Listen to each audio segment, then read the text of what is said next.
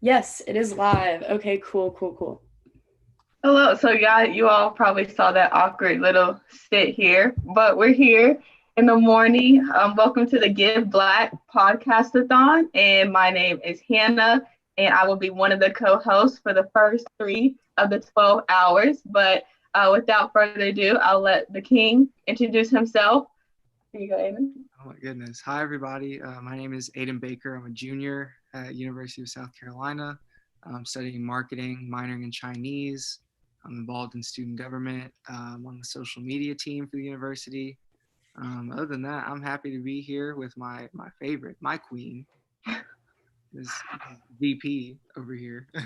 No, I'm just doing what I can. I'm so excited for today. August is Black Philanthropy Month.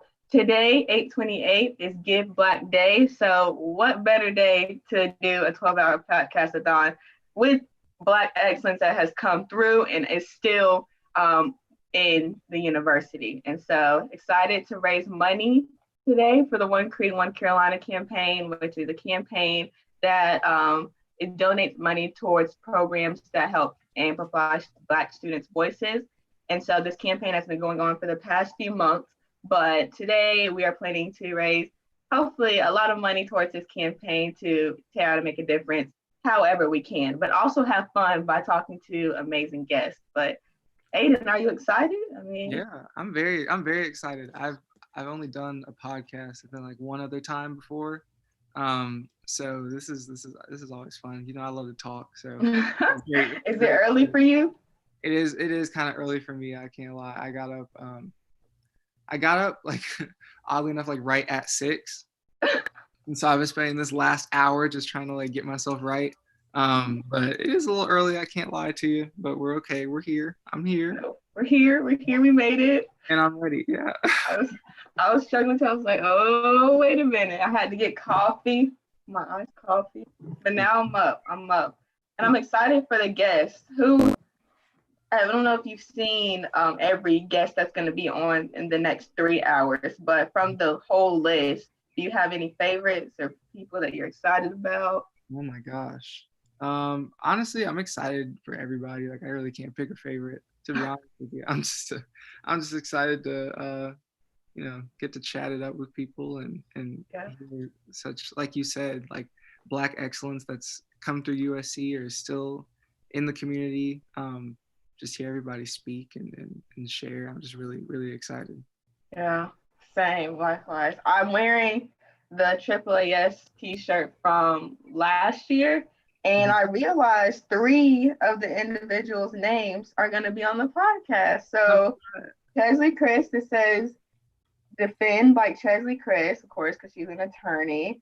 And then lead like Stephen Benjamin. So Mayor Benjamin's going to be on. And then Dr. Treadwell is on here somewhere. Challenge by Henry Monteith Treadwell. And so very excited. We get to see three of the individuals on here. Oh yeah. Oh, absolutely. Yeah. That was, I believe, Dr. Treadwell came and talked. Our Freshman year? year. Yeah. Yes, we went as Froco members. Oh, We did. Oh wow, throwback to Froco. pioneer, okay? Wow. Inclusion Wow. and equity. And you know what? Our committee really did that. We You really. know what? I feel like the people deserve where this all started. Like, how did this friendship start? How did just the dynamic start? Goodness, how did we meet? Okay, so we both applied for freshman council. I really did not know you at all until the Froco retreat, because I remember we went off to some camp and we spent like the day just kind of getting to know everybody, and then we broke off into, oh my gosh, that was like a cutthroat thing, What? because it was No like one was leaving that table, and I was like, exactly, because they were, so basically our Froco advisors at the time, Jalen and Chase. Chase, my faves, and we we had to pick a committee to be a part of that like mirrored a committee that was in student government. And so there were like, there was sustainability, transportation, athletics, and inclusion and equity, and there were a host of other ones too. But I remember it was they limited the number of people that could be in these committees. So we, Hannah and I were at the and Raylan was there too, and Stephanie and Tiffany, she's now in Maryland actually. Miss her. Hope she's well. I know. But we all sat at the table, and then I think there were other individuals at the table too, but we were It was crowded. It was crowded. Everyone wanted to be inclusion. Everybody did. We were not moving. We did not. But I was moving. Did not get up from that table. I was like, look, I'm not doing anything. Look, I'm trying to strategize. I'm like, you want to go over there. Like, that's going to be a good opportunity too. Right. Like, Hannah's like selling sustainability to these other people at the table. Like, which is important, but I knew where I wanted to be. And I was like, exactly. Do what you have to do. But I'm still Right. And so we stood our ground. We stayed at that table, and we have been the best of friends ever since. Every Thursdays. Every Thursday. Oh my. I don't know if first-year students are on, but if you are, apply to freshman council. Your best friend. Apply to freshman council. That was one of the best decisions I made my freshman year. Yes, all the things we did. The me event. Oh yeah, the me event was great. That was great. So proud of us. Great day. When we came up with that acronym. And what was it, in the library? Is that where we met all the time? Mm-hmm. We were in the library, and I remember we came up with that idea. We wanted to do, so for some background, the me event, it was like MII. It was make intersectionality intuitive. And it was, you came by this table on Green Street, you could make a button, and the button said like, I am, then there was a blank space. You could write like, I am great, I am, beautiful, or like, I am Black, I am a woman, or any like identifier or any part of your being that made you proud. And you made the button, and you got a cookie for doing so.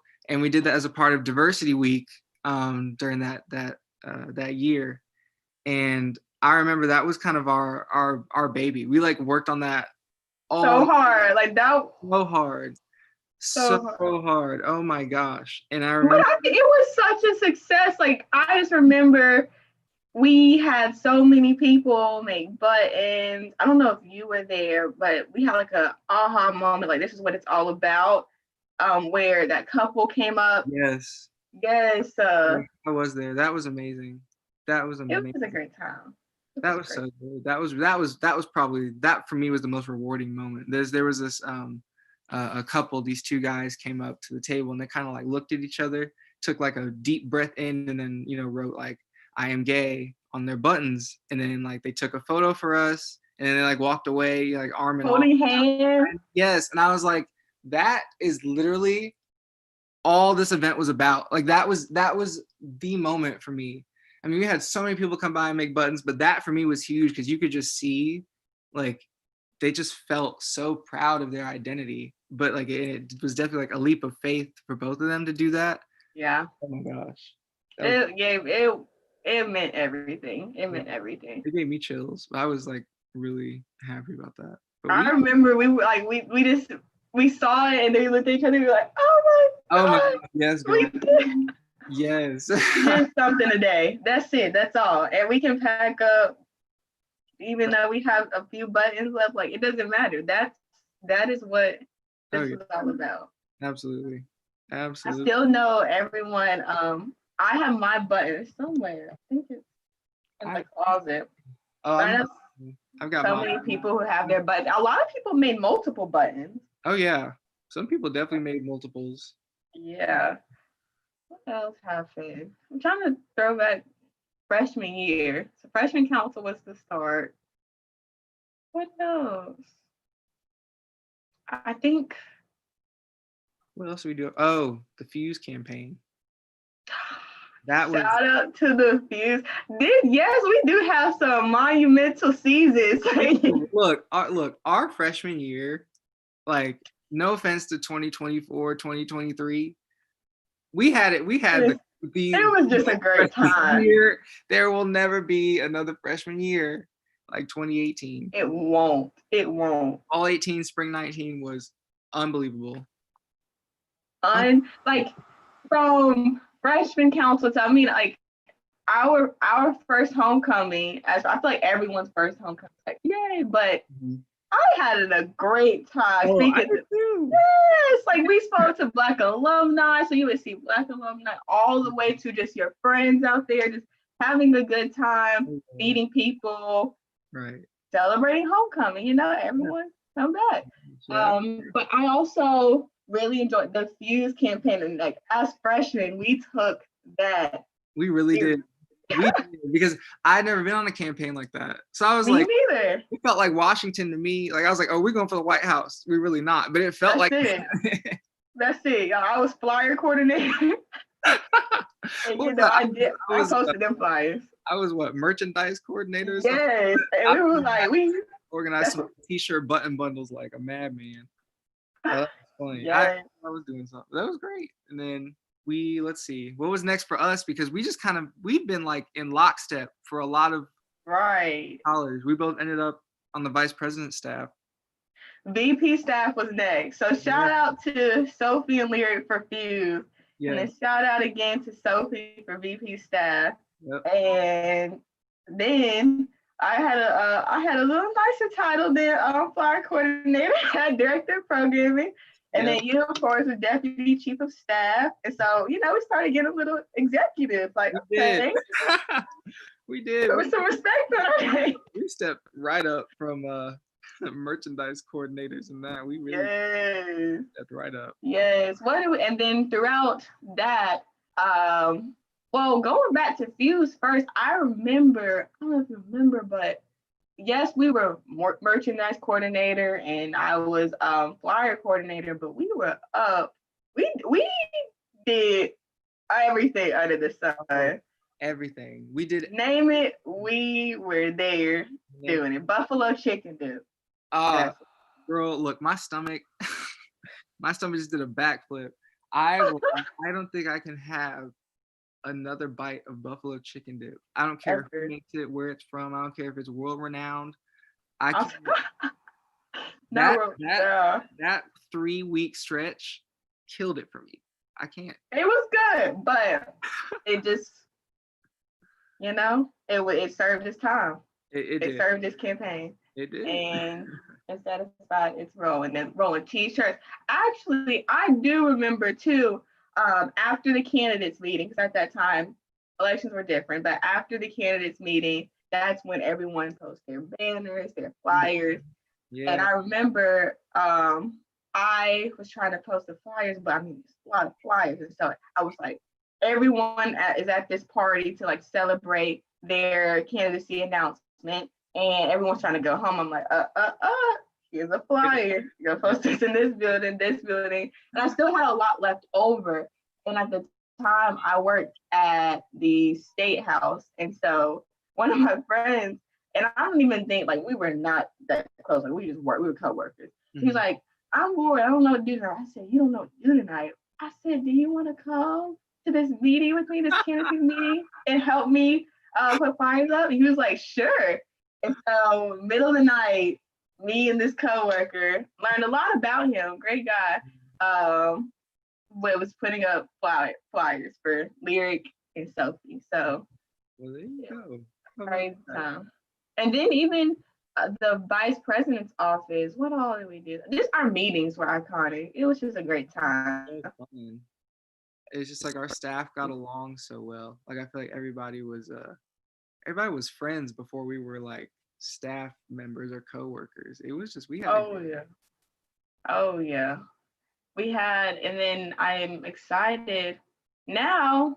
And then the next season, I feel like all our seasons have been student government, either in student government or transition. It's more to it than this, guys. It's just, we can't describe it all, but student government is where it started. So it has a lot to do with our growth and our friendship.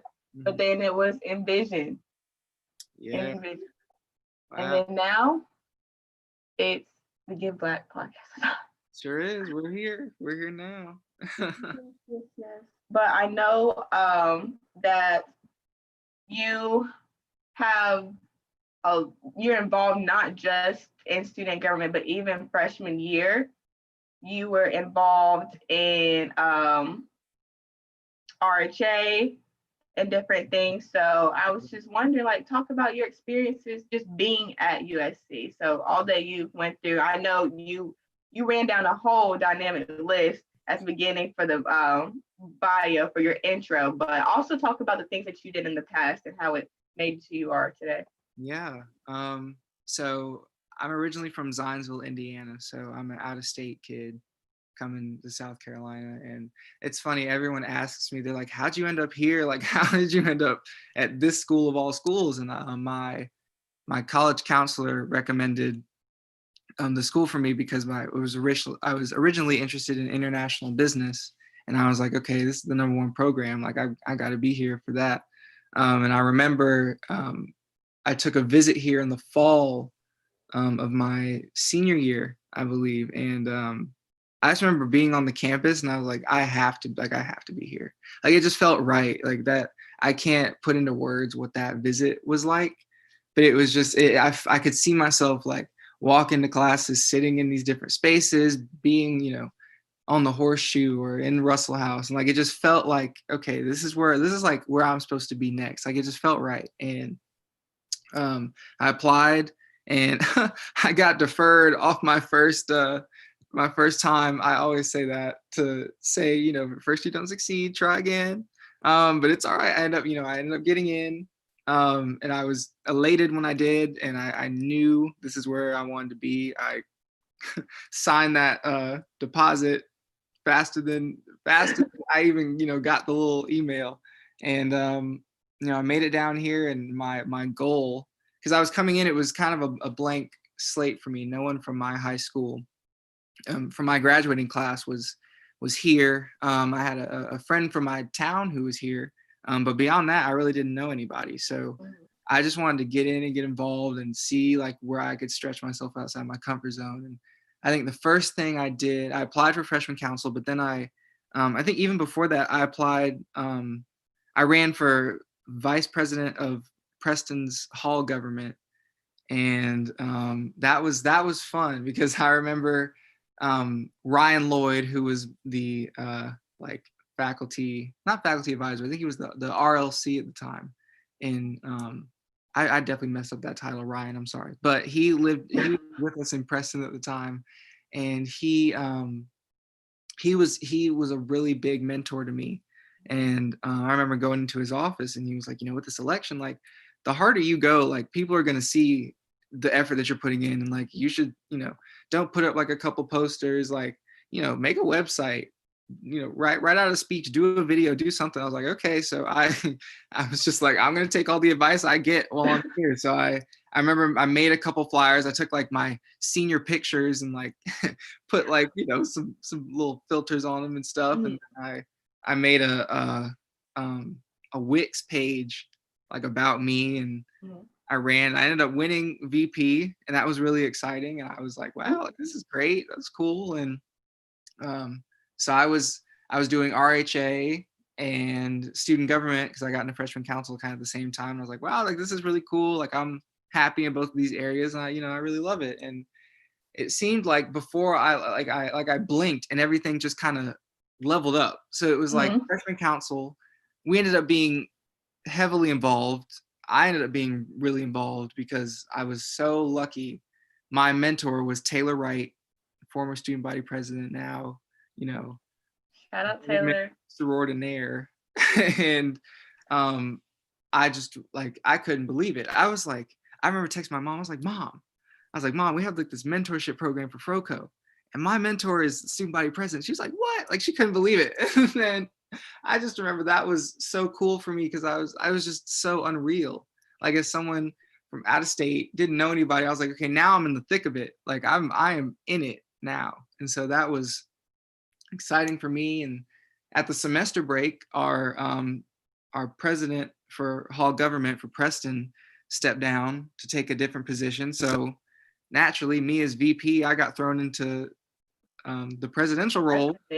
Yes, wow. After one semester being on campus. So I'm like, oh my gosh, like, okay, so we're moving up again. And right. It was just, it just seemed like everything was just falling into place. And it was just, my freshman year was amazing. Iconic. Yeah. And I know oftentimes, so like, I feel like we don't talk about our downfalls enough though. So even us as student leaders, like I feel like sometimes we're put on pedestals, but like even giving background on my story, I applied to be a university ambassador and I got in, but you also have to get certified in order to give campus tours. And so it was International Women's Day, the day before spring break, like this was the last day, and then spring break was the following day. So I was like, oh, I'm getting my certification today. And I did not get my certification that day. When I was distraught, guys, I was like, it's over. Like, I don't know what's gonna go on. But come to find out, life clearly continued. I eventually got certified. But I just wanted you to talk a little bit about your experience with, I know, if you're willing, just with your major, because I just think that is so inspiring to now you being the dynamic marketing major that you are, the comms director, social media intern, like it just all fell apart. Google, oh, you have to throw in Google. I don't even know why that hasn't come up yet. But I just want to talk a little bit about that. I know we only have 8 minutes before our guest comes, but I just need to hear that. Yeah, I'll try and be quick. So, like I said, I originally came in intended to be, I was pre-IB major. So, the way the international business program works is you spend your first 2 semesters just doing like pretty general business classes, just like everybody else in the business school. Then after your freshman year, you apply for the international business program. And so I had a tough academic first semester, but my second semester academically was pretty good. Like I kind of picked everything up. I ended up with a pretty good GPA, and I ended up with the minimum requirement to apply for the IB program. And so I applied, I wrote the essays, I did everything, and I didn't get in. And I was like, but I was also, wrestling at the time with, do I still want to do IB? Like, is this still what I want to do? Like, I didn't know if I wanted to do it or not, but I also didn't want to sell myself short by not applying. And then I applied and I didn't get in. And it was kind of like I knew my heart wasn't necessarily in doing that, but I also kind of got upset. I didn't even get the option to be like, no, I don't want to do this. It was like, they told me no.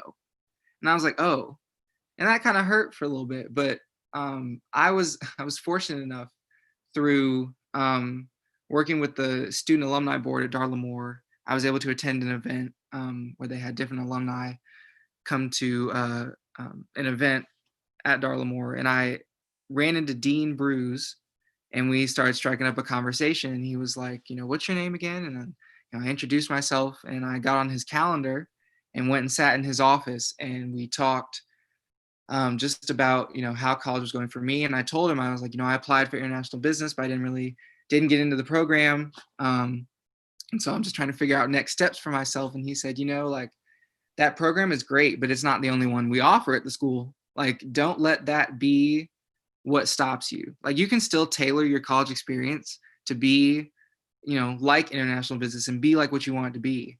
And so I kind of, took that to heart, really enjoyed my conversation with him. And now I've settled on marketing as a major and Chinese studies as a minor, and I'm kind of still getting the experience I wanted. And it's nice because with marketing, I've kind of found my niche in the business world. Like, I've been able to do so much with marketing and with this major. And if I hadn't have, honestly been denied from that program, there's so much time now that I have to do so many things that I've done. And it's ended up, working out well. So that setback, though, at the moment, it was really tough, it's ended up being great for me. So I'm really, happy with where I've, moved on from that. It's pretty good. And inspiration, if you guys don't know what it is, that's what it is. That's what it is. That is what it is. So I don't know. I just know a lot of people put certain individuals, if you're a leader, if you're involved in the limelight, as like they're perfect or they always get it right. And then testament for me, and definitely testament for you. It takes sometimes bouncing back from someone telling us no, or like, things of that nature, for us to then go 10 times harder and be better than we ever were. So absolutely. King, I mean, that's all I have to say. But I know it's 7:20. I know it's 7:26. And our first guest is already ready. So it's going to be Dr. Littlefield, and I will admit her now. Let's see.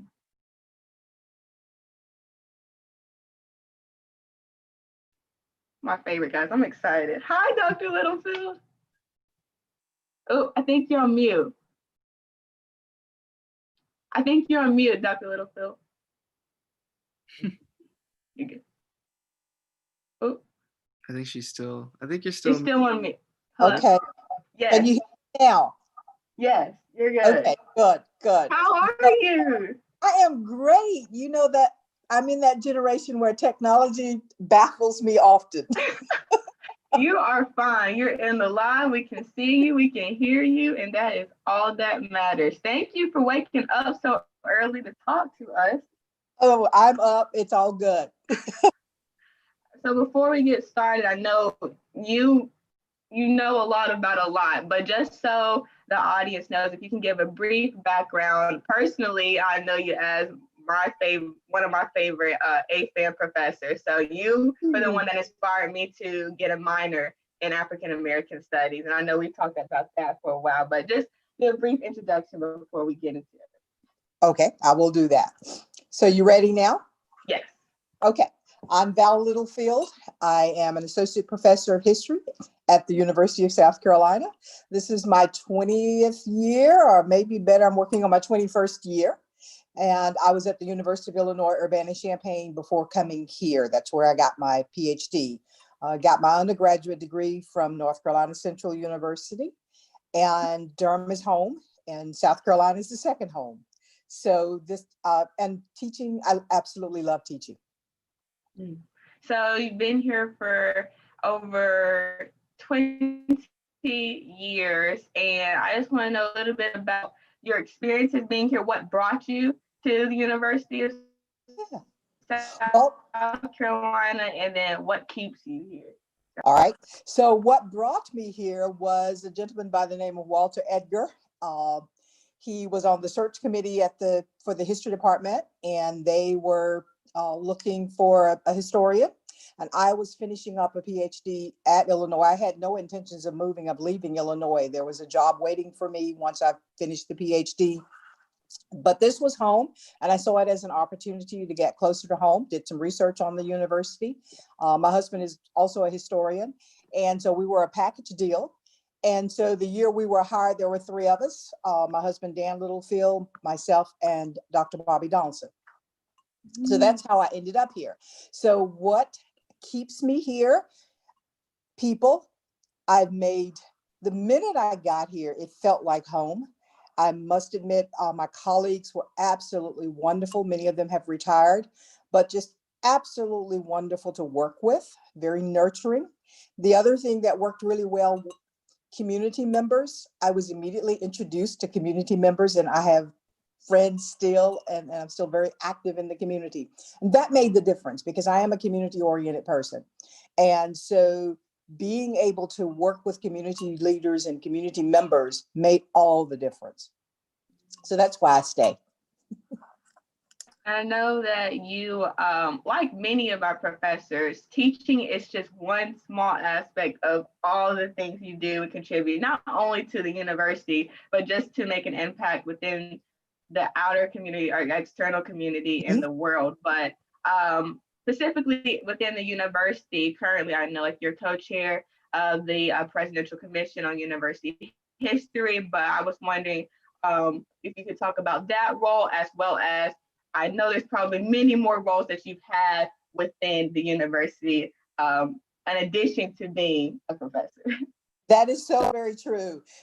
Most people think, you can do your work and you got the summer off and all of that. That is not true.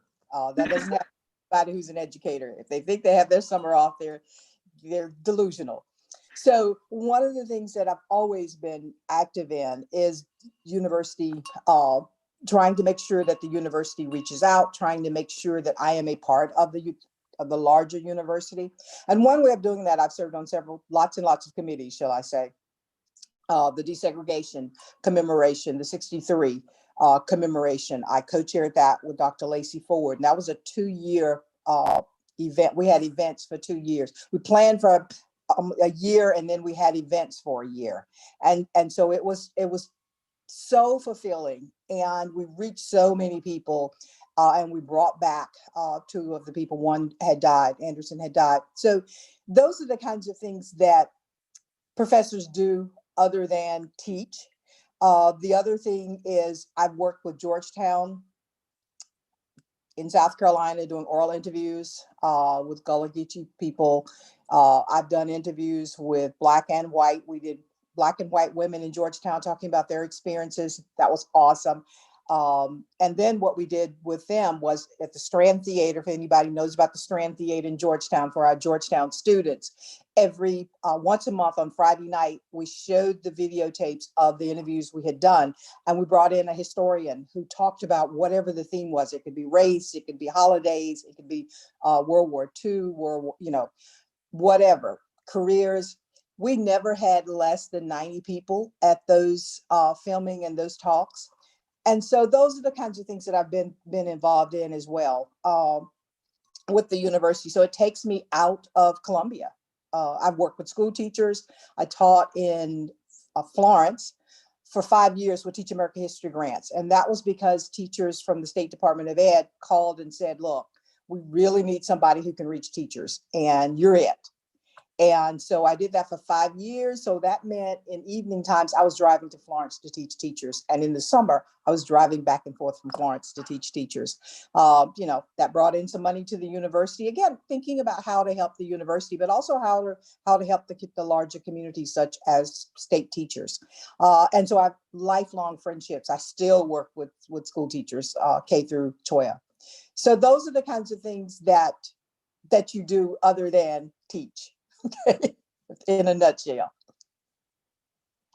So yeah, we keep busy, I must admit, and some busier than others. Community outreach isn't for everybody, but a lot of faculty at USC are heavily involved in the community. Was there a second part to yours that I didn't answer? No, I was going to. I now have follow-ups from all of the projects that you have led, specifically the desegregation commission. So I know Dr. Treadwell is coming on later as one of the 3 students who desegregated the university. But could you talk a little bit about the event? You said 2-year long span. Yes. Tongues were wagging after those 2 years. The other thing about that particular project was that every department, I would say 90% of the departments at the University of South Carolina were involved in this. And so the ending finale, I'll deal with others, but the ending finale was the School of Music. So they wrote a score for the ending, but we held it at the Koger Center, but we also had dance. So Thaddeus Davis and Toneia Wited Davis performed, and up on the screen were images, civil rights images during the time. It was just phenomenal. And we opened it up in the middle of, let me go back to the middle. In the middle of it, we had the desegregation garden. So we had the ribbon cutting for that. But again, that was raising money from the community, but also from corporations. So we raised money for the desegregation garden, the landscape staffing. Awesome. Derek Gruner and his staff, they just went all out. And so the bricklaying, we just totally tore up that section and redid it. So then we had Mr. Pearl, who did the topiary. We had Nikki Finney, who did the poetry, which you'll see there. So everybody came together and made this happen. Student government was involved, alumni involved.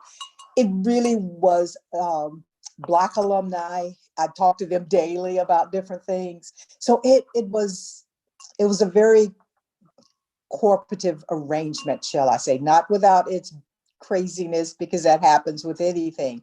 But it was one of the most rewarding experiences I've had.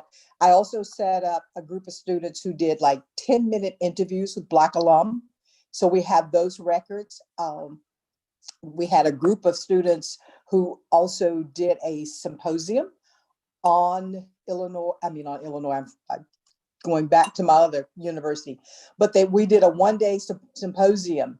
I want to say it was 8 or 9 students, and they were undergrad and graduate students who had spent a semester doing research on Blacks on campus. And they are now editing a book. They're now putting together a book on that research. Everything from slavery on campus to the Treadwell and them who were here in the 60s. So they just did some really interesting research. So I'm looking forward to that book, and UofSC Press will be the publisher of that. So that's coming pretty soon. They're at that stage where they're wrapping it up. So these are students who have gone off to become lawyers and professors, and they're still connected. And for the most part, Black students, but there are other students in there as well, but they've remained connected, and they're writing a book about that experience. So something came out of that as well, tangible. So that's all I'll say about that one. It was really great. Yes, no, that is amazing. And I cannot wait to read this book, because I know that it's going to have a lot of knowledge about our history. And so yes. Very excited. And I also love that UofSC Press is going to be the publisher of the book. So it's just full circle from students to University Press publishing it. So that is amazing. Yeah. But I also know that you are very knowledgeable about women's suffrage, and then especially within South Carolina, you just did a presentation earlier in August on stories, but I just wanted you to talk a little bit about that and the project that you have been working on. So I know that you also were a part of creating a book all about women's suffrage and women in South Carolina. So if you could talk a little bit about that, I feel like that's really cool. Sure. So there's a 3-volume book called South Carolina Women, Their Lives and Times. And the co-editors, Marjorie Sproul Wheeler and Joan Johnson, and I worked together on that one for 3 plus years on that one. We worked with the University of Georgia Press because they had a market for it, but they had also worked with other states on their books on women. North Carolina Women had one, but Georgia was one of the earlier ones, Alabama. So they had hit all the many states in dealing with women's history. And so we felt that they were a good fit. And it has been a very good fit. So we are the only state that has 3 volumes. All the other states have 2 volumes. We kept getting, we did a search of names, who should we include in this book, and then started prioritizing. But from reaching out to librarians, to lay historians, to everyone that we could possibly reach out to, we ended up with 3 volumes, and we could have ended up with 3 more volumes. It was a labor of love, but it was absolutely wonderful.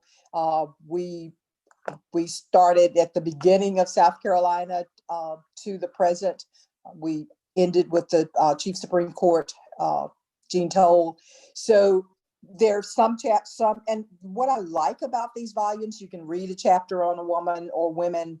Sometimes we use the family, sometimes we use several women. So you can read a chapter, put it down, pick it up, and read another chapter. And one of my students yesterday, as a matter of fact, just said that her professor had assigned her the first volume, and that she bought it before she moved here. No, I can't remember where she's from, but she bought it before she moved to South Carolina, and her mother started reading it. And so her mother informed her that she had to, for a Christmas present, she wanted the other 2 volumes. So it is just packed with information on South Carolina women that people don't necessarily think about. I'll give you an example. One is on Pitchfork Ben Tillman's daughter-in-law, who is married to Ben Jr., and Ben Jr. has a drinking problem, and the marriage, she had money, marriage ends, she moves up north, she moves to New York, if my memory serves me correctly, and they have 2 daughters. And so Tillman and his mother go see her Ben Jr. and his mother go see her. She's sick. They bring the daughters back to South Carolina, and Ben wills his daughters to his father and mother while she's sick. Yes, you could do that in the early 1900s. Okay, so one of the things that comes out of this, she gets well, thank goodness, comes back to South Carolina and sues, and it goes all the way to the Supreme Court, South Carolina Supreme Court, and she wins her daughters back. But it's, it's a nasty fight. And so this particular article deals with that aspect, but also the impact that it had on the suffrage movement, because many women saw that as, if a mother's children can be deeded without her knowledge, without her basically without her permission, and she has to go to court. Well, what about poor women? What about other women? She had the means to fight this, but a lot of women wouldn't have the means to fight this. And so several women said that one of the things that got them involved in the suffrage movement in the early 1900s was that court case. So these are the kinds of stories that you will get, but not only with women with means, but also women who didn't have anything. We talk about every career we could think of, every class we could possibly think of. So it's a well balanced. The volumes are well balanced. And for the Rollins sisters, I started looking at them because ETV is doing a documentary, and Burl Dakers had asked me to talk about Black women suffragists. And so I started looking at Black women suffragists, and I wanted to know what was happening in South Carolina. I'm fascinated. Reconstruction is my favorite period. Well, I have lots of favorite periods, but it's one of my favorite periods to teach because there's so many things happening, so many good things happening during that time period. There's also so many bad things. There's violence, there's intimidation, all of that is going on. But there are also so many possibilities, and you can see so many things working during that particular time period. And so the Rollins sisters, their story is one of those things that's working. So when you think about suffrage in South Carolina, it starts in the Reconstruction period, and it starts with the Rollins sisters. Charlotte Rollins is one of the main ones, but you have Frances, the oldest ones, and you have Catherine, the three oldest sisters. There are five of them. So the three oldest sisters are very, very involved in the suffrage movement. So they are the ones who get the first suffrage. They're the ones who start the suffrage movement in South Carolina. And Lucy Stone sends them the first charter. So they apply for a charter. They get the first charter in South Carolina. And we often jump to the 1880s, 1890s with Young. If you just Google, Rollins sisters rarely pop up as starting the suffrage movement in South Carolina. We started with the 1880s, 1890s. And so I wanted to work with those sins of omission, shall I say, to get the facts straight and to talk about the role of these women. The other thing that comes out of looking at the Rollins sisters is the kind of cooperative arrangement or movement that was going on during that particular time period. You had males. You don't see males, lots of males. When you start looking at the suffrage movement, you mainly see the women. But when you look at the Rollins story, you see Black males, you see white males, you see lieutenant governors, you see the governor, you see wives, you see, now again, middle class, but you see all these groups coming together working for the suffrage movement. And afterwards, that separates. You don't see that. One of the things that I talk about is you see that racial tension just cementing. And so it divides, and you have suffrage going on parallel tracks and Black women being excluded. But you do not have that in South Carolina during Reconstruction. And that I love. I think that's a story that needs to be told of how if they had just stuck with it, how it could have been done. And the what ifs, Thank you for sharing all of that, Dr. Littlefield. This is our first interaction. It's lovely to meet you and hear so much of the wisdom that you've shared in your story so far. I kind of have a more, I guess, broad scope question that I'm just interested to pick your brain on. Obviously, it's a conversation that I think, academics and educators have been having for a while, but the necessity of African American studies to the education system is very, very hard to miss. There's so much of our history that honestly, our history is African American history. American history is African American. Mm-hmm. So Yes. I kind of wanted to hear your take on the importance of having AFAM classes available, whether it's K through 12, whether it's in a higher education system, and then where you think we as a country should go forward in continuing to, tap into this history and educate people on our history. It's a great question. When I think about African American studies classes, one of the most important aspects of an AFAM class is it's interdisciplinary. And as you just said, it is American history. And so you can't teach African American history in a silo. You're teaching, you can teach other history you can teach other history. I would argue you shouldn't, but I know it's done. Okay.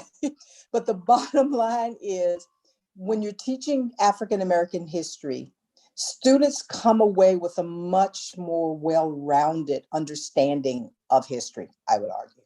Number one, because it is interdisciplinary, you understand how music interacts, how society issues impact music, how music impacts society, poetry, how it impacts. So you can take a time period. I can pull up a poem, I can pull up lyrics, and I can help students understand what's going on just by using those documents. And so for me, it's reaching people with through different avenues that makes it so interesting and so exciting because it is interdisciplinary. And so I think AFAM courses just offer something that I'm not sure other courses, I'm being biased, but I'm not sure other courses can offer because it is interdisciplinary. It is so far reaching. It is a history that we often don't include when we're talking. It's like a sidebar or something. If you're teaching an American history class, well, African Americans were doing this and they were doing that, and we never make those connections. And that's extremely important. And that's what happens in an AFAM class. The connections are made. So students can look at a much larger picture. They can argue about something much more from a critical standpoint, as opposed to this one view of how something happened. And I often tell my students that, there's an old African proverb about, we will not know the story of the hunt until we hear the lion's story. And so we often just get the hunter's story, and that is one side of it. What's the lion's story? So until you get that African American story, you don't get American history. I'm not sure what you get it, but it's not American history. So that's why it is important. And it is important for students to be able to understand some of the issues that we're dealing with now. Many of the issues we're dealing with now, they are long-term issues. They didn't just crop up. They have roots, and understanding those roots and talking about them and dealing with them makes us come to the table with a much better understanding of strategies of how to move to another plane. So that's the importance of African American history. How can we make sure that more of this is taught? I think part of it is to make sure that we hold the schools, the K through 12 schools, that they get the resources that they need in order to be able to include people, not just African American history, but other histories as well, that they include different histories. But the other thing is, I think we as a community can also do much better with this. We've got mega churches on every corner. We've got small churches on every corner, and they have captive audiences, shall I say.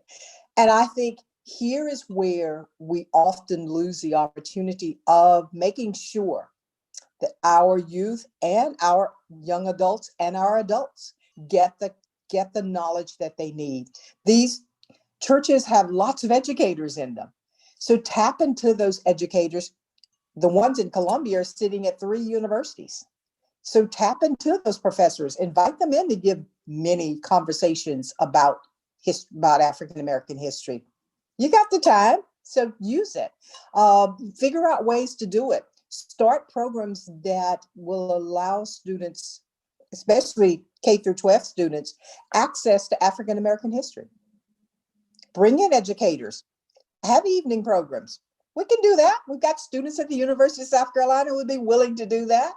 So those are the kinds of things I think that we could do more of, that maybe we're not tapping into low-hanging fruit, shall I say.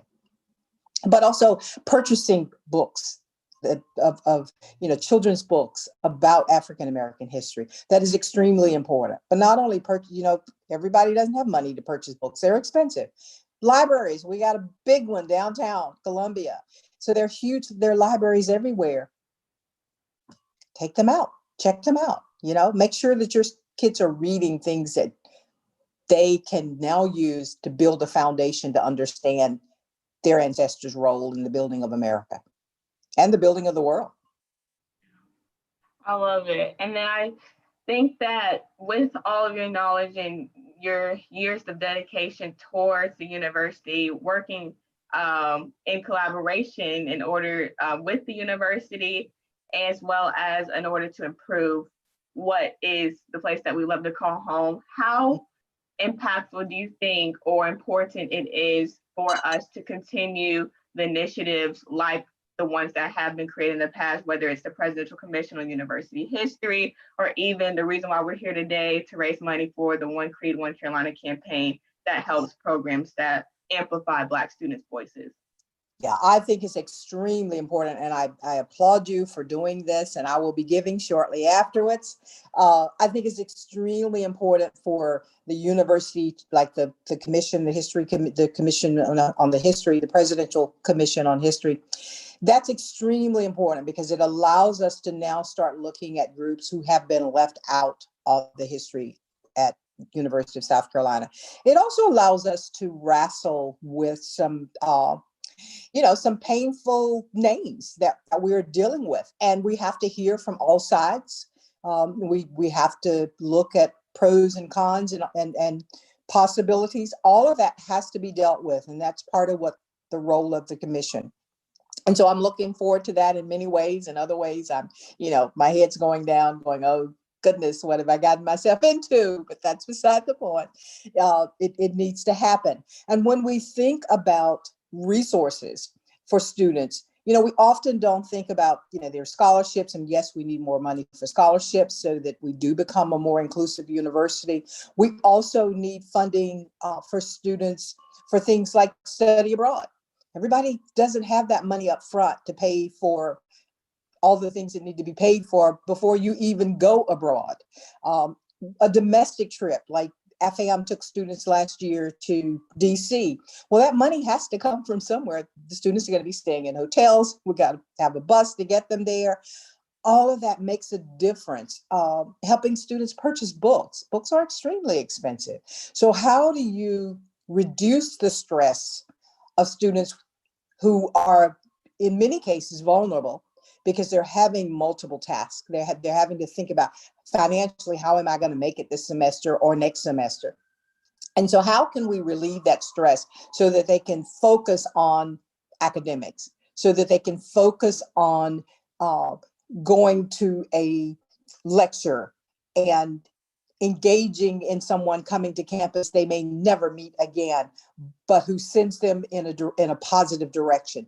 Those are the kinds of things that we need to be thinking about. And I think that's what this this mission will certainly allow us to do, is to help students in all classes, but certainly those students who are most in need of this kind of help. I love it. Well, thank you so much. I know that you mentioned that you will be donating, and so that means so much. But also just if you could please spread this podcast-a-thon on your social networks or with your community, that would also be great, because although money helps tremendously, also spreading and outreach can do wonders as well. But thank you so much for dropping such great insight. If you have any last words of advice for the two students online, but also the viewers that are outside, what would you like for everyone to know? My advice would only be that we keep this momentum going. that whatever corner you find yourself in, that you make a difference, that you make a difference for not only yourself, but for someone else. And that, I think, will get us to that, that Carolina Creed that we talk about. It will get us to what MLK called the beloved community. And that for us is not just campus, that's a much larger society. And so I think if we just keep those things in mind always and let our actions speak louder than our words, I think we'll be fine. That's amazing. Well, thank you so much, Dr. Littlefield, for coming on early and talking with us for a little while. I know we greatly appreciate it, and I can let Aiden speak, but thank you so much. Yeah, thank you. Thank you so much. It's great to meet you. I will, definitely network with you going forward and get to pick your brain some more about African American studies and just all that you've been a part of. But thank you so much. Well, thank you. Thank you both. And please keep up the good work. Yes, ma'am. All right. Have a great day. You too. Bye-bye. All right.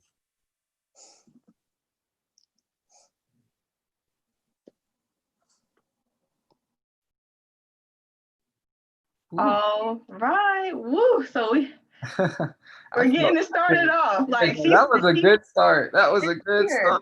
It's here. I mean, I don't know. I see we have our next guest is ready, but before I let him in, it's going to Tommy Preston. So I know we talked about student government. Aiden and I also both met Tommy Preston at the same time at the Lane event. You remember that, Aiden? Oh yes, the Lane event. Yes, leadership and networking event. Oh, that was another thing we just ended up at. And that was our freshman year as well, right? I was just like, again, we're in the room. We're freshmen. We're in the room. Can't believe it. And then we're just, oh, that was great. That was another great day. So I'm yes, this one for sure. I'm so excited. But before I let Tommy Preston, I just want everyone to know, and I'll say this throughout the day, but we do have a $2,000 matching gift that was donated by Dr. Pruitt, who is the Vice President of Student Affairs at the university. And so throughout the day, he has made a commitment to match up to $2,000 that we raise. And so right now we are at $1,075 because of previous donors through the time of me and Aiden just marketing this event. And so that is initial, but we have now, correct me on my math, $925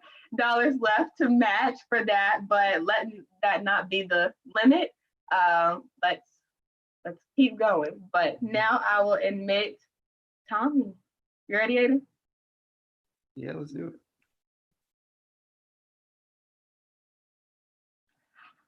The background. Oh, I love that.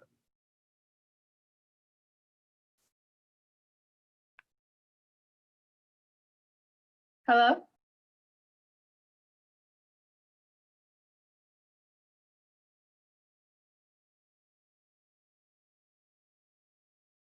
I think he's trying to get his audio set up. I do love the background. We will have to get into that because it is on brand. Very on brand. It is. Great.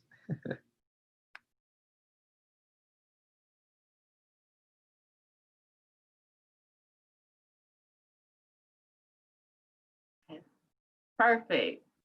Hello? Oh, I think you're on mute. There we go. We got it. Okay, I don't know if you can hear us, but we were loving the background. I was like, why didn't we think of this? Got to represent, right? How are you? Doing well. How are you? Good. I know that, well, first of all, thank you so much for coming on this Podcast-a-Thon today in order to raise money for the One Creed, One Carolina campaign. I know that you are very busy, but I really do appreciate your time in order to tell everyone a little bit about your experience at UofSC and how it helped you get to where you are today. But I will let Aiden introduce himself first before we. Absolutely. Yeah. How are you? Doing well, Aiden. Good morning. Good to see you again. We met briefly guess that was what, 2019, I believe. I think so. Yeah. Spring. So it's good to see you again. I'm glad you're here with us today to talk, and it's good to reconnect. Yeah, absolutely. Awesome. Perfect. So before we get started and the details of all that you have done, being at the university and then even afterwards, just if you could give a brief introduction of yourself to the viewers, give a full background.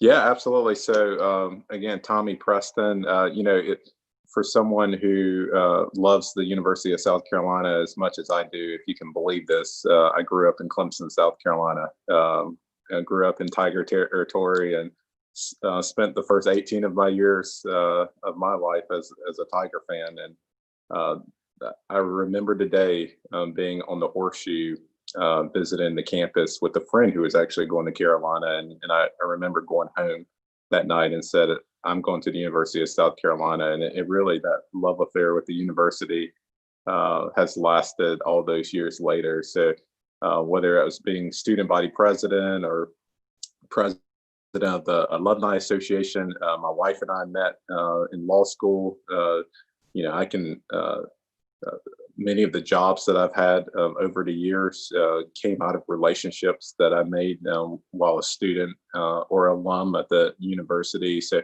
USC has been such a big part of my life from the moment I stepped foot on that campus. And, it's dear to me, and I'm really grateful and blessed to be connected to USC.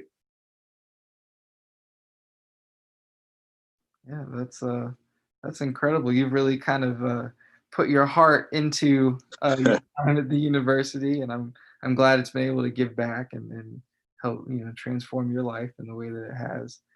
So my question is, a student government guru here. How did you get involved, I guess, from an early level into student government, and then how did that, I guess, talk about your journey to student body president? Yeah, absolutely. So I was student body president of my high school, Daniel High School in Clemson. And, oddly enough, when I came to Carolina, I said to myself that I wasn't going to do student government. I was looking for a different experience. I was the typical, student government nerd, if you could say. Did all the student leadership stuff in school, went to Boys State, went to Boys Nation, did all those kinds of things that you'd expect. And I remember being there freshman year and said, you know what, I think I'm going to try something different. But there was a friend of mine who was older, but went to the same high school. Her mom was one of my favorite teachers, and she was really one of the few people that I knew from my hometown at Carolina at the time. And I think she was probably a junior or senior at that time. And she said, you got to do student government. So she took me to the student government office, introduced me to the then student government president, and I got involved in freshman council through that experience and sort of moved my way up. And I will say, I remember I was student body treasurer junior year at Carolina, and the student body president that year was also a Black male. And I remember when it came time to talking about running for office, there were so many people who said there's no way that the university is going to elect two Black student body presidents right after each other. And, in some ways that became extra motivation for me to pursue it. But it really, having an experience as a student senator, as a freshman council member, as a student body treasurer, really prepared me for stepping into that role as president. And it really was, still even to this day, one of the greatest experiences I've had in my life, and just have an opportunity to not only represent the student body of the Columbia campus, but as the student representative on the board of trustees, you represent all students on the USC campuses, and you really do become a voice of students across South Carolina. And I happened to be student body president in the year that we had the presidential primary for the 2008 election. So you had candidates from both parties coming to South Carolina, and surprisingly, they all wanted to meet with the student body president of USC. So everyone from Obama to Clinton to McCain to Romney. I mean, all of these people were coming into the state, and I had the opportunity to talk to them and talk about issues that were important to students. So it really was an amazing experience. That is amazing. Oh yeah, I was just gonna follow up on that, I guess, to being in that role. I guess what was one moment where you were just kind of had like a, oh my goodness, I can't believe I'm talking to this person. I can't believe I'm in this room. Like, what was a moment as student body president where it was just kind of surreal for you? Yeah, I remember, and I share the story sometimes because it is one of those like surreal moments. But when I was, this would have been towards the end of my presidency, the then university president Andrew Sorensen and I were invited to come do a talk with then Senator Obama, and I remember us driving, and it was coinciding with an event that he was doing at Williams-Brice Stadium, out of all places. And the reason the event was at Williams-Brice Stadium was because he was doing a joint event with Oprah. So, we're driving in the SUV from the Horseshoe down to Williams-Brice Stadium, and there are people lined up along the road, just waving. And they see this black SUV, and the president of the university is in the front seat, and he turns around. He says, "I think they think that you're Senator Obama." So we sort of laughed at that, but then he said jokingly, he said, "How about you just roll down the window a little bit and put your hand out?" So I did that, and we're in this black SUV with tinted windows, and I put my hand out, and of course my hand is the same color as Barack Obama's, and people were just screaming, "Obama, Obama, Obama." So, I always say that was my moment pretending I was president. But we got there to Williams-Brice Stadium, and, you have Barack and Michelle and Oprah and Gayle King and all of these individuals who are sitting there in the back talking about education reform. And it really was one of those cool moments for me. And, even on the Republican side, there was a guy running for president, Mike Huckabee, who is governor of Arkansas at the time, and now he's a Fox News contributor and has a TV show and et cetera. And out of all candidates, he was the one that really took an interest in engaging me and other students. And even years after that, he and I still stayed connected. So it's interesting to sort of the strange bedfellows experiences you can have when you're student body president at USC. That's amazing. I know that Dr. Edwards, she's probably going to laugh when she sees this, but she always tells us the story between you and another executive officer. And I guess you guys were preparing for Constitution Day, but you and the other individual would not get into the car because you both wanted the back seat behind her seat, because that's where the president of the United States would sit if he was in the car. So that's too funny. That's too funny. Yeah, we had this joke of, and the other person was Bryan Holt, who was vice president, my vice president, and it had actually served as vice president the year before too. And he and I always had this joke about, where one would sit in a vehicle, pretending that we were real presidents of the United States. All the geeky student government stuff, right?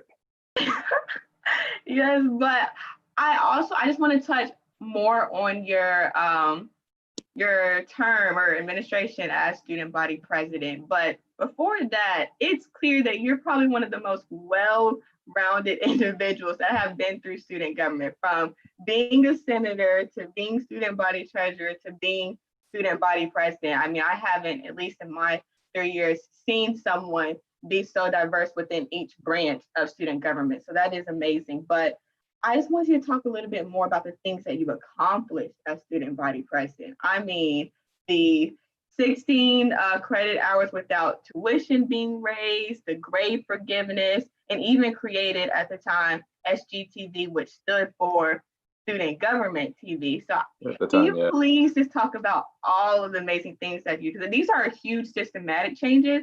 And I feel like as student leaders, sometimes it's hard to see the finish or see how our impact or how we can advocate on that level and actually make those changes happen. And so if you can go through all that you did. Yeah, no, I mean, I appreciate that. And man, you've done your homework there. I will tell you, when I think about our experiences all those years ago, and I think about what you all are going through now, and, Hannah, I watch you from afar and just what you and the current administration's dealing with. And I mean, you're dealing with pandemics and racism and campus tragedies and things like that. I guess we had a period of peace and tranquility in some ways, because we didn't experience those things. And I often think about I don't envy you by any means, but I do look at just the level of maturity and passion that you all have for your service, that I think is very admirable and very different from the time when we were serving. When I became student body president, one of the, or even the year before that as student body treasurer, one of the mindsets that I had going into those roles is, how can we be a strong voice for students? And again, not only students at the Columbia campus, but students across the state. So, I remember creating Cocky's Read and Express, and that was very focused on trying to combat illiteracy in South Carolina. Or you mentioned the grade forgiveness program, which at that time, and it's hard to believe this today, but at that time, you could take a class, fail a class, and that grade was going to stick with you for the rest of your college career. And we were able to change that policy, and it was the first time that a student drafted policy had ever gone through the faculty senate. So now, if you make one bad mistake, you retake that class, and that second grade is the grade calculated towards your GPA, not the first. So what a great sign of redemption for students on campus. Or the most controversial thing I think is working with the mayor of Columbia at the time, trying to institute a no smoking policy. And I mean, it was, as a senior in college, received death threats for the first time in my life from people who were really upset of us taking positions on issues like that. And it's just a norm now that you don't smoke in public places or in buildings, and that wasn't the case at the time. But it is all those kind of things. And I really tell you, when I come back to campus and I hear the fact that students are still participating in Cocky's Read and Express, or you're still having your Senate meetings in the Senate chambers, which we created during that time that I was around, or the Congressional Advisory Board, which sends students to Washington D.C., was created during that time. It really is. I mean, when we think about our service in student government, we all think about legacy. What impact are we going to leave on our campus for our peers? And it's those things, being able to come back and see that is pretty cool. Two other things I think, again, different times, but, similar issues. Textbook prices were really going up during that time. And we fought against the textbook distributors, and it was interesting getting some national attention there, and even having some of the textbook manufacturers going on news or sending us later letters to criticize our efforts, because they had not had students pushing back on them about the high cost of textbooks. And we created some textbook adoption programs on campus to help reduce that financial burden for students, which was really cool. And then, oddly enough, for some college students, the governor at the time, who very nice guy, but was not, I should say, very pro public education, had a plan to close down some of our USC sister campuses. And we spent the year having to fight that. And I remember sitting in his office and getting the courage to say, as he was presenting his plan to us, to say, Governor, we have an obligation to fight against this plan. And we did that. And, it definitely took me out of my comfort zone quite a bit. And, it was one of those moments of courage to stand up and do what we felt was right. And, it's great that still to this day, all those campuses are there because college students around the state rallied together and fought for what we knew was the right thing to do, to ensure that students had access to high quality higher ed, no matter where they lived in our state. Wow. Yeah. So, I mean, you obviously you share a lot of experiences, and you just said like you had to step out of your comfort zone a lot in that presidency. And I kind of want to shift gears to your other presidency with the Alumni Association. And you were not only the youngest president, but also the first person of color as president. And those are, I mean, that's a space that I think stepping into being youngest and first person of color is just, that's unheard of. And that's really kind of, it obviously presents a lot of challenges. So I'd love for you to just talk about, again, your journey to that position, and then maybe elaborate more on some of the difficulties you faced in that role and who you turned to for guidance and help, during your time as president. Yeah, what a great question. I'll tell you, as I became president in 2016. So, for many, it seems so surreal, or in some ways disappointing that it took that long to have a Black person as president of an alumni that had been around since the 1800s. But I'll tell you, it just is a testament to the change that we've seen within our university over the years. That it just when that moment happened, it was just natural. It wasn't a lot of fanfare, and we try not to make it as big of a deal. And maybe some ways we should have done more there. I don't know, but it was just natural that someone who had been involved in the Alumni Association, even as a student, would have the opportunity to serve as president. And I really give a lot of credit to two former Alumni Association presidents, Lee Bussell and Paula Harper Bethay. And Paula actually preceded me as president. These were two individuals who got me involved in the Alumni Association because they saw that we needed more diversity. We needed to think differently about the way that we served our alumni, and really and pushed me to go into leadership and be engaged at a different level. So those are people that always will show gratitude for their support and guidance over the years. But I'll tell you,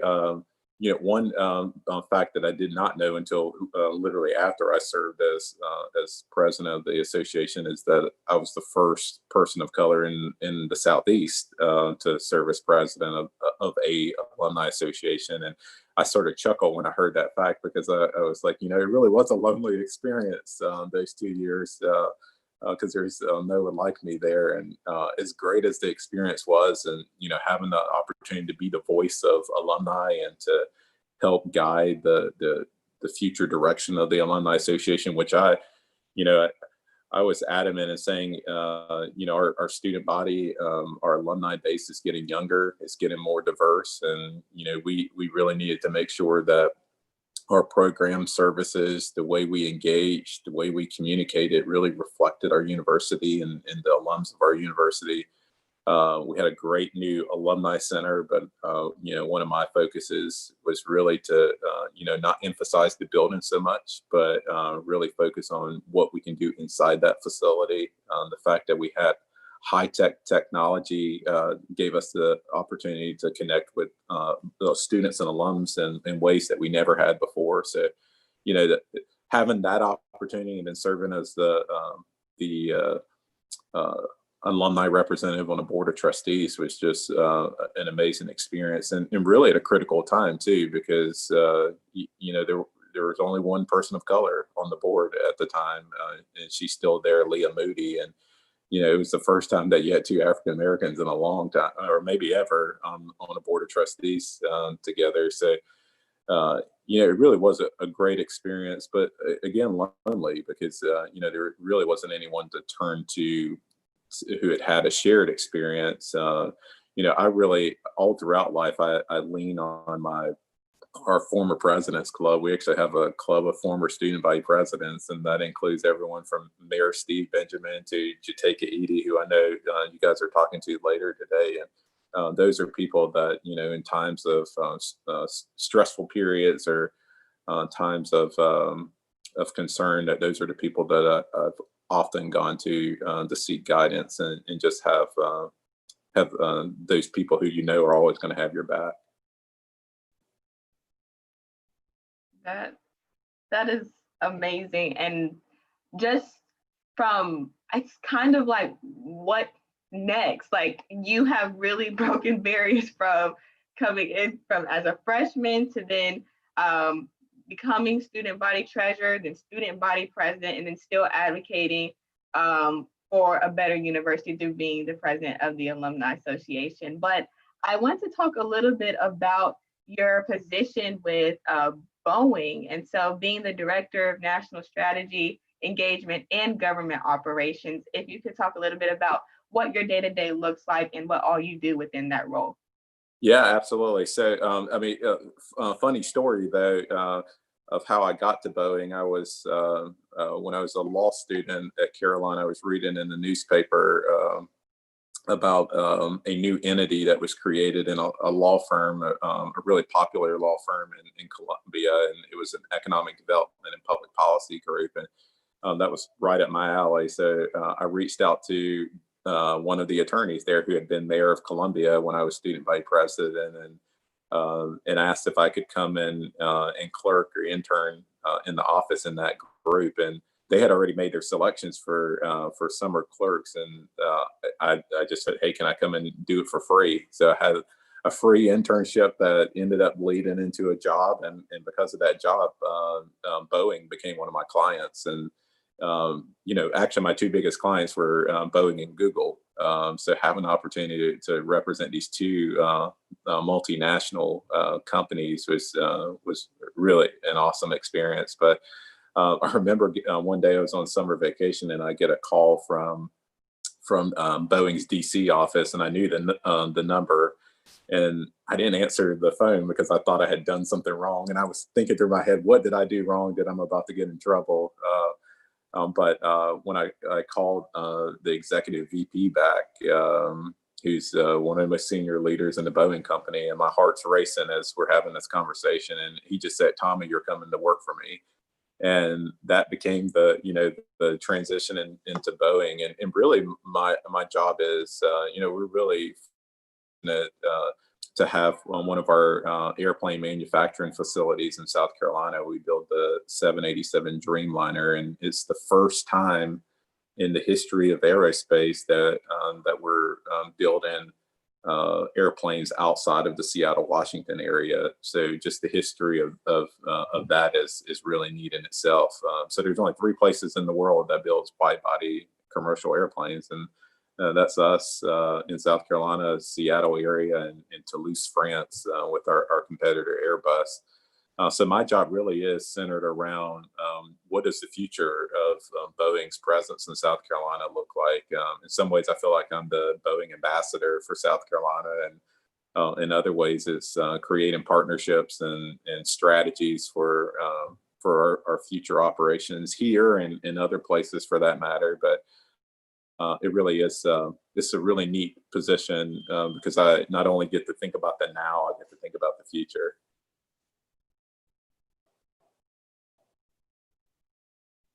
That's amazing. Well, I know we have only a few more minutes, but I just wanted to bring it back full circle. So we are here to hear about your amazing experiences and just the Black excellence that has come through the university, but also here to raise money for the One Creek, One Carolina campaign to uplift the programs that help Black students like ourselves and like you were formerly. And so I know there are many different programs and scholarships that are being amplified through this program, but you also making a lot of systematic change while you were here and continuing to advocate for the best university. Can you please share a little bit about just how important it is for us to begin these campaigns and spark this awareness, especially during this time, in order to amplify marginalized communities?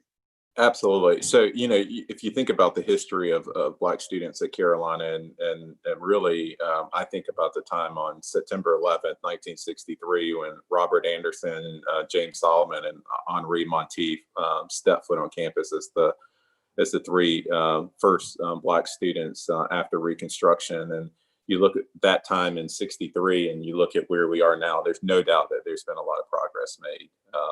We have student body vice presidents who are African American. We have leaders who are doing amazing things within the university and beyond the university. And this institution is changing lives for people of color every single day. So there's no doubt that we've made progress. But in 2020, when you still look at the fact that South Carolina has a population of about 27% African American, yet our student population is less than 10%. It shows that we have a problem. And I think that access to college is still an issue for a lot of people, but particularly students of color, and particularly those who are first generation, people who are growing up in rural areas of South Carolina. So we need to do better there. We need to make sure that when people see the University of South Carolina, they see themselves in the university. They realize that there's a place for them in that institution. I've always been a big believer in, and I love the idea that this campaign is centered around the Carolinian Creed, because that creed really is a set of values that guide us as students on campus, but we're expected to take those values with us throughout our lives. And there is a special bond that we all Gamecocks share. And I think we all have an obligation to look at some of these systematic problems that exist. In this case, as I mentioned, the student population, and we got to do something about it. And I think this campaign gives us the opportunity to do that. It's not just about giving money. It's about making sure our voices are heard and being engaged in conversations and pushing the university, whether it's the administration or the board, to be much more focused on these issues. I'll tell you, I've been impressed with President Caslin and his administration so far. Just the diversity we've seen in university administration over the last year, I think will ultimately help us to be better, because you have those different voices at the table, the decision-making table. I'm a big fan of Hamilton, so the room where it happens. You have more Black and brown faces in the room where it happens now. So I'm really excited about that. But I think this campaign gives us all an opportunity to come together and really speak up and be engaged in change. And that's what this is all about. And I admire what y'all are doing and look forward to being part of it too. Well, thank you so much for coming on and chatting with us. I know you are now second guest of the day, but we are going to ask everyone, including our guests and ourselves, if you are willing to donate to the One Creed, One Carolina campaign. That would be amazing. Anything counts, from $1 all the way up to the highest contributions. Actually, Dr. Pruitt has a matching gift of $2,000. And so we can raise up to that and he will match it.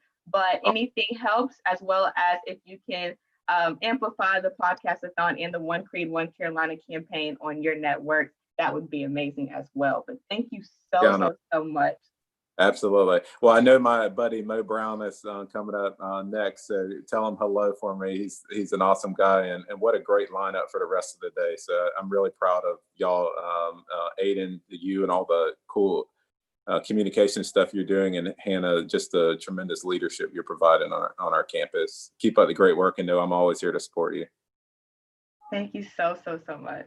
Thank you so much. Yeah. Absolutely. Well, take care, guys. Y'all have a good day. You too. Bye-bye. Bye-bye. Honestly, legendary. We can hang up. We can leave.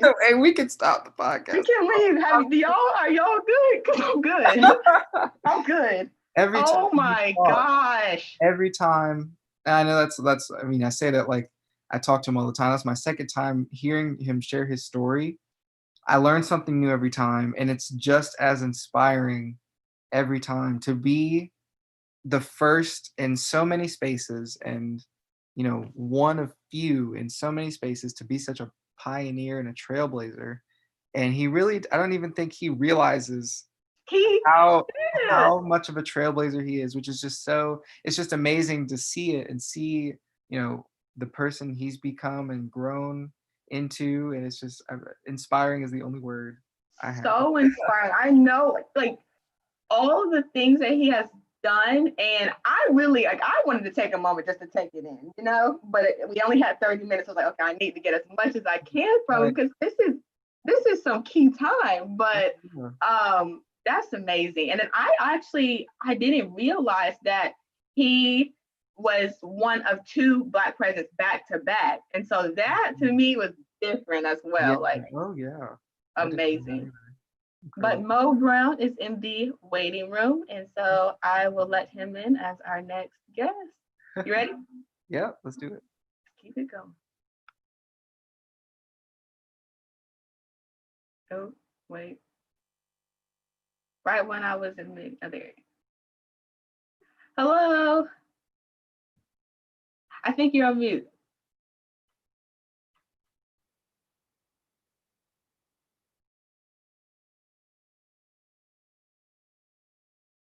Perfect. There you go. How are you? Doing great. How y'all doing? Good. Thank you so much for coming on and chatting with us today. Absolutely. Looking forward to it. Thank you for having me, Hannah. Really, it was good seeing you last week, and really excited about having the conversation today. And really great leadership shown by y'all to have this and go the telethon and streamathon for 24 hours. That's fantastic, and I'm glad I can contribute in a very small way myself. So thanks for having me. Of course, but before we get started, we would love if you would just introduce yourself to the viewers and the audience, and then we'll talk a little bit about your story. All right, that's fantastic. So I'm Mo Brown. I am the current Democratic nominee for Congress here in South Carolina's 5th District, competing for the opportunity to represent this district as the U.S. Congressman on November 3rd. Hopefully we will be successful in that bout. Also, I am a graduate of UofSC. I graduated back in 2010, which is, it's a little long time ago at this point, but I majored in finance and marketing from the business school at the Moore School. And then in addition to that, I also played a little football at South Carolina for 4 years under Steve Spurrier. Was team captain my senior year. And I wasn't an all-star, but I was a little bit above average and had a really good time. And so that's a little bit about me. Okay, so just in that introduction, we have a lot to unpack. So I know the automatic go-to is you being a football player. Football, as you know, is very prominent in our community, but also Aiden and I being both in the Darla Moore School of Business. I'm very interested in your experience at Darla. And so if you can talk a little bit more about that, how you chose your majors of finance and marketing, that's amazing. You know, it's interesting. Actually, when I came into USC, I was actually granted the opportunity to be in the business school, but my academic advisor at the time, there was also my student athlete advisor, who actually left about 2 weeks after me getting to campus. He looked at my itinerary and it had all these business classes, and he made the determination that that was too difficult of a workload for me and made me undecided. And so I ended up having like music appreciation, dance appreciation, things of these nature. And interestingly enough, that was not an easy class. And music appreciation was one of my more difficult classes at USC. So I went about a year just undeclared as a major. And then my sophomore year, I said I want to get back into business school. And my thought process was in high school, I really liked econ. I liked my econ class for whatever reason. And I was like, well, I can go be a econ major. And so I got back into the business school, had my first econ class. And I was just like, okay, I liked it, but I wasn't blown away by it. Then I started thinking about accounting and I had my first accounting class. And I was just like, oh, this is too much detail oriented. You go through 15 different steps and get to the last one and you're off by 4 or 5 cents. And you got to go find these 4 or 5 cents. I was like, yeah, I don't know if this one's for me either. And then as I just started thinking about my position on the football field and wanted to make it to the NFL, I was like, well, what's 2 things that you're going to need to know? Your finances, how to manage those, and then 2, how to market yourself. And so my decision to choose finance and marketing fit into that realm. And I also knew that it will help me as I move forward in my business career if football didn't work out. And so that's how I selected those two majors. And it was the best decision that I possibly could ask of myself. And, going through the Moore School was definitely challenging, but the professors all had real world experience. The class were innovative. It was collaborative. I remember many days of study hall with my classmates, going to Thomas Cooper Library and just sitting in the side and having a good time, and 3-4 hours after practice getting what we need to get done. So I extremely enjoyed my time at the Dollar-Moore School of Business. Stayed connected to the Dollar-Moore School of Business. Matter of fact, I served on the Young Alumni Board for 6 years and rolled off, I think last year, year before that, where I rolled off of that, and still got a great relationship with Dean Bruce. And it's just a fantastic school and extremely competitive, but it should be. It's great. It's a great school. Yeah, I just want to echo your testimony about accounting class, because I had my 225 and 226 semesters. And, oh my goodness. Yeah. Yes, 30 different steps, and if you mess up step 25, right, you got to go back to step 5 to figure it out. So I totally understand that. I appreciate that you shared that experience. So I do want to jump over to sports a little bit. Okay. And I want you to talk a little bit, I guess, about your time on the football team, but more so, I guess, about what you gained from sports as a whole, because I think it's easy to see, the athletes we see have been in sports their whole life and they end up doing sports professionally. I have had the privilege of running into different, professional executives or teachers or, other academic leaders who have this sports background that, kind of comes up in conversations like, oh, you played D1 sports. Oh, you were on this championship team, but they end up in different fields. So I guess what have you learned, I guess, from your time playing football and playing sports and being a Gamecock football player, and how's that prepared you for, life beyond the game? Yeah, that's a great question. And, football is a lot like life. It presents you with so many different challenges, and I'll break it down this way. One is the discipline, to wake up 5 o'clock in the morning, go to workouts. That is grueling. Black Iron just taking us to these gut-wrenching workouts, and you're ready to question yourself every time you finish one, like, why did I choose to do this, and why I keep putting myself through this torture? But somehow you find a way to continue on. So that just the discipline of it all. Go through a workout, finish workout in the morning, go to class. You're in class from 8 o'clock to 2:30. Go finish all those classes, and you go back to the football stadium where you do film session for 2 hours. Then you go on the field and you practice for another 2.5 hours. Then you finish that up, get something to eat. Then you have study hall, or in my case, I got kicked out of study hall my sophomore year for all the good reasons, because I was getting my work done and I didn't need a tutor. So, but even still, you got to put that time in to do your studies. And then there's 10 o'clock comes around once you get all that done, and you may have a little bit of time for some social life, and got a girlfriend or something that, and spend some time with her. But it was just discipline to be able to focus your time and your efforts to get through that. And then the other side is just dealing with adversity. One thing about being on the field and having to perform at such a high level with so much high stakes associated with it, people jobs, people feelings and emotions that associated with the Carolina across your chest, and your performance is consistently in your face. I said in my statement last week is that to be an athlete is be consistently self-aware and correcting, because you had to, whether that was the coach, whether that was your teammate, whether that's yourself, whether that's the film session. And what we always say, the eye in the sky don't lie. And so you could not say that you did something that you didn't do, because we're going to be able to see on film if you did exactly that. And so it just made you be very, very matter of fact, be very self-assessing always. And then to push through and continue to be better and better and better and better, because you fail often. often. And so those skill sets that you learn on the football field, again, dealing with adversity, pressure, just discipline, breaking through.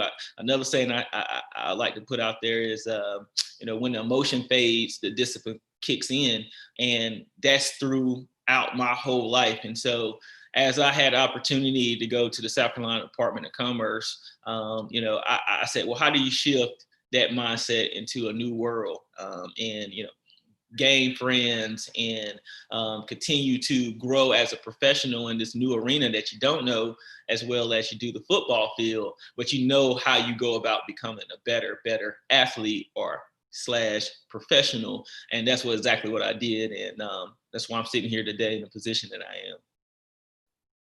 That's amazing. And I know that talk to many of your sentiments as far as your success and all that you have done. It shows that you clearly are ambitious and have a strong work ethic, but also coming from experience, and I know both Aiden and I can attest to this, as leaders with a hard work ethic and strong ambition, sometimes it is a lot and it gets tiring. So how did you maintain balance physically, but also mental health wise? So how did you maintain balance to where you are excelling in football as well as in your studies, but also making sure that you prioritize your health? Yeah, that's a really good question, an important question. Mental health for anyone is extremely important. Health is wealth, and oftentimes mental health get thrown to the side as, oh, you're just being soft, and things that you may hear even on the sports side. But the reality of it is, if you don't take care of your mind, then your body's going to fail in the process. And so I've always been conscious of keeping a healthy balance. Even going through my professional career, I've been very aware of, one, where I was at and the opportunity that I had or have, but also understanding, where I am in age, not trying to be older and more mature in certain areas than I had to be, like little simple things where if I had opportunity to do a after hour function that was more casual, then I would go and dress down like I normally would if I was out at a casual event. Now, I always kept myself neat. I was never sloppy, but representing who I am in the state of my life, as well as being able to show that I can still be professional and hold those same conversations, little things like that, kept me in a mental space that I didn't put too much pressure on myself, but at the same time, expected the best out of myself always. One thing I did on a consistent basis when I was working at the Department of Commerce, particularly early on in my career, what I was very self-aware of was that I was a young athlete coming into a very sophisticated business world, and there was going to be certain perceptions that comes along with that that I was going to have to curb. And so one of my remedies for that was to always ask questions. But what I did prior to asking questions, whatever that was, I would go through the process of trying to figure out the answer myself.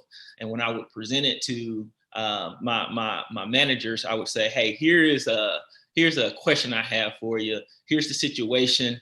This is how I'm thinking about it, but I'm not quite sure. And I want to check with you to get your feedback and say, am I doing this correctly? Do I need to change some stuff? And oftentimes, my thought process was pretty spot on. But what that did was show my managers that I was very serious about being good at what I was doing. And also that I didn't feel like I was too big for my britches and was trying to step over people who had way more experience in the field that I was in. So just, again, keeping a healthy balance of what you want to do, what you want to be, but also where you are and who you are, and how do you make those things marry to continue to be healthy and also successful.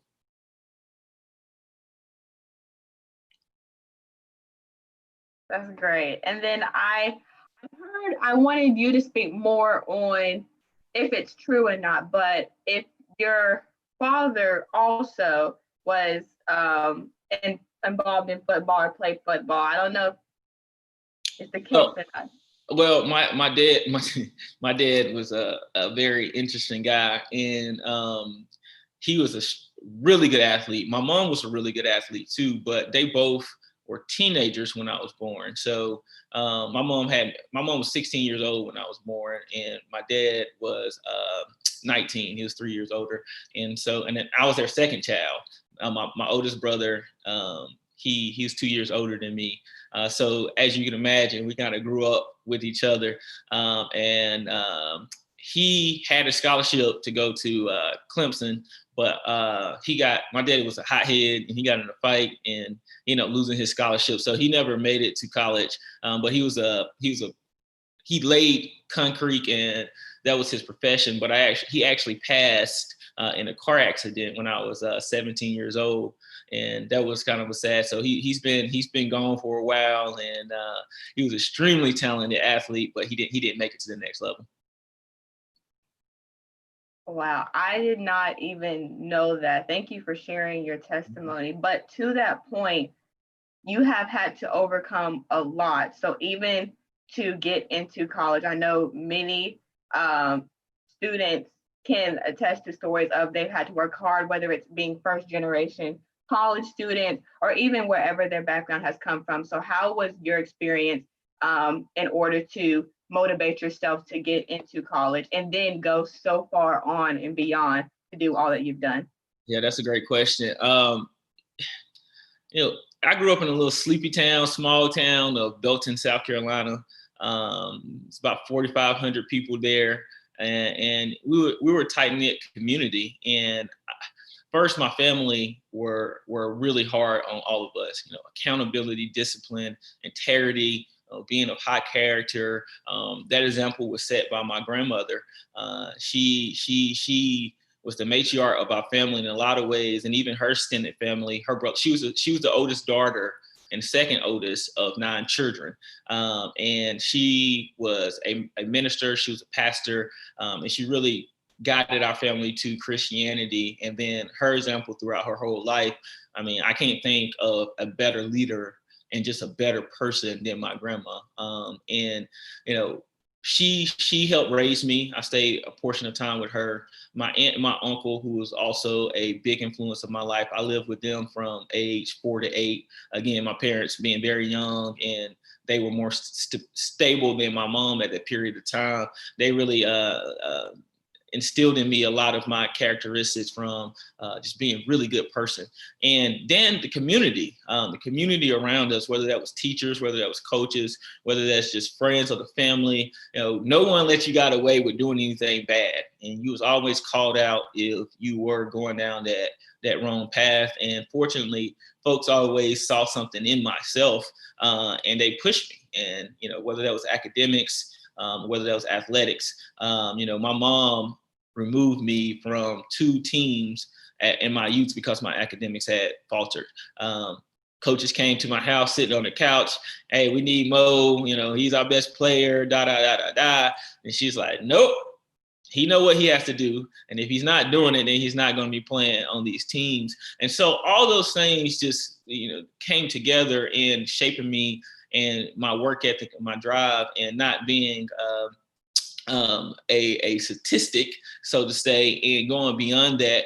And I will say this too, the other big influence in my life was Coach Brown and Coach Cowens, who were my track and field coach, who took us around the country to compete against my peers. And being able to do that and compete in LSU, Kentucky, go up to Detroit, go out to Nebraska, go out to Maryland, and run, and not only run but win.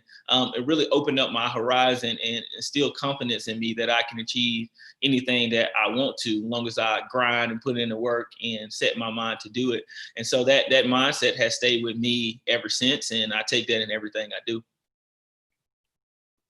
That's awesome. I mean, your story is it's just one of so many layers and depth, and it's just such a special story. And I always appreciate hearing you talk about everything you've overcome and seeing the fruits of your labor and where you are now in life is just really, really exciting and inspiring. And I, always appreciate hearing your story. I do want to ask this question, and it's okay if you kind of need to marinate on it for a little bit, but what's the single piece of advice that you feel like that you've heard throughout your life that has kept you going and you feel like was a pivotal point for you? Oh, well, I don't know if I can do single, but I'll give you a couple. my 7th grade year, I was either 7th or 8th grade. I don't remember specifically. I was complaining about a workout. It was pretty difficult. And Coach Ashley, he called me over, and my name's Maricus. And at that time, I wasn't really going by Mo exclusively. I got Mo from my 10 and under rec coach, who just got tired of saying Maricus. He was like, I'm just gonna call you Mo. And I was just like, all right. Which he actually called me a couple of weeks ago, Coach Red, and we had a really good conversation. It was great catching up with him. But Coach Ashley, he said, Maricus, come here. He said, look, son, let me tell you something. He was like, you're gifted. And too much is given, much is required, which is Luke 12:48. And for whatever reason, and he walked off. He didn't say anything else after that. And when he said that, it just really stuck with me. It hit me like a ton of bricks. Like, wow, there is a lot of responsibility that comes with that. And I don't think I grasped it all at that moment of time. But for whatever reason, when I was in doubt, when I wanted to give up or quit on things, that always just popped in back in my mind. This ain't about you, Mo. It's about, taking the gifts that you have and have a responsibility, to give it back to other folks, because they're depending on what your expression and your gifts are to help them shape their gifts and expression as they move forward. So that has really stuck with me. The other one is my pastor from my home church, Mount Zion back in Belton, Kenneth Dean, I was probably about 16 years old, and he was giving a sermon, and he quoted someone, but I don't remember who he quoted, so I always attest this to him. He said, one must seize an opportunity in a lifetime the opportunity presents itself. And he said it like 3 times. He's like, you ain't gonna catch what I'm saying, so I'm gonna say it 3 times, which is a typical Southern pastor. So one must seize an opportunity in a lifetime, the opportunity presents itself. And it hit me like a ton of bricks when he said that. And, it's just like every day is an opportunity. And to get better, to continue to progress. And if you don't, then that's an opportunity wasted. And so I tried to approach each day with that mindset. Hey, here's an opportunity for me to learn, grow, be the change I want to see, impact people positively. And if I don't, at the conclusion of it, when I look back on that day, I'm like, well, I missed an opportunity that I can't get back. And then you can take it to more specific examples. Whether that's job opportunities, whether that's going to schools and what you decide that you're going to make, like keeping an open mind of what you have in front of you. And then it's going to be times where you're going to have to let opportunities go because they don't fit into the vision that you have for yourself. And then there's going to be times where you take opportunities that's not necessarily the one that you thought you wanted, that you felt that matched up with what you believe that you can. But once you take it, and if you really just dive into it and be present and not trying to be on the 10th level when you're still on level 1, you got to pass level 1 before you get to 10, then you're going to be able to grow, and you can marinate that into something that's going to help you as you progress. Well, that's amazing advice. And just to let you know, because I don't meet or come across many people who know Belton, South Carolina, but that's where my mom's from. She's also a Hancock alumna. So when you said Mount Zion, I know Pastor Dean very, very well. So that's awesome. Yeah. Well, I'm sure you know Sydney then. Yes, love Sydney so much. But wrapping up, I know we only have a few minutes left, but of course, we're all here to hear about amazing stories like your own, but also to raise money towards the One Creed, One Carolina campaign that uplifts programs that help Black students. And so I just wanted you to give your testament of how impactful you think campaigns like this are, especially during this time, and how necessary it is to uplift our marginalized communities, specifically Black students. Well, I mean, again, our challenges have been great in this country. Right now, we sit in the middle of a lot of social unrest. Jacob Blake just got shot in the back 7 times. And yet again, we're here saying, why do we have to convince you that our lives matter? And it's a tired conversation. And I think at this point in time, folks are really sitting down to listen without rebut. Now, you do have people who are on that same, want to rebut, want to point fingers this and all that. But for the most part, I think America's ears and conscience in the world, for that matter, is more open than it have been at any given time. And the more and more we can do to have conversations like we're expressing right now, to give our truth and say, I'm not trying to tell you that you got to empathize with me more than just hear my truth, believe my truth, and then don't try to make excuse for my truth that you want to see to make you feel comfortable about things not progressing in the way that's going to help people who look like me. Because in this country, this pot could be as big as we want to be. There's a false narrative that there is a zero-sum game that everyone cannot have here, and that's not true. If you put in the work, then the results of your work should reflect that. And so giving into initiatives like yours is so vital, because the conversation is so important, because it starts there and then that's followed by action. And this is action. This is action. This is working towards a goal to mitigate the issues that come to the Black community. And so supporting individuals like yourself, y'all showing this leadership. Money has to come with that too. So donating to these efforts is important. I'm going to make my donation when I get off here and continue to help you all as well. And I implore anyone who's listening here to do exactly the same. And the more we support each other, the more we'll continue to grow, and more opportunity we're going to be able to effectuate the change in the minority community. And we're going to be able to look back and be proud of what we did today and every day to move forward in our lives.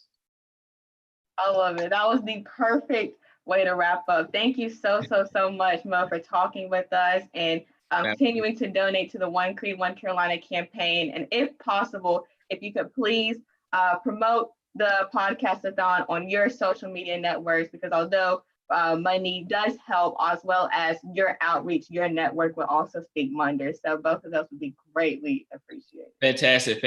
Thank y'all for having me on, and I enjoyed chatting with y'all, and y'all keep up the work. I know y'all got a long way to go. So y'all got to get up, do some jumping jacks, push-ups, and keep going. Work it out. Will do. Have a great day. Y'all have a good one. Thank you. Wow, they just keep it just gets better every guest. Every guest. I know, it's crazy because it's already what? It's already 2 hours. Wow. Now that we've been going at it, haven't we? We have, and I just got a message. I believe we are now at $1,185.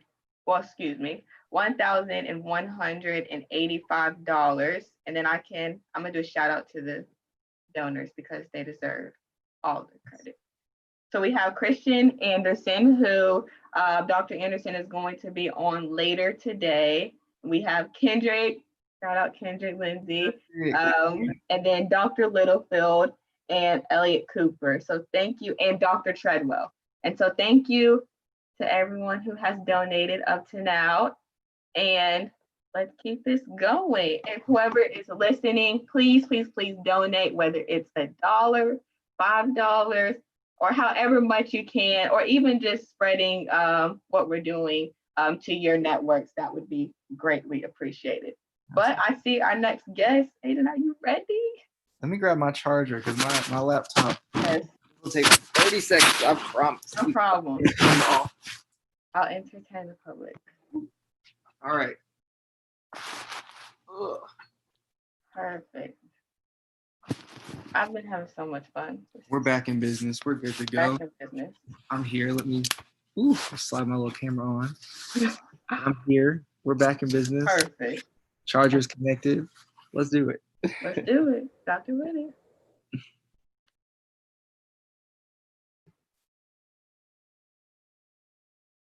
Hello.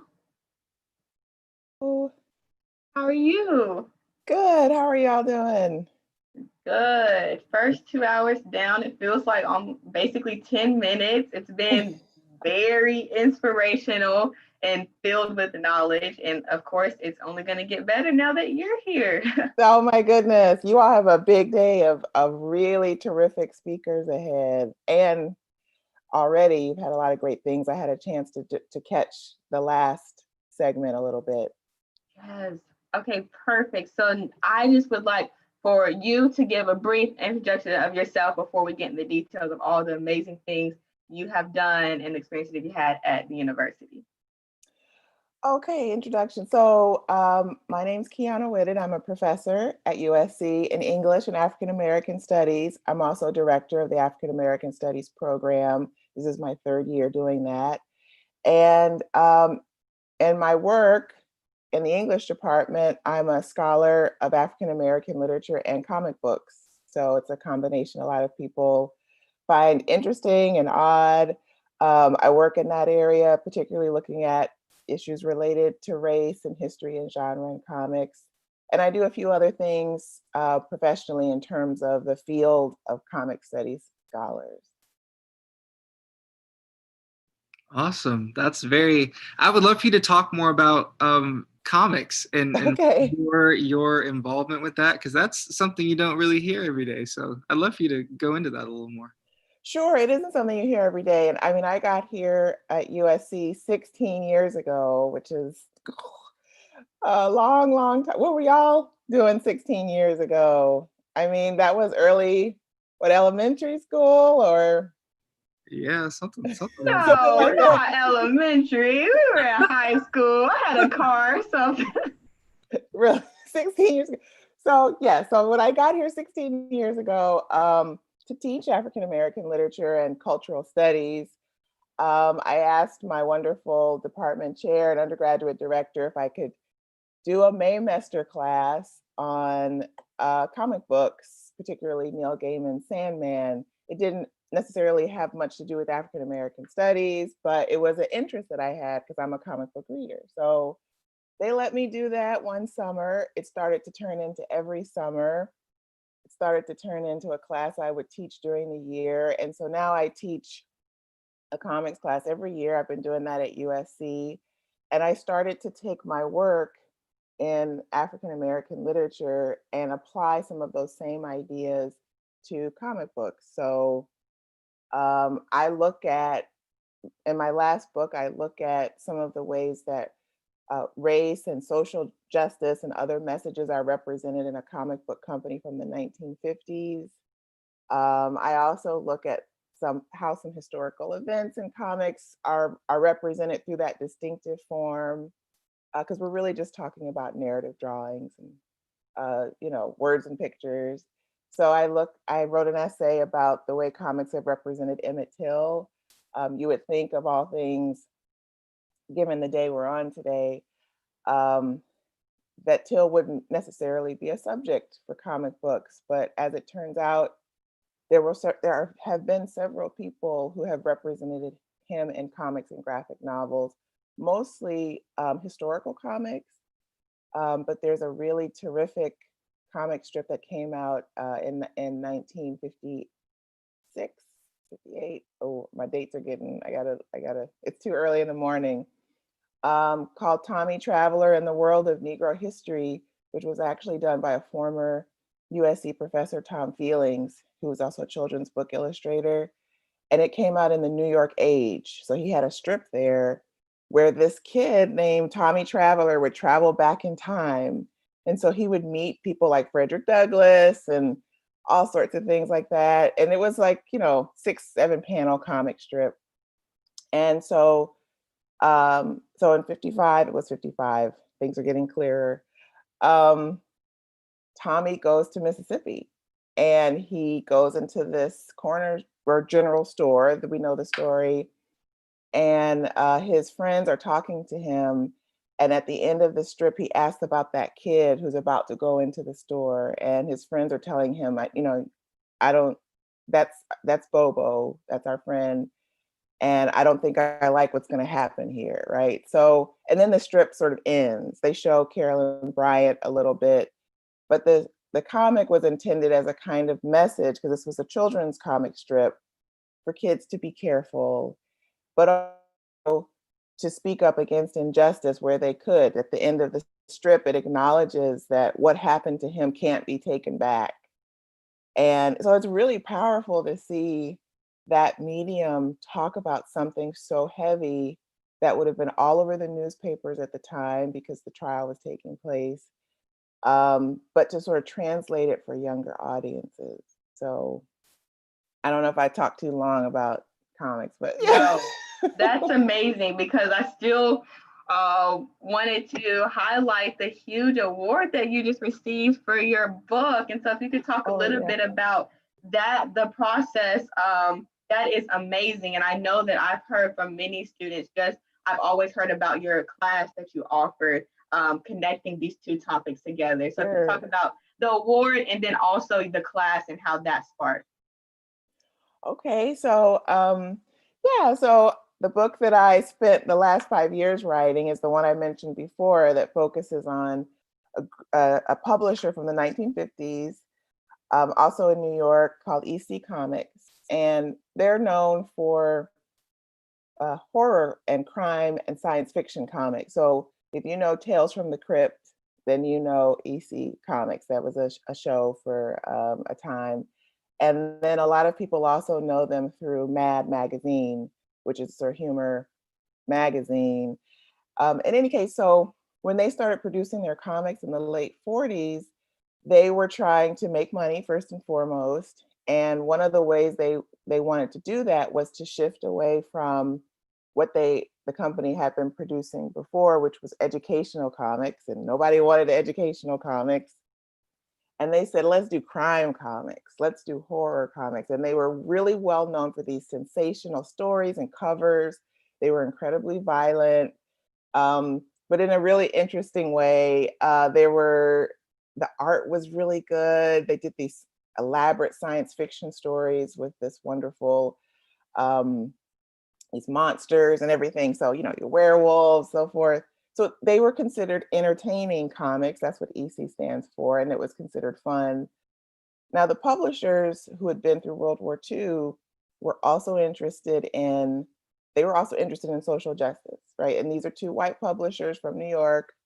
And most of the people who worked on the staff were white and were mostly men, one woman. And so they decided, when they would tell these stories, they also wanted to work in others that address social and political messages about things that were happening at the moment. And so these stories were called the Preachies, and they addressed sometimes racism, anti-Semitism, anti-communist red baiting. Some of them looked at things like capital punishment. And so I talk about these stories in the book, a long story short. And I talk about sort of what they're doing and how they're relaying these messages in a format that is, again, considered to be something for monsters and murderers, right? They're figuring out a way to squeeze in a story about segregation in a suburban white neighborhood in a book that also talks about monsters and aliens. And so I sort of talk about how they do that and some of the messages we can take from these attempts to reach audiences through these other means. So that's the book. I was really honored to win a Will Eisner Award this summer. That's from a group that gives out awards at San Diego Comic-Con for Best Academic Book. And that was nice. I didn't get to go to San Diego. I really, really wanted to, but COVID. And it was nice to see Phil Lamar announce my name and everything. That was really nice. And and I would also add, and then I'll say a word about the class, is that two other Columbia residents, Sanford Green and Chuck Brown, who works on our campus, also won an award for their really terrific comic series, Bitter Root. And that's incredible. So, Columbia representing. And I'll just say, you asked me about my class. So the class that I typically teach a course, either just a kind of overview of comics and American culture, or introduction to comics. But most often lately, I'm teaching a course I'm teaching right now on race, gender, and graphic novels. And I've had a lot of students come through that class. I really enjoy it. We get to talk about what I just told you. So we talk about EC comics. We talk about, sometimes if I'm able, we talk about things like that Emmett Till strip. We talk about Black Panther. We're going to be talking about Black Panther this semester and Watchmen, and we're going to read Bitterroot. So we bring those things in, and I give the students a chance to explore some things on their own. Sort of the pinnacle of my comics teaching was 2015, 2016. I got to teach this stuff to pre-COVID, to a room of 250 USC students. And not all of them knew on the first day they were going to get a comics class because it was called Themes in American Literature, but this is a theme in American literature. So they showed up and they got 16 weeks of comics. And we read, for instance, John Lewis's March in that class. And it was by far the favorite text of that semester. So that's basically what I do in that area. I love it. And I more love that the theme of the class. So students probably thought one way and then walked in and got an amazing surprise by getting a class full of still that theme, but within comics, so more enjoyable and easier to learn and understand. But I also want to talk about your role as the director of the African American Studies Department, just how you decided to go about that role and what are your key insights of what you would like for this department to become while you're in this role. Sure. Well, I'm honored to have taken over 3 years ago. I know that Dr. Littlefield was on the program earlier after she had served 7-8 years as a terrific director. And so she's a historian. And a lot of her approach and her programming, and to be honest, a lot of African American studies here has been headed by historians. And so we always want to sort of keep that connection to the community and also to recognizing South Carolina and USC history. But I'm an English professor, and I've already shared some of the things that I do. And so a couple of things that are important to me is to really amplify how cross-disciplinary we are in African American studies. So it's wonderful that historians have often led the way for this program, but we also have professors in dance, we have criminal justice scholars, we have political scientists, we have an ethnomusicologist in our faculty, sociologists, and in addition to English professors, anthropologists. So it's really important for me to showcase that wide spectrum of what's possible in thinking about how we study African American life and culture. So that's been really important to me. And I would also say that our program has been well known for being connected to the community and having those networks and the people who support us, who've been a part of this program for almost 50 years. Next year, it'll be 50 years. But I will say that because of the way our world is and the way things work on campus and the shift to sort of career-oriented course learning outcomes, a lot of really good, terrific, engaged students of all races don't know that we're here. And so one of my goals has always been to sort of be student-centered and to provide a kind of, whether it's a slate of programming or courses that will let them know what they can do with this degree. Whether we have a lot of students who go on to law school, who go into teaching, secondary education. And so just making sure that students know we're here and not just when something horrible happens. I mean, we're here for that too, but we are also here if you want to take a class on the history of sacred music, or if you want to take a class in sociology on race and ethnic relations, or comic books, right? So those would be, I would say those two are the big things that I've been trying to focus on as director. Yeah, I'm gonna actually, you've already started to touch on it, but I'm gonna lob a question towards you that I already asked Dr. Littlefield earlier, and just kind of a more general question, kind of more of just to kind of get your opinion and just more of your thoughts on the importance of African American studies as a field. One of the things we talked about earlier was African American history is American history. You can't look at one without the other, and there's just such now definitely a need for African American history. It seems like across the nation, but there's always been a conversation of the importance and the significance of this field. And so, could you talk a little bit, I guess, about how African American history is important to you as an educator, and how you think this is something that we as a university, as a state, as a country, need to tap into more from even K through 12 and younger up to higher education. Absolutely. And Dr. Littlefield is absolutely right. African American history is American history, and vice versa. I mean, I think that, as I mentioned before, I think there have been times when people sort of thought of African American studies in just one way and put it in this one box. You take this class if you want some cultural enrichment. And I mean that not in a necessarily in a disparaging way, but it sounds like it's an add-on, an extra, when really it should be integral to how we think about any of our careers for students who may be going into any field that they take from USC. I mean, I'm from Virginia, and I grew up around a lot of history myself. I spent my time as an undergraduate at an HBCU, and I live in an area with a lot of that history. But I spent high school in a place where we didn't, it was Harriet Tubman and Martin Luther King, and that's it.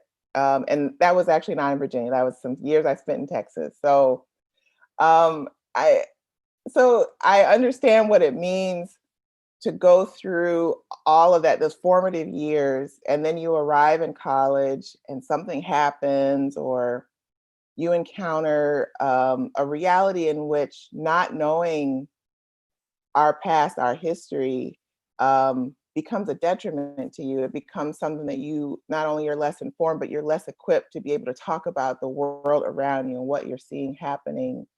And I've been in classes, not just with my comics class, but I also teach a class on slavery, literature, and culture. And a lot of times the students are very excited to sort of talk about things that their teachers here in South Carolina didn't get to for whatever reason. I encounter students whose prom was held at a plantation, or who went on field trips. Like, this is something I hear a lot from students in South Carolina. They go on field trips in elementary school to a cotton field, and they pick cotton. Like, apparently that's a very common field trip, or it used to be, for young kids in the state. I see Hannah's nodding. And so they talk about those things, or they talk about the librarian who told them, we don't have any books about your history here. And so when they come to my class, they're relieved to be able to talk about these things, and to learn. And there's a little bit of embarrassment there, like, I have to catch up. And I'm like, no, what you don't understand, most people need to know this and need to catch up.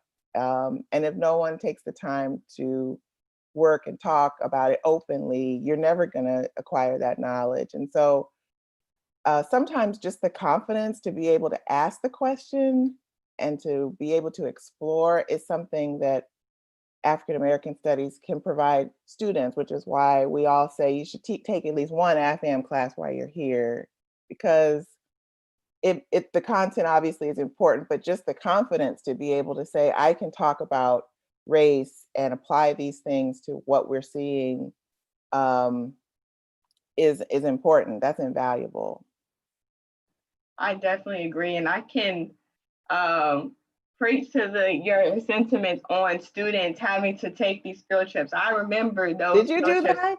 Yes, I grew up in Greenville, South Carolina. Okay. So when I was young, one of them, and of course, being young and a lot of the rich African American history not being taught to me through the education system, I was just like, okay, this is just a field trip. But then growing up, and I know going to a library or even in class, like I was just taught there was slavery, Martin Luther King, and now we're here. That was Now the we're here. step one, step two, step three. And if you want to know anything about your family history or anything in between, it's lost. I don't know how all of it, hundreds of years got lost, but it's lost now. And so coming to the University of South Carolina, I know I told Dr. Littlefield too, she was the one that inspired me to minor in African American studies, but it gave me I put glasses on, like, oh my goodness, I can't, there is we do have records of our history and it is accessible to me and I can learn about the history, because for so long through the education system and the experiences I've had, it's kind of been portrayed to me as it's lost or it's not important. And so really am grateful. I would say I never forget my freshman year in college. And I thought I grew up around an area that had, again, I just already finished saying a lot of this history. My freshman year in college, it was the first time I read the autobiography of Frederick Douglass, Narrative of the Life of a Slave.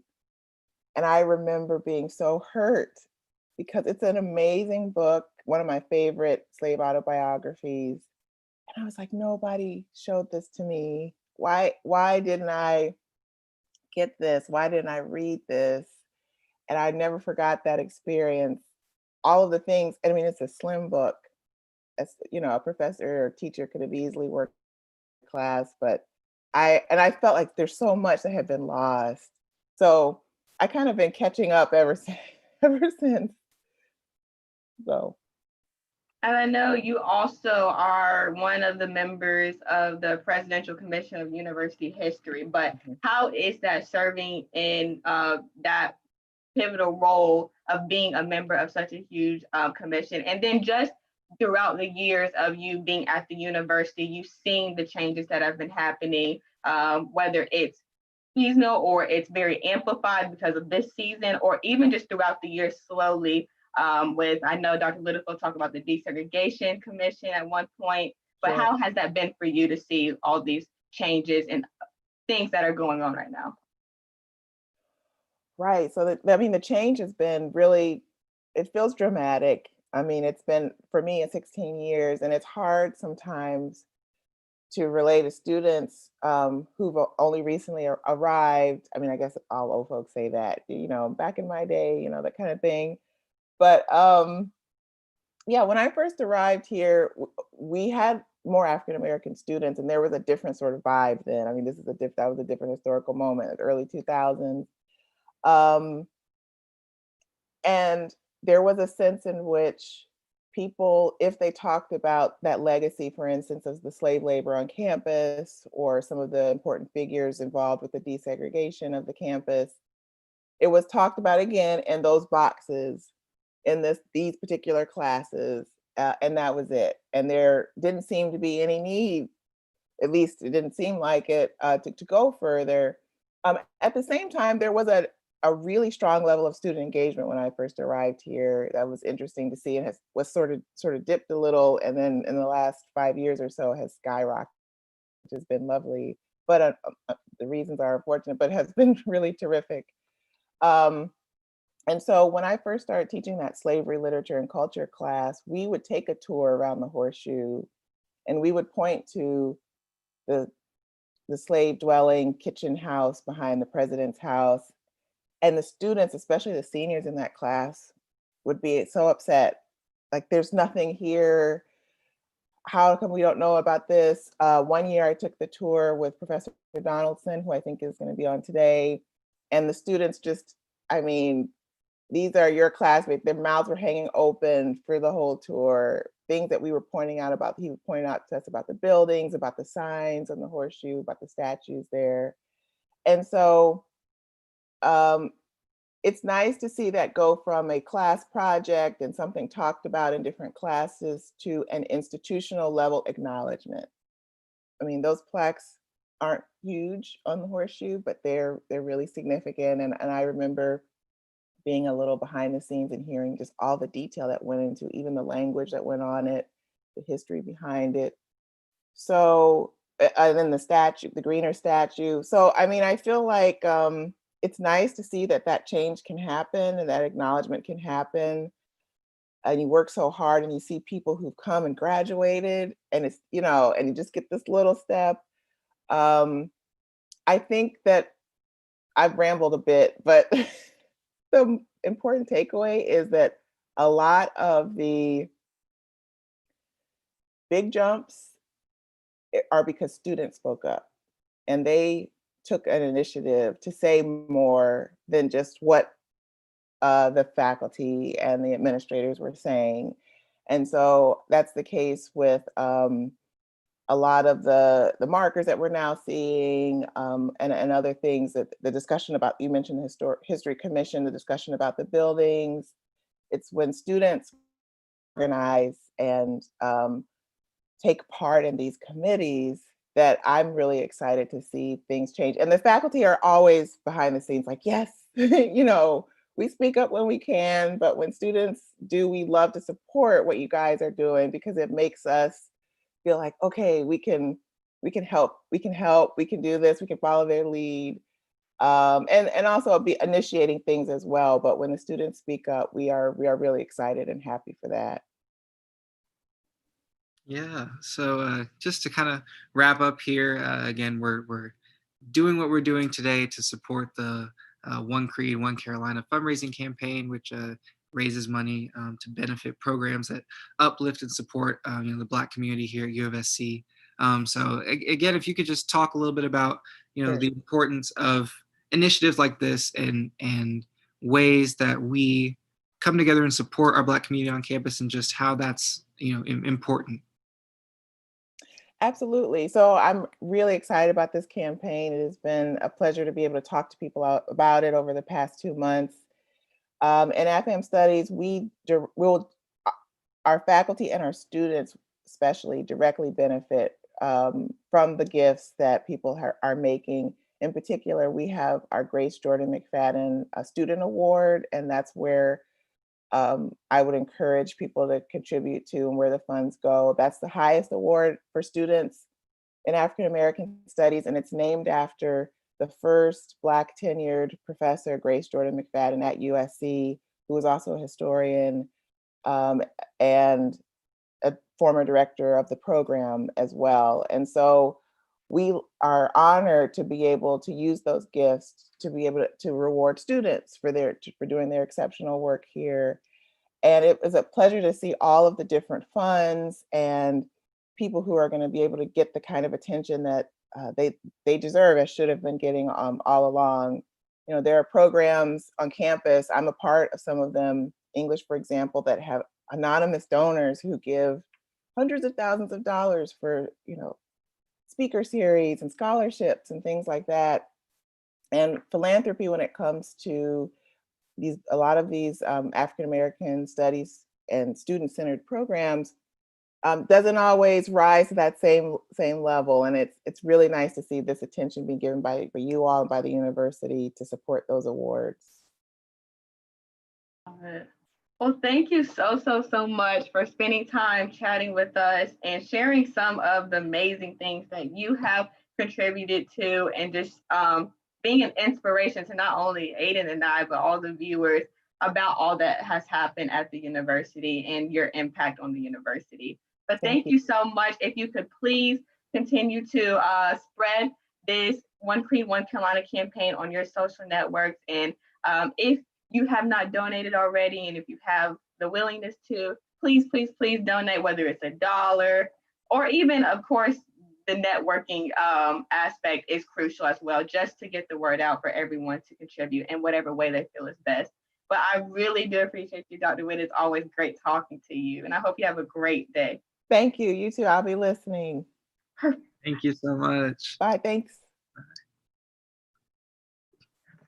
All right.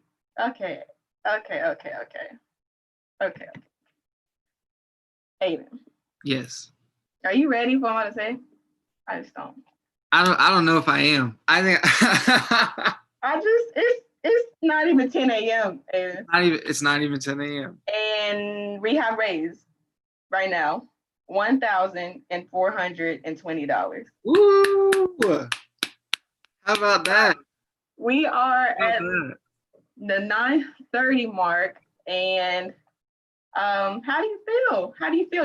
This is your last I know interview. this is my last one. I want to say thank you for having me on, and considering me for this. I'm like so excited to be a part of this, and so many people that we've already talked to have, whether directly or indirectly, whether it was a previous conversation or just sitting on this podcast now, have inspired me and moved me in so many ways. And I'm just, grateful to be a part of something like this and help give back to a university that's given me so much. I know that's so cliche, but that is literally the truth.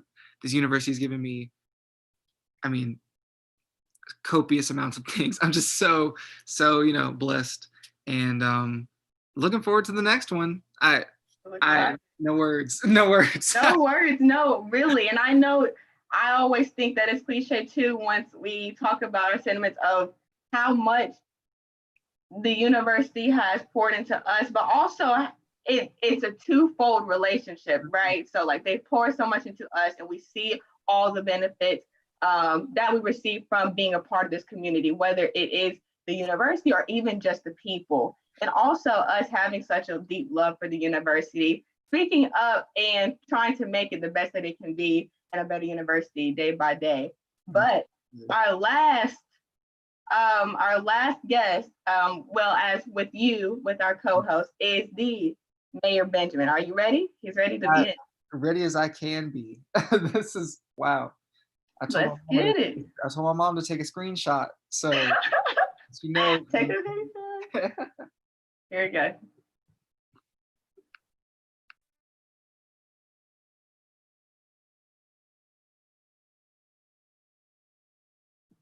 Good morning.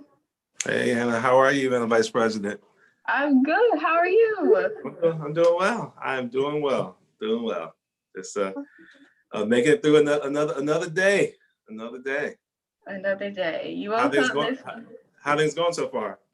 They're going great. Aiden and I were talking about, as of now, we have raised $1,420, and we currently have a $2,000 matching gift fund. And so very excited. We are starting our third or fourth, I lost track, third or fourth interview. I think this might be four. The fourth. I think. So you're our fourth guest on, but we're excited to continue the momentum and talk to you a little bit. And I'm loving that sweatshirt, man. I'm gonna have to get my hands on that, man. That's good. Thank you, sir. I appreciate it. I love it. So, of course, as soon as I get offline, I'll be donating. So make sure I help you guys get closer and closer to your match.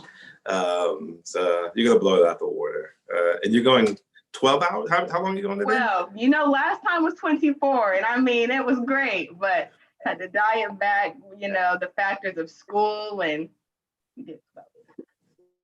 That's it. Yeah, y'all. You're better than I am. How about that? I think about the projects we did back when we were in school, and obviously they weren't. I guess they were pre-internet, but I don't want to say that. But they were. We didn't have the technology you guys had, so we had different types of projects. But it's amazing seeing what technology and advanced machine learning, and AI, and you take this amazing speed of technology, you combine it with soulful, thoughtful leaders who are connected, I think, to in a global way. It's amazing the change you can make. So I'm loving your brand of leadership, watching it sometimes from afar, and when I'm lucky, you get a chance to see it up close. And you guys keep doing what you're doing. We're very proud of you. I'm convinced that your generation will save ours. So how about that? So keep up the great work. Thank you so much. But before we get started with your testimony and your experiences with USC and even beyond that, if you could just please give a brief introduction of who you are to our viewers, and then we'll get into your story. So I'm Steve Benjamin. My current job is I'm the mayor of Columbia, South Carolina. I've been mayor for 10 years. As of July 1st, it feels like 25 years. My parents are from Orangeburg. They moved up north in the 60s, leaving still a hostile South, and moved to New York to raise their family. And I was born and raised in South Jamaica, Queens. Came back to USC as a 17-year-old bright-eyed freshman who got involved in every single extracurricular leadership activity I could possibly get involved in. And it really lit a fire in me. Stayed involved, of course, in student government, in the ACP, stayed in law school, and led the Student Bar Association. And I've spent the last few decades just trying to obviously think globally and act locally. The last 10 years, it's been an amazing, fortunate opportunity to lead the city I love and try to create a place where every single person has the opportunity to live up to their God-given potential. That's what we've been trying to do here, and it's a challenge. But again, we've been doing it here, but also trying to lead nationally through the U.S. Conference of Mayors. I served as president, and also at the African American Mayors Association, where I also served as president.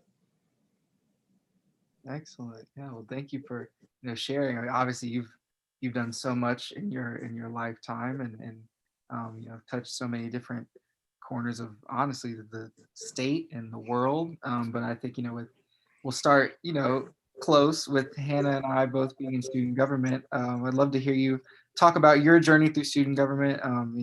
To your role as student body president, and just kind of how you got there, and now how it's kind of helped you grow. Oh man, wow! I started. I'm giving you guys a real story, okay? The real story is I didn't belong in anybody's college when I came here. I was a smart kid in high school who did not apply himself at all. I got in all types of trouble in high school. Got suspended from high school twice.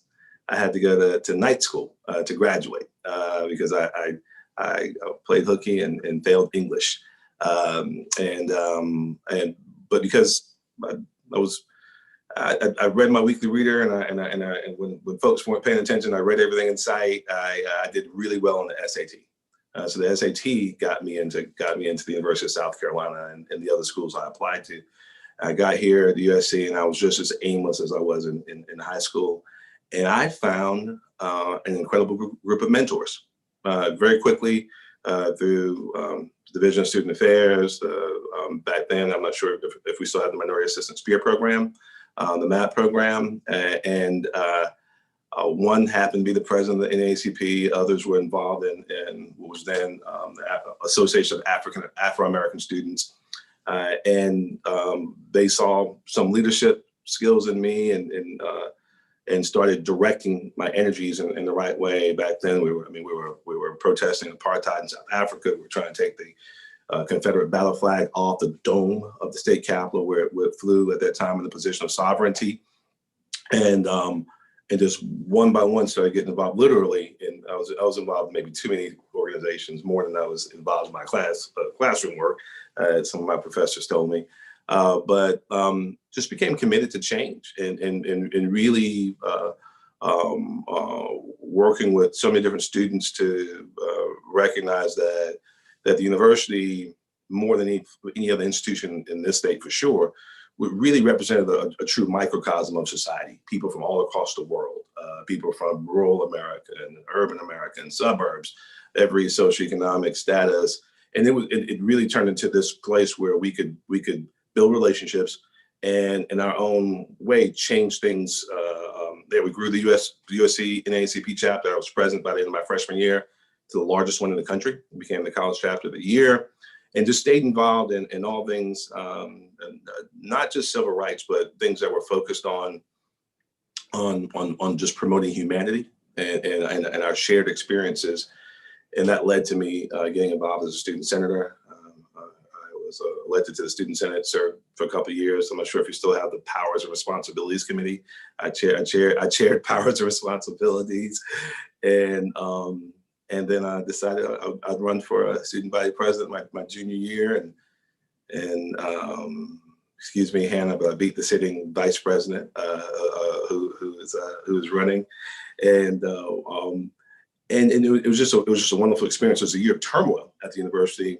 We had a president at the time who got into a big mess, and he was forced to resign. So I wound up serving on the search committee, much like I guess young Taylor Wright did when he was student vice president. I served in the search committee so that was a really interesting and challenging senior year. Previous president, Jim Holdeman, had been president maybe for 13, 14 years, so he was a long time president.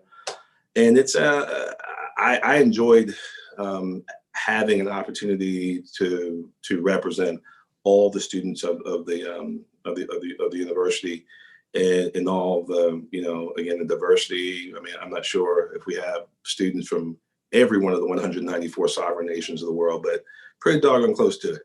And I believe firmly in the university's mission.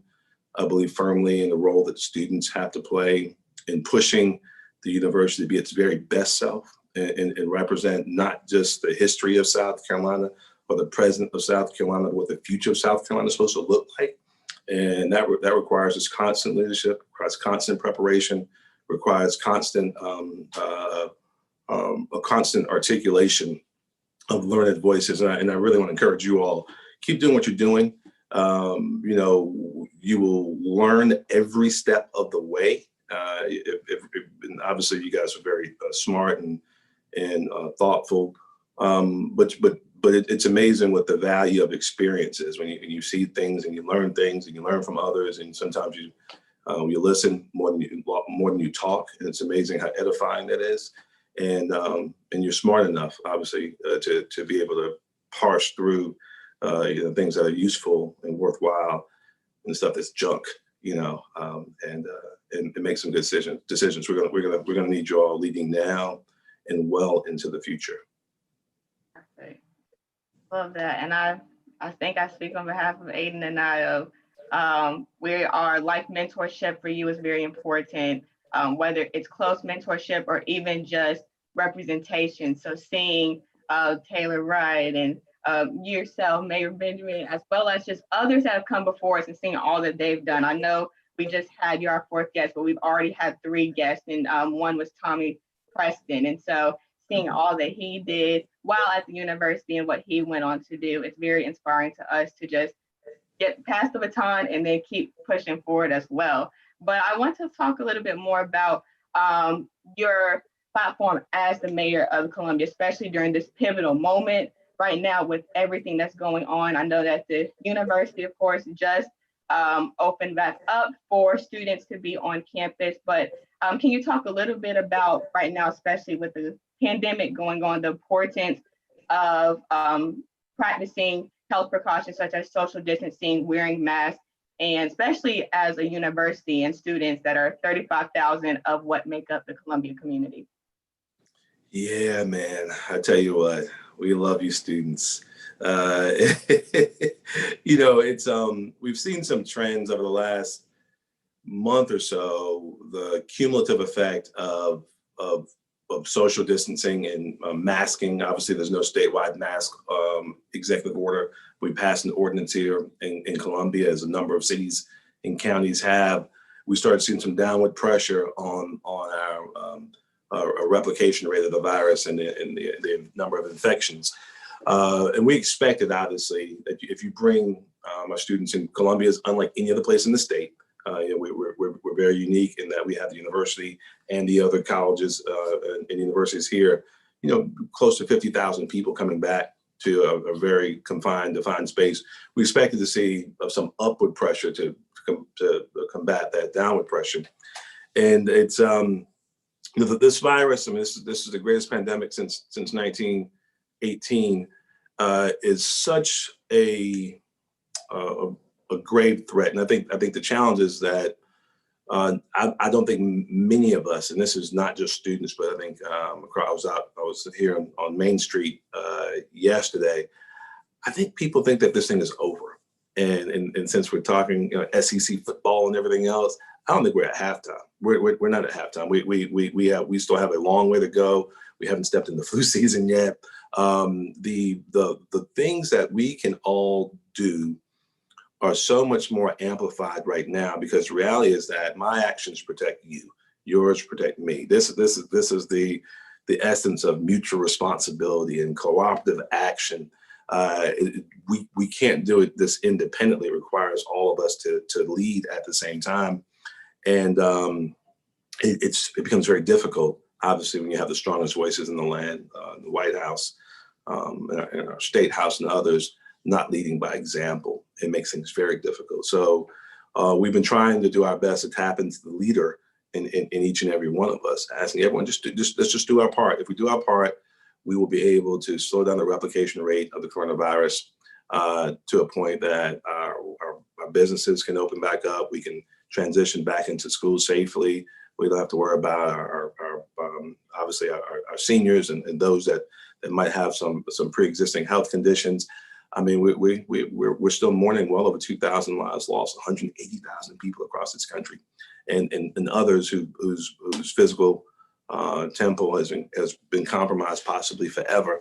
We are in some significant times, and obviously another question is about the pandemic, but the greatest pandemic since 1918, the greatest economic disruption in an election year since 1932 or 1876, depending on which economist you're talking to.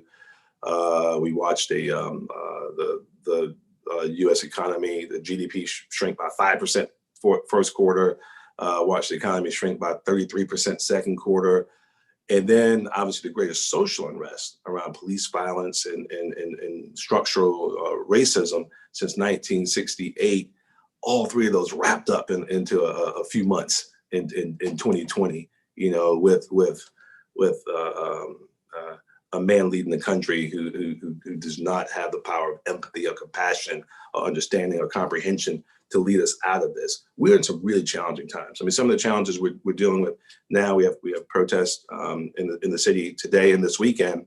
Usually in normal times, we'd have the opportunity to sit down, break bread, talk. You get people together who would try to make sure that we're understanding each other's position and pain. But because of the pandemic, you can't really do that and do it responsibly. So I mean, it's really a challenging moment that I think does require each and every one of us to dig really, really deep and realize that if we get our arms around the public health threat, then we can get arms around everything else in succession. So I really want to appeal to all the students. Do your very best. Do your very best. Wear your mask. Practice social distancing. If you can stay out of the bars, stay out of the bars. House parties, 86 folks who are having house parties will be cited by the city, and according to President Kaslan, if you get a citation, will be suspended. So we're taking that level of gravity to the situation. I think it's what it requires for us to get back to some sense of normalcy as soon as we can. I know you touched on it even in your introduction of voter registration initiatives that you did while you were a student, but now being an election year, and not just, and I think many only think about the presidential election, but all the way to it trickles down to the bottom where local elections as well. So can you just talk a little bit of the importance of registering to vote and practicing your civic engagement? No, absolutely. I often use the term that we're the constant architects of building a more perfect union. So often we like to say, I've seen signs that say, I shouldn't have to march because my mother marched, my grandmother marched, or what have you. The reality is that we're constantly building this thing. A young nation, yes, birthed in original sin, our original sins.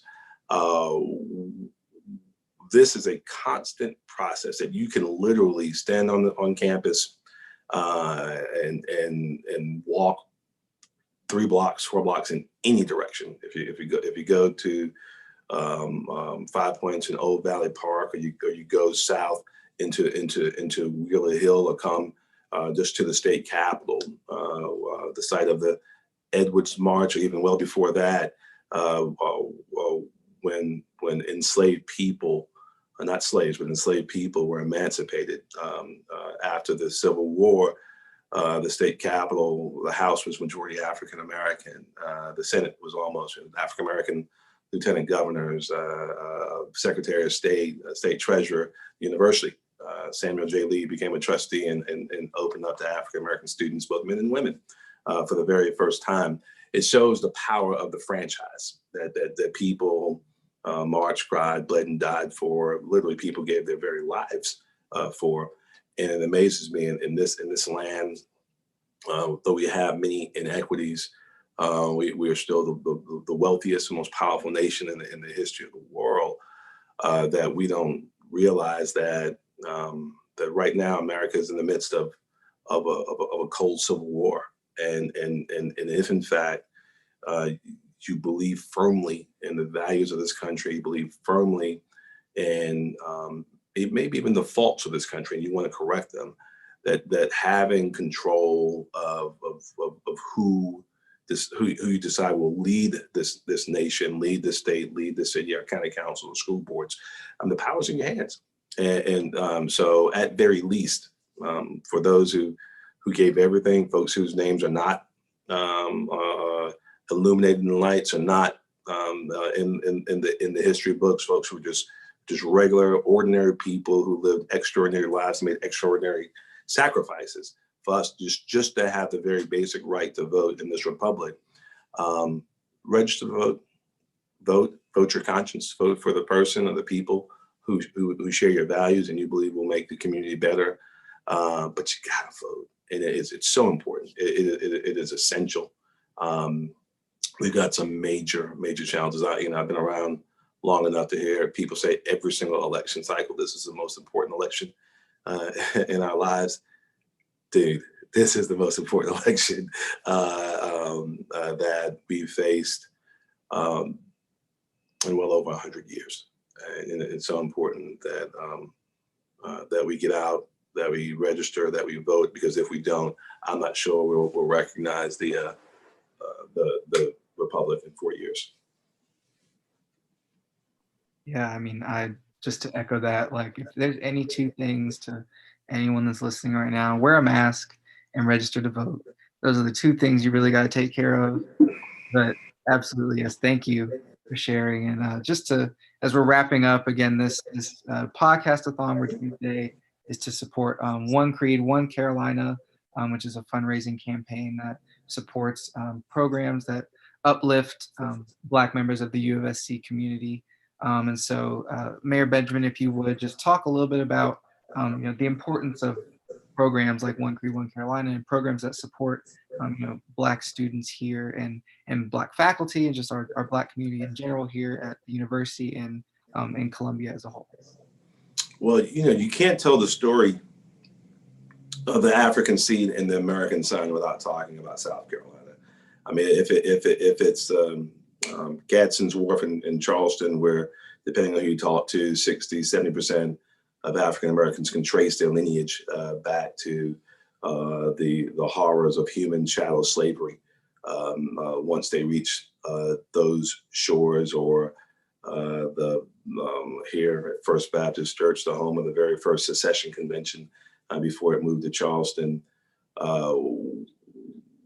South Carolina is one of the few states that after the Civil War were majority African American, and we saw during the Reconstruction just amazing advances that opened up the university for the first time until it was opened up again in September 11th, 1963. And the role that African Americans have played in building the university and building the state just can't be overstated. I believe that our experience at the University of South Carolina, certainly when I was there, and I hope you all feel the same, is unique. I mean, I think it's it's an environment just like any place else in our society that has flaws and sometimes significant flaws. But there's a culture and almost a center mass that is protective. It's nurturing. It allows you to do the things you want to do. There's strength in numbers. There are times when even the African American student body at the university was larger than every other HBCU's student body, you know, at the same time. And there was just this great core. We'd go to conferences that were focused on African American students at PWIs, and I feel like I was at HBCU. I don't know, but the reality is that since 1801, African Americans have helped either as students or as laborers or as enslaved men and women have helped to build the University of South Carolina. And in the modern generation, since honoring my teeth, Jim Solomon and Robert Anderson returned there in 1963. The African American student body at the university has continuously distinguished itself across the globe. I mean, you guys are amazing, and I hope and pray that as we talk about the time that we're living in right now, the pandemic, the economic disruption, the political environment, the social environment, the challenges we're facing, that each and every one of you realizes that you're indeed living history right now. This is not an aberration or just a simple interruption. You are living in historic times right now. I hope if you don't journal, I hope you start journaling.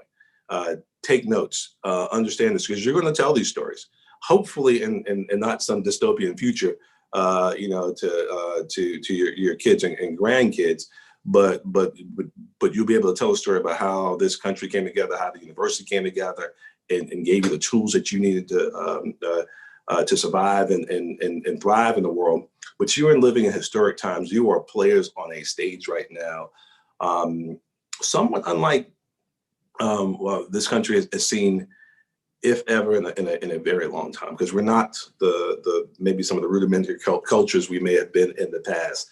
We are a period where we ought to know better, where we have the tools, where we have the talents, we have the treasures. We ought to know better. So you guys are living in a very, very unique moment in time, and you are, again, interconnected and interdependent with common souls all across the world through this wonderful Carnegie One Research University that is representative of I think the global struggle that people are in. So I want you to know how important the role that each and every one of you plays in how we shape this community of the future. I believe the Gamecocks always, we punch above our weight class. South Carolinians, for one reason or another, regardless of political persuasion, we kind of tend to stand out. You know, I mean, it's just true. Whether you're Jim Clyburn or Nikki Haley or Strom Thurmond or Tim Scott, we just kind of stand out. You know, and it's up to us to decide that the voices that people see representing us, and each and every one of you, I know some of you will probably be elected officials someday. These are your formative years. Put it together right, and then make sure, and I'm sure Tommy probably said the same thing, make sure you lean heavily on us to help you on your journey. And that's the reason why we're here. I'm here because folks gave me opportunities, some that I was not ready for, and I tried to get up to speed. You are so ready to go and do amazing things. So allow us to help you make your dreams a reality. We need you, and we believe in you. Thank you so much for the inspiring words and for coming on. I know I was talking about this earlier with Aiden, but I'm wearing the AAAS t-shirt from last year, and you're one of the names on it. So it says "Lead Like Steve Benjamin." So thank you so much for coming on. This was amazing, and it was great talking to you. And I hope that, I know you said you were donating, so thank you so much for also your contributions, but also it would be great if you could promote this initiative that we're doing today in the One Creed, One Carolina campaign to your broad, amazing network. I'll be tweeting as soon as I get off, okay? Sounds right. Good. Have a great day. All right, good luck today. Take care. Thank you. All right. Thank you so much. All right, you take care. Okay, Aiden, it's now the end. That's my time, folks. That's my time. Any last words? I just want to say before you leave, thank you so much. I know it's a quick turnaround for the next co-hosting guest, but I cannot let you leave without saying thank you so much. Like them inspiring us, you also inspire me day to day, seeing your testimony and how you go hard at any and everything you do. So keep doing you. And I was so honored to co-host the past 3 hours with you. Oh my goodness, the honor's all mine. I'll be quick. I just wanted to say thank you so much for this opportunity. Thank you to everyone that's come through and shared their stories, and everyone that's donated. Again, like, 2 things I can say, obviously donate and wear your mask and register to vote. But thank you so much, and good luck with the rest of the day. You know, I'll be in touch and I'll be tapping back in, but thank you so much. Thank you. Thank you. Of course. Have a great day. All right. Bye. Bye. All right. So now we're going to admit our next co-host, and then soon after, admit our next guest. Hello. Oh my gosh. And the queen with the hair and yes, she's here, guys. The Lauren Harper. Hair is a little questionable today, but we are here. It's flowing. It's flowing. Okay, so we have a quick turnaround because I know our first guest is in the waiting room, but I want everyone to get a brief introduction of you. And then after, I think, 2 guests, we will have a 30-minute slot to talk, just me and you. Oh, cool. Okay. All right. So if you could just introduce yourself, and then I will let in our first guest. Awesome. Hi, guys. My name is Lauren Harper, and I have a political and public affairs consulting firm called City Bright. I am a 2016 graduate of the University of South Carolina, where I studied public relations. And yeah, I'm happy to be with the beautiful Hannah White today. Oh my gosh, get excited. All right, so our first guest is the Megan Pinckney. I know she's a great friend of yours. Yeah. So it's really excited to say. Are you ready? Yep. Let's go.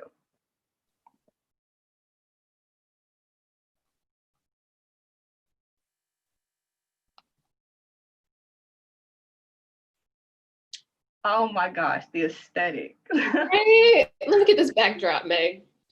Is this real? Hello. Sorry. Hi. How's it going? Good. How are you? Your background is everything.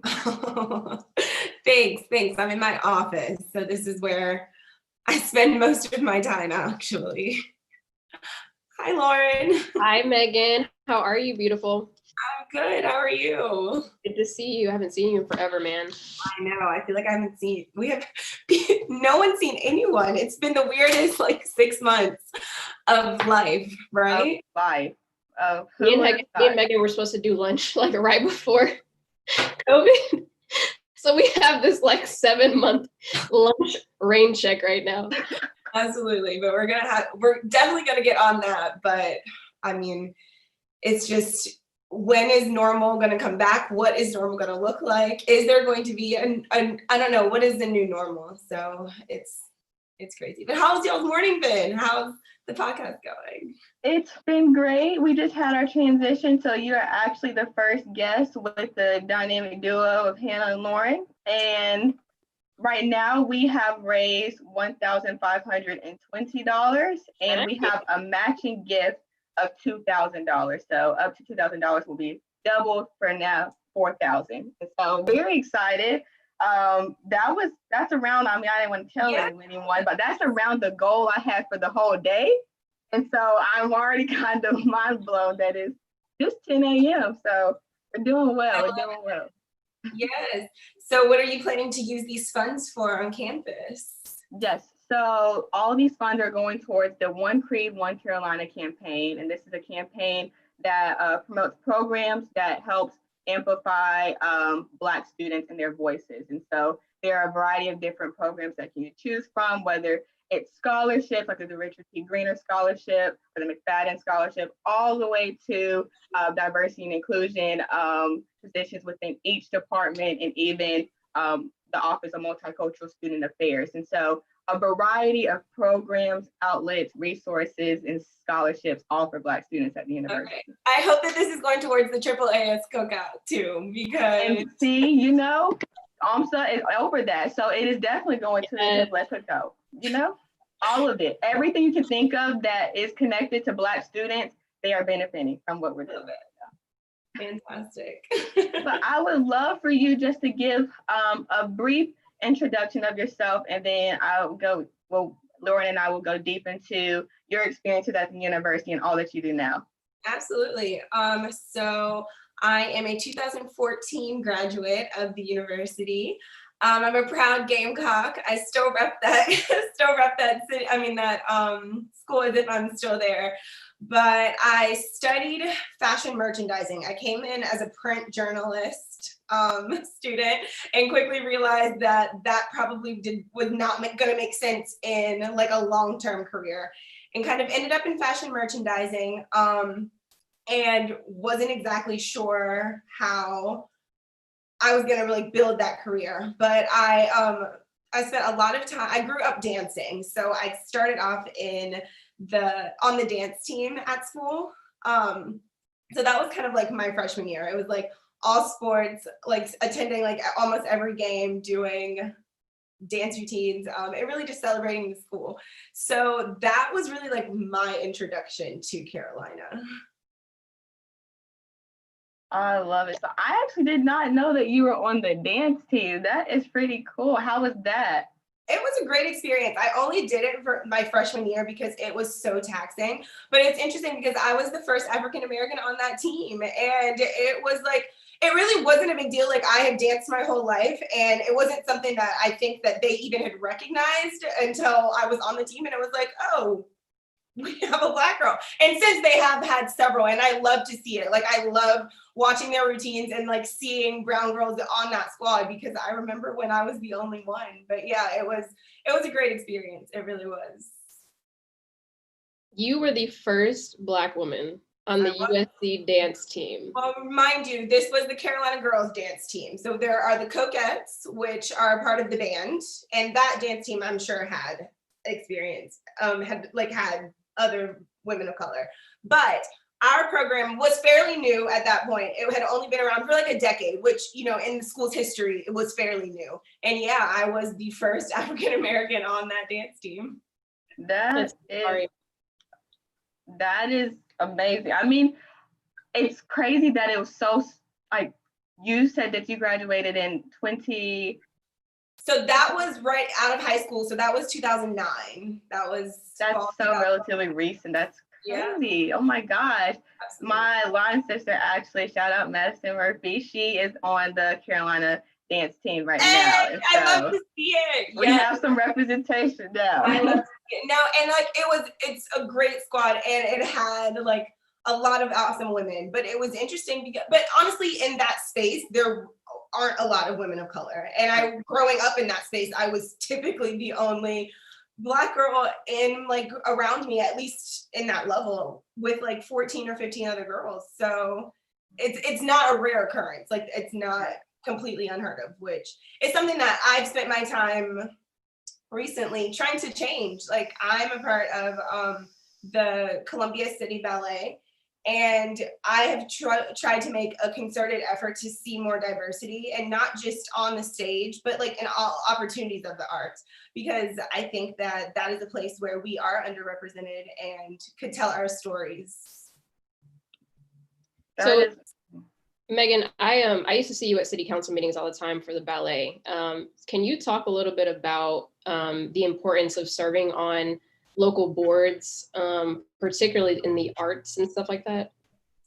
Absolutely. I think that it really goes back to the idea of like having a seat at the table, whatever that table is, because your experiences, your stories, your thoughts, they affect like decisions, and we all come from completely different things. And if a table, whether it is for me, a boardroom, only has one type of individual, whether that's all male, whether that's all, one race, one religion, whatever, the perspective of that organization is going to be from that point of view.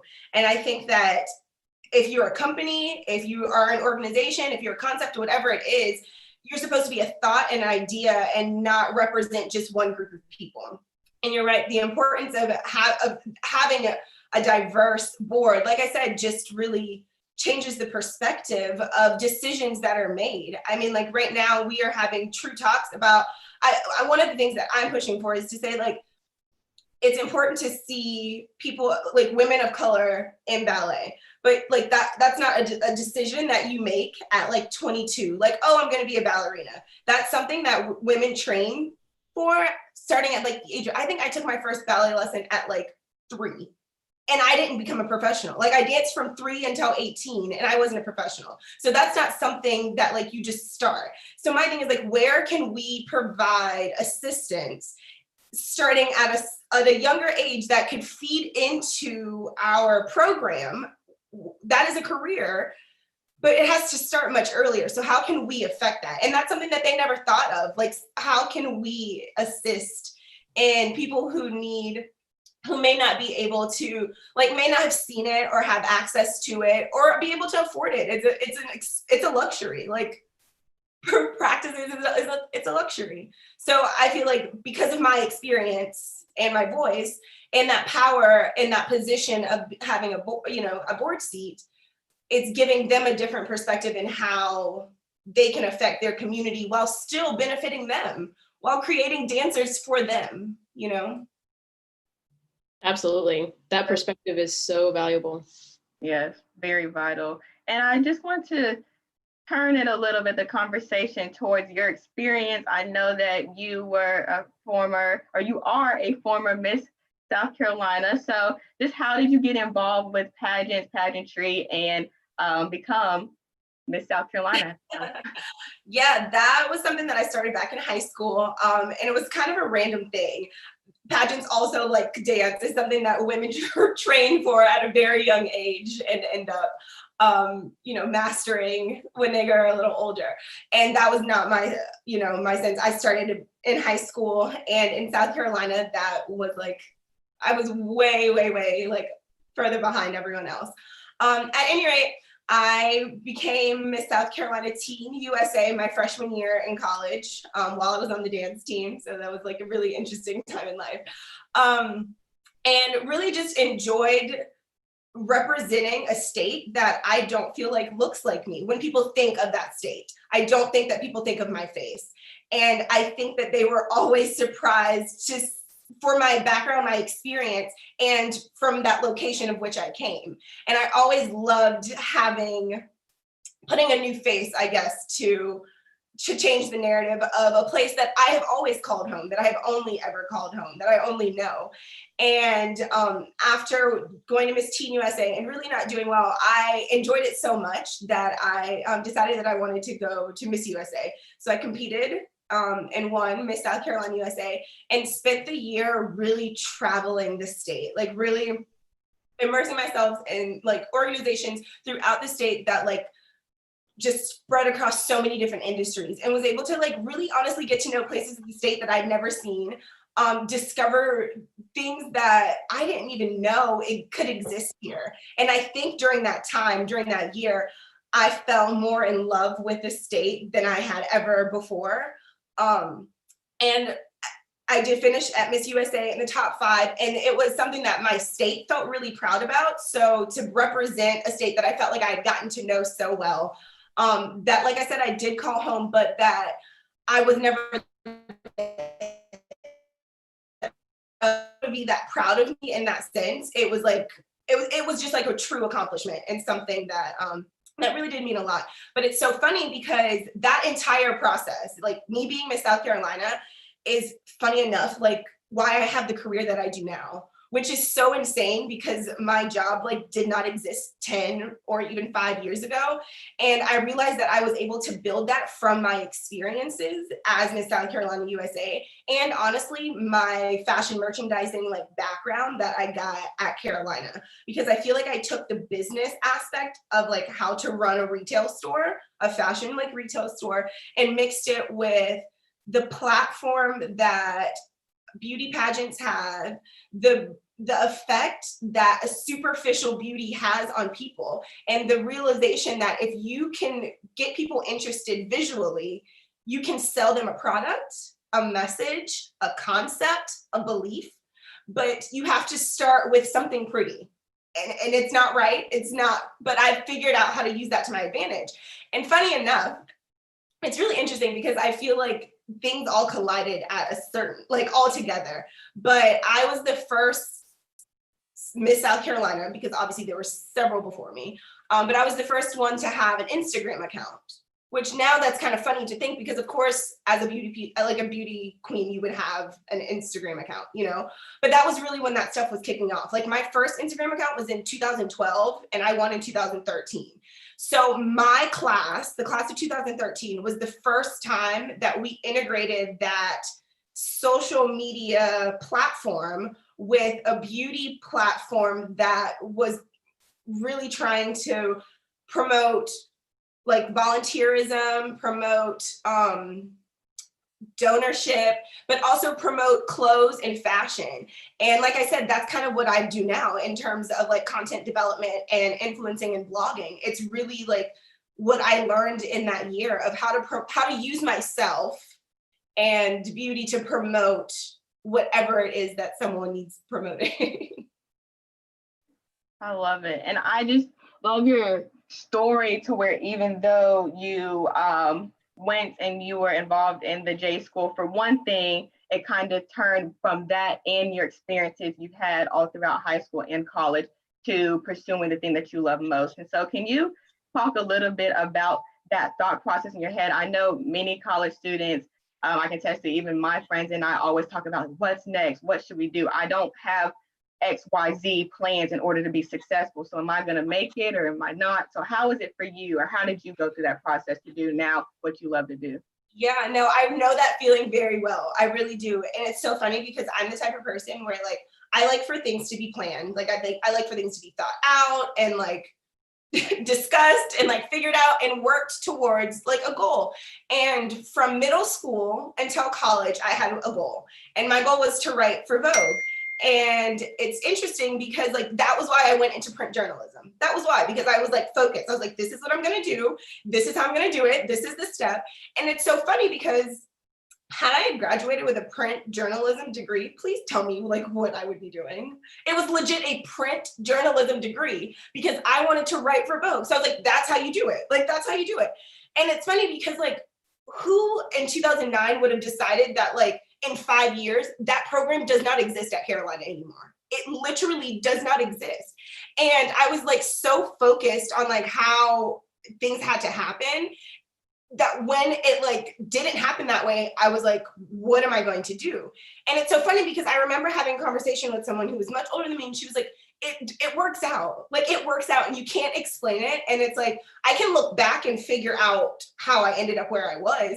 But I promise you, as I was getting there, there was no route. There was no plan. There was no like, there were no like building blocks for me to be like, okay, I've accomplished this. I can cross this off my to-do list. Now I'm getting here. I literally made it up as I went. And I know that that's not the like, it's not easy to follow that track. And I know it's so hard to like take that leap and go, oh my God, I just have to move forward. But like, it has to work out. You have no choice but to let it work out. And I just feel like if I could tell like my younger self anything, it'd be like to relax and like enjoy the ride a little more, because like it's flowing you like whatever you need to do. Like it's going to take you there wherever you need to go. So I know it's such a crazy feeling. My girl is spitting the facts right now. That's so true. College kids, it doesn't work out the way you always think it does. No, and I mean, I think it goes back to like our timing versus God's timing. And like, he already knows what he's doing. And like, you are literally on his ride. So like, you can just be affected by it, but you are not in control of it. You're not in control of it, because what I tried to control, if I were trying to control that, like what I'm doing did not exist. It didn't exist. And I didn't create it. Like I didn't have this like brilliant idea where I was like, you know what? I'm going to sell products on Instagram. I didn't decide that. It just happened. And it like, my experiences allowed me to get to that point. And it's like, the world is constantly changing. And that's what the last 6 months has told me. But if we thought the last 5 years changed rapidly, can you imagine what the next 5 years are going to look like? Because we wait now from like, couldn't this meeting have been in an email to a meeting literally being in an email? Like there is there is so like very few reasons to like need to meet up with someone. that is going to change the world. So like the track that you want to be on right now is going to like have so many twists and turns between like now and the next 5 years. And the truth is like, you have to redefine success, because we have this idea that success is a job, and it's not. Like, it's not like a career. It's like a space of happiness in your life. And unfortunately, there is a certain amount of money that like, because you don't want to have to worry about things. Like, so I get that you do have to have a certain amount of money, but like success is not a career. It is like at peace with yourself and the things around you.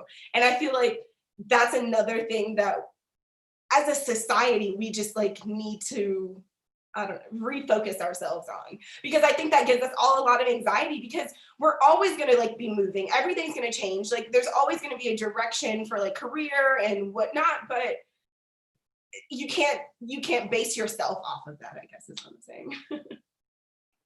And then off of that, I know that we're all here to raise money for the One Creed, One Carolina campaign, a campaign that supports programs that uplift Black students and just the Black members of the community at UofSC. So if you could talk a little bit about how the importance of these programs are to the community, especially during this time, and even if you have any experiences. I know you mentioned the AAAS cookout, which is a crucial event. No, and I really want to go back to that, because like it's kind of like a joke, and just in terms of like, because it's a cookout, but it's really important. It really is, because it's an opportunity.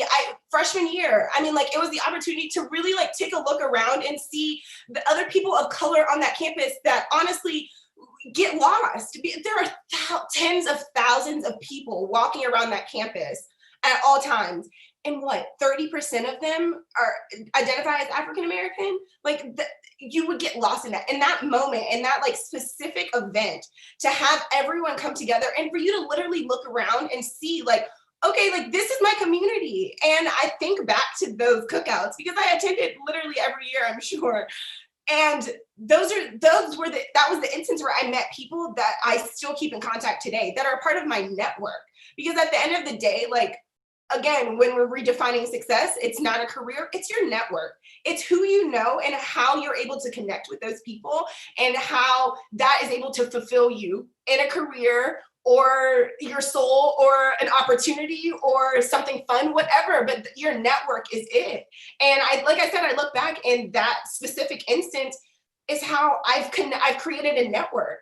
And these are people who also graduated from USC, who also have great careers, who have also gone off onto different places in the country, who I now have feelers with, that I would not have probably met had it not been for that cookout. Because think about what are like other situations where like those groups of people are just gathering for a sense to gather, like for no other reason. So I do think programs like that are extremely, extremely important, especially for marginalized like communities, so that we feel like we do have a community, like we are a part of something that is bigger than us. Because if we're being realistic, like in terms of that, our school's like history, we have not been there for very long. Like we're still building our community. And like I said, when you look around, like those are the people who you are doing it with. Because we have to be proud of it. We're there. We have to be excited about it. But we also have to show that we're there. And I think the best way to do that is through a networking, like, I don't know, just building like relationships.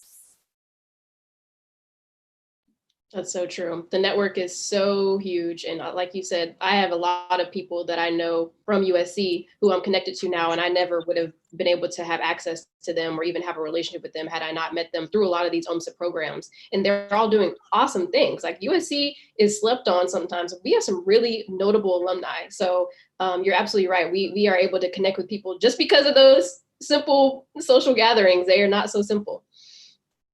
Exactly. 100%. It takes a lot of strategic planning and funds. And so that is, if nothing else you get from this, what we're all doing, the experiences that we love, that we'll remember down the line when we come back as alumni and everything, it's funds and strategic planning by faculty and staff and administrators. But with that, before you have to leave, Megan, if you have any other advice, not just for students, especially during this time, but also just for the wide community that's watching this podcast right now.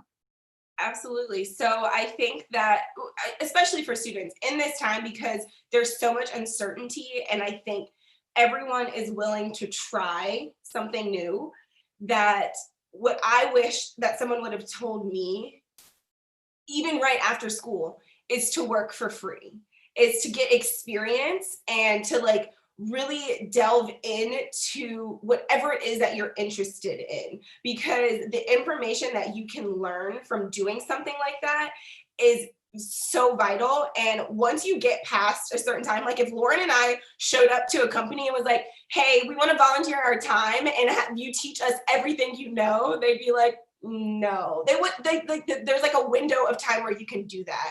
And to be able to discover if you really like something before you like sign that contract and have to do it day in and day out and rely on it to like pay your bills and survive. So I would just say like take this time to like delve into whatever that thought is that you may have. And like I said, from at my time, it was like creating a blog. That seems so silly to me. I was like, why am I going to create a website? Like no one's going to read it. Like no one really cares. And like for a while, no one really read it and no one really cared. But like eventually because I like put time and like effort into it, it blossomed into something different. And I guess all I'm saying is that like that took me a lot of time, a lot of effort, and for a long time I made no money off of it. And whatever it is, like just take this time where there isn't a lot going on, unfortunately. Life is not normal, unfortunately, and really like get experience. Because we laugh about how, I mean, I feel like I just posted something the other day where it was like people want like on their resume, they want like 15 years of social media experience. And you're looking around like, who has 15 years of social media experience? Like Tom from MySpace. Like that's what you want. Like you want Tom from MySpace, because I've only had an Instagram for like 5 years. Calm down, you know? But I'm just saying like you can put that stuff on your resume and it really does like expand who you are and like your layers and what people feel like they can develop you into, what role they can develop you into. And if you can show that you've done that under some kind of structural umbrella, like another company, even though it's not a job, it really would like, I think, give you a springboard when things start to recover. Thank you so much for chatting with us today and all of the advice. And thank you, Jess, for coming on, supporting this bigger thing that's bigger than us. So the One Creed, One Carolina campaign. I know that you've been promoting it on your social media. If you guys do not follow Megan Pinckney, you should. Has one of the best feeds I have ever seen. But if you can continue to use your platform to promote this special event, and if you have the willingness to donate, any and everything counts. And so I'm telling all of my guests or encouraging them to do whatever they can possible, whether it's through their outreach or even through funds. Absolutely. Perfect. Well, I hope you have a great day. Again, thank you. I know that you guys have not had to have your lunch date yet, but this is a great way to catch up in the meantime. It was. I'll see you soon, Meg. Thanks, ladies, for having me. Thank you, Megan. Have a great day. You too.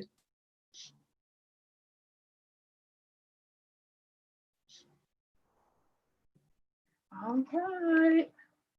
So that was the first guest. How was it? It was your first guest on the Podcast-a-Thon.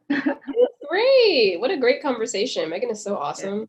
I feel like I was just in the conversation of like you guys. It was cool seeing kind of the relationship between you guys catching up, and then even her advice of you're not going to know everything. Everything's not going to be set out in stone. It's crazy because I'm like, Lauren has told me this on just one-on-one talks with me. And so don't listen to Lauren. If you don't listen to Lauren, listen to Megan. Hot dog. Hot dog. In full circle. But okay, our next guest is ready to come in. So I will admit this is Dr. Christian Anderson. He is associate professor at the university and it does many, many more things. So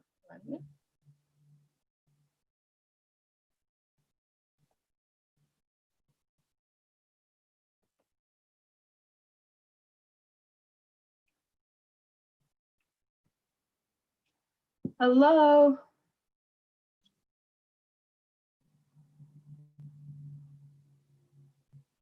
Hello. How are you? Good. How are you? Good. So thank you so much for coming on. I know that I've been the one corresponding with you, so I'm very familiar through email, but it's nice to formally meet you, still virtually. But I'll let Lauren introduce herself, and then we'll get started with today. Thank you for coming All right. on. Are we already live? We are already live. Okay. And hi, Dr. Anderson. My name is Lauren, and I have a consulting firm here in South Carolina where I do political public affairs work. So excited to learn more about you. Wonderful. Nice to meet you both. Perfect. And so to get started, if you could just introduce yourself to the audience, and then we'll go into key topics that I would love to talk about with you. All right. Well, my name is Christian Anderson. I'm a associate professor of higher education here at University of South Carolina. And what does that mean? The study of higher education is the study of how colleges and universities work or sometimes don't. In particular, we look at their organization, how student behavior, student theories of student development. My particular focus is on the history of higher education and on higher education policy and comparative higher education, how higher education works around the world. And my work on the history of higher education got me involved in a project that lasted over 7 years, and it continues to this day, because even though the statue went up, we continue to work with Professor Greener. And so I'll just change my background for a minute. There's the Richard T. Greener statue. Nice. And so along with some other colleagues and students and alumni and other community members, we worked on that from 2010 until the statue went up in February of 2018. So I can leave that virtual background up, or I can go back to my office, whichever you prefer. It has to stay up. It has to stay up. Okay, perfect. But I know you touched a little bit on the project that you've been working on for so long, and I know an article just came out, but if you could give a little bit more insight on that process and what it took in order for the Richard T. Greener statue to be placed on campus, and then all of the work that you're doing even afterwards. So it's kind of sounding like it's a living project to where it's continuous work being done even after the statue stands today.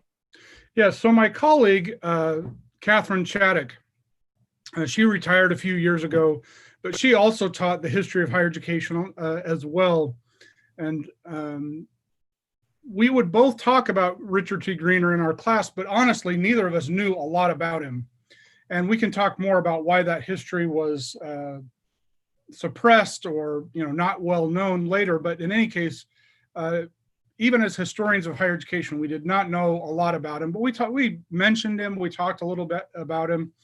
And then we were at a conference in Boston, in Cambridge, near Harvard. And Catherine came across a plaque commemorating him as the first Black graduate of Harvard in 1870. And it was not on the Harvard campus. It was across from Harvard Square, right next to campus. And so the next week, she's in her class on the history of higher education, and she mentions this to her students. And she says, and she even put a picture of it up on the screen and says, "Look what I found in Cambridge." And one of the students raises his hand and says, "Well, why don't we know about him here? Why don't we have something on this campus about Richard T. Greener, who was our first Black professor?" I should have mentioned that, starting in 1873 through 1877. And Dr. Chaddock says, "Well, that's a really good question." So she comes back after teaching and she knocks on my door and says, "Hey, Christian, I just had this conversation with my students. What do you think? Should we do something about Greener?" And I said, "Well, sure. What?" And she goes, "I don't know. Let's talk about it." And so it literally started as a question. And then it led to an informal conversation, and then an informal committee. And then, I can talk you through the rest of it, but then it took off from there. But the thing that I love the most about it is that it started with a question from a student who said, "Why don't I know more about him, and why don't we have something here on this campus?"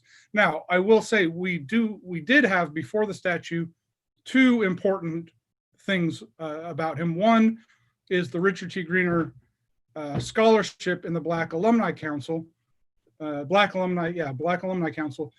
But of course, that has a limited audience. That's not something that the entire campus sees all of the time. And the other was a portrait that was made of him by artist Larry Lebby. I think it was commissioned by the law school in the 1980s, because he also graduated from the law school. And that was hanging in McKissick Museum for a while, and then for the past 10 years or so has been hanging in the president's office. So that's important to have. But again, it's a limited audience. Not everyone goes through the president's office every day, and some people never go through it. And so while it was good that there was something, we thought it was important to have something big and visible and significant to commemorate him and the era in which he was at the University of South Carolina. That's amazing. And I know you mentioned the Black Alumni Council, but for the past, well, now it's starting my third year, but for the past 2 years, I've always made a point to go to the Richard T. Greener breakfast. That's a part of like the tradition of kickoff homecoming. And so that's where, of course, the scholarship is presented, as well as we always have notable alumni come back to speak on behalf of the university and their experiences. But if you could please go into, I know that the Richard T. Greener statue was very important to you, and it kind of was approached to you when a student asked that question. But assuming how much passion and interest you put into this project, I was just wondering if you could talk a little bit about the importance of just recognizing past history, historical figures within our community here at UofSC. And so now we have a statue because of you and your colleagues and all the work that they did, but just talking a little bit more about how we can amplify the history and specific figures that have gone through the university or contributed. Yeah, sure. So let's start on a, I have to go a little bit negative for just a minute, just so that we can swing back to the important part of your question. The negative part is that some of this history has been either ignored or suppressed for a long time. So, for example, the campus, the original Horseshoe, was built and maintained by enslaved people. And that was not part of our history that we openly talked about for a long time.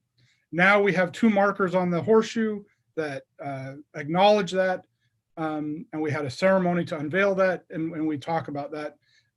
I'm not saying that that's enough, that's not everything, but it's certainly more than there was when I got here even in 2007. I mean, it was something that historians knew about, but it wasn't something that was part of the conversation, kind of the general conversation. Then during Reconstruction, from 1873 to 1877, the campus was desegregated, and this was amazing. We had a majority Black student body, the only one in the South at a public university, the only campus in the South to desegregate after the Civil War, the only one to hire a Black professor, and it's not just significant that we hired this Black professor and had Black students. I've done research on who these students became as alumni, and they were absolutely amazing. And we could go, through the list of everything that they did as lawyers, pastors, business people, teachers, professors, Supreme Court justices. I mean, the list is just amazing. And all that history was sort of pushed aside. In fact, when Alonzo Townsend was sent a letter in 1936 asking him to come to homecoming to receive a commemorative cane to commemorate that he was the oldest living alumnus of the university, they didn't realize that he was Black. They didn't even know their own history enough to know that he graduated from an era when the majority of students were Black. And so at that time, they rescinded the offer. They're like, oh, no, never mind. We don't need you to come. And if you go to the archives at the Caroliniana Library, the Clariosophic Society debating books, the books that the debating society used, the students, when the white students returned in 1880, they physically tore some of those pages out or defaced some of those pages to sort of say, well, this wasn't really part of our history. This wasn't really part of who we were. So that's the, you know, the negative side of it is that of why some of this has been so suppressed. But now, you know, we know this history, and we're learning more and more about it all of the time. And so it's important for us to acknowledge it, to understand it, and, you know, to celebrate the good aspects of it. And so something like the Greener statue stands as a prominent symbol to remind us of all of the contributions that he made to the university, but also that we're reclaiming this part of our history as well. And you know, that certainly there's more to be done for us to learn about our history at USC.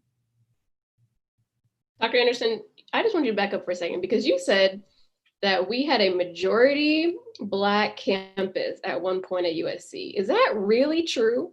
That is absolutely true. From 1870, in October of 1873, Henry Hayne was admitted to the medical school as the first Black student at the University of South Carolina. He was Secretary of State of the state of South Carolina at the time.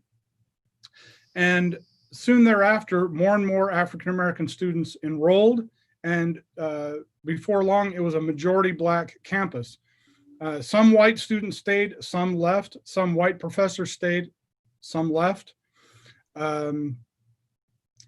But yeah, it was, and here's just, I don't want to bore you with too many historical details, but the quick answer to how that happened is that in 1868, when the state rewrote its constitution allowing for universal male suffrage, African Americans could vote.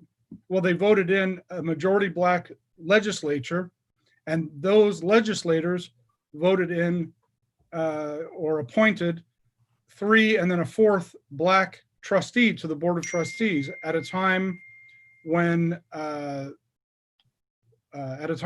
University Board of Trustees only had 7 members. So so obviously a significant portion of the Board of Trustees. They then desegregated the campus and hired Richard T. Greener as the first Black professor. And I mean, here we are right on the centennial of women's suffrage. Who gets to vote matters. It changes the makeup of who represents us. And if we want a representative body that really represents who we are, it matters who can vote and who does vote. You just spit some preaching words right there. Who gets to vote matters. It changes the makeup of who represents us. Wow, you are really blessing me today. And can you, I'm sorry to be a super nerd here, but can you tell me how long USC, I'm sorry, Hannah, I'm throwing off your whole show. Can you tell me how long USC was mostly minority like that? Like, when did we start? Because when did we get it? It was resegregated again at what point? 1.2. Okay, so it desegregates in the fall of 1873, and Richard T. Greener comes in the fall of 1873. With the election of 1876, Reconstruction is at its end, and by 1877, it's essentially over. They closed USC in June of 1877.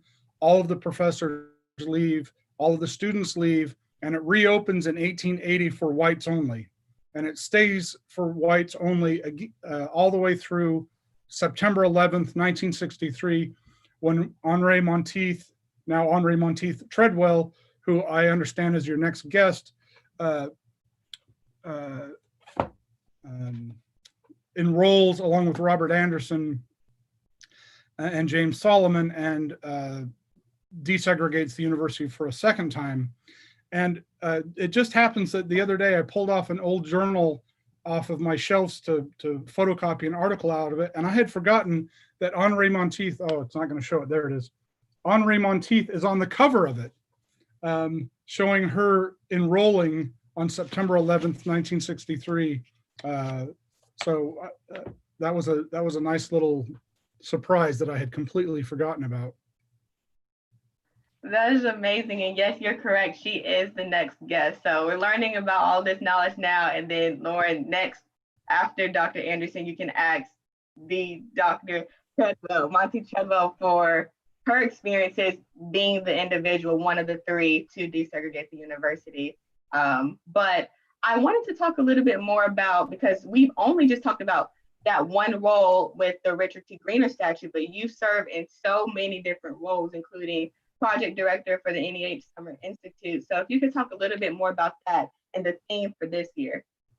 Yeah, so I applied along with Kenneth Gaines in the law school for a grant from the National Endowment for the Humanities to do a summer institute for social studies teachers. I mean, any teacher could apply, but it's mainly geared towards social studies and history teachers, but K-12 teachers, to learn about that Black legislature during Reconstruction. So the idea is that they would come here to Columbia.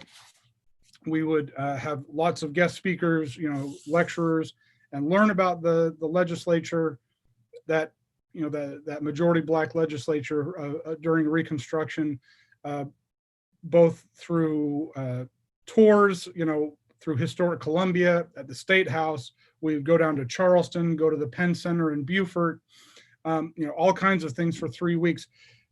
Actually, we should have concluded that a month ago. It was supposed to happen this summer during July, but it got coronaed like everything else. So we were given the opportunity by the NEH to either put it online or to postpone it to next year. And I just couldn't bring myself to put it online. I wanted these teachers to experience these places firsthand, see them firsthand, come to Columbia and see and experience this in person. So we'll do it next summer. But that we'll have 25 teachers from all around the country coming here to Columbia to learn about this. That is amazing. And if you could speak, I know you touched a little bit on the topic of Black leadership, especially during the Reconstruction era, but I don't know if you have the full curriculum laid out, but if you could touch on a little bit of the insights that will be displayed within the Institute. Yeah, so we will look at we'll look at of what Reconstruction was in general, what the idea was of Reconstruction after the Civil War. And it's one of the most misunderstood eras in American history, again, because of this attempt to misinterpret it or to push its true meaning and history aside. So we'll start with that. What was Reconstruction after the Civil War? Then we'll look at the 1868 Constitutional Convention, which led to the universal, I have to put in parentheses, male suffrage, because of course there was not, women could not vote, but universal male suffrage. So Black men could vote, and they did vote, and they voted in officials at the city, county, and state level. And we'll look at some of who these individuals were. We'll learn about them individually, as not just as a group of people, but who these individual people were. Some of them were former slaves. I mean, isn't this the most incredible thing to think about, that someone who had been enslaved is now literally running the state? And it's that racism against that idea that led to things like the movie Birth of a Nation, which then put Reconstruction in this terrible light, and the KKK as the saviors who rescued the country from these horrible things. So we'll examine all of that, and then Columbia has the only museum dedicated to Reconstruction in the country. We usually call it the Woodrow Wilson House because it was where Woodrow Wilson lived when he was a teenager. And when was he a teenager? He was a teenager in Columbia, South Carolina during Reconstruction. So he was living through this as a teenager. And unfortunately, it did not inform his views in a good way. He is unfortunately one of those former US presidents who had some very racist views and racist practices.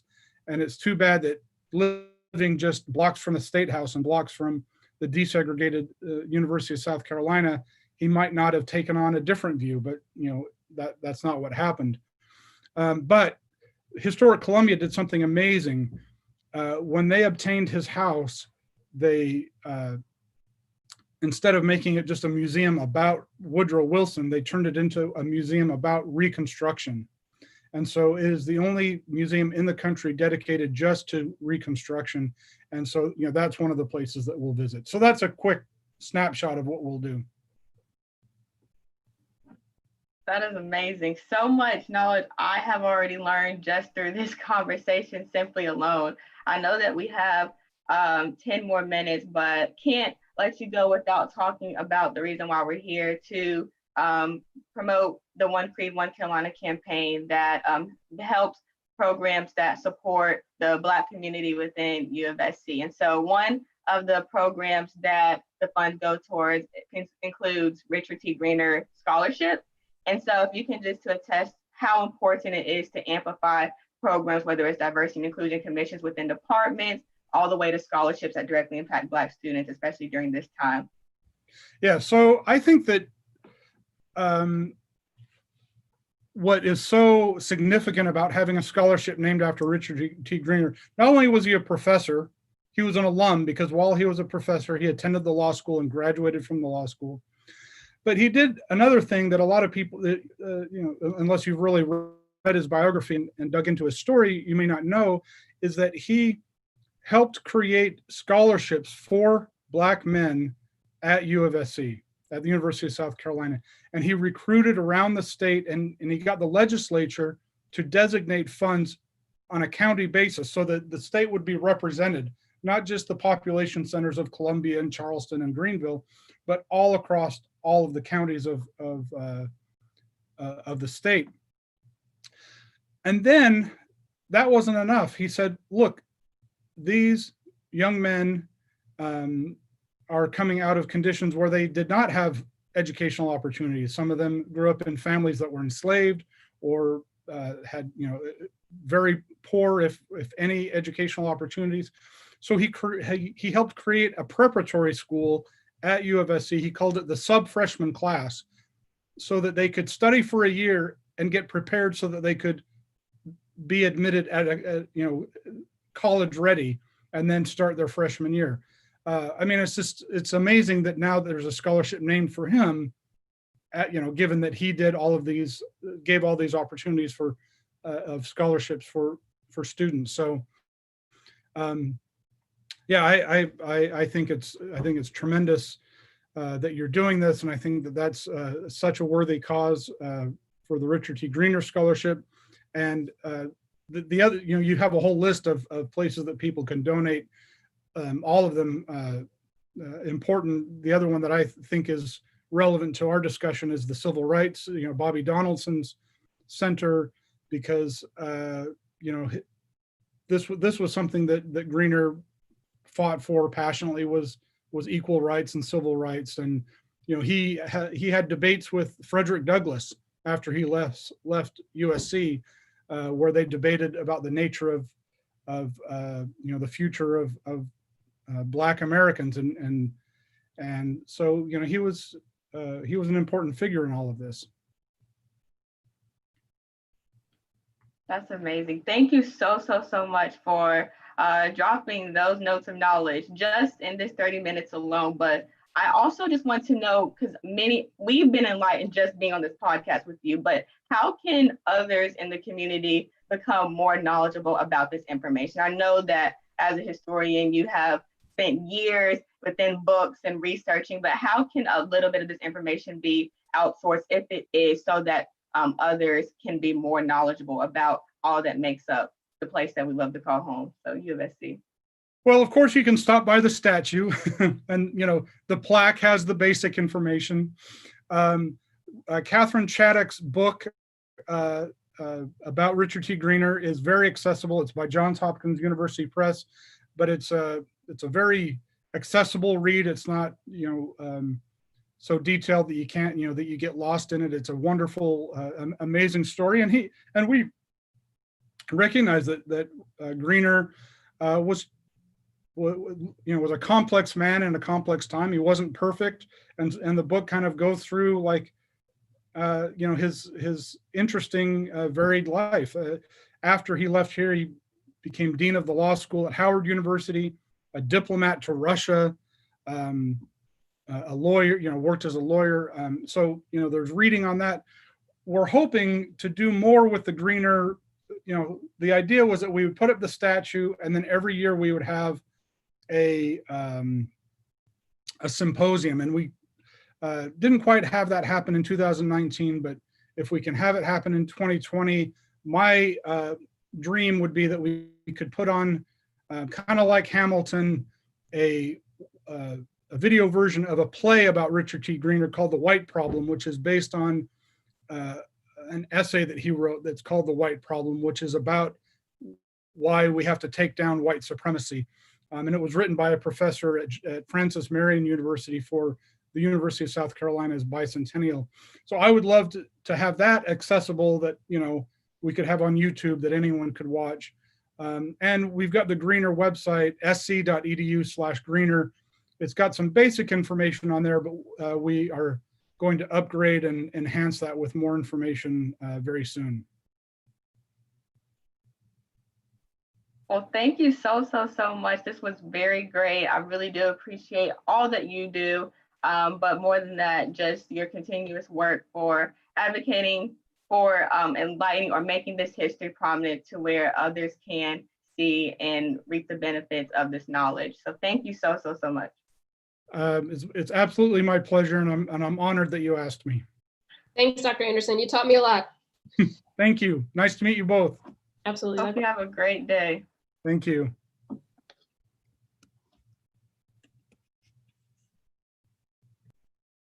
All right. I'm over here speaking. That was so great. Did you know? My gosh. Did you know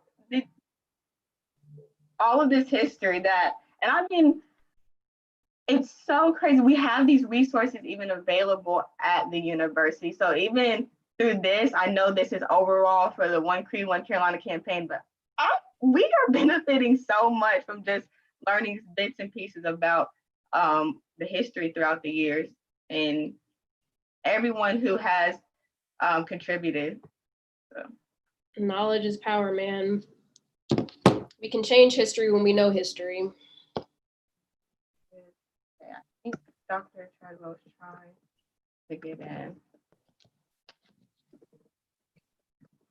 Let's see. Hannah, you got some snacks? You about to be on here till 7 o'clock? I got some coffee and water, some H2O. I didn't want to. Okay, perfect. Dr. Treadwell's on right. Are you ready? This is probably one of the most iconic guests we're having on today. Absolutely. Let's do it.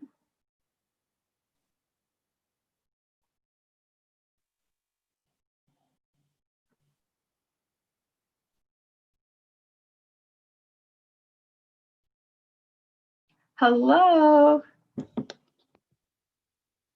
Good morning. I think your microphone is on mute. Good morning. Good morning. How are you? I'm well. How are you? Doing well. We have been waiting for this. The previous guest, Dr. Anderson, really led to a perfect transition into your segment of the Podcast-a-Thon, talking about all that you have done. And I even mentioned a book to where it shows you coming in as the first African-American woman alongside the two other individuals to desegregate the university. And so it's great to have you. I'm delighted to have the invitation. Thank you very much.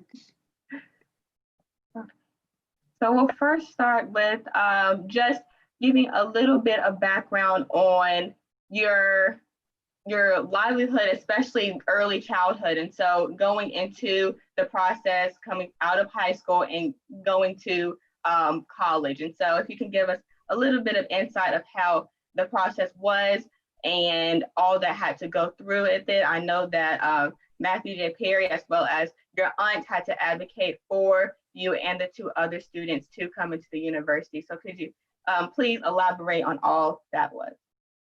Okay, I was asked to apply to the university before I went off to my freshman year in college in Baltimore. And I did so, and the idea was we didn't know whether we would just be admitted because the other majority institutions in the South had already integrated. And so I did apply. They did decline my acceptance. And that was when we proceeded with the lawsuit. It is interesting for me, as I always thought, if they accepted me, I probably would not have come, because then we would have known it was open and we would have put that word out. But the lawsuit was the major activity. I learned while I was in Baltimore in college, College of Notre Dame, which is now closed, is that the judge had said that I should be admitted. And then it took a long time for me to determine that I would go. And I think the defining moment came for me one evening at a church my aunt and mother took me to, with a gathering of many people. And a senior citizen, an older woman, stood up and she said, "Ms. Monteith, are you going to go to the University of South Carolina?" And she caught me. So I said, "Yes, I will." And that was the moment that I decided I would go. I was not committed to going to the University of South Carolina, but it was meant to be. And I think then, after I was admitted, went through all the formal proceedings, I learned that Bob Anderson had an attorney and he was also considering a lawsuit, but once mine went through, that was not necessary, and Jim Solomon came along. So the three of us showed up on registration day. And it was a quiet day. There had been some incidents, somebody threw some dynamite. There were, of course, calls that were not nice. And I will say this because I think it's important to know, calls that were not nice from both whites and Blacks in the Columbia area. So it's important to keep in mind that people that you always think may be with you may not be. Doesn't mean that you don't interact with them or somehow respect their opinions, but they may not be there when you look back. So you have to be fairly steadfast in going down the path that you wish to go down. And I think issues of race, class, and gender are still operative in all of these. And I think in my case, my family always stood a bit off to the side, busy with their work, the farm, the bank, the whatever. And so we maybe were a little bit outside of many of these societies. It's so powerful that you said someone had to ask you if you were going to go, because had someone not asked you, you might not have gone. We wouldn't be where we are. I think I would have continued to waffle back and forth on that for a long time. And I was running out of time because I did have to then request my transcripts from the college in Baltimore. And the rumor floating around the university was, well, we haven't gotten the transcripts. Maybe she doesn't want us to see her grades. Maybe she was a bad student.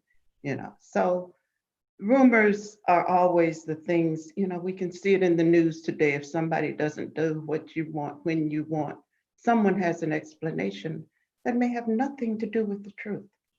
And so you can't be dissuaded or, bothered by it. You go on. I think we are judged all the time by someone else's standards. Absolutely. And Dr. Treadwell, I wanted to say hi. I didn't get to introduce myself, but I wanted to share a photo. So I was in student government when we celebrated the 50th anniversary of the desegregation. So I actually have a picture of us together. I don't know if we can see it. Oh, yes, I can. Thank you. That's very nice. It's super cool. And you must send that to me now. I will. I've seen it. I will. Just really grateful to have been a student leader on campus, being able to celebrate the 50th anniversary of the desegregation again, because as we just learned with Dr. Anderson, we had been desegregated before and actually had a majority Black campus. Who knew and who would have thought? Even now, looking at the state of the university and things that we've been dealing with, I just tweeted that when is the University of South Carolina going to represent and mirror the demographic of the state of South Carolina like a flagship university should? So just excited to have this conversation today. You know, one of the things I want to point out, and I agree with everything you say, the much more has to be done in terms of not only admissions, but retention. And retention is not just academic. It is, do I feel that I'm a part of this? But a major part of my success, I think, in staying grounded there were white students, because there were no Black students. I mean, the men were there, but they were somewhere else. And there were a number of community meetings with students from the university who were, who we met probably every week or every other week, 10 or 12 different people, white students, who just wanted to be friendly and to be sure I had a friendly face. So it's important for us to remember we have to reach out to, as we move our own case forward, we have to reach out. We have to have a network. I don't know what value it had, but I may not have been successful without now and then walking across the campus and seeing someone we could wave and speak and move on. That is an amazing point that you bring up. Although representation is very key and very important, but also those friendships of just a diverse community, but those that accept you for who you are and show true allyship, no matter the circumstances, also crucial. But Go ahead. I wanted to ask you about your position as the director of the Community of Voices at Morehouse. And so how did you get into that role? I know that that kind of ties a lot of your passions together, but if you could speak on behalf of the work that you do within that role. All right, I think the major part of my career, at least before the university, was at the Kellogg Foundation. And there I began a great deal of work in community-based health programming and learned about more than I ever thought I needed to know about the health conditions of underserved communities and the absence of men in health services, and African-American men particularly. But I worked in all underserved groups because I felt it was important that we represent all of them. I really came to Morehouse after retiring from Kellogg with the continued mission, but with greater emphasis on the work of improving the status and the health of men of color. Again, an emphasis on African-American men, but also on Latinos and Asian Americans and Native Americans. And one of the issues that I've really settled on has been that entire issue of incarceration, criminal justice. When I looked at the work that I was doing, I did not find men in the audience quite often. I did not see men as program directors. I was dispensing millions of dollars from Kellogg, but I couldn't find a Black male project director in most cases. And so I had to make it my business to fill that gap. And I did not fill the gap by getting in front of a camera or a room and saying, we need to do this, we need to do that. I quietly went about my way to do it because it does not require confrontation. So at the Morehouse School of Medicine, well, before I left Kellogg, we did a first major issue of the American Journal of Public Health on the health of men of color. When I arrived at Morehouse, I began the issue of prisons, and we did a special theme again issue in the American Journal of Public Health. And we have continued our work across the nation and have really some good results. I emphasize criminal justice. I emphasize oral health. I look at the community and see, what is it we don't have? And when I say the community, it's not necessarily always communities of color. Poor white people also don't have some of these services. How do we form alliances with them? So we've really tried to work across the lines. Have we called it a race-based strategy? No, but it is. And I think I keep coming back to this issue of collaboration because you don't get very far unless you have it. And you also don't get very far if you are always searching for the camera or the microphone or something else. You must work quietly and steadfastly I always, on my way to the office, and I don't know how I got into this, but I say a prayer that hopefully I can change the life of just one person. I may never meet that person, but hopefully something that I do will change the life of someone. And, then I go on about my work and hope to be guided by God's graces and using the senses that I have. So we have published a lot of work on criminal justice and prison reform. We have done a lot of work in communities, establishing clinics, outreach services that exist to this day. We are now obviously involved in this entire COVID effort, and how can we in fact get into our communities and establish the causes and the opportunities. And the work goes on. I would like to see more people work in the way that we have, and I'm not suggesting that they're not, but I would like to see lots of the energies that are now being directed toward, and I'm not being critical of marching in the streets. I would like to see people march to the jails, march to the schools, march there, not as a caravan, but as individuals who will say, what can I do to help someone today? Maybe I can't do it tomorrow, but what can I do today? I think we need some tangible outreach efforts, and that is what Community Voices has been about. It has been about hearing the voice of community and reaching out to bring them into the circle. And we think we've been reasonably successful. We've been viewed as model for lots of work. And I think I've been blessed to be able to make a contribution. You absolutely have made a lot of contributions. And just for, the younger people who are watching today, we recognized that throughout history, it's usually younger people like yourself who are making the changes that we want to see in our country to really change history. So you kind of touched on it just now, but what other advice do you have for young people who are wanting to be a change in their communities, like you said, to keep it community focused and to help everyone regardless of race, but particularly Black people who've been disenfranchised for so long? But what can we be doing in a meaningful way, and kind of like from your guidance on what is most effective as well? One of the things that I always do, and I would hope that others will do the same, and it's possible, whenever I walk into a room for a meeting, for whatever, I look around to see who is there. And I make a judgment, some calculation about, is this the right mix? If not, what do I need to do to change this mix? Or do I need to invest my time here? And generally, I say, what can I do to change this mix and work on it? I also think it's important to work on yourself as an individual.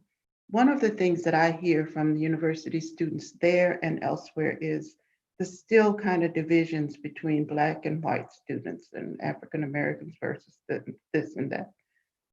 I have had to learn, and it is learned behavior, to reach across the racial line, to sit down and have a cup of coffee or a Coca-Cola or whatever. It may, I have needed those alliances. And I think young people moving forward must intentionally build cross-racial, cross-disciplinary alliances. You have to be a strategic thinker. It will not happen if you just wait to stumble across it. At least nothing significant will. But you must be a strategic thinker. What do I want to see in this world? And how can I be at least a part of a ripple to make it happen? And I think one of the things that I always heard people say about me when listening to Doris was, she's strategic and she's tactical. And I think those are two words that I think people should measure their work by. Do I have a strategy? Do I have tactics? It's not enough to say what's wrong out there. That's useless. We also all know what's wrong. What will you bring And not only what will you bring, what must you bring? I think today that African American boys and men in this country are perhaps in more danger than they were 20 years ago. Because now we have people who have a license to go out and do whatever they want to do. We've seen it too many times. And it's not, I'm not, again, trying to tar and feather any particular group, but I am saying I worry about our young Black men and women. We don't have time to sit and say what they're doing to me. Our question is, what am I going to do about it? And as a student, you may say, well, I'm busy studying for my exams. Well, then do the best job you can studying for those exams so that you graduate well equipped to do what it is the community needs. If you don't bring solid preparation with you, you will not last. The other thing that I say to people, and I speak my mind rather freely sometimes, but most of the time when I have been in work and critical situations, I am measured. You know, lots of things that I think I can't say, but with age, I can say more of it. I want people to understand, and it's important to keep that in mind. But you cannot always reveal your innermost thoughts or your innermost reactions. You must occasionally even examine your innermost reactions because they may not be correct, but you also cannot say it. I recall one incident that taught me a real lesson when I was working at Kellogg, and I traveled in the Mississippi Delta in the hills of Kentucky and driving around to find these communities in rural areas. I would see crosses burning on the side of the road. And I went back to the office and I talked about the crosses burning. And I learned that people were saying, do you think she really saw those crosses burning? And I learned a lesson. Don't even tell them, because it raises an issue that is not important. The crosses were there. I know they were there. I know what they meant, but it's not worth distracting the discussion by saying, because my goal was to make a change in those communities and get resources to do that. So one has to be careful about how one expresses things. My way of dealing with those reactions was to make double sure that I got resources to the people in those communities who were marginalized. And I would not have gotten it had I begun to take on every comment. Some people would ask me in important strategic meetings with administrators and board members, why do you think it's like that in Alabama where you are? And I would, I could have said, well, it's racist discrimination. Is that? I said, I guess it's embedded in the history of the region. And I let it go because I was not going to get drawn into a discussion that would lead nowhere. And if somebody wanted to bring it up as a racial issue, you bring it up, not me. I want to bring up the needs of the community. So you have to measure and you have to say, I know this is embedded in racism and racial practices, but I may not get anywhere by just talking about that. Racial healing begins when I change the situation of people so that they are no longer at the mercy of poverty and criminal justice and unequal system and other things. That's what racial justice is. Racial justice is not my sitting down and talking to you about how you make me feel, because I'm going to leave that room in the same situation I was when I came. What are we going to do to change it? And that's where I think our conversations need to go today. The so what is the important thing, the tangible so what. And if we don't have that, I'm not sure what some of this dialogue will do. If we sit down and have a discussion on racial justice, a friend of mine just said she worked on it in Asheville, North Carolina, and they've reached the point of paying reparations to African Americans. We'll see whether it happens, but that's a tangible so what. What's the rest of it? We're having coffee and we're learning to talk to each other. I'm not saying that's useless. I'm saying, what is the so what as a result of those conversations? There must be a goal. There must be an outcome that is more than I feel so much better that you told me how you feel about me. Doesn't change anybody's life. I'm sorry if we're just silent, but you're speaking so much knowledge, and even I know viewers are taking a lot from it because I'm seeing the comments are going crazy. But just I speak for myself, but I'm learning so much from what you're saying, and especially during this time, this crucial time, all of your knowledge and I know all of your advice will be put to the best work if installed into students like us right now during this time. But I know I talked with Mayor Benjamin earlier about the importance of civic engagement, but I know Lauren on here can speak for hours. She has the Secure the Ballot that she's doing as well, but I just wanted to get your testaments on, you mentioned the action part. So not just talking about feelings, talking about what ifs, what others are doing wrong, but putting the responsibility on what I can do to my full capacity in order to make change. And so to speak on behalf of maybe even the importance of civic engagement and anything else we can do in addition to our studies as students to make change. I will use an example from Columbia that I talked to some students about some time ago, and it was when you mentioned Mayor Benjamin, and there was some concern about, expressed to me by students, I think all African-American students, there may have been a couple of others there, about the homeless and moving the homeless out of the street and what are they doing to the homeless. I said, for me, the issue is not whether or not the homeless are being removed from the streets. The issue is, what are we going to do with the people who are being removed? And what can we do to join with the mayor to have an affirmative plan for change in the lives of those individuals? That, to me, is more important than saying these folks are being mistreated. They need a new circumstance. And it is so easy to take a leader and say, why are they doing this? As opposed to going to the leader and say, I have some concerns about this. What can I do to help change things? And that's the part that we don't often get to. So it is always important to find out what you, standing on your own 2 feet, can do. It's good to take a group with you, but if a group will not go, your feet can still go. They can take you there.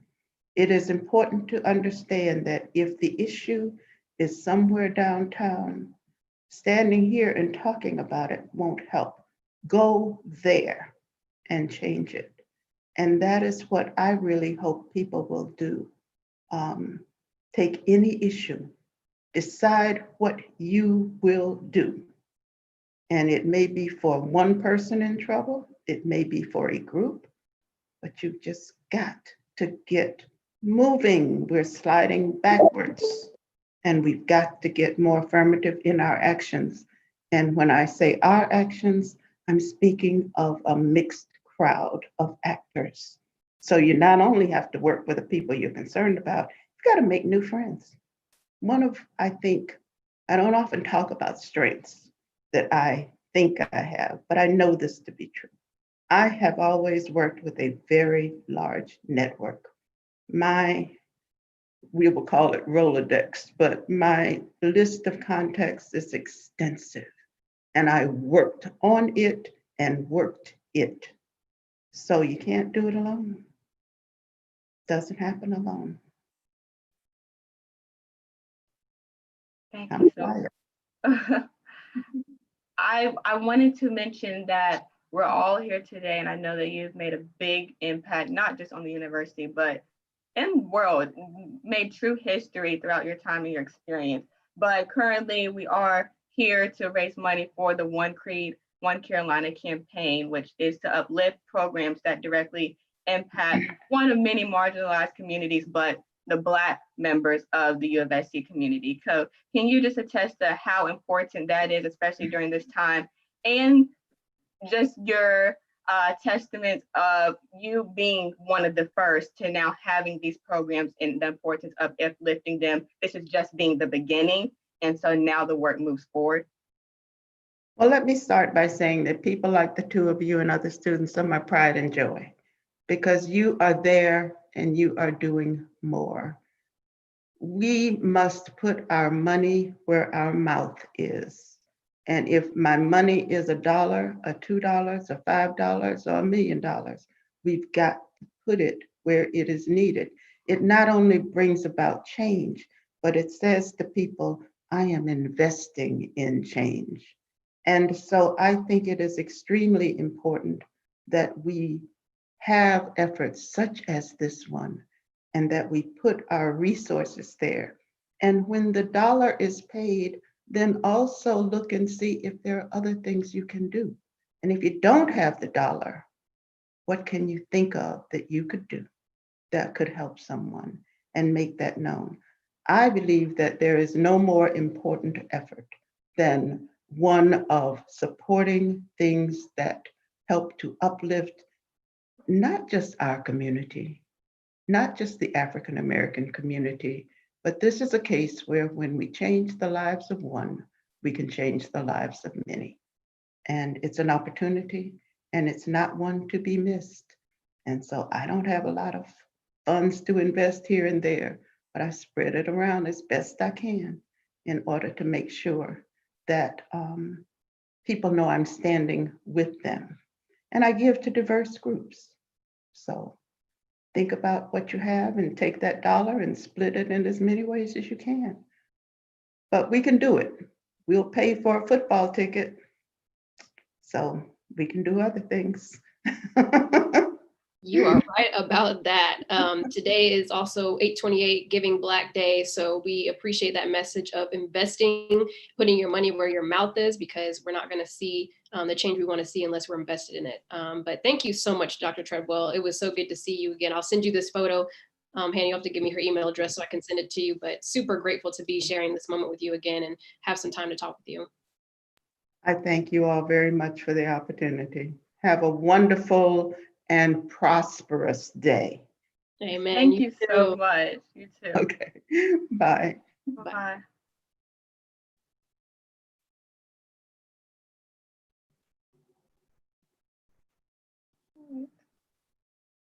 I'm getting out. You press the. I'm leaving. Okay, perfect. Man, what a legend. Oh my gosh. And I felt so bad because I know I'm supposed to speak right now, but like, I'm just taking it in. Like, can I just I was over here taking notes like a banshee. That was gold. Wow. I know, I felt like I was, at basically a speech, March on Washington again, like just giving I would love the deliverable or tangible, and not just preaching to certain groups, but to everyone. She covered the whole spectrum, that everyone has a responsibility. Woo. And like, even just like the maturity to have restraint when you should and should not say stuff. Like, obviously we're all guilty of it as young people, but we just be popping off the mouth sometimes. And it's like, nope, be quiet. Right. Be quiet. And even the fact of her homing in on the point to where you need a diverse community. So especially during times, knowing things can be better, oftentimes, I'm guilty of this too. We want to be with those who can relate, look like us, have the same emotions, to where if we're trying to be strategic, like Dr. Treadwell said, you have to open up and have that mindset and be willing to collaborate with everyone. So absolutely. Oh my goodness. Well, we have, I think, a little bit of time. I'll wait until I see like the next guest is in the chat box to confirm. Exciting once that person comes. But I know we didn't get a full introduction of you and all that you do, but the time is now for everyone to know everything that you do. I know you mentioned it briefly about your political firm, but just the whole rundown of who you are, how amazing you are, and what all you do. Well, I appreciate it. So you said we have time to do talking, and Yes, at least just for, we have time until the individual pops up. No, the guest is not here yet, so. Okay, cool, just make sure. Yeah, so I'm really grateful. God has been so faithful to me, even in the midst of COVID, to do work that I love to do, particularly with, Amelia and Lyric, who work with me. So we have a firm called City Bright where we do political and public affairs consulting, which means a little bit of nothing to most people. So we help with political campaigns, and we help with nonprofit organizations get their message out to diverse audiences. And I formerly worked with Mayor Benjamin, so I do a lot of also like speech writing and ghost writing for folks as well. But just loving what I do and grateful to be doing it. And also we have a nonprofit called Secure the Ballot, which is a voter registration and engagement organization where we work to make sure that young Black, Brown, and millennial people are registered to vote, particularly here in the South. We know that there's going to be a lot of issues with voter suppression in this election. So we want to make sure that everybody is registered to vote and knows their rights to vote and their access to voting. And so I think those are the major things. You can ask me if you want anything else, but those are the top line items. Yes, well, okay, I know I've been talking to the guests and you've been on about civic engagement. And I know specifically Secure the Ballot just reached that 2,000 mark of registering 2,000 individuals to vote, which is amazing. But from you yourself, the importance of you being involved with not only the political process, but also civic engagement in different initiatives, importance of civic engagement right now, especially I'm gonna speak on behalf of college students, and importance for us to feel as if our vote matters. Yeah, and I think I think that, they say that, everything has a silver lining, like there's always going to be something that comes good out of bad. And I think that this year with COVID and with the just terrible racial injustices that we've been experiencing here in America, a lot of people are realizing I have to pay more attention. I have to be more civically engaged. I have to know how to access and contact my legislators if I have a complaint or something I want to be changed. And so being able to, provide spaces for people to get involved, and even the newsletter that we do every week called Circle Up. Subscribe to Circle Up. You can do so on the City Bright website. I'm gonna do my shameless plug there. But it's a political newsletter that's tailored for young people so they can better understand that it's more digestible. It's not just, going online and reading news articles. We kind of break down everything, what's going on at the State House with our legislature, how things work, from not even just the State House and the federal level, but also the county and the city level. Obviously working for the awesome and great Mayor Steve Benjamin for several years, I learned a lot about the importance of your municipality and how city and county elected officials really affect your day-to-day life. So I'm grateful that people are paying more attention. I'm grateful that they want to know more. I've gotten so many inquiries from people being like, how can I do this and how can I do that? And I'm like, yes, thank you for asking. I'm happy you asked. So just excited about all of it. Like I said, it's a really tough time for our country, but I think that coming out of this year and into the next several years of what we're doing together, we're going to be able to be more engaged with one another in a meaningful way because more people are paying attention. Absolutely. Love it, and love all the work that you're doing. And then testament to not even just reaching out to, because I know so many people that can get involved with all the work that you're doing, but you being intentional about reaching out to even college students, not just to tell them to vote, but to get engaged and to figure out the processes. I am a graduate of the Blue Lab, but just different opportunities that you allow for college students are truly amazing. And I see it all the time. I know you probably get messages, but even at the university, whether it's in the Leadership or Service Center or just walking and passing, everyone mentioning that now the big new things that they're doing with you, Lyric, and Amelia. So thank you for just allowing those opportunities. I know we talked about it previous about a lot of college students do not know what to do, or what our impact is. And even when you say do civic engagement, or it's your civic engagement duty to vote, that's all we think we can do. And so you definitely were another resource that I had to put glasses on. There's so much more that I can do than just even registering and voting. So thank you for that. Absolutely. Well, like Dr. Treadwell just said, when she said that we are her pride and joy for the work that she's doing or she's done, y'all are, oh wait, am I here? It broke up for a minute. Okay, cool. But yeah, just excited about being able to have a little bit of an impact in people's lives. Perfect. So our next guest is here. the Dr. Cleveland Sellers. And so we will admit him and we'll get it going.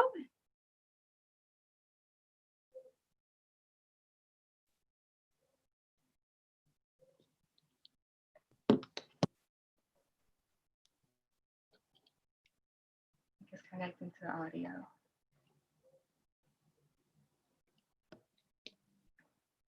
Hello. You're Oh, muted. I think you're on mute.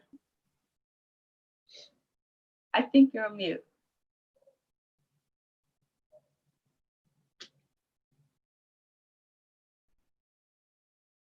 There's a button on the bottom of your screen where it says mute and unmute, so you should hit that.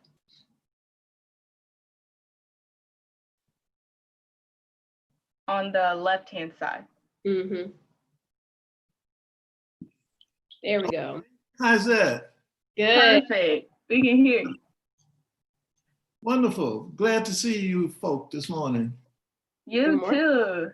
Thank you for coming on and chatting with us. This is really great. I know that you do not like Zoom as much, but I really appreciate you coming on and showing face and just letting the audience, including Lauren and I, get to know a little bit of your testimony experiences at USC and even beyond that. Okay, but first let me start off by just talking about what the day is. The day is August 28th. It's the 57th anniversary of the March on Washington. And in 1963, August 28th, I was up at 5 o'clock in the morning, and well, it was 4:30, because I had to assemble at the March on Washington center tent. And we were there to receive the 250,000 visitors that were coming in for the March on Washington. So I was 18-year-old sophomore at Howard University. And that was the beginning of a long journey in civil rights.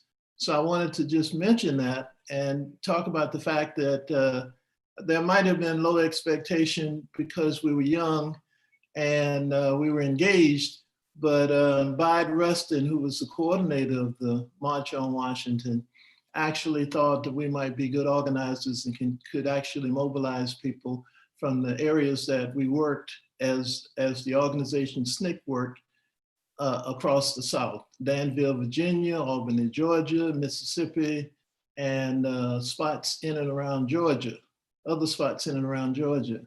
But I say that because I want to make sure that we have an appreciation for the young people who are now engaged in a social movement.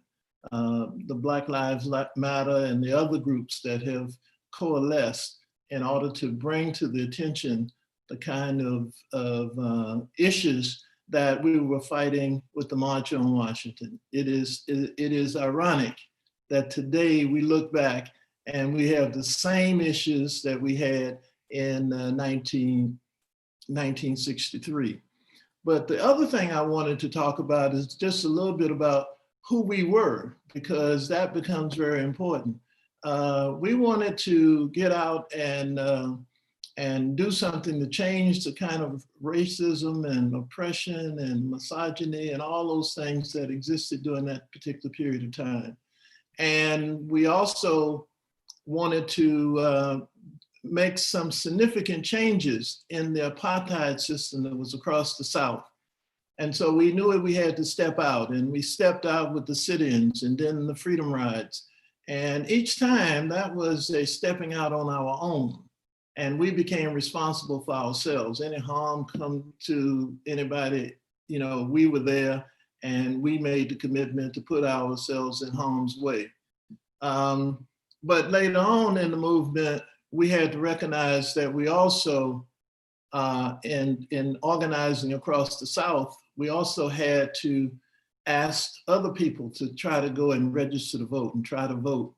And we knew that that was going to cause some problems for those people, sharecroppers and just kind of laborers all across the South who wanted to register to vote, but it was denied. And there were challenges to even trying to go register to vote.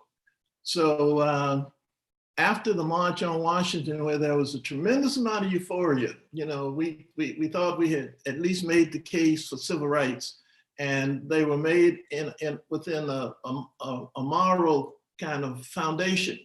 And so we knew that nobody could reject what we were asking for. We were asking for Miss Fannie Lou Hamer to be able to control her own destiny, control her life, empower herself to be an organizer and bring about change. So those are the kinds of things that we began to fight for.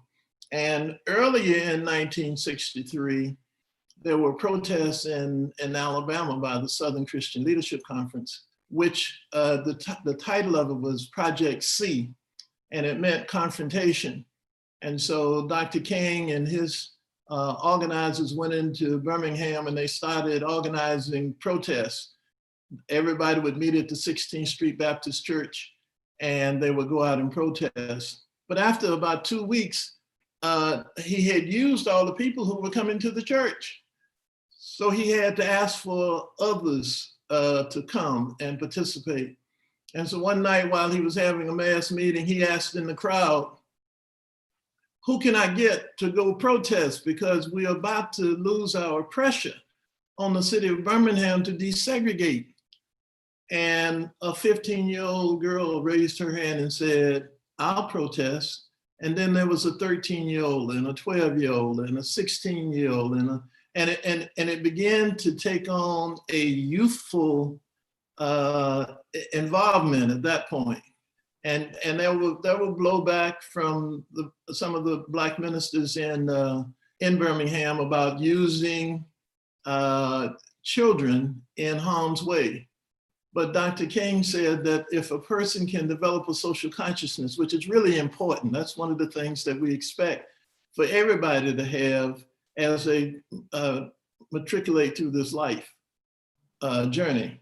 And so the students start showing up, and during a 2-week period, there were some 4,000 students who had gotten arrested.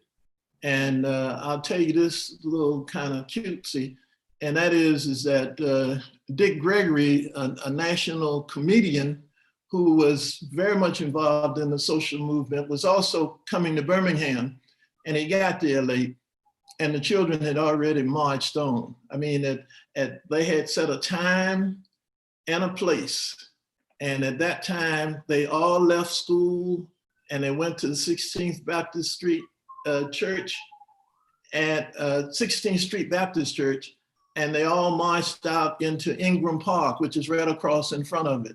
And that's where they were confronted by the police that were trying to keep them from getting on downtown. And so you had young people as young as 6 and 7 years old. But Dick Gregory tells this story about he actually caught up with the marchers as they were going to jail. And they would march right down into the basement so they could get on the elevators to go up and be pre-processing in jail. And he said that when he was in jail, there was a young man that was 3 years old. And they asked him, Dick Gregory asked him, how old was he? And he said, "Thee, I am thee." And Dick Gregory then said, well, why are you here? And he said, "Theedom." And you could understand that concept. And Dick Gregory was just indicating that young people, especially people who have suffered under oppression and indignity and all those kinds of things, rudeness and violence and all that, they can recognize that there is something called freedom that does not manifest itself for them. And so he talked about those young people, and we saw those young people leave that church. 3 weeks after the euphoria and the March on Washington, the 16th Street Baptist Church was bombed, and 4 little girls, ages 11 to 14, were killed, and many others suffered from the bombing. The bombing was by the Klan, and it was in reaction to the fact that the Birmingham City Council had to capitulate to these young people who had marched all day long, all night long, couldn't be stopped by the water hoses, couldn't be stopped by the dogs, the water hoses and the police dogs that they had charging at them and tearing, ripping their clothes off and that kind of thing. That's the generation that I grew up in. And that was a generation we call the Emmett Till generation, because we saw the murder of Emmett Till as and the denial of the guilt of the people who were responsible for that. We saw that as an issue that we had to deal with in our generation, and that we began to do those things which actually focused in on the kind of oppression and on the kind of environment that we were living in. We were in abject poverty. We were malnourished in many of the states. They even had in South Carolina a survey by, I think it was Kennedy, who and Hollins, who went around and examined places in South Carolina where children were actually starving to death. And children were suffering from scurvy, and that's a disease that is directly related to malnutrition. My point is that the areas were pretty much parallel like they are today. If you go to the southern rural part of the state of South Carolina, you will find poverty. You will find children that can't eat. That's one of the reasons why they were trying to figure out a way to bus that food out to those particular communities. And the legislature doesn't give much attention or resources to those rural areas, which in many instances across the South are part of the Black Belt. Now, where am I going with this? I decided once I was brought back into reality that I had to do more than just participate in a march that comes to Washington, D.C. To be, demonstrating in front of the Justice Department, asking for the protection of civil rights workers in the South, especially those who were working on voter registration. And so I withdrew from school in May of 1964, and I went to Mississippi with the Mississippi Freedom Democratic Party. Now, my circumstances and situations changed because at that time, I am a 19-year-old young man who is in a community. I lived in the community. We organized local people to put together protests and to organize unions and to do those things. We talked about food banks, and we talked about co-ops and all those kinds of things that we thought would be helpful. Point is that every time I asked a family to go and register to vote, and many wanted to do that, but they were fearful because the consequences was prison, jail, a house fire, police shooting in your house, or some kind of arrest of the breadwinner. Or if you had a state job like driving a bus, they would take the job away from you. Negative consequences were going to happen to them. And so then we had to deal with, at 18, 17, and 18 years old, how do you get through that? That here you are, you're in Mississippi, and you're putting somebody else in harm's way. It's no longer you doing it yourself, so it makes a difference. So those kinds of issues were the kinds of issues that turned us into some of the best organizers in the nation during that period of time, and that we began to see clearly that it was always an adjustment that we had to make as we moved along. And so we were able to move along and do a lot of things, but that's a hard one for you, because it is like if you organize people to be on a protest and some harm come to them, people will ask you, well, were you responsible for that person dying? The issue was that you were responsible for that person getting to the point where they were willing to step up and make that kind of commitment themselves. So that's what we would tell them. And the only thing we could tell them was that we could go down to the courthouse with them, even though it was going to be hostile for both of us. But that's all we could do. We couldn't protect them. We couldn't say that they weren't going to be harmed. We couldn't say that harm wasn't going to come in their direction, because we were certain that it would. Many people in Mississippi and other parts of the country, African Americans, died as a result of having to fight for the right to vote. And that's why it's so precious, and that's why it's such an issue coming along now. But that was the kind of base work, the kind of grassroots organizing. We believe that ordinary people, once they understood how they could process organizing their communities, then they could also develop tactics, whatever those tactics might have been, and they could take over. But we would stay there in that community long enough to do that kind of thing. But we were told by Ella Baker to be self-effacing. And that just simply means that I disappear. And everything that's decided in that community will go through the persons who are the leaders in those communities. And we might know that during the period of slavery, and even after that, there were people in those African-American communities, which were called race leaders.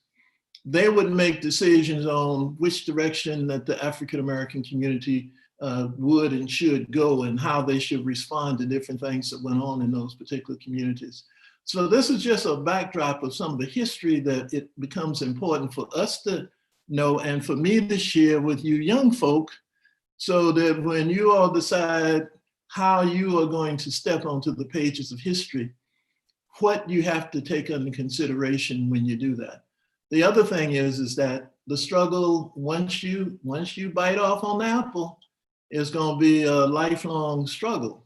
And you can see that, people who have made it to the top, the athletes of the so-called social status, stratosphere, those people are now beginning to say, I have children, I have sons, and I'm scared to death that if I send my son or daughter out, that there's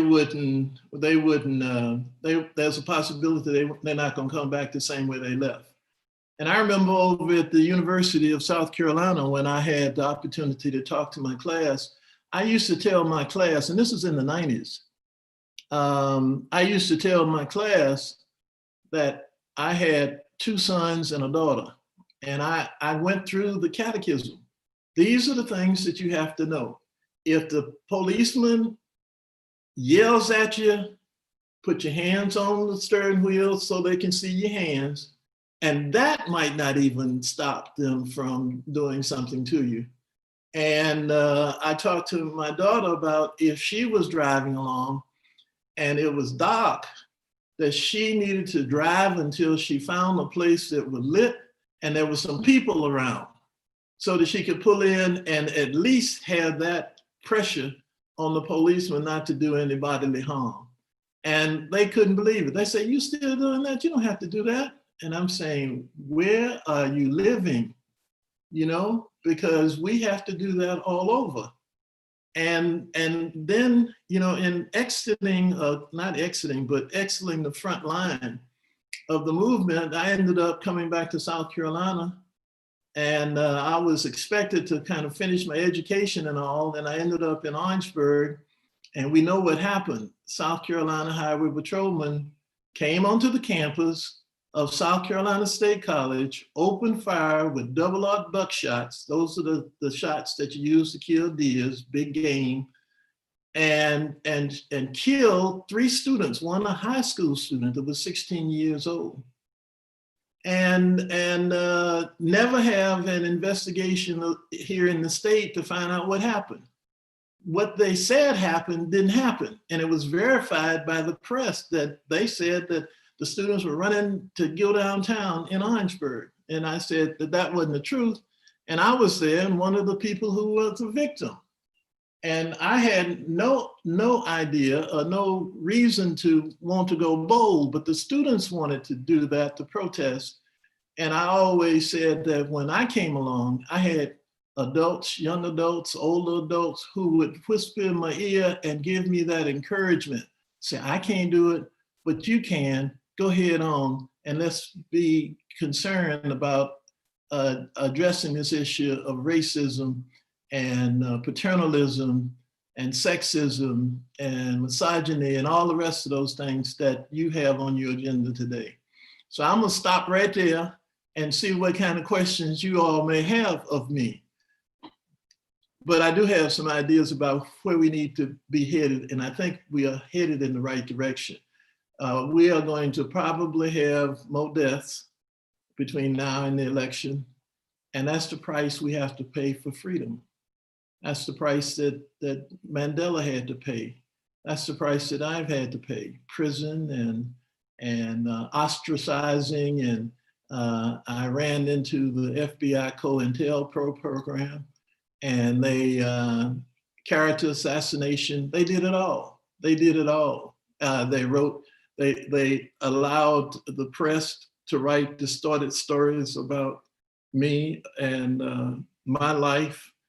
And I was considered to be an outside agitator by all of the leaders, white, in South Carolina, and some of the Black leaders in South Carolina, when I was actually born and reared 7 miles from the Orangeburg County line, and spent most of my teens and that kind of thing over in Orangeburg. I knew most of the students at Wilkinson High School. We used to be competitive in basketball in high school. And then the governor comes in and says, he was an outside agitator.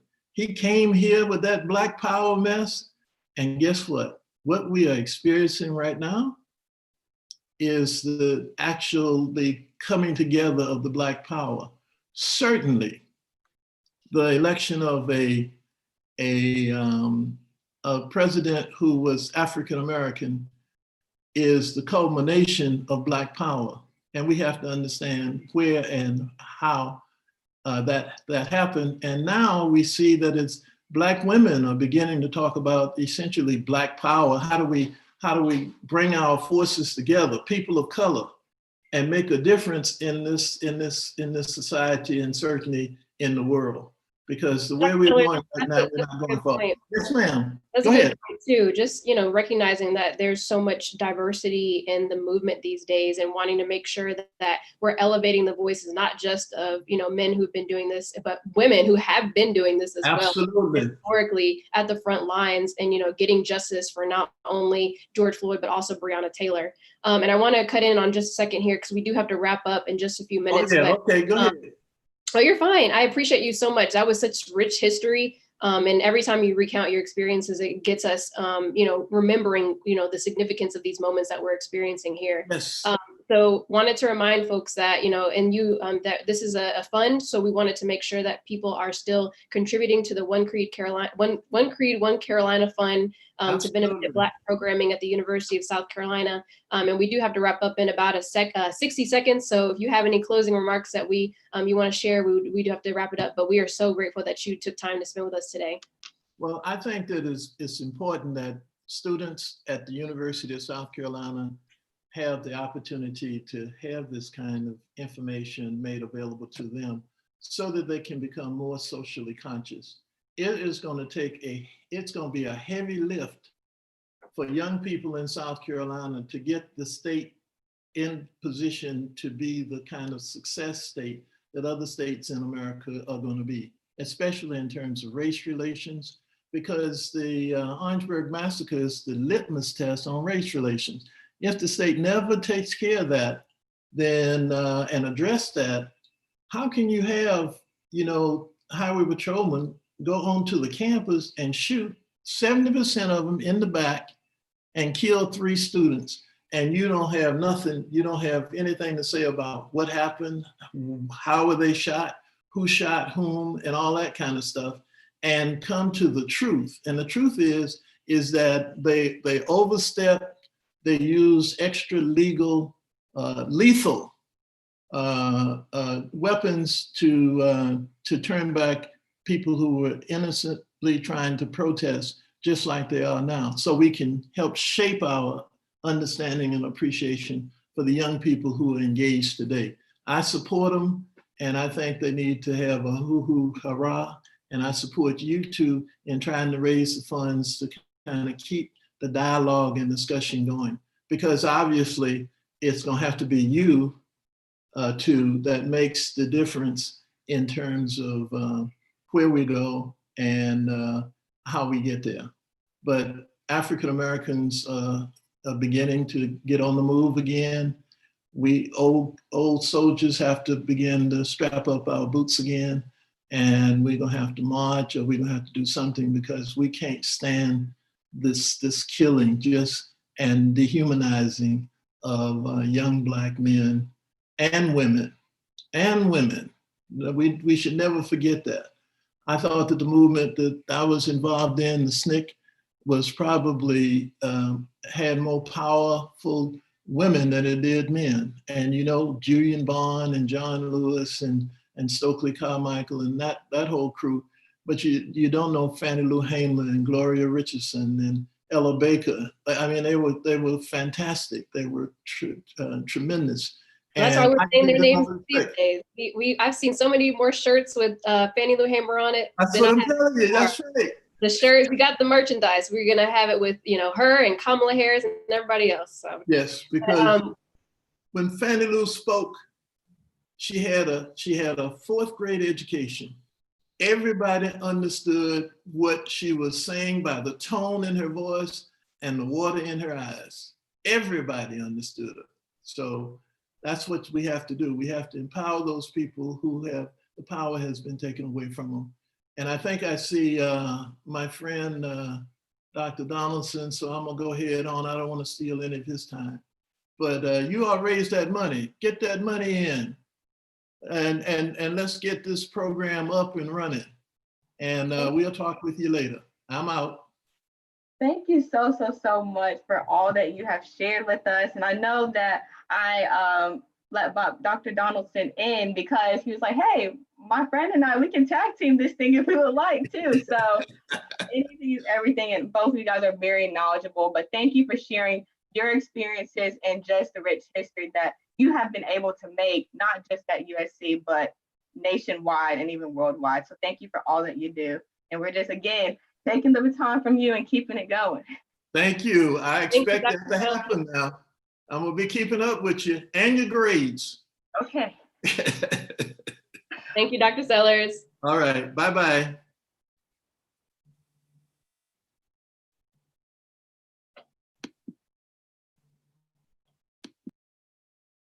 Perfect. Hello, Dr. Donaldson. Oh, I think you're on mute. Oh, there we go. Hey, Dr. Donaldson. Oh, wait, what happened? Are you using a headset or something? We can't hear you. Yeah, we can't hear you. Can't hear.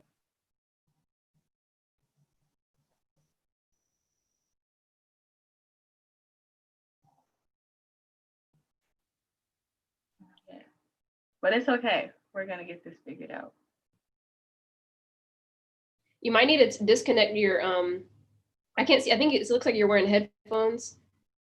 So maybe reconnect those or.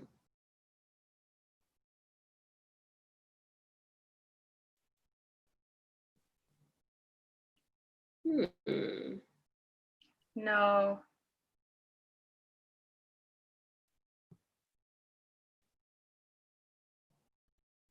Maybe if he goes back out and comes back in or something.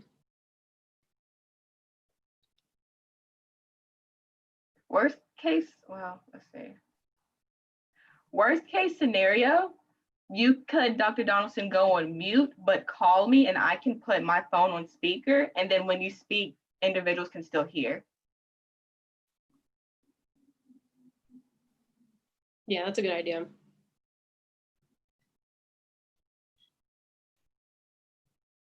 Hannah, maybe inbox him your number and I'll call you.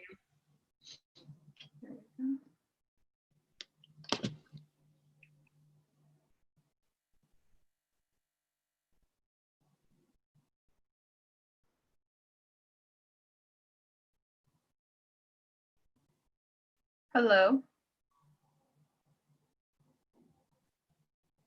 Get this up. Or can you hear Dr. Donaldson? No, you muted yourself just now. Oh. Hi, Dr. Donaldson. Hello. Here we go. Look at God. Does this work, Lauren, or should he try coming in and back and then in? I mean, this is fine. Yeah, just is fine. Okay, perfect. Well, we can hear you if you're fine with this. Yes, I can hear you. Perfect. How are you? I'm doing well. I'm sorry for the technical problem. No, you're so fine. As you see, we have had a lot of amazing guests who have had so much to share, and we've just been taking it all in. Well, you know the news is important, right? It's almost like the university's president. You give us an amazing lineup of individuals who really chronicle the arc of our progress for generations. Wow. I mean, I just feel happy to be a part of it. You guys have done most of the work, and the least that I can do, especially on the day, not even just this day of historic being, this was the March on Washington Day previous, but also this is the day for Give Black Day, so giving to Black philanthropy. And then August is known as Black Philanthropy Month. And so I just couldn't think of a better day, time to just bring all of these guests to the table and just let them share their testimonies. So yeah. Perfect. Well, I just wanted, there's so much, and I know you have told me a lot about university history and all that you have done, but before I ask you a few questions, if you could just introduce yourself and your titles and all of your positions, and then we'll get into it. I'm Bobby Donaldson. I'm an associate professor of history. I'm also the director of the Center for Civil Rights Issue Research. Over the course of my career, I've had a number of different positions on campus. And most recently, I served as the faculty principal of Preston Residential College. So I lived on the university campus for 5 years. It was the most interesting and revealing and most challenging of my years on campus. But I got a renewed insight to the university as a result. I came to campus 21 years ago, and I came in part to come home. I'm originally from Augusta, Georgia, an hour away. I have long historical roots in South Carolina. And one of the reasons I was drawn to the university was its history, its location in Columbia, and also two previous participants in this conversation.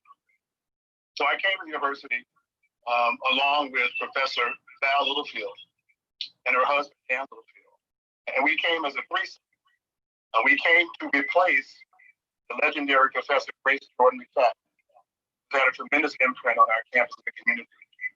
But another important draw to me was a professor who taught on the campus, whose name was Cleveland Sellers.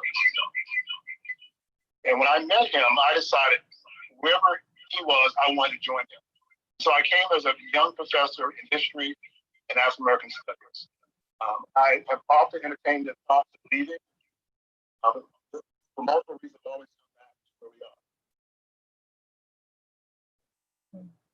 we are. Wow, okay, wait, can you please put yourself on mute so then we can hear you, and then the live we're not. And then okay, so now I want to talk a little bit more about the thoughts that you just stated. It's cool to hear, like, the circle just becomes 360 when it talks about Dr. Littlefield, and now you're coming on the podcast and your sentiments of how you guys both came together with inspiration of Dr. Cleveland Sellers, who just came before you on the Podcast-a-Thon. Which we knew simply was a vital anchor of the university. And if you don't have a strong on-campus program in this country, or why not in South Carolina? There is so much rich history to undergird those studies. And we very much wanted to equip students like yourself to take in this information, to be taught this information, and to lead as influential and effective ambassadors, taking this knowledge around the country and around the world. Yeah. I want you to talk a little bit about first your position as the director of the Center for Civil Rights History and Research. I know that that's one of the programs that is sponsored through the One Create One Carolina campaign, but just all that you have done within your position to make the center what it is today. Well, I had plans going back to teach full-time history, but during that same time, we had been in conversation with Congressman James Clyburn about bringing his congressional papers to the university. He had been in conversation with the dean of the libraries and others on campus about doing that. And he said that he would be very willing to deposit his papers in our archives, but only if they were part of a more extensive program of researching and teaching civil rights history. So in November of 2015, we established the Center for Civil Rights History Research. And the purpose is to be a campus where that history, not only on our campus, but around the state of South Carolina, and also where that history is promoted through programs, exhibitions, training workshops, and things of that nature. Years we've been working to that end. We've built an exceptional team of colleagues, graduate students who work in this area. And the real highlight of the 5 years occurred a year ago, where we had an exhibit on campus called Justice for All that chronicles the stories, individuals, the organizations that have shaped civil rights struggle in South Carolina. I'm sorry, I'm trying to make sure that all of the guests can hear you. You're saying that it's going in and out. And so I'm sorry to do this. If you could we try you coming back in? Okay, perfect. Perfect. That's good.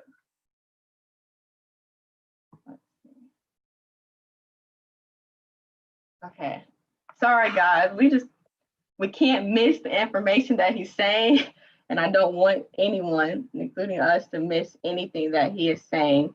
But so we're trying to get the volume situation figured out. Let's see.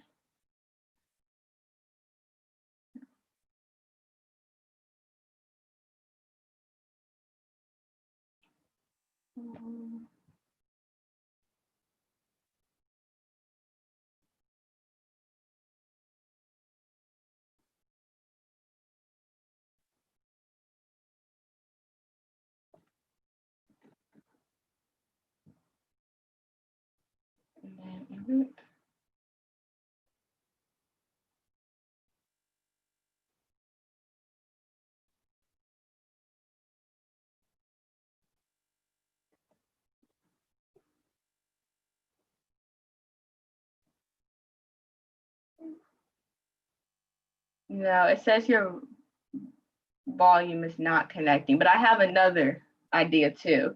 I just put in the chat. Oh, hello? Okay, then now unmute. Can you hear me? We're back in business, better than ever.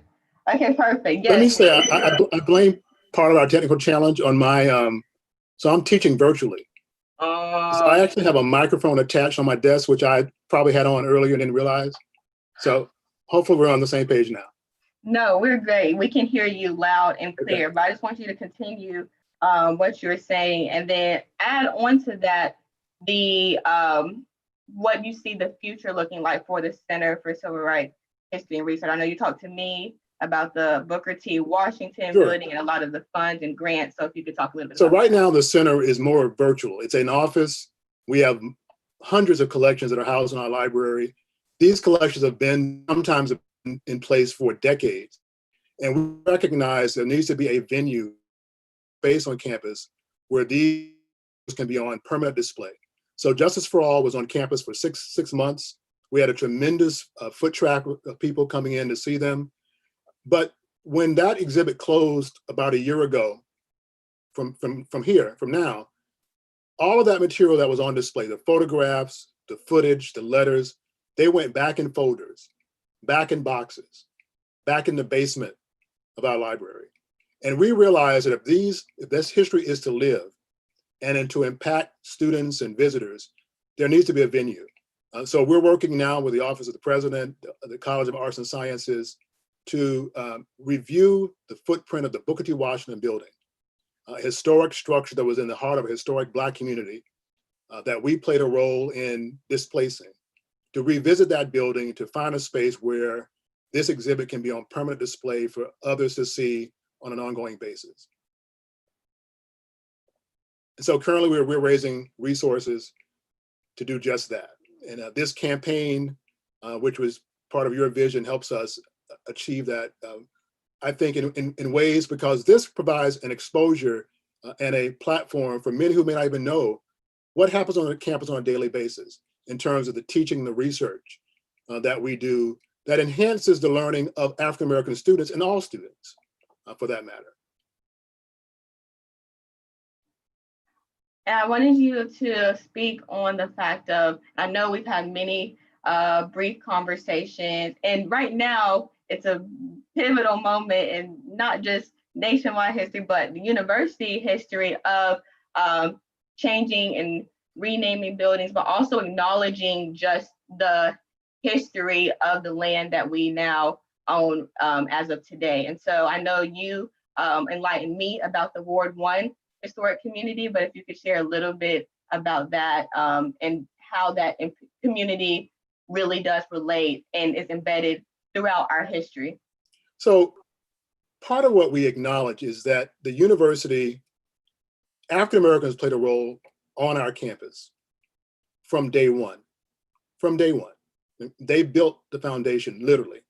They've maintained the infrastructure of the campus. And our campus, which now looks like a kind of downtown oasis, was a campus surrounded by people who looked like us and people whose stories and whose histories have been largely marginalized and displaced by our university. So almost from the very beginning, I have worked with faculty colleagues, undergraduates, graduate students, and others to assist these residents in telling their story and reclaiming their story.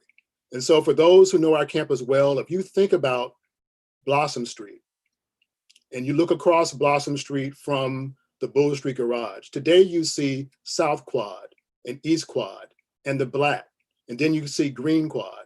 Well, 50 years ago, that was the heart of a historic community.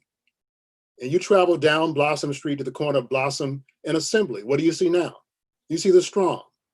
You see the old Coliseum. You see the Coker Center. That was the heart of a Black community. And today when you go through there, there's very little that reminds current students that what is now our Inner Vista or our new campus, there were people there long before. There were churches, there were schools, there were businesses, there were lived experiences.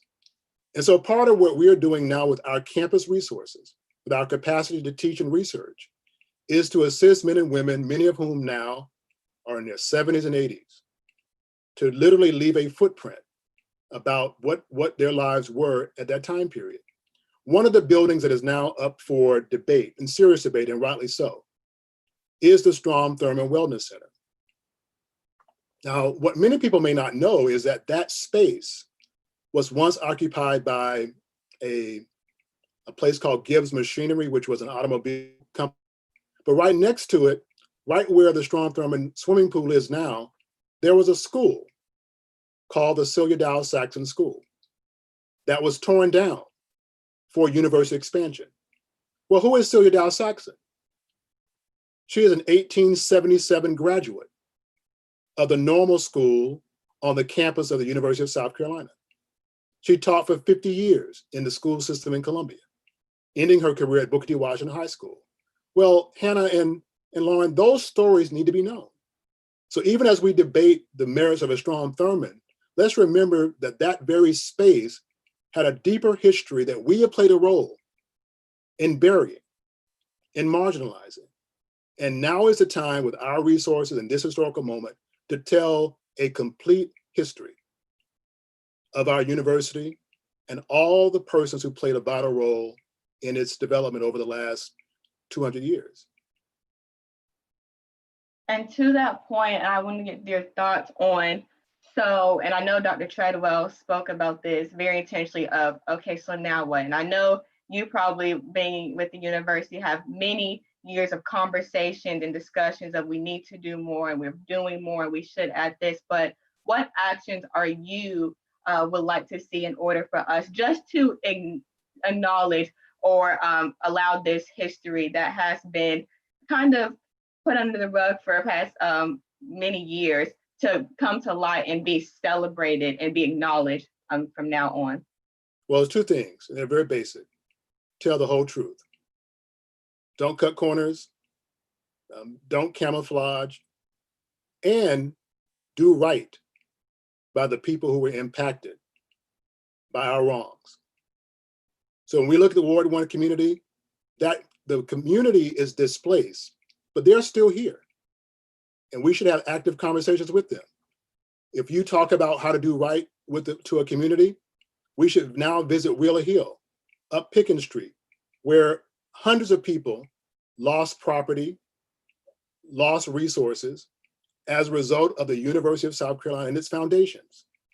Well, let's calculate what that loss was.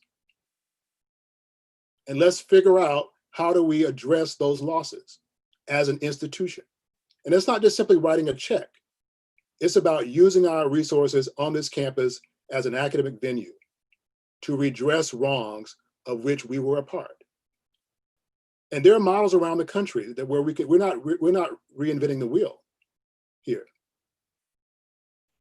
And Dr. Donaldson, just a point of clarification, was the Celia Saxon School for Black children in Ward 1? Well, that was the only people who lived there were Black people. So the Celia Dallas Saxon School was originally called the Blossom Street School. And by the 1930s, most white people who lived in that part of the town had left. And so it became nearly all African-American community. And so every student who went to the Celia Dallas Saxon School were African-American children who lived in that community. So Ward 1 was an area bounded by, at one point, Pickens Street, the river, Gervais, and Hayward, which is the heart of the campus beyond Assembly Street. So Ward 1 is Strom Thurmond. Ward 1 is the Koger Center. Ward 1 is the Colonial Arena.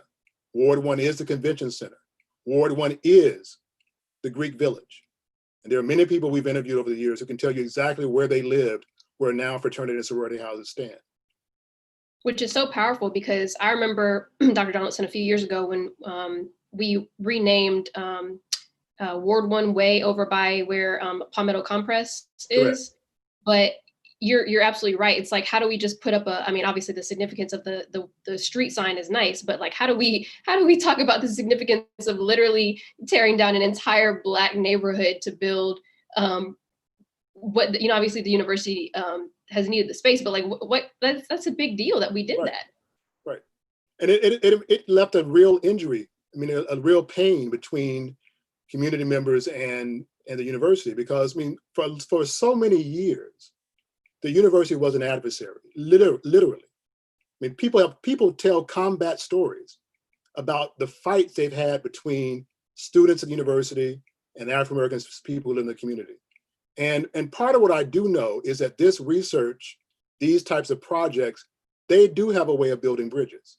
They do have a way of introducing current students to men and women who 2 generations ago never even entertained the idea that Hannah, Lauren, or Bobby would ever be on that campus, because there was never any indication that the needle would ever move. And the reason why this history is so vital, I believe, is because it shows us how the needle can move. It shows us now in this one of the most horrific moments in our nation's history, how we can take this history and move the needle. Because again, if it happened before, guess what? We have the capacity, we have the insight, we have the lessons learned to move it again. And going into that point exactly is, you know, moving the needle. Even with this campaign, the One Creed, One Carolina campaign, what are ways that, I mean, obviously by contributing to this this fund, but like, what's the significance of this fund specifically? If you know, because I don't know, you may not know, but like you just even mentioned with some of the programming that you're doing, like what can you give it like maybe some tangible things that people can know what their money is going toward? Well, the list is long, but one of the things I want to stress, and I want to applaud the development team and Hannah for this kind of platform, and acknowledge that this is just one component of a larger struggle, of a larger need. I mean, this raises monies to go to special programs, but this does not mean that we not look closely at the university's budget and figure out where the priorities are and figure out how those priorities enhance the experience of African-American students, how those priorities enhance issues of diversity and equity, how they enhance the research on these very topics, but also how do we channel corporate dollars and foundations to these initiatives. So I'm excited because this campaign opens the eyes. It turns on the lights of the needs of the campus. And we realize that it's not just a narrow window of time. So whenever this One Creed campaign is over, we have to get to work because the needs are real. And there are some important resources to be gained. And when we look at the university's budget and corporate giving and foundations, they have the capacity to move this agenda forward in ways which I think could be quite powerful. Imagine if the entities on this list had the resources in place to transform their operations. This campus will be unlike any campus in the country. It could be if we envisioned it. Wow. And to that point, I think there's a trend in the advice that every guest is giving to all of us of the tangible actions and matching what we post about, what we are marching for with how we're investing our time, energy, and funds. And so it is a twofold relationship, but I just wanted to get your last advice or opinion specifically, not only, well, for the general community, but also for students of what would you like us to see in order to get more involved and feel as if we are contributing to the best of our ability to make them change. It is what's happening already. When I see students taking ownership of this campus, you're not just a student, you're a stakeholder, you're an architect, and act like one every day and demand what you believe are the resources in place to be successful. I think this idea, and Sellers was a great person to lead into this. Cleveland Sellers was an 18-year-old young man from Denmark, South Carolina, who for whatever reason was woke at 18 and decided to purpose his life to be a foot soldier for change. Now, I'm not asking every student to be an activist. I'm not asking every student to organize a march on Washington, but to be awake and to recognize that whatever gifts and whatever resources you've been afforded and equipped coming into the university, at the university, to use those to expand the world around you, to use it to be a transformative agent. I'm a teacher because I believe that part of my job every day is to equip young men and women with the tools they need to leave this campus unlike the person who entered. So to anybody listening who is now in their fourth year and is an undergraduate, if you act the same and think the same and look at the world the same, then somebody like me has failed in our job as an educator, or as a member of the university. So my advice is, as we begin this new semester on our campus in one of the most historic moments in the 20th century, to recognize that this is not a moment to just sit at our desk and stare at a screen. It's a moment to figure out how we can be agents of change in our own right. Thank you so much for spending just a few minutes with us, but especially, I have to tell you, Dr. Donaldson, I know I told you before, but before actually meeting you, all I would hear is you have to meet with Dr. Donaldson, or have you talked to Dr. Donaldson? Or Dr. Donaldson's already working on this for us and this for us. And so just like, and of course, Dr. Sellers, Dr. Treadwell are my inspirations, but you are also part of those individuals breaking barriers, making your way. And just know, if you haven't been told recently, that we look up to you as well. And we see that all that you're doing, we see all you've done, and we see all that you continue to do, no matter what it looks like, either as a professor, as a director, and even as an activist. So thank you so much for all Well, thank you. And I always tell people that I'm a professor because I believe the ancestors and God called me to do it. And when I'm in the company of people like you, it's an affirmation. So I very much appreciate it. Thank you so much. Well, I hope that you have a great rest of the day. If you have some time between your class schedule, tune in for the rest of the podcast. But thank you so much for everything. I certainly will. Thank you. Thank you, Dr. Donaldson. All right, take care. Well, it's 12:30, and we have one of the two guests that are going to be on next for the next 30 minutes. And I'm going to admit the first, who is Cheslie Kryst, Miss USA 2019. I know. And also later, once he comes into the weight room, I will admit Dr. or Provost Tate. And so, guys, it's actually his birthday. And so he is taking 30 minutes out of his birthday. Not only is this a historic day, but it is Provost's birthday. So we'll give him a happy birthday once he comes into. Hello. Hello. How are you? Hey, good. How are you? I'm doing well. Good morning. Good afternoon, I guess now. Good afternoon. How are you guys doing? Been a busy day? It's been a impactful day. A day full of, I feel like I have had I've had the best history lesson in my whole life today. So I know I go to class day in, day out, and this has been a class for me, one of the probably most important ones that I've had. Good. Learning is always a good thing. I know that Provost Tate is planning to join us a little bit later, but it's his birthday, so I know he has a lot of things on his schedule.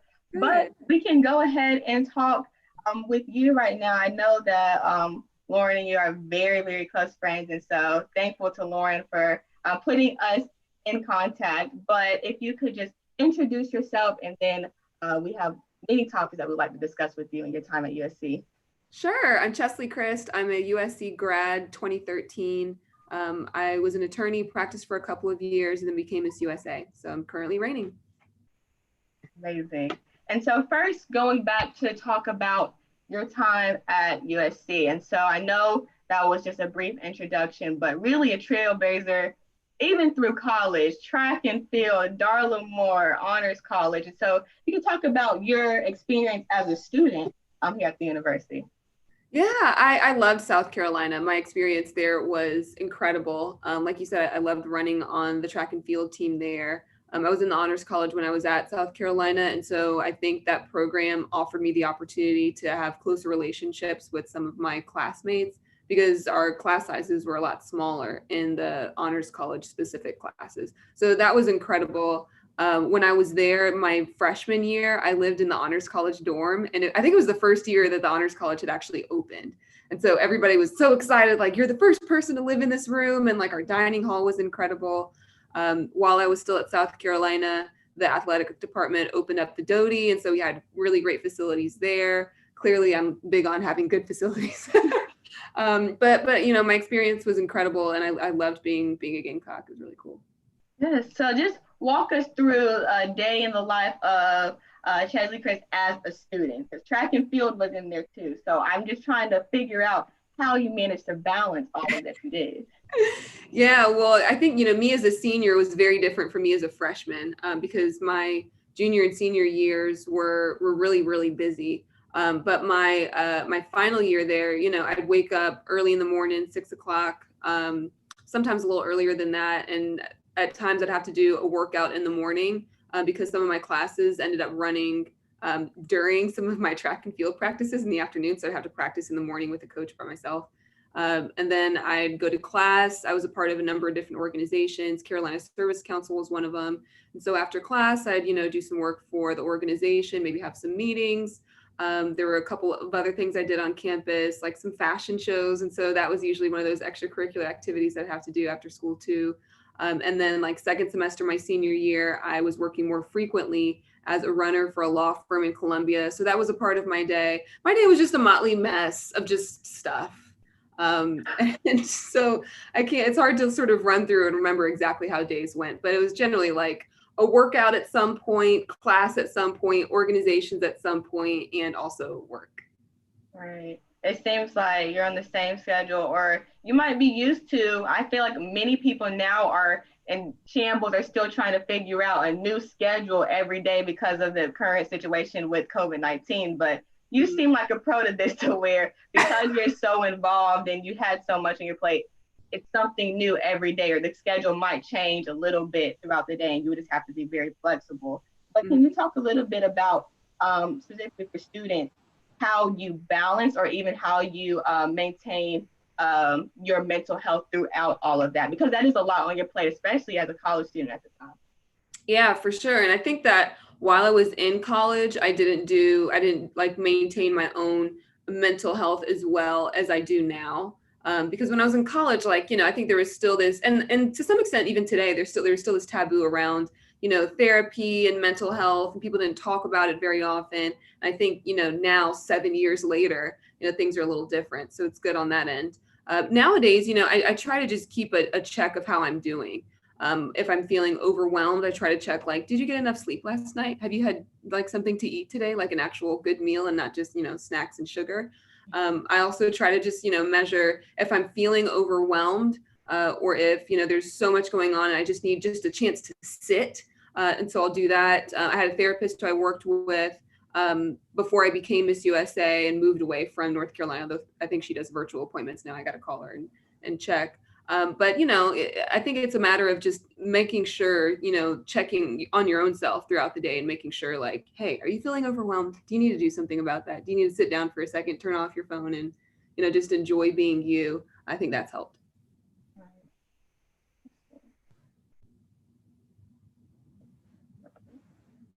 Well, I just wanted to so I know that we got a little picture about you and how you were as a student, how your experiences were as a student. But if you could talk about just the transition into becoming an attorney. So I know a lot of times when people hear your name now, it's Miss USA and track and field star, but also you knowing that you wanted to become attorney and going through law school and going that route. How was that for you? And when did you decide that was what you would like to do? I knew by the time I was in high school that I was going to go to law school, which is part of why I decided to go to South Carolina. I wanted to go somewhere in state because I knew I was going to get in-state tuition. We had the South Carolina lottery, so I knew that was going to help to an extent. I think I got like $5,000 for whatever level of, lottery scholarships that you get. And so that's one of the reasons why I chose South Carolina. Is like, I know I'm going to go to law school after this. I need an affordable option that still offers a high level of education. And that's exactly what South Carolina did, especially with the Honors College program. So while I was in undergrad, my stepdad was actually an attorney. And so I asked him, like, is there a specific major that I should choose that would be good for law school? And he was just like, no, have fun. Because I think so many people like choose pre-law or choose political science or choose majors because they think that it's going to be helpful in law school. And they're just like, no, just choose something where, you'll work on your writing and your, reading skills and you'll be able to have fun and get good grades. And so, I chose business. After I graduated from South Carolina, I went to law school and business school at Wake Forest, did, my program there, graduated, and then became an attorney. Now I, got to represent people.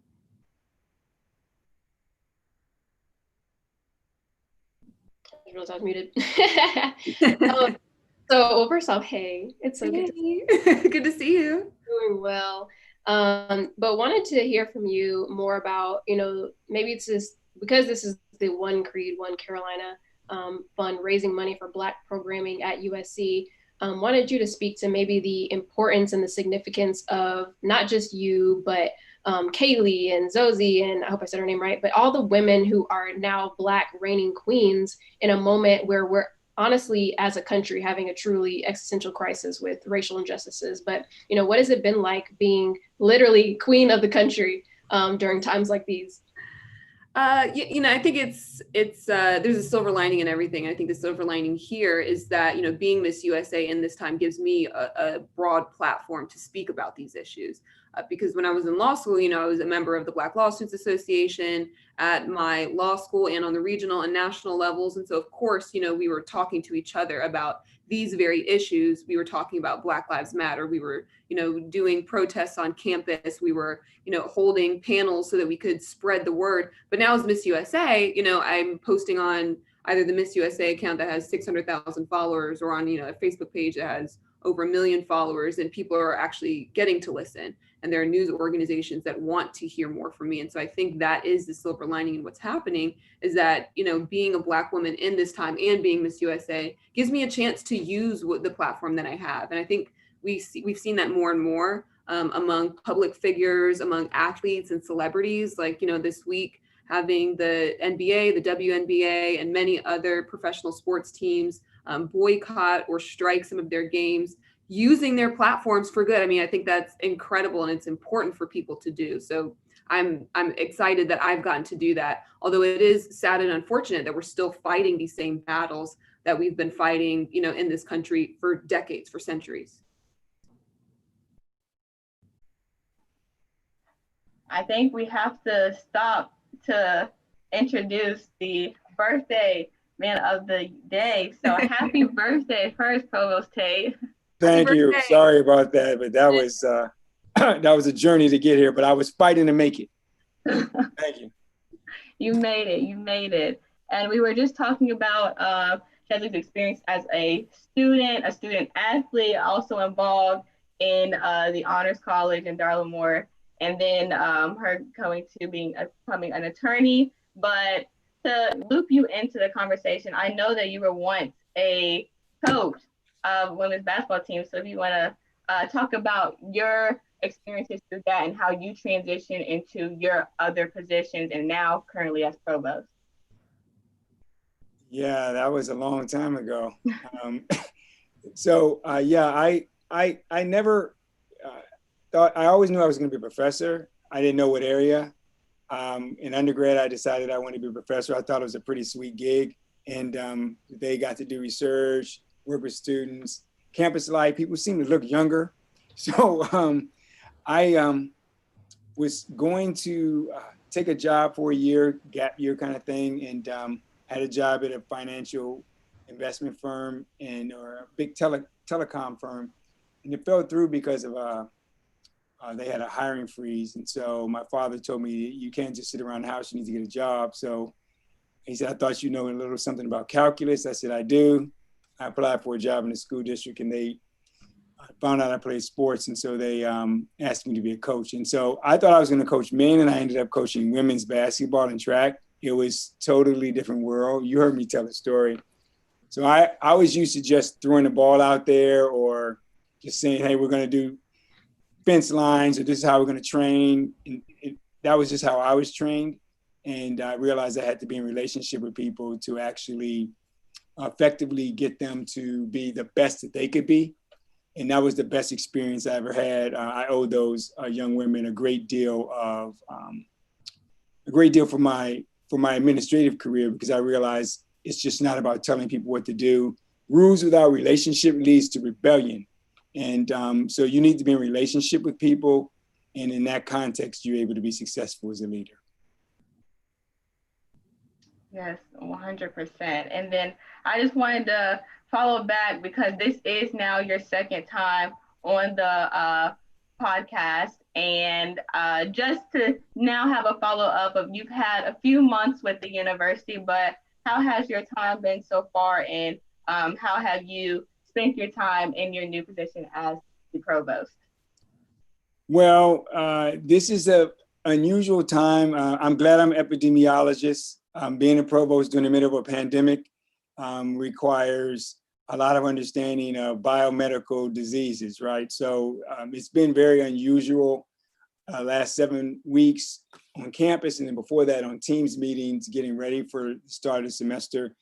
I'd say you spend most of your time planning, Hannah, and making sure that people are safe, first of all, and then trying to execute the beginning of the semester so that students have a good learning experience in classrooms. And as you know, we're doing 3 modalities, basically face-to-face, the hybrid, and then asynchronous. So it's just a lot going on to make sure all that happens at a place with 34,000 students. It's never ending, to be quite frank. Yeah. And Oh, sorry, go ahead, Anna.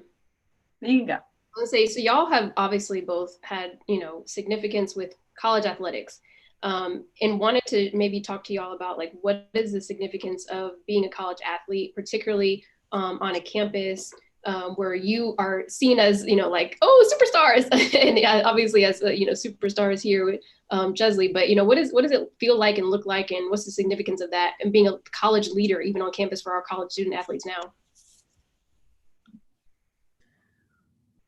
I'll go first. So I think that it's important because, you realize that there are eyes on you. And so you feel a higher level of responsibility to, do the right thing at different points in time. You wouldn't want your coach to hear that you're acting up in class or that you're not behaving well on or off campus. Although, as a track and field athlete, I think things are a little bit different. And that, I think the real superstars on campus were probably like the football teams or, the basketball teams. And I think we as track and field athletes didn't have the same level of visibility, except for, our gold medalists and our national champions. And so I think it was different in that sense, but you still had, even with your professors who knew that you're traveling, you have to give them like these little letters at the beginning of the semester to let them know like, hey, I'm a track and field athlete, I'm gonna miss some of your classes. So your professors know for sure, and your friends and family do as well. And so I think for us, there still was that feeling of a higher level of responsibility, even though we didn't have the same visibility as other teams. I would speak to it from in my last position. I was a faculty rep to athletics probably for the last decade. And the one thing I want to say, and I don't think people really fully appreciate what it means to be a student athlete, it is a tremendously difficult road negotiating, the physical demands of a sport and then the mental demands of a classroom, and if you aspire to have any bit of a social life. I just think I just have a tremendous amount of respect for people who negotiate that, and especially those who do it very well in terms of the academic part. Sport is relative, so you could be good. As she articulated, you might be a gold medal standard person, but maybe you're fighting to be third in the conference, or to make the conference finals in whatever event you're in. We tend in America, if you get a bronze medal, they tell you to put it in your pocket. But in my mind, a person who is just working that hard and also doing their work, they're like people to admire. I think it's really a tough thing to do, and I have tremendous respect for student athletes on our campuses today. It's not easy. And Provost Tate, you mentioned that your career was made possible by programs like the One Create One Carolina campaign, but can you speak a little bit to that and your personal story of how that is to be? Sure. So, in undergrad, I actually worked with a scholarship program. They actually, because I remember my calculus, I was a math and econ person. And so the scholarship program hired me to work with other students. That basically afforded my ability to get an off-campus apartment and have a pretty good life as an undergrad. And then in a master's program, I had a scholarship from Arco Corporation, really made a big difference. And then as a PhD student, I was a Patricia Roberts Harris Fellow. And I don't know if you know who Patricia Roberts Harris is. She was a Delta, and she worked, she was actually Dean of the Howard Law School. She worked in Carter administration, and was a really a trailblazing Black woman. And my fellowship was named after her. And it was a federal program at the time, eliminated during the Reagan administration or right after, but it was a hugely important part of my life. And then I was a postdoc at the University of Wisconsin in an Anna Julia Cooper Fellowship. And Anna Julia Cooper, of course, is one of the premier Black women in the history of this country. And so those programs basically took me from undergrad all the way to a PhD and then to a postdoc, which then led me to a faculty position at the University of Wisconsin-Madison. So it changed my life. And subsequently, as grad dean, we had programs called the Chancellor's Fellowship Program at Washington University that we distributed to African-American students so that they can live the dream. And as I say, try to be like, follow the Bill Tate deal. And I think I just think these programs are really important and make a big difference in folks' lives, largely in part, not just financially, because often they come with community, and that community helps, you realize your dreams. Thank you. So earlier today, we had on Megan Pinckney, who was Miss South Carolina, Cheslie, and she talked about how her role really kind of launched her into what she does now, which is lots of influencing and marketing. So wanted you to maybe get into what you plan to do after your reign as queen, and how your reign as queen has prepared you and equipped you to do so much more awesome stuff in our country. Well, I'm glad you talked to her. I think she's, one of the prime examples of using the platform that the Miss Universe organization gives you to launch into new opportunities. And so, being Miss USA, I was able to, meet with some producers at Extra TV, it's an entertainment news show. And they offered me the opportunity to work as a special correspondent. And so I did a few interviews. I did like an interview with like Zendaya, with Lizzo, with Millie Bobby Brown. And then I did an interview with Terrence Howard. And Terrence, while we were talking, ended up saying for the first time ever, I think, to a news channel that he was going to quit acting after the final episode of Empire, after the finale. And so we broke the news, and we ended up following up with Extra again, and they brought me on as a correspondent for a year. And just announced yesterday that right after I finish being Miss USA, I'll be full time with Extra as a correspondent here in New York City. So I think that opportunity opening up speaks to the opportunities that being Miss USA, that being a title holder within the Miss Universe organization offers you. And I'm just really glad. I'm so excited. Absolutely. And congratulations. That is super exciting. I'm glad to see more of you in the years to come. Thank you. I know that Dr. Tate already showed his sentiments of why programs like the One Creed, One Carolina, or the One Creed, One Carolina campaign, the programs that it helps and benefits specifically for Black students at the university, how that is really near and dear to his heart. But I wanted to hear your thoughts of kind of touching every aspect on campus as a student when you were here, how these programs are beneficial to students now and why we should uplift programs like such. Oh, wait, so which programs? So for the One Creed, One Carolina campaign, it's a campaign that uplifts the variety of different programs that helps Black students. And so I know that you are an athlete, you're also in Darla Moore, the Diversity and Inclusion and Equity Commission of Darla Moore School of Business is one of the programs that it uplifts, as well as the Honors College, and that is also another program. And so you touching every aspect of campus and having these programs uplift other Black students that are now here and even Black members in the community, and especially during this time, the importance of it and how it really can really make or break an individual, if that makes sense. Yeah, I think those kinds of programs are incredibly important, and I think that we need to make sure that we're helping underrepresented populations, including the students at University of South Carolina who are members of underrepresented groups. And I say that, on the heels of talking with the Presidential Commission on University History about removing the name Strom Thurmond from the Wellness and Fitness Center. And I think that is one of the measures that the university could and should take to ensure that underrepresented groups on campus feel supported, right? Rather than, throwing money at us or building programs, I think we really need to put our money where our mouth is and start actively doing more things on campus that are visible so that underrepresented groups feel welcome and feel included. I think while we were talking with them, there were many people who shared their experiences and shared how uncomfortable it is to walk into that building knowing that Strom Thurmond wouldn't have wanted them there. So yes, I think these programs are really, really important, and I hope they continue to expand so that we see a more colorful group of people and a more inclusive environment on campus at South Carolina.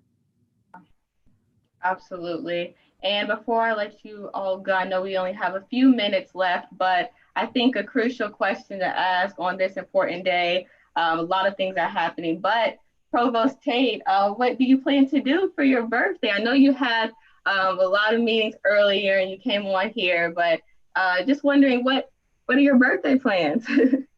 So I'm gonna say my birthday plans are to celebrate a couple numbers I just want to share with you in light of what this podcast is about.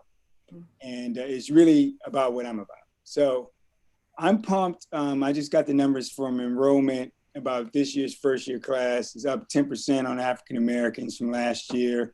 And when you look at since 2016, it's up 84% in terms of African American students on this campus. Graduate enrollment for African Americans this year is really almost at a near record high. And we haven't got started yet.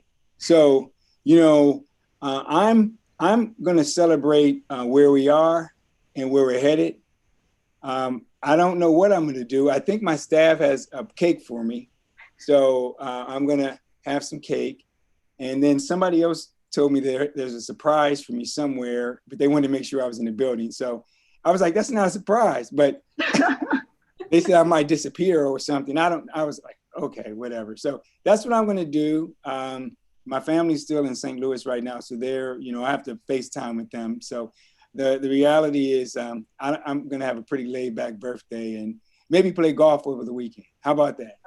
Now that is amazing. And I mean, hey, birthday kind of surprises, cakes, but then also numbers. That is a great way to spend Friday afternoon, especially your birthday. And then I hope you do get a chance to play golf. But for both, Cheslie, thank you so much, and Provost Tate for coming on, sharing your experiences and sharing why the One Creed, One Carolina campaign and campaigns like such are so important to amplify, especially during this time for our community. So thank you so much.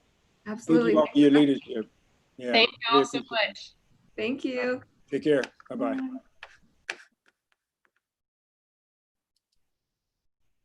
There you go. Okay.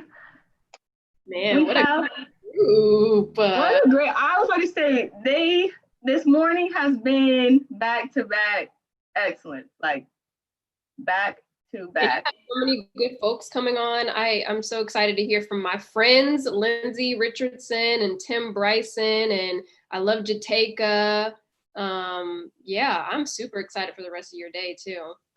Yes, and I know before you go, give a little update of what we raised. So I said earlier that Dr. Pruitt donated a matching gift of $2,000. And so right now we're at $2,175. And so we have now $4,175 raised as of almost 1 p.m. So for everyone that has donated, I see many names. Thank you so much. And even if you do not have the funds to donate, everyone who just listened, I think we took a lot more than just raising funds for programs, even from the beginning of this day. And so just taking advice and actually implementing the advice that was shared. I mean, these are the most knowledgeable people we are going to come in contact with who have had a vast number of experiences. So just grateful.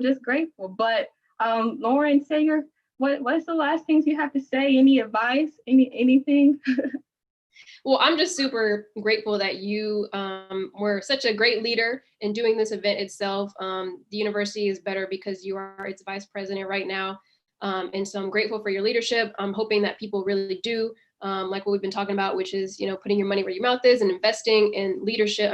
Programming for Black students at USC. Obviously, all of us have been able to benefit from them in some way, shape, or form in our experiences at the university. And we're, I think the big thing I want to hit on before, I hop off is that, because we were all able to take part and share in those experiences at USC together collectively, whether it was 40 years ago or to, last year or even now, like you're there, but we all share something special there. And we want to make sure that because we care about it so much, it's taken care of well, not just for, us now, but for the years to come, because there are students going to be coming to USC, Black students going to be coming to USC for the next several decades. And we want to make sure that they're set up and prepared and have the best experience possible and, have everything that they deserve. Yes, that is amazing. Thank you so much. And thank you so much for spending time with me. I feel like we caught up through learning about everyone else, but it was just great seeing you and talking with you through this time. So I had a lot, 3 hours went by like that. Yeah, it was fast. But thank you, my dear. I love you and I'm proud of you. And thank you for everything you do. Love you so much. I hope you have a great day. Talk to you soon.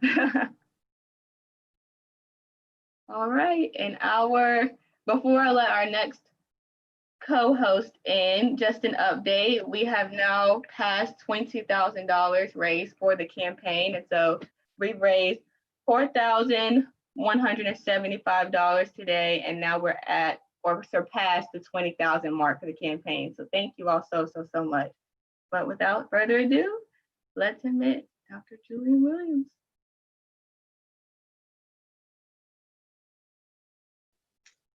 Hello. Hey, Anna, how are you? I'm good. How are you? I'm doing great. It's good to see you. You too. I don't know if you have a busy schedule probably, but if you've been able to touch in a little bit on the knowledge that's been dropped by so many people. It's been awesome. I've had a couple of meetings, but I've been dipping in and out. Don't tell the provost, but the provost retreat was today, and I was sort of bouncing in and out to catch up. So it's been awesome. You've done such a fabulous job. I'm just happy to be here, and you got some great guests lined up. So it's gonna be fun. Oh yes, and I gave us 30 minutes. So our first guest is going to be at 1:30, just to talk about you, because I feel like you are now have a pivotal position, not just within a university, but just to get the viewers to get a full glance of who is Julian Williams. So if you could give us a little bit about your background story and how you got to where you are today. Oh man, thanks so much, Hannah. So I have the pleasure of serving as the University of South Carolina's first Vice President for Diversity, Equity, and Inclusion, and that is a humbling fact that is not lost on me at any time. I sort of jumping back a whole lot of years, a product of higher education, of public higher education, of public education in general. Grew up in the shadow of a flagship university in my home state in Michigan, at the University of Michigan. Grew up raised by my mom. My dad passed away when I was about 7 years old of brain cancer. So I'm the oldest. I have 2 younger brothers. And I always say that what we lacked in financial resources, we made up for in love. Tremendous focus on education in my house. My mom always talked to us about hard work, and I was extremely fortunate. So I get to the University of Michigan as an undergraduate in the year 2000, and it's just a time when it was 15 minutes down the road, but some days it felt like it was 15 hours away. Like it was a different world from where I grew up, even though it was so close. And I remember getting to this institution and immediately feeling like, wow, first of all, a lot of my classmates have, they got a Mercedes at 16. Like, it's crazy, like, to think, folks are actually living like that. And I worked all throughout undergrad. I always say I couldn't do a job if it wasn't paid. Like, I was an orientation leader. I was an RA. I was, what else did I do? I worked at our telefund office. So raising money, calling alumni, raising money for the institution. I worked as an ambassador for our undergraduate, our minority undergraduate admissions program, trying to get more students, Black students and students of color like myself, into the university. And then immediately just got active on campus. And one of the things that I saw, even as an undergraduate, being active in Black student organizations and in a leadership role, I was thankful for my institution for taking a proactive stance on recruitment. So right at that time, the University of Michigan was being sued because of its admissions policy. It was being sued by folks that didn't get into the institution and had somehow focused their energy and efforts on Black students that we had somehow stolen a spot that at the university that we didn't deserve. So I was thankful that the university was fighting in the Supreme Court for its proactive admissions policy. I had some questions though. My questions were, okay, yeah, you got us here, and myself and my friends and my younger brother, but where's the rest? Because we're immediately stepping into a situation even 20 years ago, and it's what a lot of our students are experiencing now, where you're immediately looked at by your peers as if you're undeserving of your place at this institution. You're immediately looked at by your peers. I remember being asked by some of my classmates of, oh, what sport do you play? Because the automatic assumption is that if you're a Black male at the university at that time, is that you couldn't be there because you were an actual, good academic student. You were there as an athlete. So the questions that I had directed towards our senior leadership was where's the rest? Where's the proactive thinking around what our experience is going to be like?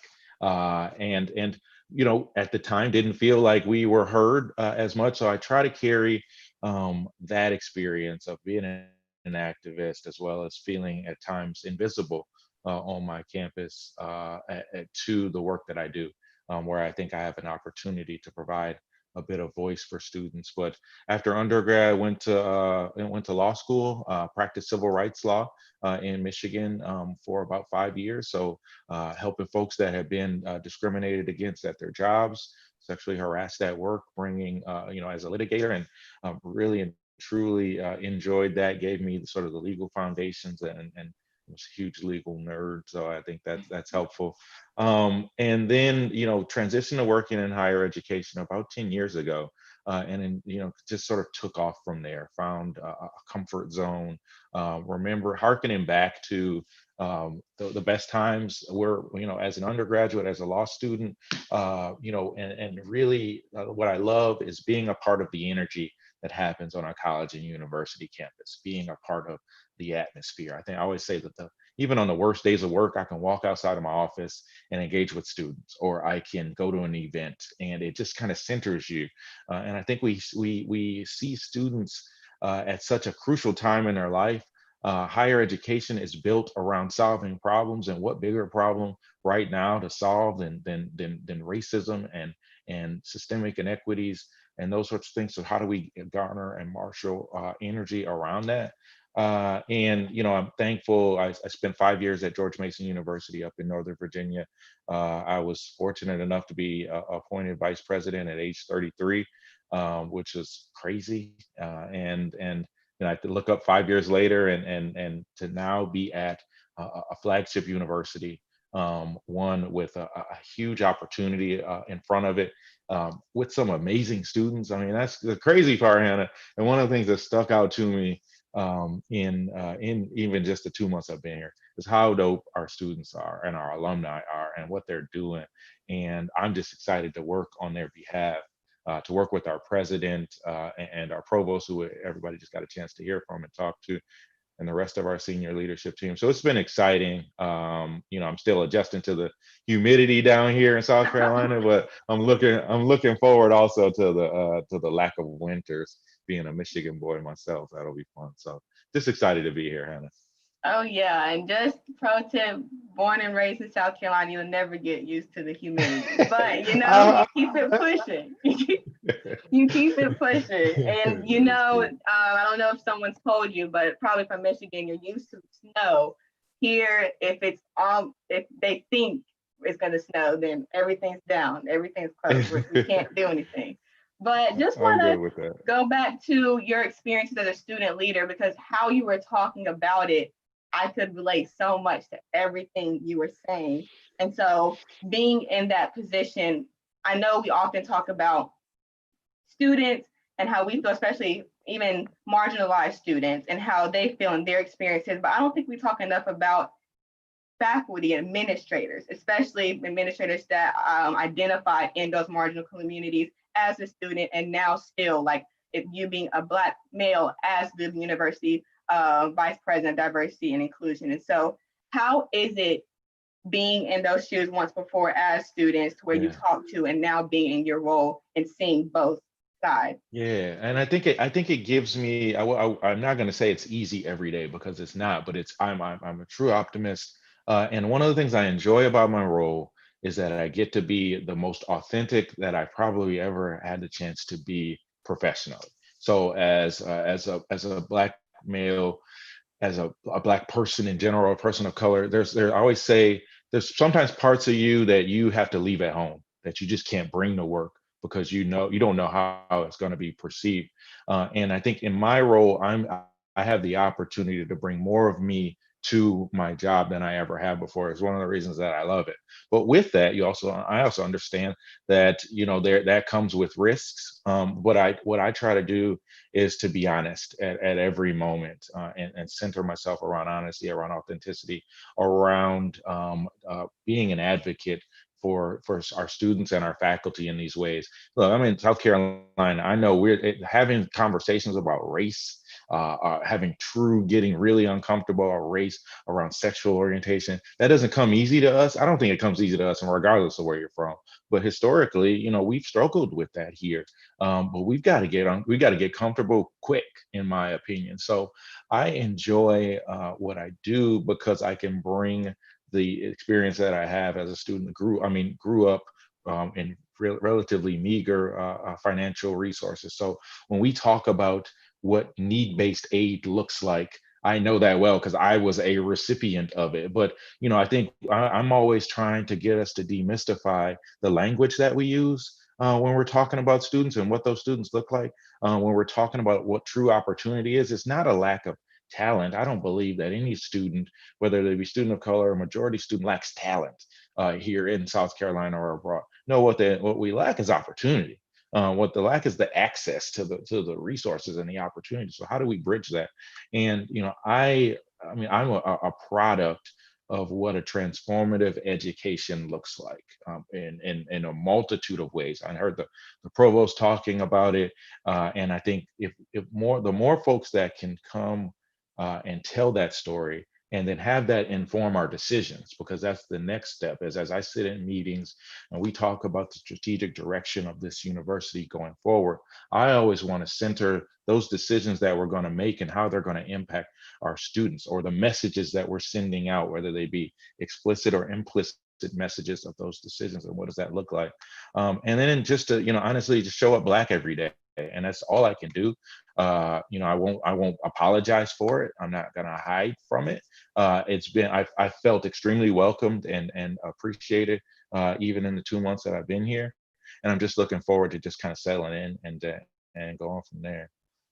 Absolutely. And I know you spoke to touching in and out within the podcast, but multiple people, including Dr. Treadwell, one of the 3 students to desegregate the university, gave all of us an action list. So a set of actions that she wants all of us to see. And one of those things is, to your point of having the conversations, uncomfortable conversations, as well as expanding your network to those that don't even look like you, in order to have more of a collaborative environment, but also the tangible actions, and making sure that not only you're just marching just to march, or posting or reposting on Instagram or Twitter, but also doing what you can, whether that is in academics and focusing on that so you can be the best you can be after in your career, or even however that might look. So for students, what do you think those actions can look like for us? And then how do you see the university, taking that goal, as well as having those uncomfortable conversations,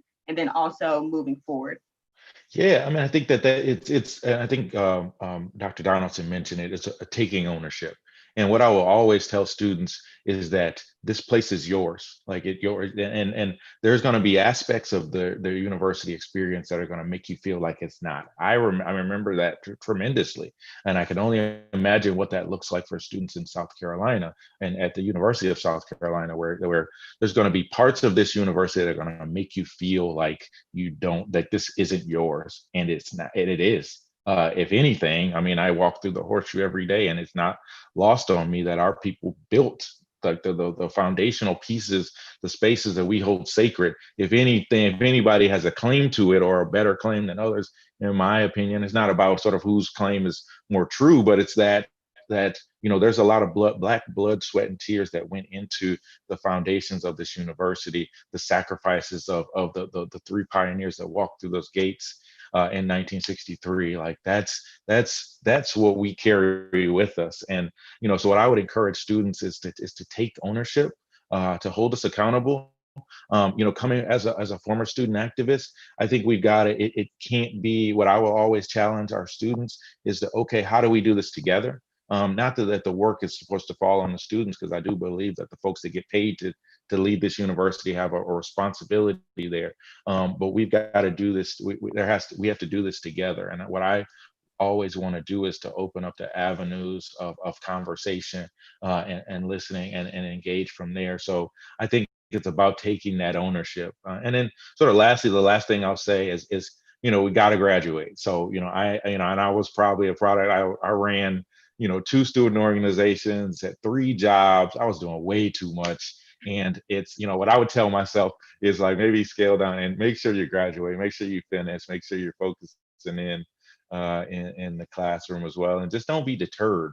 I think that's the piece to this is and Dr. Tate mentioned it, finding your circle, I think is key. But I'm really looking forward to getting to know students and engaging with them in terms of holding us accountable as a leadership team, as an administration. Let me hear from you, and let's partner together to actually make this institution what we are setting out to be, and how do we highlighting that. And honestly, Hannah, this is a great avenue. I applaud you for putting this together, because this is a way, one of the ways out of many, for us to do that and raising money for these causes. I'm watching the sort of tote board go up higher and higher, and then every dollar that's earned and then that's raised is going to matter and have an impact. And I think about folks that are looking to have an impact.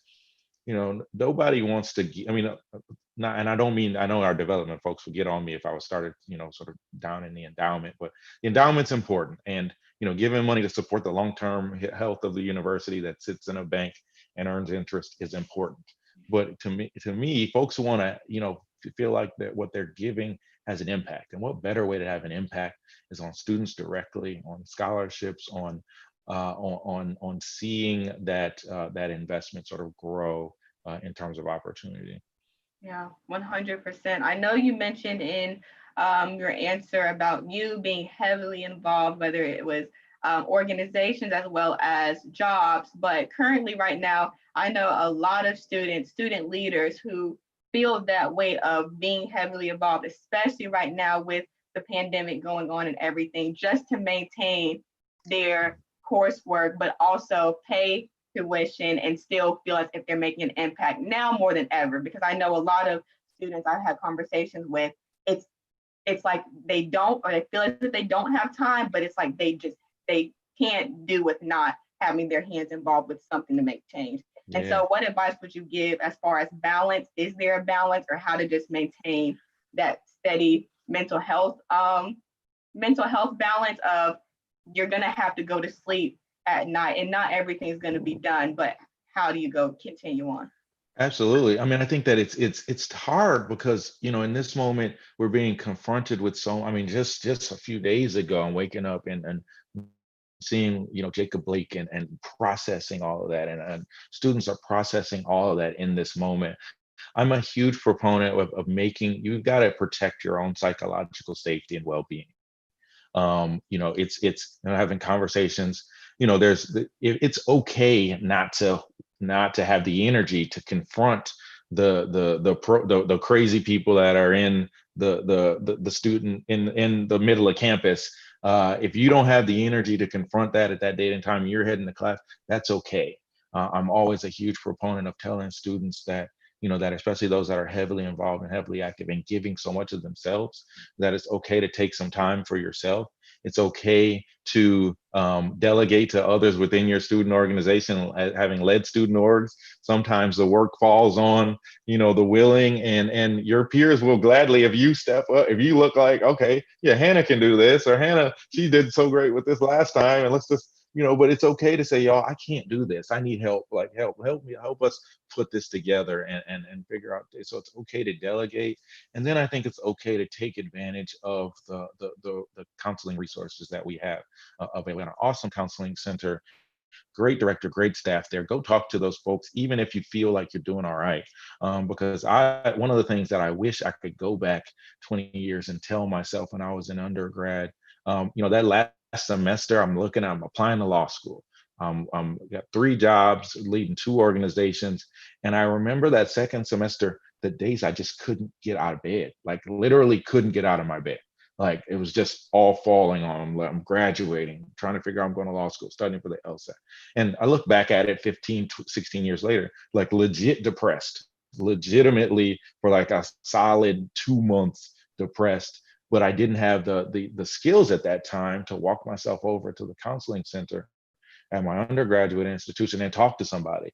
And that's what I always tell that story to students, especially the ones that are super active like me, because if that happens, then, you know, take advantage of the resources that are available to you. Take advantage of those tools, talk to somebody, tell somebody, and take advantage, or, you know, be protective of your psychological and mental health and well-being, especially in this moment where we have to really focus in on that. Yeah, that is amazing.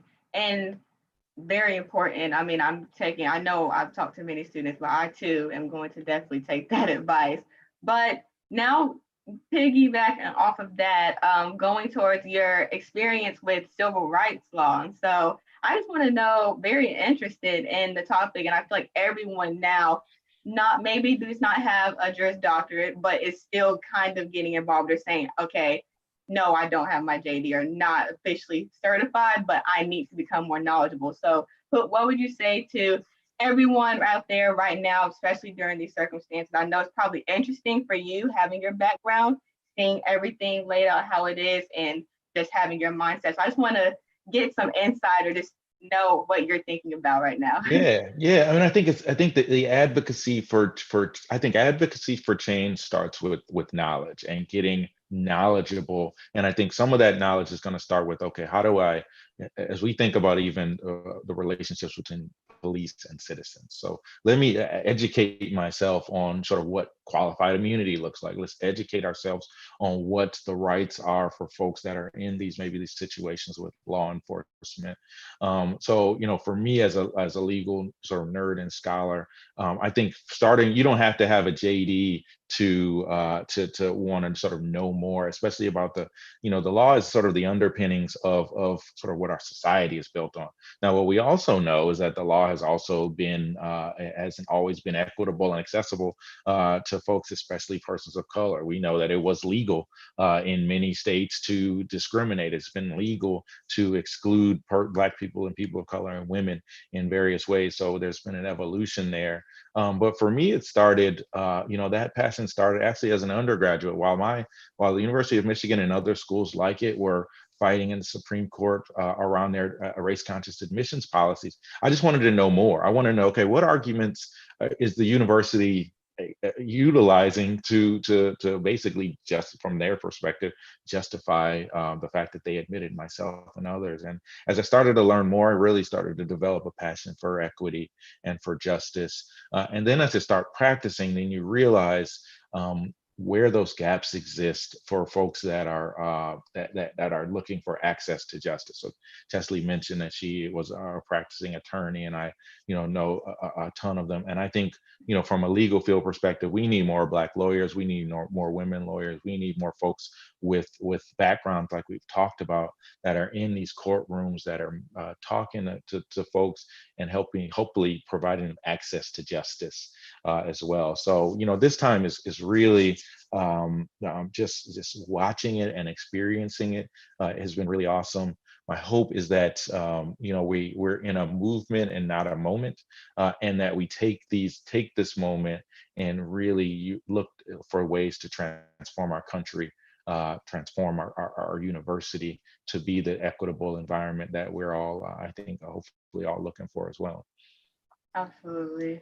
And I know I just want to give a little bit or get some insight on you being in your role right now. We're coming back to school, and just any advice you would offer to the student body with the current circumstances that are in place. I know that a lot has happened, but just any advice for students, what you encourage us to do or what you advise us to do as we continue throughout the school year, specifically health, as far as the pandemic, but also a lot of the incidences that have been happening across campus. Yeah, that's a great question, Hannah. I mean, I think one is health wise, just take care of yourself. You know, wearing your mask, making sure that you're following all of the guidelines around COVID. You know, I was walking through Russell House the other day, just kind of acclimating myself and walking around, seeing where stuff is. But was hardened to see all of the students that I saw wearing masks and really abiding by the directives of trying to make sure that folks are remaining safe on campus. But then as we think about sort of the other pieces of what's happening is protecting your psychological safety as well. It's okay to unplug a bit. Sometimes I'm, as much of a news junkie as I am, I have to turn it off and I'll just watch reruns of The Office, which is one of my favorite shows. And I just sort of started, just because I need something, you know, you kind of have to unplug. It's okay. I've made a conscious effort, you know, not to engage in, I can't watch any more videos of Black trauma like that. I just can't. And you know, because we're experiencing it and seeing it. So it's okay to disengage from there. But I also encourage students that we've got to dive in to the issues that are in front of us. I think students are the catalyst for change. If you know, Professor Donaldson was on, and if you asked him about the civil rights movement, especially, it's college campuses was the impetus for what was happening and the impetus for change. I remember before I left and moved down here, my wife and I, being at the protests in DC, and what we immediately saw is that these are college students out on these streets, that these are folks that are going to be back to campus sort of pushing for change. And I think that energy is awesome. So I would encourage folks to actively engage in this time, where you find yourself, actively engage on your campus, because this is home. And where better to start with change than at home, but also understanding is that you may not be able to do it all in 4 years. I always tell student leaders that, like, if some of this work might be for somebody else to pick up, and that's okay. Like, you know, it was funny, after I graduated, and I'd finished with this long list of stuff that I wish I would have gotten done. And then you figure out is like, no, well, actually the seeds that you planted, it might be somebody else's job to come and water and pick up from there. And we stand on the shoulders of many of us, of the folks before us. So, you know, don't feel like you have to do it all, but, you know, do what you can and engage, but also make sure that we're taking care of ourselves as well. Agreed. Thank you so much for that advice.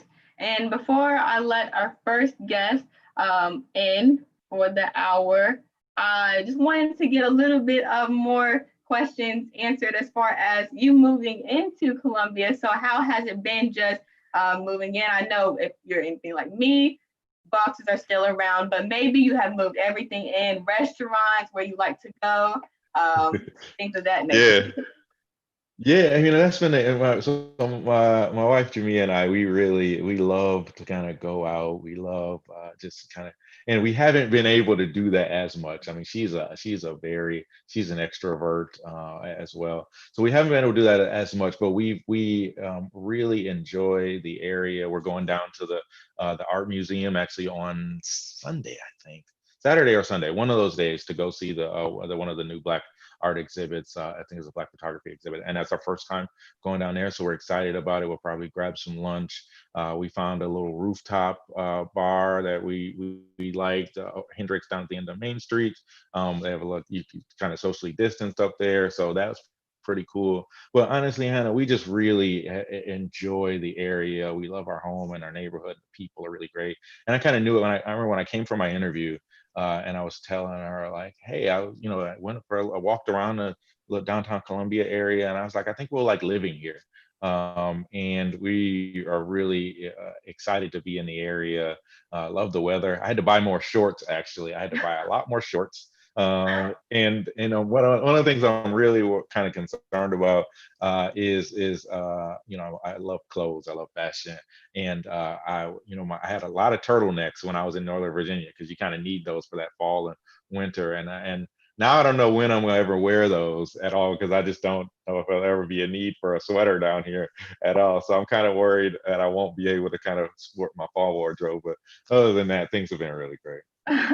See, I was gonna say you will need them, but you grew up in Michigan, so maybe my knee, because I will wear a turtleneck, a tough jacket, boots, and it might be maybe 40, 30 degrees outside. Yeah, see, You know. we did. It was funny. We came down to go look at houses, and our realtor couple, they did an awesome job. But it might have been 70 degrees, and they had on long sleeves and everything, and we were hot, and it was just like they were like, "No, this is cold." And I was like, "Are you serious?" So I'm sure I'll acclimate, but it's been a great journey so far, and we're just excited to be a part of the community.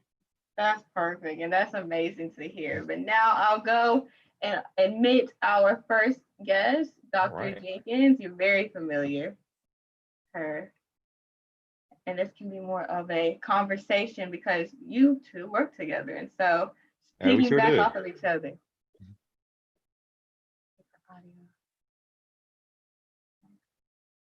Hello. Hi there. I'm trying to turn off my my YouTube because I'm watching y'all online. Listening to Dr. Williams talking about the weather. I'm like, it gets cold. It's cold enough for a turtle. It's cold enough for us. I'm cold. All right, good. That's all. That's. How are you doing, Toby? I'm doing well. Thank y'all for the invitation, and thank you for doing this. You know, like I spent like 10 years working in student affairs and diversity and inclusion and running university cultural centers. And right now I run a museum on campus. And so much time is spent begging, you know, hat in hand, you know, collecting coins around campus to try to do this work and to create experiences and educational opportunities for the campus to learn and to grow and develop. And so I think often people just automatically think universities have money, and so everybody within the university has money, but it's not like that. And so you know, it's a struggle trying to create the experiences that we know that students and faculty and staff and the local community needs, and that the as you all were saying, the flagship institution should be providing to educated citizens. So thank you for doing this to raise these funds.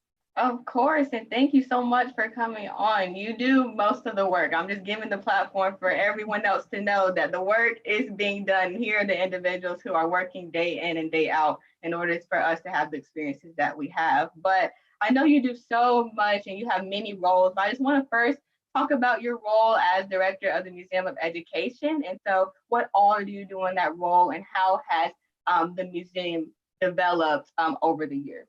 Okay. So I am associate professor in the College of Education. So in particularly the study of higher ed. So I think you had one of my colleagues on earlier, Christian Anderson. And so the Museum of Education is our College of Ed is unique in that we actually have a museum within our college that's dedicated to exhibiting, researching, presenting, providing a critical space to wrestle with both historical and contemporary issues in education.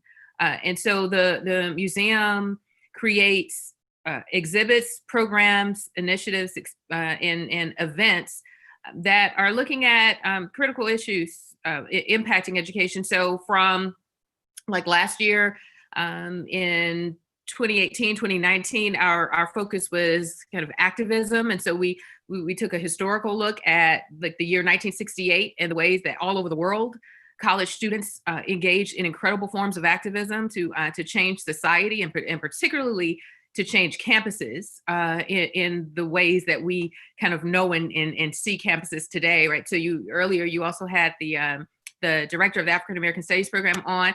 A lot of those programs were established and developed in like right around 1968 and after as a result of student protest.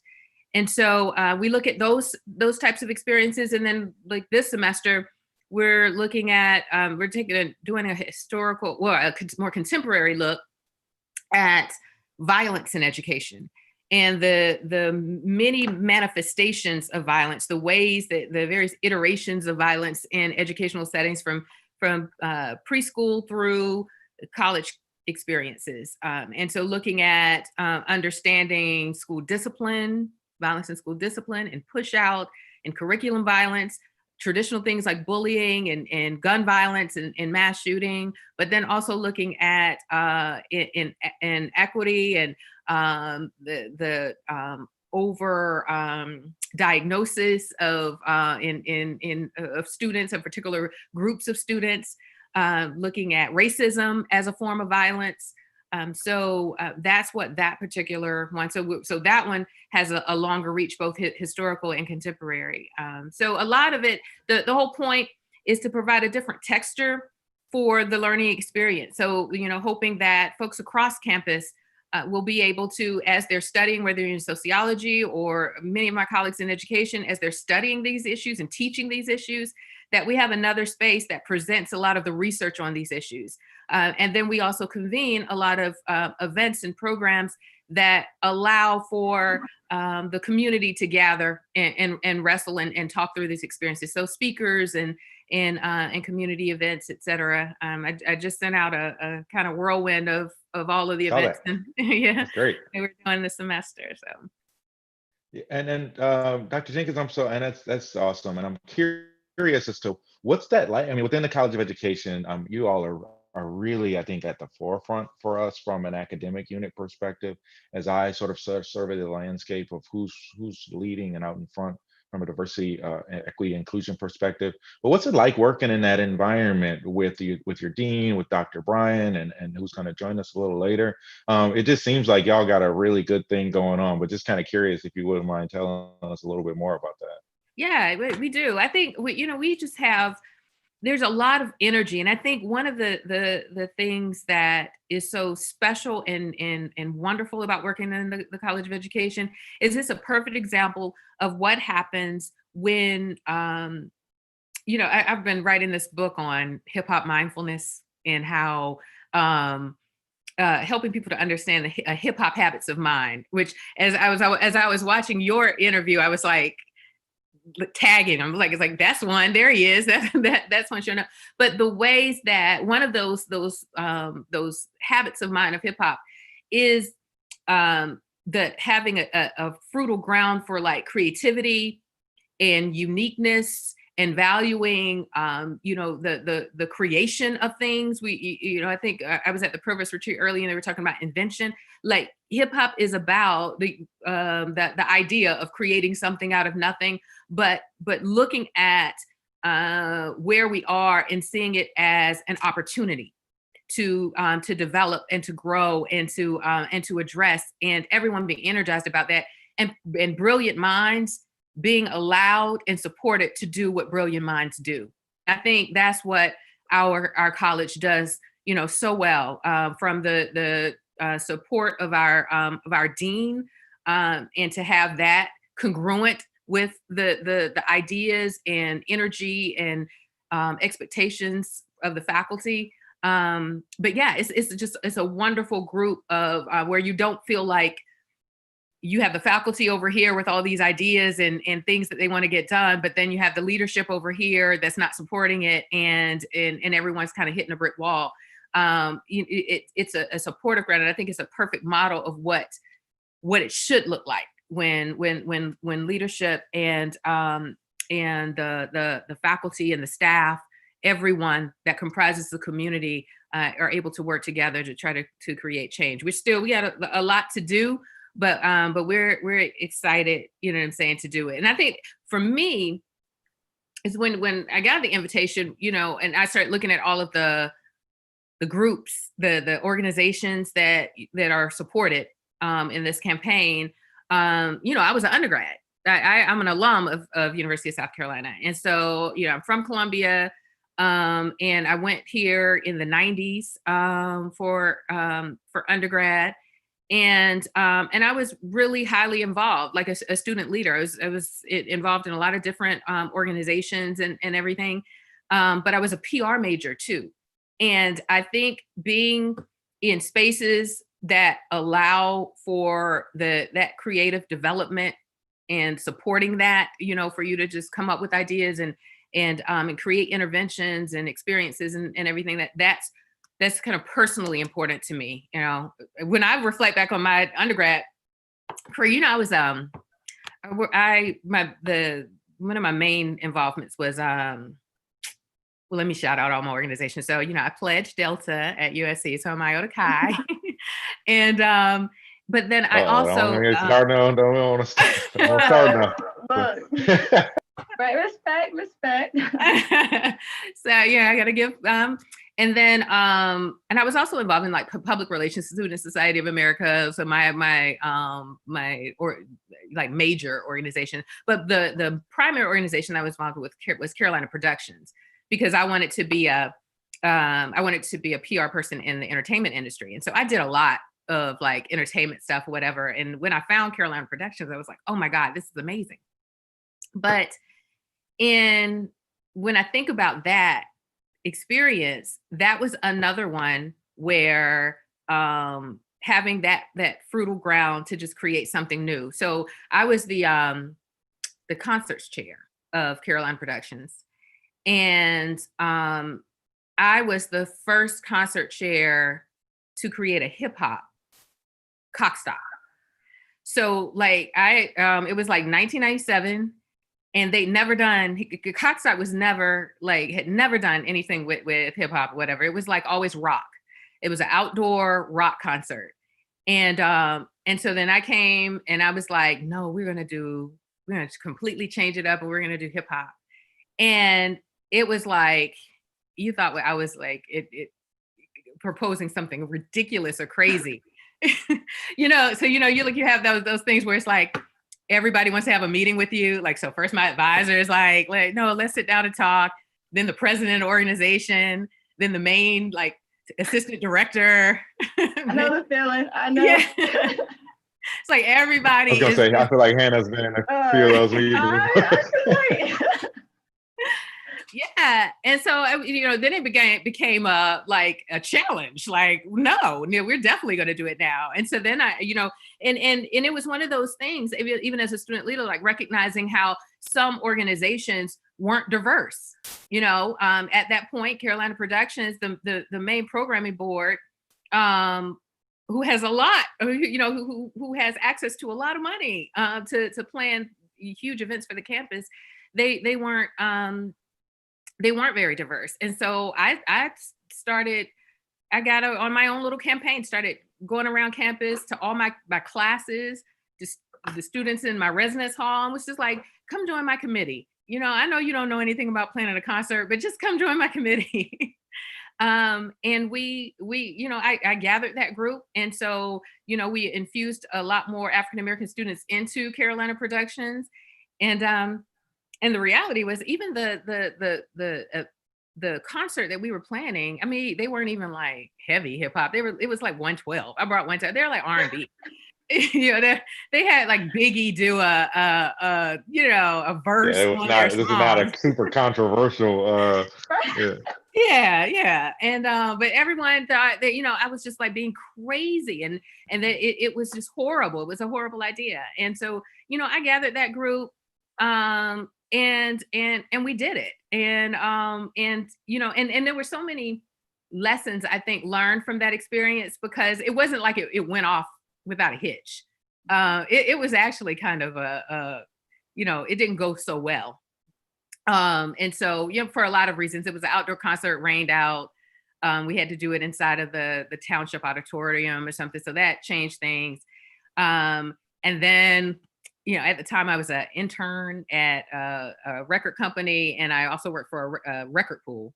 So back in the day, DJs would get they belonged to like a membership with a record pool, and they would go get their crates, their things of records. And so I did that as a part-time job. But anyway, I had the record pool get my DJ, and I didn't ask where the DJ worked. And y'all, the DJ worked at the strip club.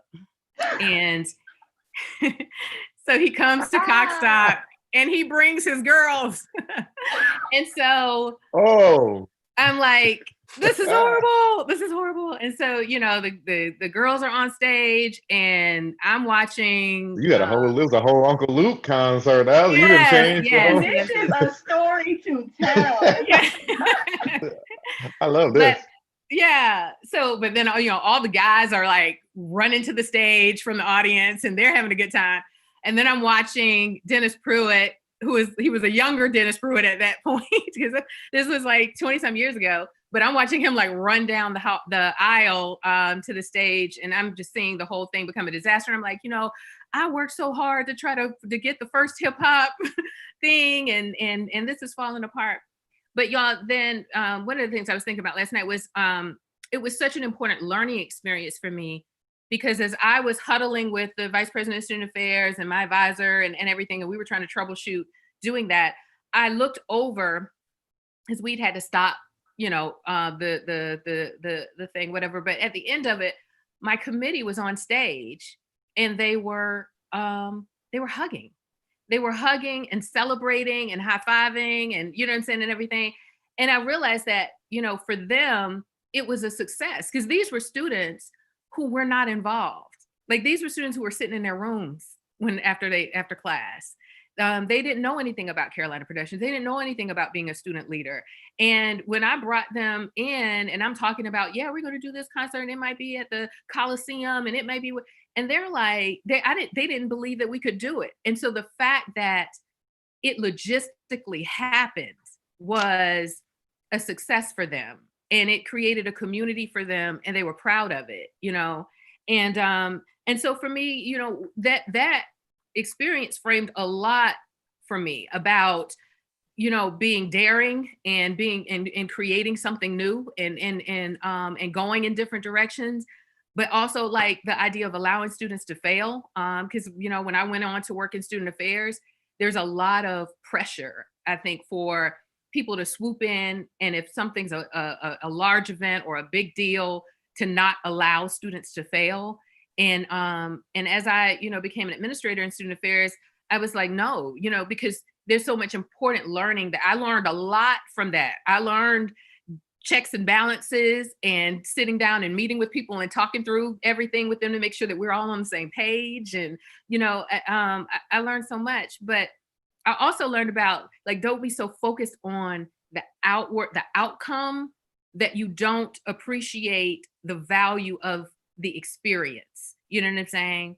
And I think for me, you know, particularly when we look at, you know, all these organizations that we're supporting, like, that's an important lesson, because the universities can be so focused on the public appearance of the university that they lose sight that students might be drowning inside of it, you know, or that, you know, even in life, you're so concerned about if in a relationship or a marriage or your own family life, the public appearance of it, that you're not taking care of the experience, you know what I'm saying, within it. But just recognizing that that there's so much wealth in the inside of the experience, that even if regardless of what people are seeing on the outside, that people are learning and growing and developing or whatever, that's really important. So, you know, these student organizations and these campus experiences, they're powerful. They really are.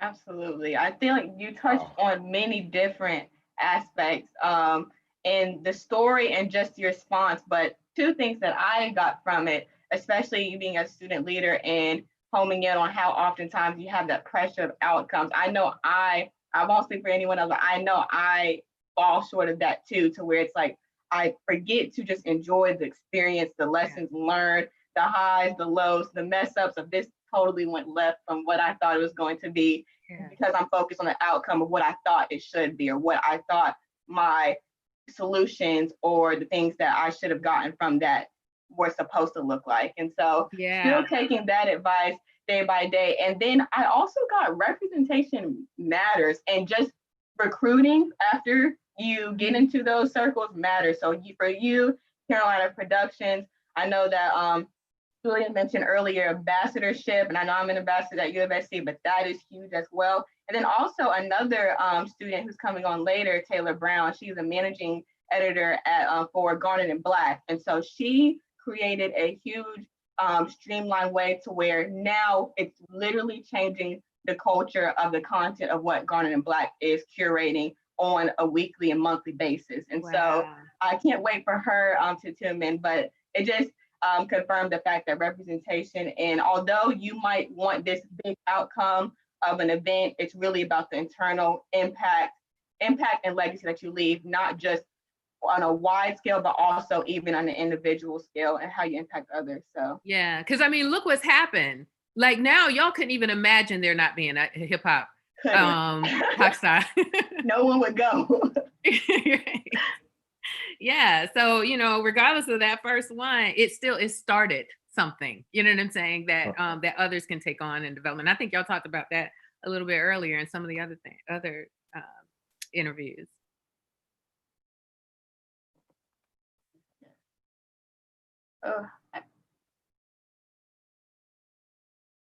Sorry, I think you're frozen, Julian. Oh, you're still there? Okay. Yeah. All right, there we go. Yeah. And I was just, Dr. Jenkins, thanks so much, because I think sometimes we forget that student leadership is professional training. So I would imagine that was a great sort of pre-professional training for you, and I think that's really what it speaks to for me. So that's awesome. Yeah. And so now you being in your roles, I know you talked a little bit about the museum. I know that you also have an upcoming event, Activism It's More Than, in the School of Education. So I'm excited to be a part of that next week. But I want you to talk a little bit more, I know you have 10 minutes, about both of you guys, about diversity, inclusion, and equity. And so I know both of you have roles with those statements and with those titles attached to it, but I also just see innately the person you are, and even how you exemplify yourself within, just even as a student, and making sure that your organization that you're a part of as diverse. And as well as Julian, I just see all the time Twitter and even just personal conversations of that is what you exemplify. So can you speak a little bit more to, I feel like sometimes a lot of us get caught up into titles and offices, and it's like checkbox, that's what it is, and we have that because that is there, whereas it's all encompassing and it's everyone's responsibility to have that type of mindset. Yeah, and I'll definitely hand it over to Dr. Jenkins. Just quickly, it's got to be more than just me or Dr. Jenkins or Dr. Bryan or whoever it is. We need folks not just representative of these experiences that we've talked about, but taking this on by themselves. So my challenge to folks always, they're like, hey, Julian, we're glad you're here.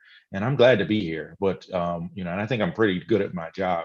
But, I won't be able to put on a Superman cape and fix everything. Like, we've got to take this stuff on ourselves. And I challenge, especially our allies in the majority, that, when we think about race and systemic racism and those sorts of issues, like, these are not Black issues. We didn't create these things. We are they fall upon us.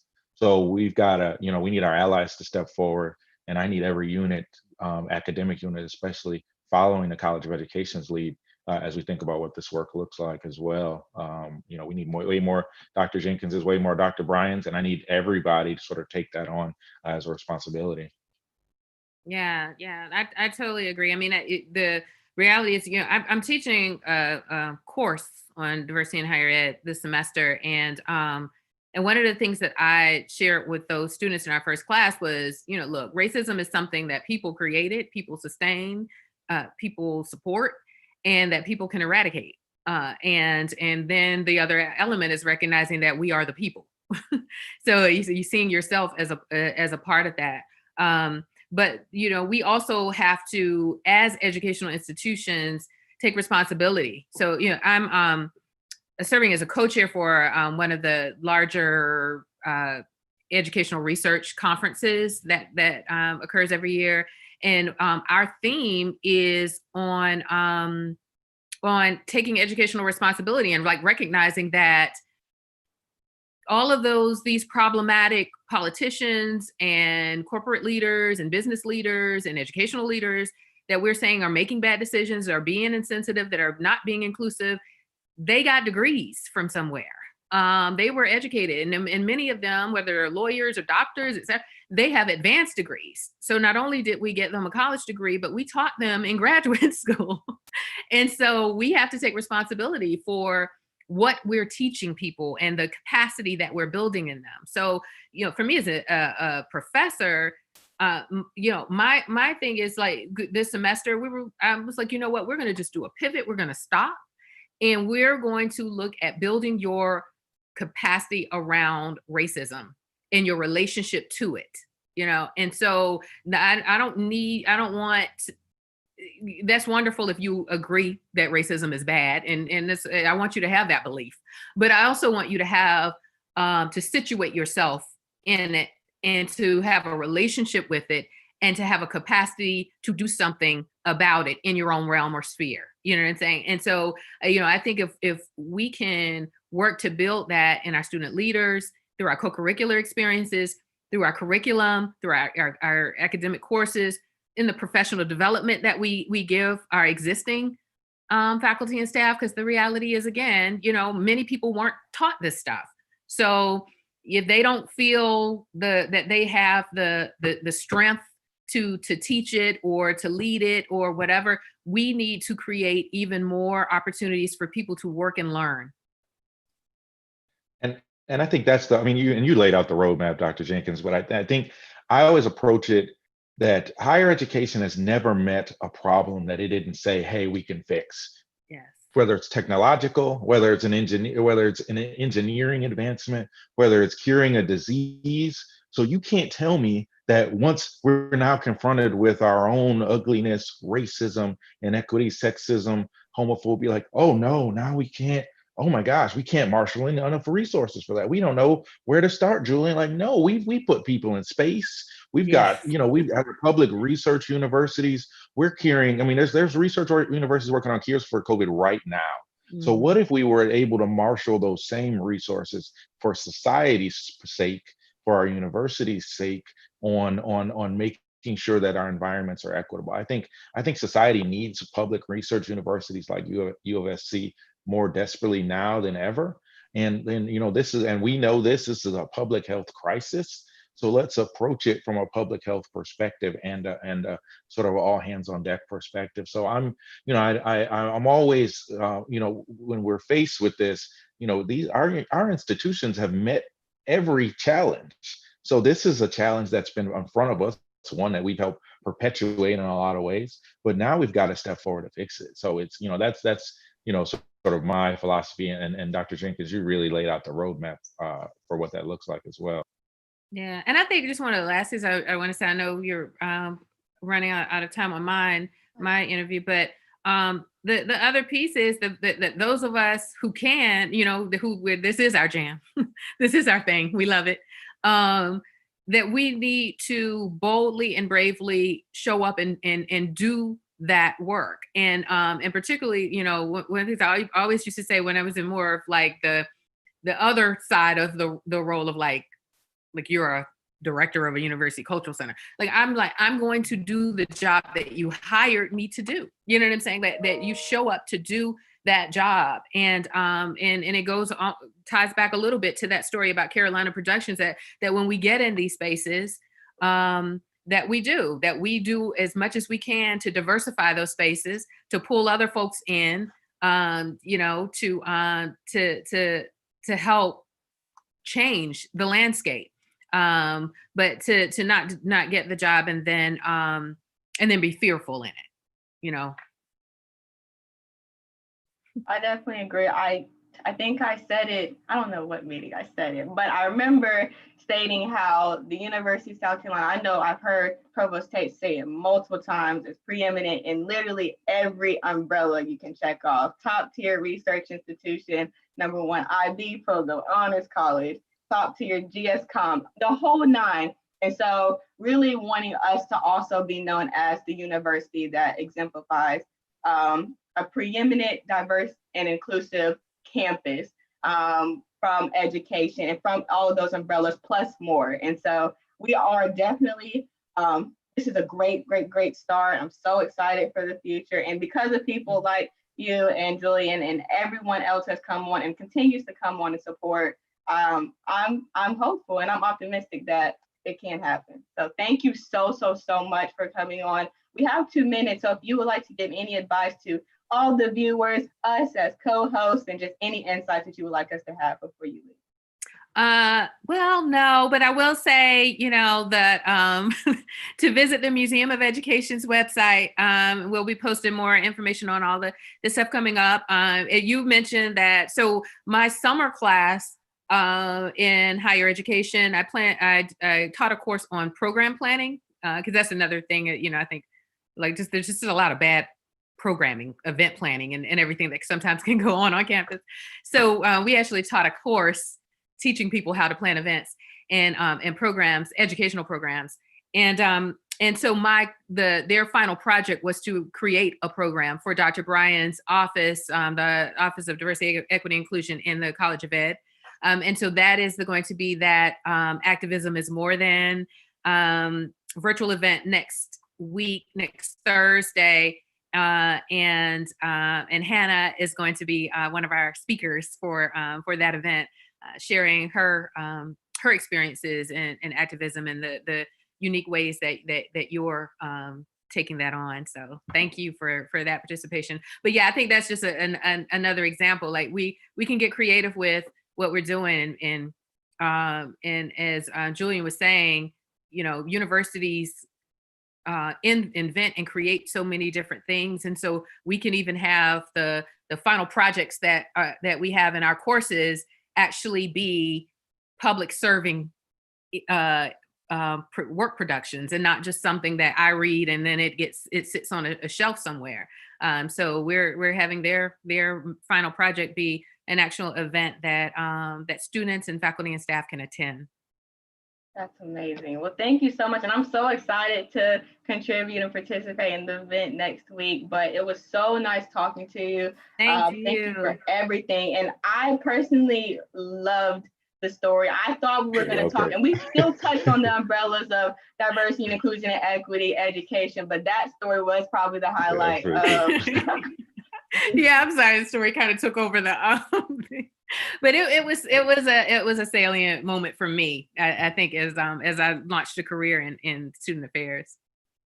All right, y'all take care. Thanks so much. Thank you. Have a great day. You too. All right, That was perfect. awesome. Yeah, that was cool. How was it? First guest. This is fun. Yeah, this is cool. Let's do this once a week. Let's keep it going. Yeah, this is great. This is really great. Yeah, and I'm just really thankful for our development team, for supporting, and as we've talked about, and I think Dr. Jenkins mentioned it, let's make sure this is infused into how we're going out and advancing and raising money and raising resources for programs. So this has been really awesome, and thankful for everybody to help put this together. You as well, Hannah. I'm regularly excited. So excited, and shout out again to the steering committee. I know you were on it as well, but Amanda and Diane and so many more, Miranda from Darla Moore, everyone that I'm not, Jordan, a whole nine. This would not be, I know that our faces are being shown right now as we have the fun part of the whole process of having to talk to these icons, but they put in a lot of work. And so again, shout out to all of them and thank you for everything. I know they're watching, so that was the best. But okay, next guest is Joeanne Eady, and she was the first Black woman to be student body president at the University of South Carolina. So it's gonna be fun. She's joining now. All right.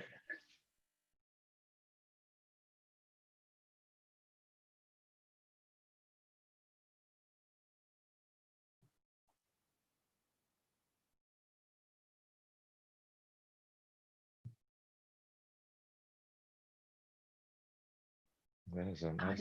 Connecting. Yeah. There we go. We can hear you. I think the audio is connecting for Joeanne. Yeah. Well, while she's connected, that's a nice looking setup she got going on. I over know. There. That's nice. That is nice. We need to aesthetic. Start her decorating.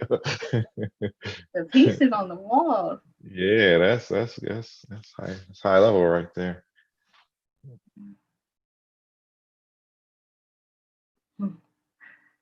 I know you were talking about how you were coming in and out of the podcast while having your meeting with the provost, but I hope that went well. I know we talked to him on his birthday. He has a busy day for his birthday. Oh my gosh, yeah, the schedule that between the provost and the president, it takes a requisite amount of energy to be able to do that. So I applaud both of them for this, the pace that they keep. And I know you all got a chance to talk to Dr. Tate, but he's, I think, going to bring just an amazing perspective as our chief academic officer, thinking about what the classroom experience is going to look like. Brings a great background of knowledge and expertise. So I'm just really excited to have the opportunity to work with him moving forward, as well as President Caslin, somebody that I, from a leadership perspective, from an integrity perspective, is just really out front. And it's funny because, having served in this role the time before, working for a leader that is actively ready to engage is a great thing. So this has been great, and looks like we got our guest here. So Joe Take, it's a pleasure to see you, and thanks for joining us. Oh, it looks like you may be on mute. Yep. I say the one time I get up and walk away from the screen is when I go on live. Hi, Game. Hey. We were just admiring your setup there, your aesthetics. Props to the decorator. If that's you, that's a nice looking room you got there. Thank you so much. So I'm spending time at my vacation home in Puerto Vallarta. So I've chosen to quarantine a bit here in Puerto Vallarta. So. Now, how amazing is that? Well, then thank you so much for taking some time out of your day while you're out on your vacation home just to talk to us about your experience and how you made your mark here at the university. But before getting into it, if you would like to introduce yourself, I know that I've heard it many times and you inspire me every day, but for everyone else to know a little bit about you. Well, hi everyone, and this is really always an honor to be with Gamecocks. And my name is Joeanne Eady, and I am a proud alumni of the University of South Carolina. I graduated in 2001. I graduated with a degree in political science and a minor in criminal justice. I spent many hours at Gambrell Hall. Many hours at the Russell House. I was a student leader at the University of South Carolina. My very first organization that I joined at USC was AAAS, the Association of African American Students, where I served as second vice president, which is a position that is normally held for a freshman leader within the Association of African American Students. I also was an active member of the NAACP, a member of the Student Senate, and had the distinct honor and pleasure of serving as student body president of the University of South Carolina, becoming the first Black woman to serve in that position in the university's entire history, which at the time had been 210 years. So it is indeed an honor and a pleasure to be with you all. And I am now working as the founder and CEO of my own social impact and political consulting firm, Full Circle Strategies, where I employ many Gamecocks and work with a number of Gamecocks across the country. I've spent time at the intersection of movement building and politics, so working as a senior advisor to the NAACP and as a C-suite executive in Silicon Valley. And so today what I do is I really try to combine the work that I've done in politics, movement building, and Silicon Valley and tech to really help clients across the country help scale impact public affairs, and most importantly for me, help create transformative change. Okay, so where to start? Wow. It's amazing. I know that we'll touch on all the umbrellas that you just mentioned, but specifically, I just want to start off with you saying that you employ a lot of Gamecock. I know that Lyric works for you, but also just your passion and motto of amplifying Black women and always making sure that they have a platform and just mentorship, whether it is personal, direct, or even just motivating others. I know you motivate me all the time. So can you talk a little bit about the importance of that and how you do that throughout all of your roles? You know, for me, it's not just something to do. It's actually, for me, a call to action. It's an absolute imperative. I believe that we, particularly as Black women, are part of a long legacy and a long lineage of Black women that came before us. I know that I can't sit in this very seat that I'm sitting in. I can't be on this platform. I could not have been in many of the rooms that I have had the blessing to be in had it not been for a Black woman whom I never even met or never even lived in her lifetime, that did something, that sacrificed, that even took some type of mistreatment in order for me to be in the position that I am in today, and for Black women everywhere. And so because I know that I live that, I breathe that, for me, it's a responsibility that I have to give back. My mentors, and I have so many Black women that I talk to every single day, some older than me and some younger than me, some my age, that I learn from. But my mentors often talk about this important phrase, lift as you climb. Mignon Moore, Donna Brazile, Leah Daughtry, Yolanda Caraway, Tanya Lombard. There's so many amazing Black women, Dr. Hazel Dukes, that I have the honor of just sitting at their feet and learning. And what they always teach us, women like Melanie Campbell and women like Cleola Brown, what they say is that you have to lift as you climb. And so it's important that as you are moving along, no matter what it is that you're doing, is that you are helping a Black woman come through that same door that you came through. Because it's yes, you want to break barriers. Yes, you want to be at the table. But for me, if I'm at the table and I'm the only one at the table, then to me, that's a problem. There's not enough at the table. And so we can't just be comfortable to be at the table.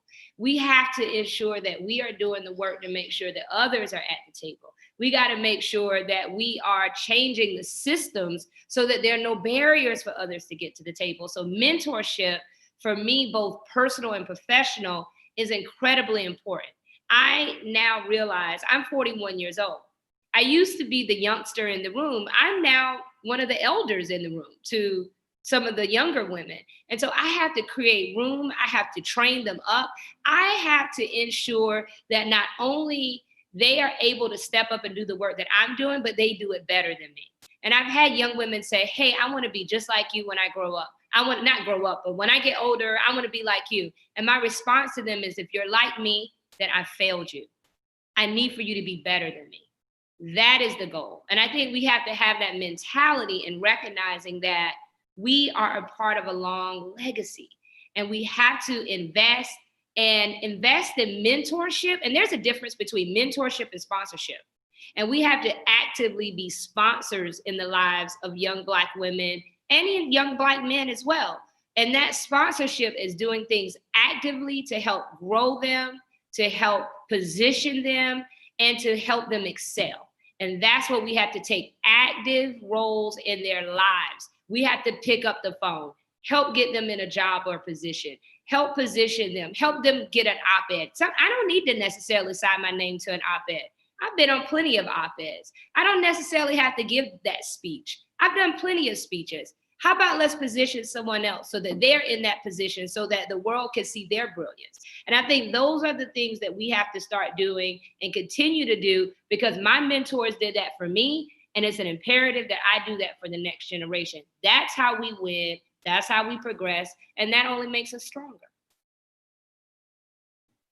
Wow. Thank you so much, Joeanne. I mean, I'm curious as to, Tana and I talked a little bit about authenticity and what that's like, sort of showing up Black in the spaces that we operate. I'd imagine for you, operating in a corporate environment, Silicon Valley, interacting with C-suite professionals, that there's been many times when you've had to sort of double down on that your authentic Blackness and what that looks like. But I'm curious about, what was it about your UofSC experience that informed how you enter your professional life or your personal life, and sort of some of the things that you've talked about as well? My USC experience has probably been one of the most profound experiences that I've had in my life. And so I've experienced, just so much as a student. And I often talk about professors that had profound impact on my life and shaped who I am today. Namely, two professors, Dr. Cleveland Sellers and Dr. Donnie Fowler. Those are the two professors that, when I think about my day-to-day life, what I do in my practice of my day-to-day life, the lessons that I learned from both Dr. Sellers and Dr. Fowler have really informed not only my politics, but also how I am consistently reminded of the legacy of what it means to be an advocate and an activist. And, while I was at USC, there were many times when we as Black students had to protest. There was, and I'll tell you the story, when I was a freshman at the university, there was an issue in which the way student organizations were funded was quite different. And as you probably very well know, both you, Julian, and Hannah, that student government had a say, and the student finance committee had a say in allocation for student organizational budgets. And there was a move to begin to shift budget allocations. At the time, if you looked at AAAS, NAACP, and an organization which represented Latino students, received a good portion of funding. Those organizations actually did a lot of work, and they had very large organizations, very large membership. And there was a move to shift the budget. And when you looked at what happened with that budget fight, the end result was that the budgets of AAAS, NAACP, and the Latino Student Organizing Group had been truncated, and it was all the exact same amount of what AAAS used to get. And so it was upside down budget priorities. And so we as students organized. I'll never forget, and this is a funny story. I don't even know if the university, I think the university knows this. So we wanted to use the university materials. And so how when you go downstairs, it used to be in the Russell House, downstairs was where student affairs used to be. And so we went into the student affairs office, the Office of Multicultural Affairs, and we had a meeting. It was like 10 or 11 o'clock, and they locked the Russell House doors at 11 o'clock at night. But you can get out, but you can't get in. So we were very, very quiet when they came by to lock the doors so that we could stay inside the Russell House and use all the materials and organize. And I never forget, we stayed in there all night. We used all the materials. We had the Russell House to ourselves. They locked the doors, so we were in there late doing the work. We were kind of quiet. They didn't know we were still in there. We used all the materials, and we came out the next day, YAMS. I don't know why we came out with that name, but YAMS, Young Angry Minority Students. That's what we came out with. We had a protest, and we remembered that, so there's a technical rule that if you miss so much time of class, it counts as an absence. So you can't be there 15 minutes after class starts. You can't leave 15 minutes before. So classes, it was a Monday, Wednesday, Friday. So classes started at, I think 12:15. And so we had the rally, or classes ended at 12:15, but we had a time where it was a student walkout because class ended at 12:15. So the walkout was at 12 noon so that you could walk out of class and your professor technically could not give you an absence. So we had a massive walkout. We had a massive rally. I'll never forget this. It was this big controversy because Jamel Franklin at the time, who was the student body president, spoke at the rally. And as a result, the student senate tried to impeach him. So there was an impeachment trial against the student body president at the time, Jamel Franklin, who's now very active in Maryland politics, because he spoke out. But we came out as Black students to say, hey, we will not stand for you to shrink our budgets. We will not allow this to happen. And we had a big issue with the treatment of Black students in the student newspaper. And so we had this massive march. We had this massive rally. I think you go back to the student Gamecock, you probably could see it. But that was really one of those moments where we as Black students came together and really fought. Another time at USC was a time in which, you know, we saw police officers come on campus on horses. And it was an incident on campus. And it was an unfortunate incident amongst students, but the response was this level of police on horses walking around campus because of this altercation that took place between at an event that was held. It was a fraternity event. And that was another time where we came together to speak out. And so I just say all this to say that there were just many times at USC where we as Black students knew that we had to speak out consistently. Other times when we were fighting for Dr. Cleveland Sellers, when there was an opening for the chairmanship of the Department of African American Studies. And it's a no-brainer. That should be Dr. Cleveland Sellers with his legacy and everything that he taught. He's now the president of Voorhees College. But there had been this moment after moment after moment. I remember even when I was student body president, that there was a moment, and I think it ties full circle with what's happening now, is I was student body president during the time that the Strom Thurmond Wellness Center was built, and when the Strom Thurmond Wellness Center was the groundbreaking. And I'll never forget being asked to show up to the groundbreaking.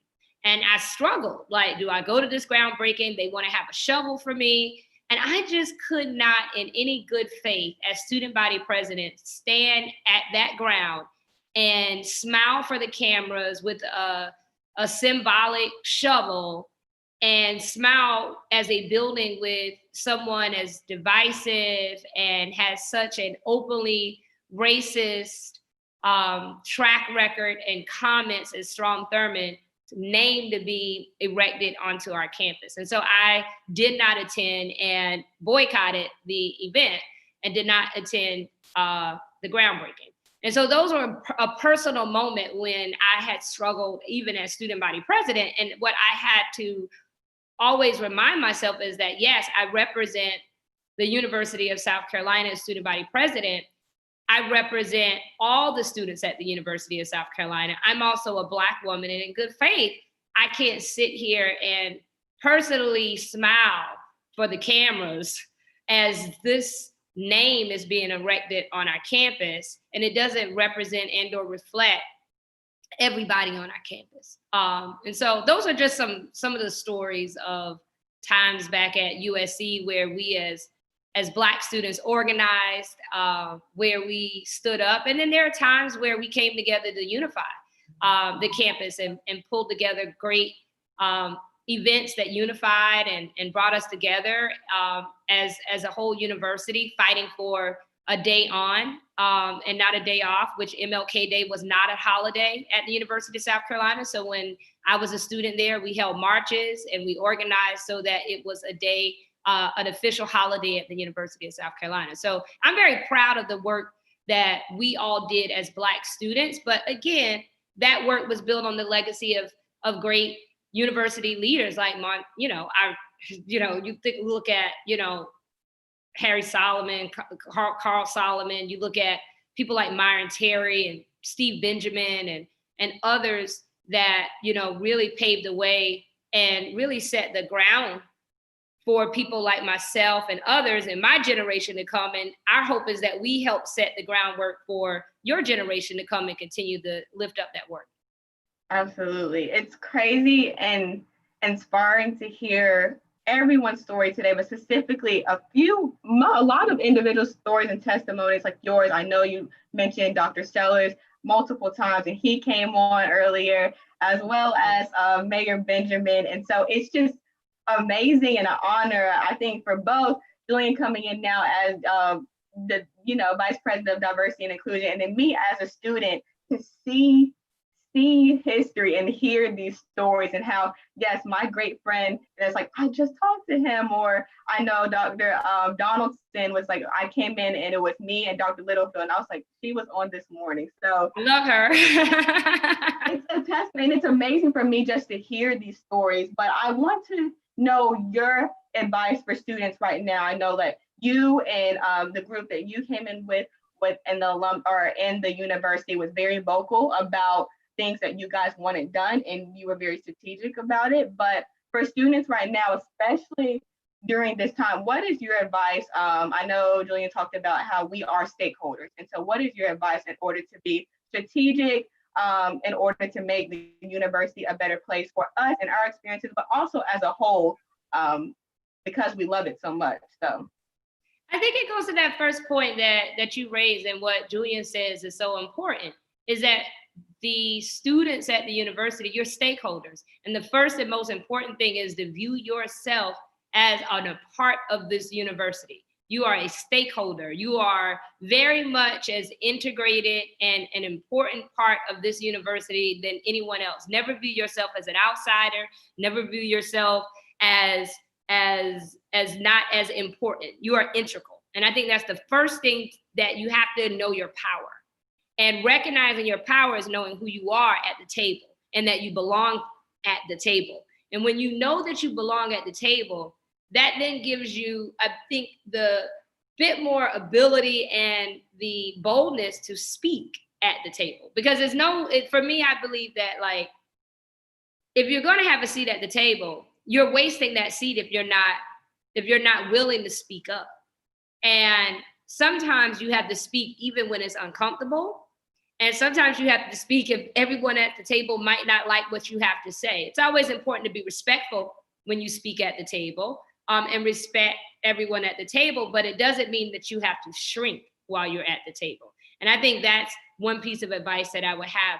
The second I would have is just, again, being very strategic about your approach, and really looking at, and I always look to, as core masters very often will say, there's nothing new under the sun. It's just your turn. And so you look at strategies of the past and let those strategies inform you. And then you add the techniques of today that informs your strategy and your action. So, I think, and I marvel at the work that, that students are doing now in how you're speaking up around the global health pandemic, how you're speaking up around, I was just so moved to see students and former student athletes organizing around the Strom Thurmond Center. I think that students absolutely should be speaking up and speaking out about how that affects them as students at the University of South Carolina. I believe in, I mean, Julia could definitely, I don't want to speak for Julia, but I think the university welcomes that. They want to hear that feedback. Absolutely. The university wants to hear that. And it's important that in your organizing, that you amplify those voices in a way that they're heard, that's visible, and that's consistent. You have to be consistent and know that change may not happen overnight. It took us years to get MLK Day as a holiday at the university. And it was a multi-pronged strategy. It was a strategy of going to the university and making the claims, making sure academically we're not, because you're losing a day, quote, academically, what other universities sharing research, and giving the university really a case to the university of why this was important. And then there was the public pressure. There was a student marching and the student rallies. That was another part of putting pressure. And then there was the media pressure of making sure that it wasn't happening in a silo, and that the greater Columbia and the whole entire state could see that students were fighting for this. And all of that combined together helped create an environment that allowed us to move to have a day off. And the University of South Carolina was pioneering in that. We were the first, and we had honored MLK Day before the state even honored MLK Day. Same with the Confederate flag. The University of South Carolina was the first public institution to call for the Confederate flag to be removed. It started, I'm very proud to have authored the student legislation and student senate that, was a part of that movement. And Alice English, during his time on the board of trustees, authored and pushed for the resolution from the university's board of trustees and the University of South Carolina. That's something that makes me extremely proud. When we hear about the legacy of the Confederate flag in the state of South Carolina, it's a proud moment for me to say the University of South Carolina was the first public institution in the state to officially call for that flag to be removed. Now that flag would not be removed, but some more than 10 years later, but the University of South Carolina was first. The University of South Carolina acknowledged the pain as they knew that students that went to the University of South Carolina were hurt by that flag that we had to walk past going to and from our campus every day. So there are times when we have organized, and it has been a multi-pronged strategy that have resulted in the university being a part of moving our state and our community forward. So amazing. Thank you so much. Yeah, we could have done this the entire day. I have questions about the vacation home. I need to get on the vacation. We're all trying to get to that vacation home level, but no, I'm just so thankful to even have spent this short time. Thank you so much. Julian, I'm so excited about your leadership at the university, and I've only heard great things about you, and I'm excited to be a partner and work with you.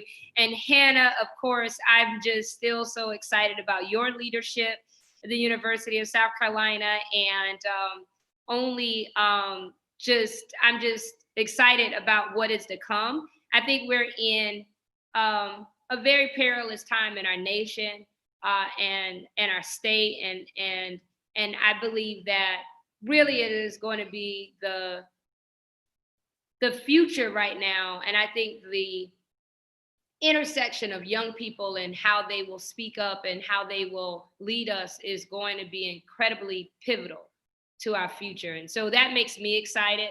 And it makes me extremely hopeful. So I'm excited. I really love these conversations about times at the university because it just sort of kind of takes me back. I was like, oh yeah, I never forget like the whole young angry minority students, the time when we stayed in the Russell House all night.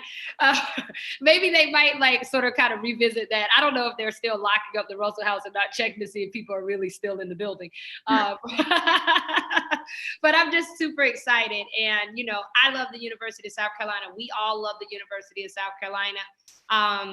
And I'm just excited about what we can do together and how the University of South Carolina can propel us forward. Absolutely. Thank you so much. I know you mentioned that you have many inspirations that were on this podcast, but you are one of mine as well. So please, thank you for all that you have done and all that you continue to do, and your words do not go without action. So definitely took notes about everything that you have said, and I'm looking forward to speaking with you soon. But thank you so much. Great, thank you. And I am making a financial commitment. I actually commit and support the Richard T. Greener Scholarship Fund. And it's one of the most important contributions that I make every year, but I am making doubling my commitment today to support the Richard T. Greener Scholarship Fund. It is an important fund. Richard T. Greener is so important to the legacy of the University of South Carolina. And I'm just so honored to share that legacy with Richard T. Greener of the University of South Carolina being something that connects us. So thank you so much for the work that you do and to highlight this very important scholarship fund. Thank you for everything. Thank you so much. Thanks for all you do. Take care and come visit me. I am actually working here. There's not much happening whatsoever. So. Thanks so much. We might take you up on that. Take care. Bye-bye. Go Gamecocks. Hey, go Gamecocks. All right. So amazing. Okay, our guest is ready to be admitted. I know I want to just debrief it all, but it's like let's go. I know, you gotta just dive right in. Another round. Here is Timothy Bryson. Hello. What's up, y'all? What's up? Happy Friday to y'all. Happy Friday, sir. How are you? Good to see y'all, man. I'm doing pretty well, yo. I found out on Twitter earlier that it's National Bow Tie Day, and I'm always wearing bow ties anyway, so I had to show up. You got it. I thought you were gonna meet me here, Julian. No, I put on my garnet in black. Tim, I'm not gonna hold against you. I mean, the whole Michigan Ohio thing is a real rivalry. So I promised I wasn't gonna bring it up, but I'm gonna bring it up anyway. So we're just glad you're here. I will not hold that against you at all, my brother. I'm doing better leading with grace, Julian, so I appreciate it. I appreciate that. Oh, it's good seeing you, Timothy. Thank you so much for taking me up on my invitation to be on and talk to us a little bit about your experiences, what you do now. I know you're very involved in the Black Alumni Council as well, but this is just a great day in history I like to think of. I know you talked about National Bow Tie Day, but August being Black Philanthropy Month, 8/28 being Give Black Day, and this is also the anniversary for the March on Washington. So we're here. We're a part of history. We are. But I would just like for you to introduce yourself, give a little bit of background for the viewers, and then we'll get into a little bit more about your experiences. Yeah, definitely. So my name is Tim Bryson. I'm a Black millennial educator. I mean, that's something that I've been really on this summer, having time to take myself away from work a little bit, but also started my own podcast. My former role is I'm the program director for student athlete career development. I'm the older brother to both Bryan and Brandy Bryson, firstborn child to Leslie Bryson, and then a favorite grandchild to Anita and Michael Lackey. Grew up in Cincinnati, Ohio. Started my college career actually at Coastal Carolina, so down the street from South Carolina. But made the transfer over, and it was really the best decision I could have ever made. I mean, again, super happy to be here because the conversations throughout the day have truly been not just phenomenal, but also inspiring and dynamic as well. Yes, I see that you have been in the comments all throughout the day. So I have to ask, do you have some favorites, some key tips for these past hours? Yeah, when I think it was Dr. Tate said, rules without relationship is rebellion. Like that's I needed that. I needed that. So adding it to my repertoire. But all the conversations have been extremely phenomenal. Of course, seeing Lauren, I mean, she was in my class, so graduating class. So that was fun as well. That's awesome, man. So Tim, would you mind telling us a little bit about sort of what you're doing now? What's that data? I mean, it sounds like you got a lot on your agenda, but just curious about what that day-to-day looks like for you and how you're making an impact out here as a Gamecock. Yeah, definitely. So again, I currently work at the University of Maryland in the athletic department as the program director for student athlete career development. So just as I tell the student athletes in Maryland, like my job is to help you secure the bag. So whether your bag is related to a summer internship, full-time job, grad professional school, if you want to travel the world, travel to Europe for a gap year, let's plan it out. But anything related to career development, career readiness, that's my job to help facilitate. Have a great time doing it. I have a lot of one-on-one meetings, of course. I get to connect with employers, get to connect with Gamecock alums who want to hire particularly college athletes or really diverse talent. So being able to leverage those relationships as well. So again, having fun, just having fun in my role. It's career readiness is fun. And Tim, when you see our athletes in general really taking on their platform and utilizing it for change, I'm curious what the conversations are like with some of the students that you work with at UMD, and what conversations they're having, especially the Black athletes. Yes, it's a really great question. So it's really started with my experience at South Carolina, to be honest. And so when I was a student leader at South Carolina, I had mentors, particularly like Brashay Dixon now, Shay Malone, Nakia Strickland, who like truly empowered and spoke life into me, right? And I don't think we do that. We're starting to see that more within student affairs, like having probably more increased representation of Black women and Black men in student affairs functional areas. But in athletics, I don't believe we're doing enough. I don't believe we're doing enough to really empower students to take ownership of their voice, take ownership of their own learning and career journey. And so my conversation with students is like, I'm here to listen, right? I'm here to serve as a soundboard, but I'll never tell you or even point to you a direction in which to act, right? My job is to help empower you and equip you with the knowledge, skills, information you may not have, right? Given there are meetings before the meetings and meetings before the meetings before the meetings that do happen, right? But there's like a nugget that I can give you to help pivot and help you manipulate, your plan of action, your course of action. Let's talk about it. But again, back to Dr. Tate's point, right? Like rules without relationship is rebellion. So being able to develop those relationships first before having some of those more deeper conversations has been extremely important in my conversation, particularly with the Black athletes in Maryland. I know you mentioned the crucialness of having or developing those relationships. So for students now at the university, what are your tips and advice in order to develop relationships, whether it's with peer-to-peer? I know that Dr. Treadwell touched on diversifying your network and making sure that not all of your friends look exactly like you, come from the same backgrounds as you. It's about being strategic, but also just giving a big picture and more perspectives in order to develop your morals, your values. And so what advice would you have about that? As well as just others, I know that you talked about Shay and all other administrators during your time and my time as well, but how can you build those connections from peer to peer as well as from peer to that mentorship type of role?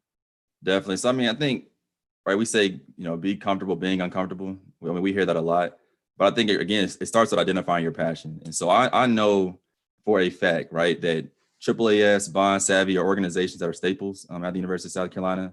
I think a lot of us flock to those organizations for community building first, right? And then find leadership opportunities within that.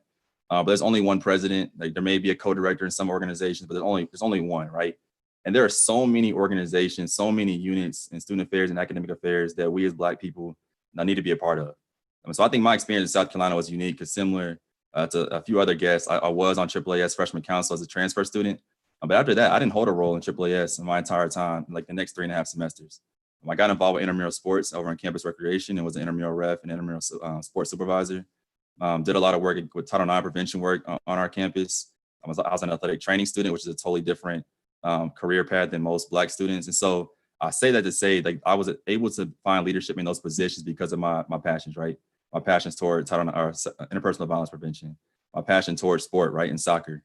I'm a member of Phi Beta Sigma Fraternity Incorporated. And so being not just NPHC president, but once I found out that, as a fraternity council, like, NPHC can hold those positions, but I didn't know that because, again, there wasn't anyone that had served in that position before.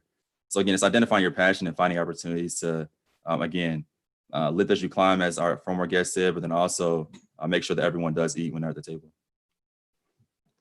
And Tim, I'm curious. I mean, you talked about some of those leadership roles, and I look at those student leadership roles, and we were talking to one of our guests about it, that it is pre-professional training, but you had to make some tough decisions even in your leadership journey at the university. I'm curious, when you think about what either that was like or how that informs you when you have to make a tough decision, one that you don't know how that's gonna land, but it's the right decision.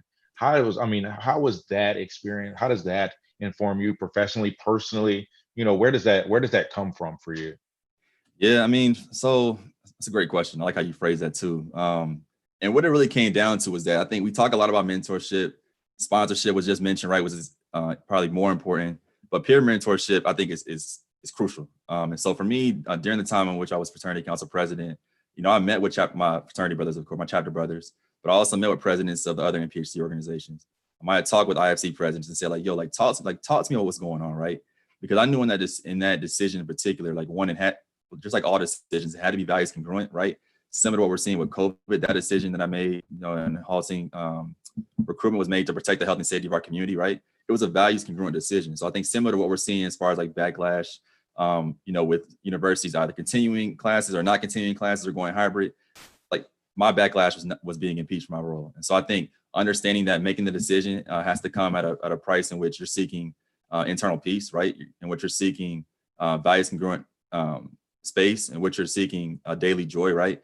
And not focusing and not making decisions based off what the reaction of the crowd would be. Because again, the crowd is very reactionary. And I don't think we can depend on them to make decisions that protect the health and safety of our community, whether that's related to Greek life, our fraternity and sorority life, or even our university community as well. I know you mentioned in your intro about your podcast, but if we can learn a little bit more about that, how did you get into hosting a podcast, and what is it all about, and what inspired you to create one? Yeah, definitely. So what inspired me was that I kept seeing, a couple of my best friends, a good friend, started a podcast earlier in January. And I was like, I've always wanted to like do like a YouTube channel or a podcast. And I was like, nah, I'm cool. Like, who's going to listen to it? Like, whatever. And I actually started a beer Instagram last year, and it actually kind of took off too. So I was like, you know what? I got encouragement from my friends, Rachel and Chelsea. I said, like, whatever, I'm gonna buy a microphone and see what I can do. So the name of my podcast is called Walk with TLB. which really stems from our personal mission statement to help students really help all people identify their passion, inspire vision, and walk in purpose. So and as such, if you're walking in purpose, then you're walking with me, and vice versa. But the podcast itself, right, is that I'm a Black millennial who's eager to have unfiltered conversation with authentic people centered on education, sport, and culture. And in my experience at South Carolina, as well as Ohio State, and even at the University of Maryland, right, we segment our conversations, right? It's like the student athletes are over the Doty, right? The student athletes are the Greeks are in Greek Village, and they don't have a house, then they're on the bottom stairs of Russell House.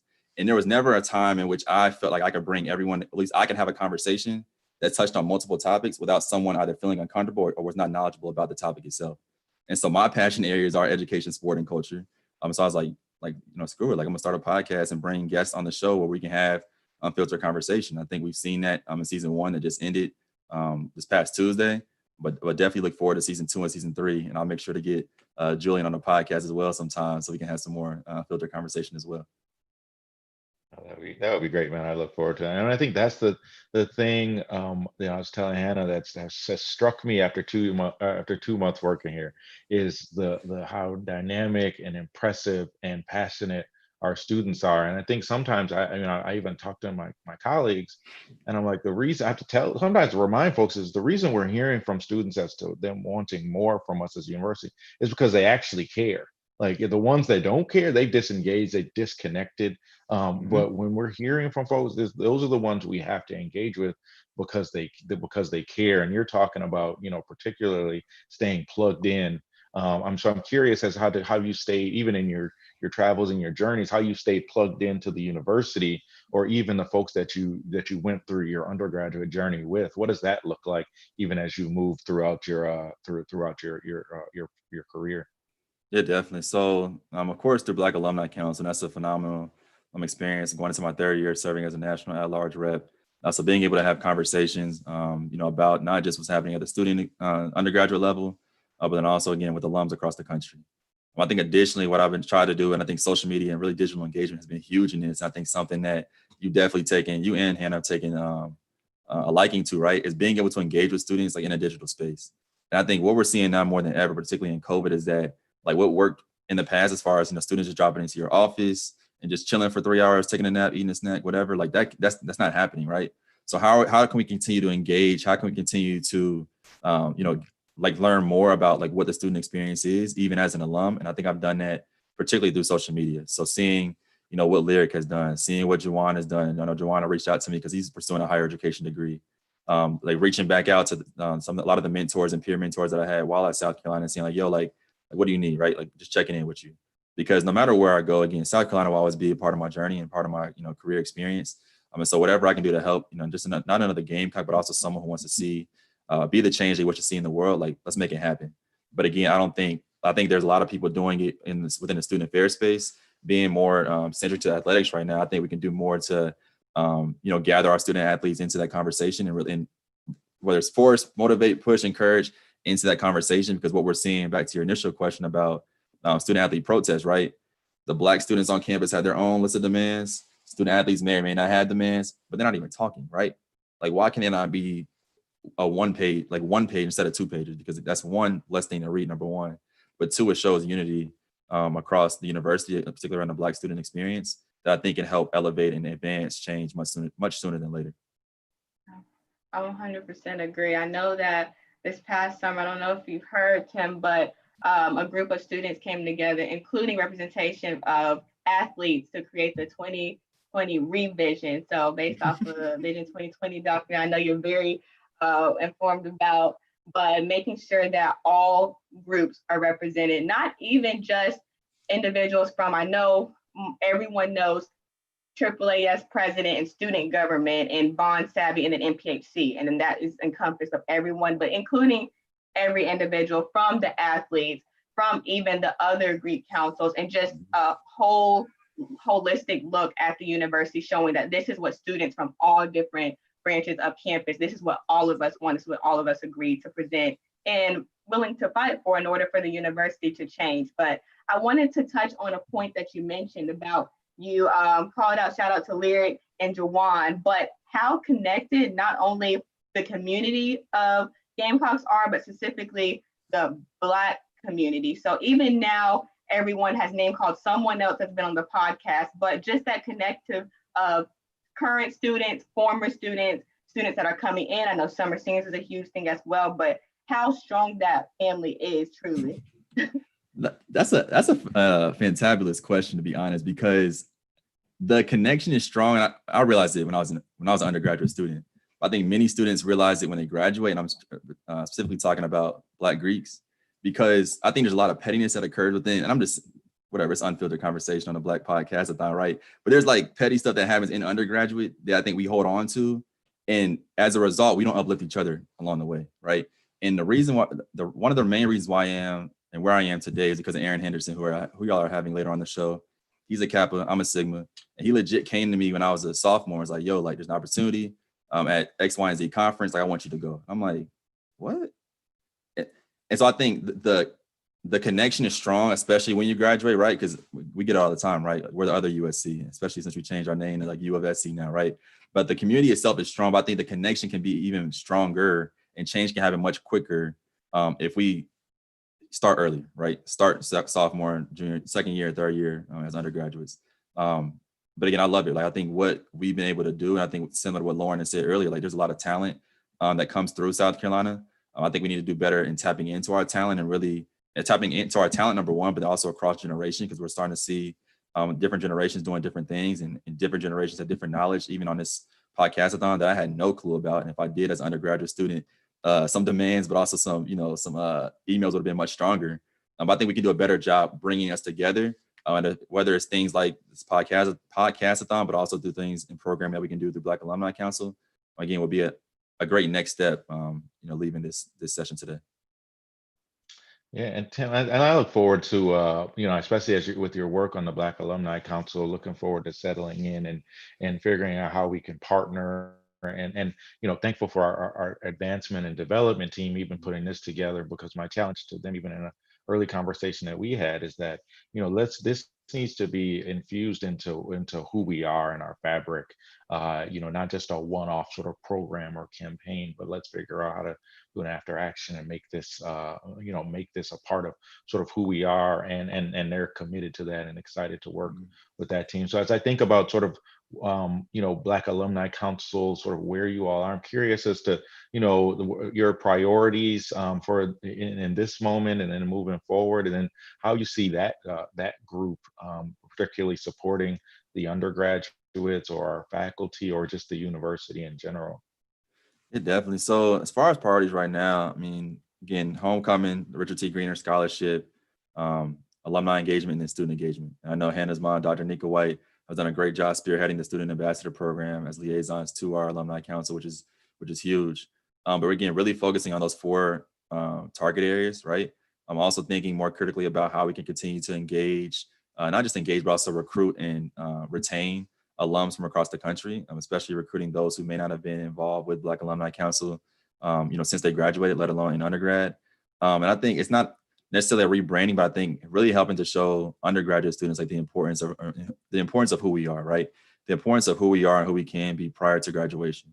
And I know that it's not my Carolina anymore, but the Pastides Gamecock Alumni Association is doing a great job in creating that mentorship hub, which we'll tap into as well to be able to provide some more formalized mentorship for Black undergraduate students. But I think, again, starting earlier, right, and helping students to see the value of what a a degree can do and be for you once you leave the institution.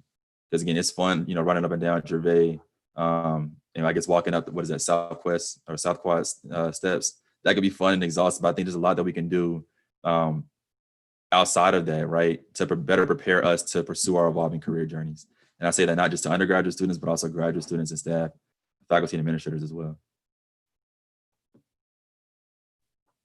Definitely. And I wanted to go back around to, you mentioned that you're a transfer student. So I know a lot of students can attest to that. I feel like that is a population or a demographic in our population that doesn't get highlighted as much. So I know one of my LS is Yana. She is the president of the Transfer Student Association, but just highlighting your experiences and how you transferred in and just went after everything you set your heart to. So inspiring other transfer students who are currently in that situation, especially for the pandemic that is going on, we still have a lot of students that transferred in during this time. So any advice for those students?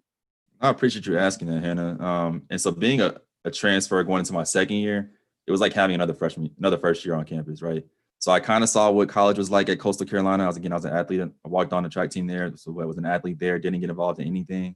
So when I came to South Carolina, I was like, I legit know nobody, because I went to South Carolina not having like a dog, a family member, a friend who lived in the state. And so I said, I wanted to do things that would help me, I guess, find community, right? And I didn't have the language to say that back then, but that's what it came down to. So I'd actually, joined the intramural staff as a soccer referee just to find friends, right? To get integrated into a campus community around a passion of mine, which was soccer, or is soccer. My first semester on campus, I also pledged Sigma. So that was an opportunity as well to get really integrated into like leadership and what leadership can mean and be for me at the institution. And so for my transfers, again, like you have an experience, whether you transfer after a semester, whether you transfer after a year or even 2 years, not to start fresh, but to do things differently, right? Do things differently that you may not have done at your prior institution. Do things better that you did at your prior institution, but could have a different opportunity to add value to the experience, particularly at South Carolina. And I think to your point, Hannah, I don't think we spend enough time talking about transfers. I also don't think we spend enough time talking about out-of-state students, because especially South Carolina, it's not just the institution, it's the entire culture that, like, unless you go there, you have no clue like what it is.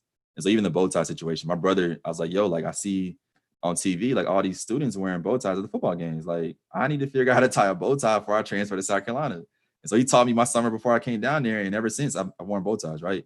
And so I think there's like little even cues like that can help us, again, not assimilate, but learn the culture and also add our culture to what currently exists, not just at the university, but also within the Columbia community as well. Yeah, that's awesome, man. It's funny, your bow tie journey was the same as mine. You can learn just about anything on YouTube, so you practice it enough and kind of go there. Tim, I'm curious as to sort of you're right in your career. It sounds like you're doing some great work at the University of Maryland.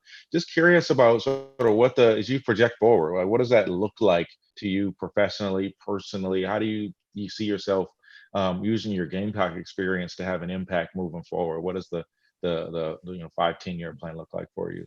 Yeah, definitely. So I still want to be a university president, but I think it has to be the right fit. I think I've realized that through COVID, especially. I want to be a university president, what you said earlier, right? I can be myself, where I can make values congruent decisions that aren't challenged by donor dollars or donor relationships, where athletics is truly integrated into the university and not something that is entertainment. So university president is a goal, but again, like my personal mission statement says, right, like continuing to do the things I'm passionate about, continue to inspire a shared vision that creates social change for all people and not just the select few, but ultimately walking in my purpose. And so if walking in my purpose is university president, would love to have y'all on staff. If not, right, walking in my purpose is opening up my own brewery and being, a founder and CEO, come enjoy a beer, but just walking in my purpose and doing the things that I'm passionate about to create not just social change, but also equitable, inclusive, and safe environments for all of us to just live and just breathe. That's awesome, man. Well, let's keep in touch, because not only do we share the same sort of career aspiration at some point, but I'd love to connect you with some folks and that are sort of doing it. And then just, I think one of Joe kind of was talking about sort of the mentorship/sponsorship. So absolutely, let's keep in touch, stay in touch, and sort of talk about it from there. Most definitely. I appreciate that, Julian. Yeah. Thank you so much. I know we only have 4 more minutes during this time, but can't let it go by without you talking a little bit about the One Creed, One Carolina campaign. There are many programs. I saw you already donated, so thank you so much for your contribution. But just more than the donation, just talking about how many of those programs, I know that you talked about Shay and the Office of Multicultural Student Affairs and how that affected your experience here at the university, but just share any more experiences or how much these programs matter and amplifying these programs matter. Yeah, it's huge, right? And again, as I said before, and as another guest has said, diversifying your circle is also important. But particularly these Black programs, initiatives, and scholarships, like those, like they add to the reason, they contribute to the reason as to why we're here at Carolina, but also like how we continue to persist and towards graduation, right? And so anything that we can do to help, and again, whether it's financially, whether it's time, whether it's service through Black Alumni Council, do it because we need it. And I think what Lauren has said, I think it been Provost Taylor said too earlier, like South Carolina, like can be the model for R1 Power 5 institutions across the country. We can be, but we have to choose to be, not choose to be when we want to, but choose that every day.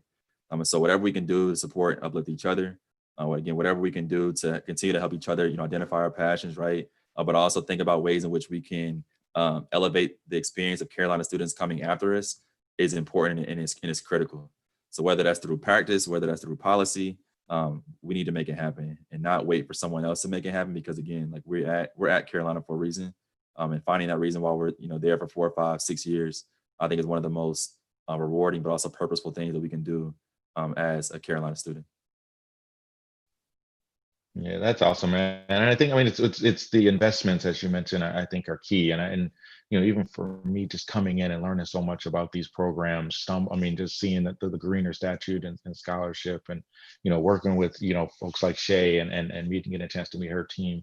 I think one of the things my grandma would always tell me, if it's important to you, you make time for it, you invest in it, you write it down, you hold yourself accountable. And I think for us as a university, we've got to think about sort of what those investments look like, investments in students, because there's you can't tell me that the talent isn't there. I know it's there. We all know it's there. It's the opportunity, it's the access, and that's the space that we have to make, that we'll sort of make some progress in and make those investments. And thankful for folks like you that are continuing to amplify that even through your work with the Black Alumni Council and what you're doing professionally as well. Most definitely. Thank you so much for being on today. I know that you have been one of our most loyal watchers throughout the day, but thank you for also not only watching, commenting, donating, but also sharing your experiences. It means so much. Most definitely. Again, if y'all need anything from me at any point in time related to this podcast or not, please don't hesitate to reach out. Look forward to supporting and serving our community. And again, good job on getting it started and getting this happening. Thank you. Have a great day, Tim. Y'all as well. Be safe. Thanks so much, Dr. Bryson. We'll talk soon, man. We coming. Yeah. Wow. Oh man, this is cool. Yeah, this is cool. Okay, so now you've gotten a couple under your belt. You're a pro now. Yeah, let's just keep it going. No, this is great. I'm really enjoying myself, Hannah. It's a great chance to interact with folks, to just hear about the passion that people have for this university, the passion that they have for supporting students. And I think as we think about what that looks like now, really redoubling of the commitment to support Black students, Black causes, Black initiatives. So it's exciting. Yeah, and I'm just happy to keep it going. All right, so let's have an announcement. So right now, and I know, let's see, our next guest is Lindsay Richardson, who is the second Black woman to serve as student body president. But today, through the Podcast-a-Thon, we have raised, with all the matching gifts, a total of $7,535.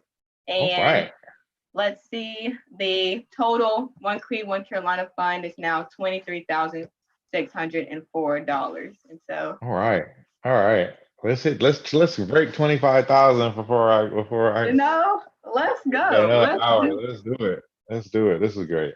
Perfect. I know that Dr. Bryan is coming on later in the day, but we reached this goal because she has donated a matching gift of $3,000 for Apple Corps. And so different individuals can donate to match her gift. And that is how it uploaded to the portal. So I guess the matching gift was a success. And now that it's right. Perfect. Shout out to Dr. Michelle Bryan. We got some, you had Kiana Wited on. We got, there's so many dope faculty members and folks working at this university. It's amazing. It really is. I feel, I don't know, because I'm like, I've been here for 2 years, but you come again like this, I feel like this is the introduction. So now, welcome to you. Welcome to the university now. I know you've been here for yeah. This is the start. This is the welcome. Yeah, this is great, Hannah. This is awesome. Perfect. We're just waiting for Lindsay to hop on, but for the time being, I know that we have Lindsay, and then after we will have Amber Guyton. So she's also a distinguished alumni of the university. She's a part of the Black Alumni Council and is a national at-large member. But she also leads product marketing, acquisition strategy, development, and execution of digital marketing campaigns at Affirm Incorporated in San Francisco, California. And so it was funny. I was listening to Jakarta, and I'm just like, I'm hearing like commencement speaker bells going off in my head. I'm just like, all right, like these are, I feel like everybody needs to hear from some of the folks that you've had on. Like, we got to figure out a way to make that happen. Line them up, just year after year after year. You have this year, next year. We have maybe 30 years. Fine. Yeah. But yes, and I know that Amber was the president of the African American, or the Association of African American Students, and then Lindsay also was a trailblazer as her time here at the university. So I cannot wait to speak on that, her time as president, and then all the things that she did while she is president. I know that she's not on yet, but I met Lindsay actually in New York. So she lives in New York and she practices law in New York City. And Lyric and I decided to go up to New York to watch Hamilton. So we wanted to see Hamilton on Broadway, but Lyric being Lyric reached out to Lindsay Richardson to see if we could have dinner with her. She said, of course. And so we met and we just chatted up about all things UofSC, all the things that she has done.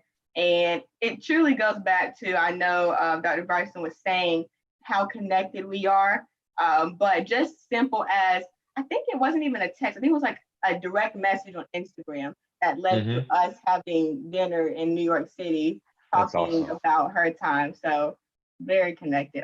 I know that we often think, and a lot of our guests that have come on, we didn't even highlight how they've furthered their education. So some have gone to Ivy League. I know Dr. Treadwell, she did a lot of postdoctoral programs at Harvard University, but we always put, especially the Ivy Leagues, on a pedestal. But I really am down to go back to for anyone at any school about the community at the University of South Carolina. It is unmatched, truly. I mean, and even for someone like me coming in, I mean, you got folks like Nikki Finney on that teach in our English department, and a number of folks. So I think we stack up extremely well, and that's where I think these next few years for this university, with a new president, new provost, and I think a real commitment to what preeminence looks like from a flagship perspective, as well as that, and this decoupling and sort of adding some complexity to the trade-offs, because some people think that there's a trade-off if you're going to shoot for this preeminence, that you can't be accessible, or that your student body has to look at this certain way, or we have to strive for these notions of elitism and what that looks like. And we're going to say, in my opinion, no, that we can do both, that we don't have to sacrifice accessibility, that we can provide opportunity. And I think that's some of the things we've been doing and talking about, and that's going to be the great thing, because I think higher education, if we're going to make the value proposition to students, then we need to do that in a way that doesn't exclude people. We need to think about these gates and these barriers that we've traditionally put up to access, and thinking about sort of the transformative power of a public education, an excellent one like that you're getting, and so many of our guests have had the opportunity to receive. Like, that's what this world needs, in my opinion. So yeah, it's exciting. Absolutely. I'm motivated. I was like, what's next? What do you do next from here? Like, after this? So Hannah, you do realize, yeah, I know. I was going to ask you how you're hanging in, because you've been at it. I mean, this is like, how are you doing? How are you hanging in? What is it now? Great. So I think the 24 hours in April prepared me for this 12 hours, because I know I'm getting texts like, can you eat? Can you drink? And I'm like, I mean, the 24, and still by this time I was still up and going. It was that 4 a.m. mark. Oh, that was where I was like, please, if you just let me get to this 1 hour. And then my second win popped in, but I'm doing great right now. And also, that's awesome. The guests the guess, it's back to back knowing or learning something new. I was telling someone else earlier, I know I have history courses. I mean, this is my only day that I don't have class, but this has been class, the best class. Yep. Man, I was listening to Dr. Donaldson and Cleveland, and I was like, I got to find a way to sneak into some of these classes, or just figure out. I got a chance to talk to Johnny McFadden, whose wife was responsible for the Grace Jordan McFadden Scholars Program, and he was just in an intro conversation, but just the wisdom and the conversation that he and I had, I'm just like, yeah, it just sort of consistently reinforced that this was an awesome move for myself and my family and everything. So this has been great. And you do know that you're going to be, at some point down the line, you're going to be the one getting that call or that text like, hey, Hannah, I'm in town, with a current student, can you spend some time, and that's going to be you really soon. I can't imagine, because I look up to these individuals so much. But when the time comes, if the time comes, best believe I will answer any and all calls in order to. I feel like we all have the same sentiments that yes, we push for change, and there are some things that we felt like need to be better with the university. But at the end of the day, this is a part of us. Like, this is ours. The university is ours. This is our home, and it's a part of us. So. Really do love everything about it. I have a text from Lindsay saying that she cannot get in. So let's try to figure this out. All right, take your time. Take your time. I think while we're in a break, it's always great. Folks want to either stop in or visit the One Creed, One Carolina website. Forward it to folks that especially if we got some alums. The folks that that aren't as active or as connected, this is a great way to give back, a great way to impact students. And I think that's the best part here, because each dollar goes to something that matters. And then I'm thankful for our development team for opening up the space, and then thinking about sort of what this looks like next year, or what it grows into, and sitting down as a steering committee. I think that's where there's possibilities abound. There, we were able to get Dr. Tate and President Caslin, and they shot a promo for it. So we got some great sort of name recognition just in terms of the guests we have today. So it's been really awesome. All right, I'm trying to. Oh, here it is. Like we might have our next guest here coming up. So that's awesome. All right, Julian, you're doing great. Keep telling the people what they need to hear. I'll keep telling folks to get on there and go connect. And then that's where I think that we have just a tremendous opportunity for us as a university. We got to chance to hear from our provost. Our president has tweeted out some information, encouraging folks to get out there and support. And when I think about sort of how we've outlined the priorities of the university, if you haven't gotten a chance, go and look at our new strategic plan. I know sometimes strategic plans can be boring, but it sort of if you're looking at sort of what the next few years of progress look like for the University of South Carolina, it's there. It lays out a number of priorities as we think about inclusion and diversity, as we think about our academic excellence and transforming the classroom experience. We probably have the first strategic plan that outlines a commitment to beating our rivals in football and those sorts of things. So we've got a president that is hard charging. One that would not shy away from any sort of conversation, and I'm excited to have the chance to work with him, his new leadership team, as well as Dr. Tate coming in as our new chief academic officer. So this is I think a great opportunity to give back to students, to impact students, and I'm thankful for Hannah for giving us the platform to do this from a podcasting perspective.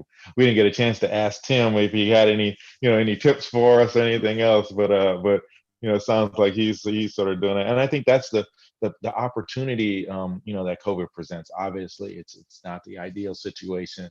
Ideally, you and I'd probably be in a room together and we'd have folks shuffling in. But, some of our guests are on vacation in Puerto Vallarta and all over. So, I think this technology and in this moment gives us a chance to connect a little differently. And I think that's the part that, I'm excited about moving forward as well. As we think about sort of programs like this and opportunities to connect via distance. I just sent Lindsay a new link, but in the time being, I know you mentioned your wife earlier, but if you could talk about her new business. I know everyone knows everything now. There's no secret. There's no, this is my business. So Twitter tells everyone everything, but I just felt that it's a great thing. I know you were very proud. So if you could talk a little bit about her and her business. Yeah, man, she's downstairs working and doing her thing, and I can't glow enough about my wife Jamia. But I'll sort of start us off with, so we met almost 3 years ago now. I swiped right on Tinder and didn't realize that my life was about to change, and I just met my beautiful wife. But she operates in the diversity and inclusion space. Starting a blog, is doing creative consulting, is doing D&I consulting for corporations, organizations, TV shows, and a number of things. I was telling one of my good friends, he was like, yeah, she's way cooler than you, dude. And I was like, I know, it's crazy. She happens to be a soror of yours, Hannah, but just, I think about how she's doing all of the things that she does to amplify Black voices. Is a huge proponent of Black love. Started an Instagram community, Black Wife Life, and it was just an idea that she had, and sort of almost 100,000 followers later, has turned that now into a blog, where she has guest writers writing on issues and pertaining to Black families and Black love, and geared towards Black women and the Black community as well. So I'm just just immensely proud of her in so many ways, and I look forward to for the Gamecock community to getting a chance to meet my extremely better half, and as we sort of settle in to this community as well. So I'm always in awe of that. It looks like we might have our next guest here, so let's go ahead. Hi, Lindsay. Hi, I'm so sorry I was having such technical difficulties. For some reason, the video link would not work, which I was so bummed because I spent this morning getting my apartment ready for it. You're so fine. We're just glad that you can come on. I know a few other guests been having technical difficulties too, so it might be the Zoom aspect and not on you, but nevertheless, you are here and we're so excited to chat with you for the time being. But how are you? I'm doing well. How about yourself? Doing well. I know we talked a little bit before you came about how we met for the first time in New York, and you showed us a nice area, and we just talked about all things UofSC and all that you were able to accomplish. So it's great to reunite and talk again. Yeah, it's great to be back with you guys. I was really honored that you guys reached out. I love any time to connect to the university. I don't always get down as much as I want to anymore, so this is great. Lindsay, I wonder if you could tell us a little bit about sort of what and Hannah alluded to it, but if you wouldn't mind telling us a little bit about sort of what you do now and how you've sort of used your Gamecock degree to have an impact and really further your professional and personal goals. Sure. So I'm a class of 2015 graduate of the university and a 2018 graduate of the law school. I currently reside in New York, where I practice corporate law. Specifically, I do mergers and acquisitions for private equity companies and their portfolio companies, ranging across a lot of different industries, from sports, entertainment, healthcare, data, privacy, and security, as well as intellectual property. So kind of get to dabble here and there, but I love my job. It allows me to continually be curious, which I think is important for any person pursuing a career, is that you find something that always keeps you engaged. But the university, I think, prepared me a lot for, especially with my roles in student government and courses I took and the professors I had, for, I guess, kind of what I do now. So without getting too granular into the specifics of the legal world, my job kind of is very team oriented. We're always moving to reach a common goal. Usually when companies are buying and selling each other, everyone is at least trying to work together in some aspects. Of course, there's like adversarial aspects to that, but at the end of the day, everyone wants the deal done. And it kind of reminds me of my time in like student government when we would have projects and initiatives. At the end of the day, everyone wanted something to happen. It was just a matter of finding that common ground and bringing people together and kind of learning how to compromise and learning when to stand your ground. So I guess in that respect, I do feel very thankful for a lot of my time and the leadership skills that I was able to pick up while I was there. Absolutely. And I know that we mentioned it earlier, but it's one of my favorite stories. I've heard so many great stories this all throughout the day, but the story about, and you've done a lot as student body president when you were a student, but the story about the Carolina Closet. So if you don't mind sharing everyone how you came up with the idea and how it all came about. Yeah, so the Carolina Closet was a big passion project of mine while I was at the university. And it's still one of the things that I am interested in seeing the university continue to improve and expand on, because I think at the end of the day, one of the big jobs of our university is to make sure that all students of all backgrounds have access to the greatest heights of their career, rather than supporting them in interviews, rather than supporting them in internships. I think one way the university can add value and add equity is making sure that students, no matter what their socioeconomic status, have that access. And so the Carolina Closet came about. I started as an RM when I was at the university, which was a lot of fun, a lot of late nights, but a lot of fun nonetheless. And I got really close to a lot of my residents. I worked in the women's club for 1 year, and then I did Patterson Hall for a second year. And I just remember it's like late one night when I was like the RM on duty, which I think anyone who's an RM knows is probably like not like your favorite time of being an RM, but it's something that's necessary. But I was on duty, just hanging out in my dorm, and one of my residents had come, and she was really upset, like just very like stressed out, very distraught, because she had a big interview the next day, but she didn't own a suit. And to me, that was a moment where I kind of realized that everyone comes to the university from different circumstances. They all have different stories, different backgrounds. And I think sometimes, like when you're cheering in Williams-Brice or when you're going to an event at Russell House, you forget that everyone has their own unique struggle, and it might not look like yours. And so that was kind of a very like humbling moment for me to kind of reel back and realize that everyone needs support. And so luckily we happen to be similarly sized. I just lent her one of my suits.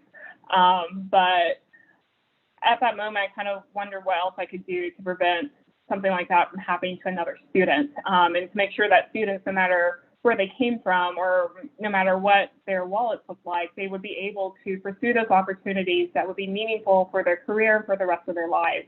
And so that's how the idea was born. And spent most of my senior year negotiating with different departments on campus, outside community stakeholders, trying to secure donations, but it ended up coming to fruition at the very end of my term. I think we did the ribbon cutting literally on the inauguration day of the next student body president. And it's been kind of really cool as an alum to see that the program is still there, it's still growing, and that students are using it, which was ultimately my goal, was that students would use it and would be one of those things where they would look back and be able to say, like, the university was there for me and they were able to help me. And so that's a little bit about the Carolina Closet. That's amazing when I think about the impact, and I think we've talked a lot about impact today, but even just the impact that Selfless Act has and how you've turned it into something. And I'm curious as to what that was like in that moment. Where was the spark to say, or how, as you're moving towards this and maybe coming up against barriers, how did you continue to sort of push forward and have what you created with Carolina Closet then turn into something that's still benefiting students? Yeah, I think when it comes to leadership for me, it means like doing extraordinary things in ordinary circumstances. I think oftentimes we have this very grandiose notion of what it means to be a leader, that you have to be this exceptional human being that has all these like God-given talents. And I don't think that's true. And I think that does us a great disservice when we start framing leadership in that way. I think leadership is like when you see a problem or you see someone struggling or you see a way you can help and you choose in that moment to be the force to help and that you don't give up. I know oftentimes helping someone, usually you're doing a little trade-off because usually it's like out of time convenience, out of resource convenience for yourself for the greater good of someone else. But I think when you start thinking of that one small act or maybe a continued effort, a small act can really make a big difference. It becomes hard to give up, if that makes sense. And so I think even no matter what barrier, no matter how many times I heard no, I just knew at the end of the day that this dream, this little project, this brainchild that I have or had with like a lot of my other colleagues was going to make a huge difference in people's lives. It was going to be that moment, that lollipop moment, if you will, where people would look back and be like, you know, in that one moment where I really needed help, there was something there that helped me and really made all the difference. Absolutely. And to that point, we're all here today in order to promote the One Creed, One Carolina campaign. And so for you and all of your experiences that you have done, if you would like to attest to, I know you mentioned how you worked constantly in order to create the resource that is the Carolina Closet, which is still going even through this pandemic right now. So I wanted to make sure that you knew that. But also just the importance of amplifying the programs that directly impact marginalized communities, whether this One Creed, One Carolina is just one of many campaigns that should be sparked, whether it's through funds or even through action and amplifying them to see if these programs can get the most resources available. But for you, how important it is, can you speak about how important it is to amplify programs that are benefited through the One Creed, One Carolina campaign? I think it's incredibly important. I think as an alum now, like my focus for the university has kind of shifted in a sense. Like I'm more invested in ways the university supports students in pursuing their career goals, rather that is through programs like the Carolina Closet, or maybe that's like the university actually investing in housing resources in larger cities so students can get those opportunities. So that's one thing, like I guess from being a student to being an alum now is kind of where I would love to see the university focus more. And I think programs that support that goal are invaluable. And it's kind of our duty as alums and as students. I kind of put a caveat with students because I understand like you're still in school, you don't have income, but particularly as alumni, as community stakeholders, as Gamecock fans, that we have to do our best to support what the university's mission is, and that is to graduate excellent students in the state and make sure that they are successful for the rest of their lives. And Lindsay, I'm curious as to how, I mean, you talked about it, and one of the common themes of student leadership as sort of pre-professional training. But I'm curious as you think about some of the things that you do now, and you talked a little bit about the team aspect of it. What else, when you think about, you know, what your professional life looks like now, has been sort of informed and impacted by the time you spent in undergrad as a student leader and as a Gamecock? So I think my professional life has definitely been shaped by curiosity, which I think I learned a lot when I was at the university to constantly be curious and always ask questions. I found that at least my style of leadership when I was there wasn't always the loudest, but I was always curious. So I always asked a lot of questions. And I found that when you kind of got to know more about the story, people became more invested, and you've got to understand like what really drives people's decisions so you can better influence them. And that's something I've carried on in my career, is to always be curious, to always kind of go in with the state of mind that I probably don't know nearly as much as I need to, and it's my duty to really figure it out. And so even as like a lawyer currently, I'm usually always just trying to dig a little bit deeper just to make sure I understand. And I think from a broad perspective, I think our culture, our society would be a lot better if we adopted like a mindset of curiosity, a mindset of willing to constantly learn. Because oftentimes I find the things that I disagree with, the things that I am usually vehemently against, I usually don't quite understand them enough to be able to accept them.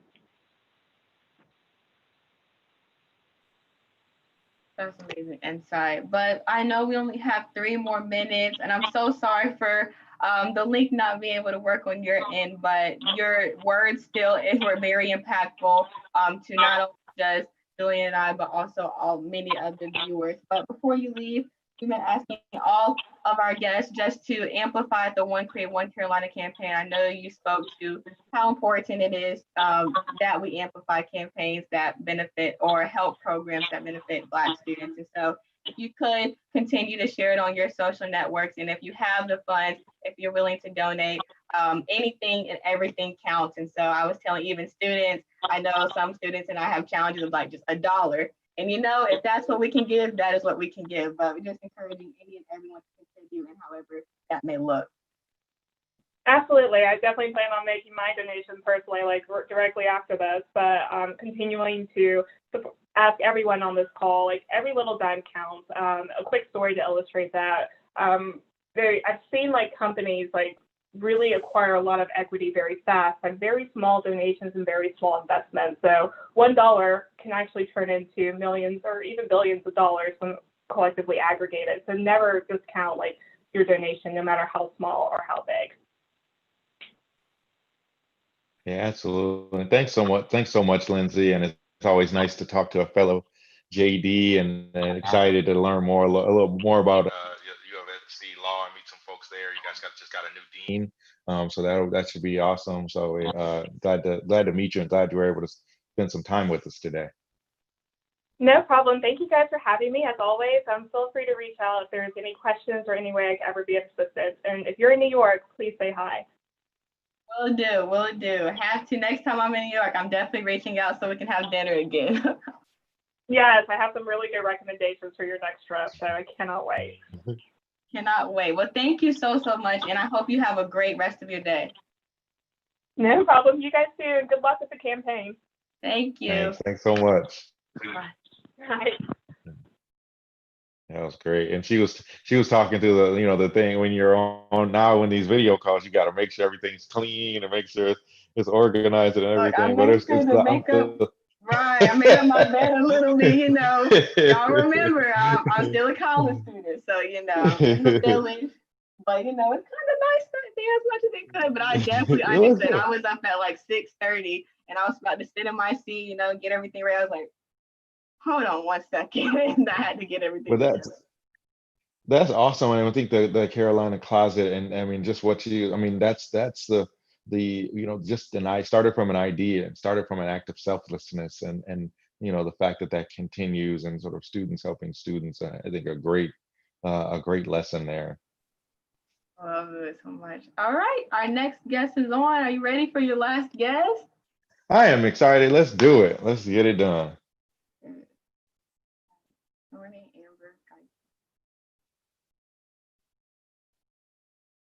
These aesthetically pleasing backgrounds. Hello, how are you? I'm great. How are y'all? We're doing great, Amber. Good to see you. Nice to meet you. Nice to meet you. Y'all have been killing it.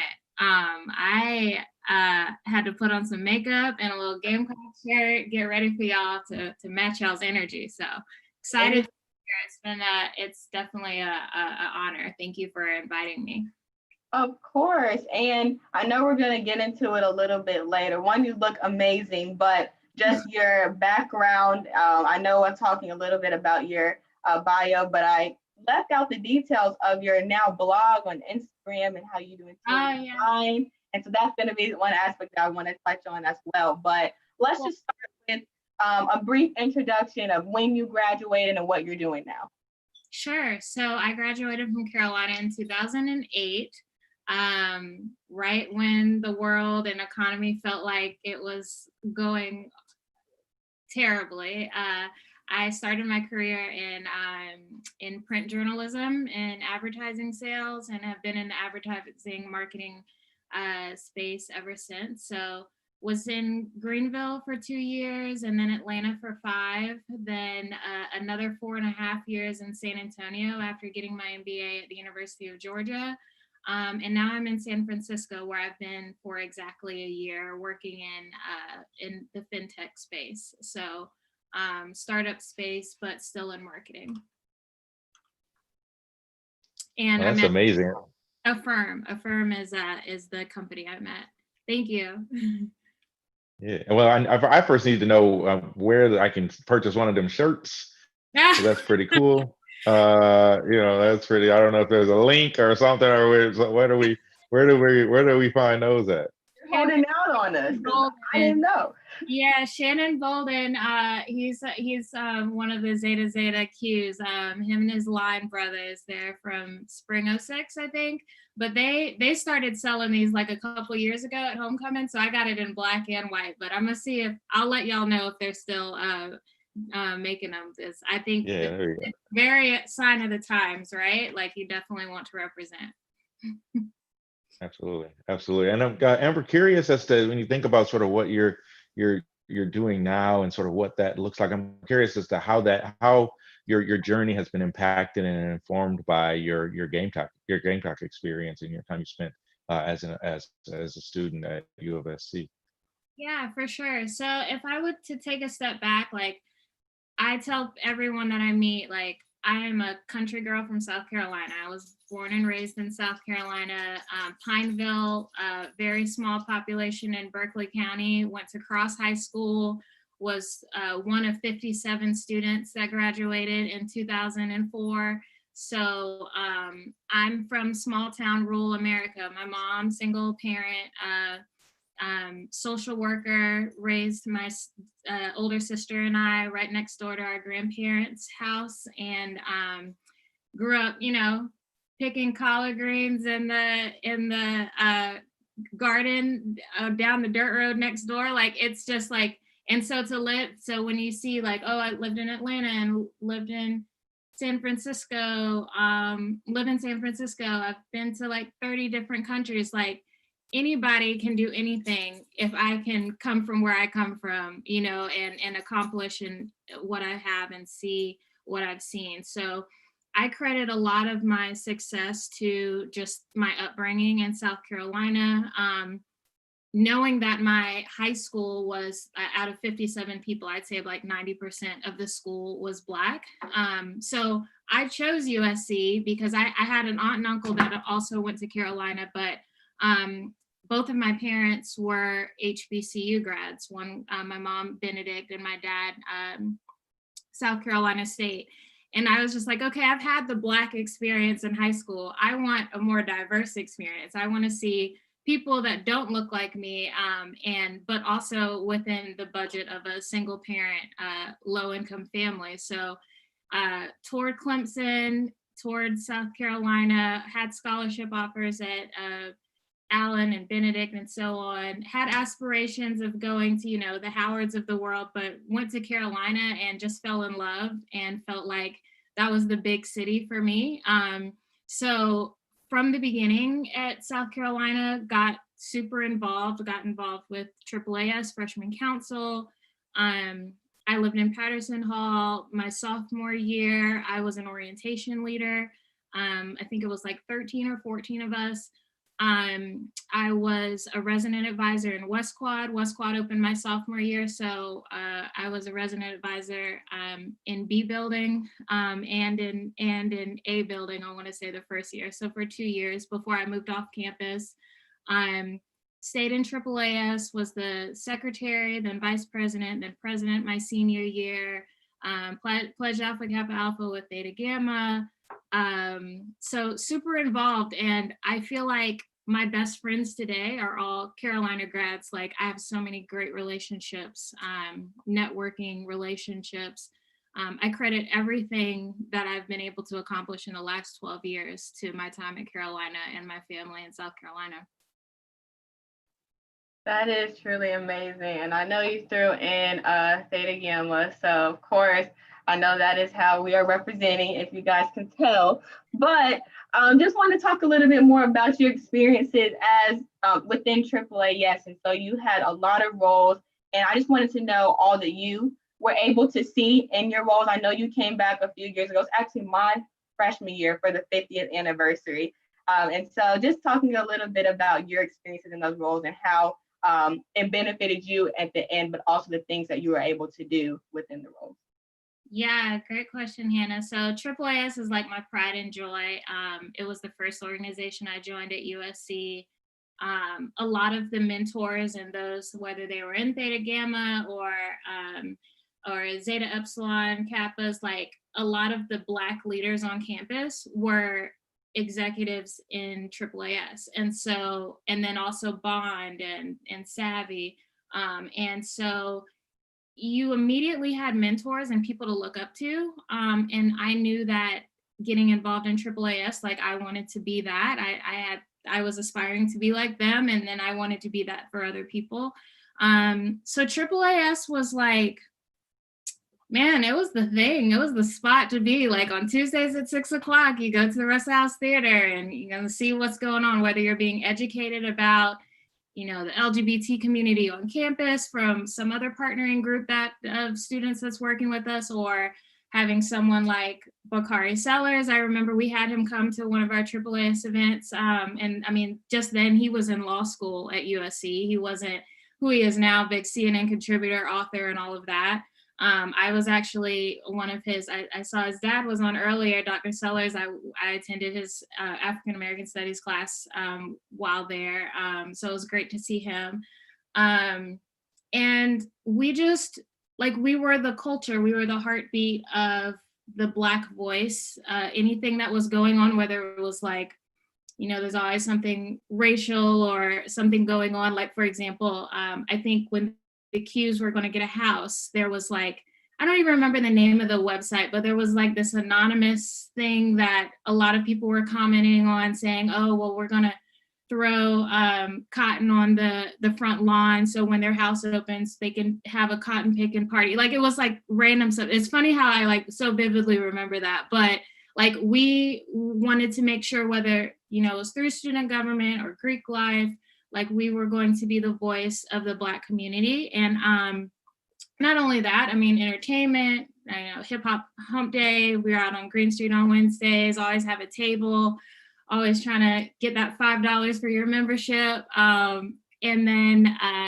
back before my time, we actually owned the Homecoming Stuff show, as well as AAAS fashion show and some other events.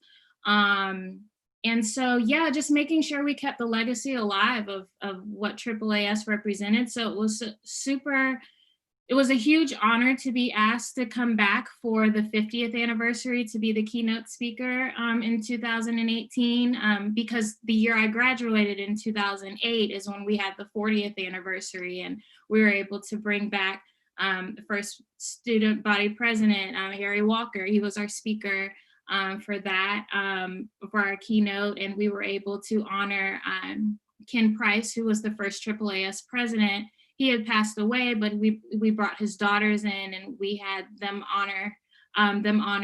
They were able to come to be present. And then it was so crazy because we had just crossed in spring '07, but some Theta Gamma charter members came to the event. So it was just like a full circle moment. And we're in the Russell House. We're in the Russell House on the second floor, where all of the African-American history is displayed.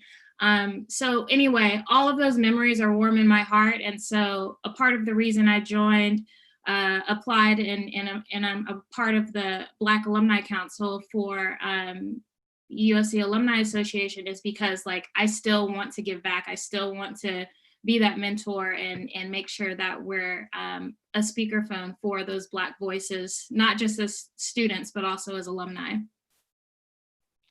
And Amber, that's awesome, because I think about how you mentioned wanting to be like those folks that were in front of you, and how they modeled sort of student leadership or sort of authentic leadership, especially Black leadership.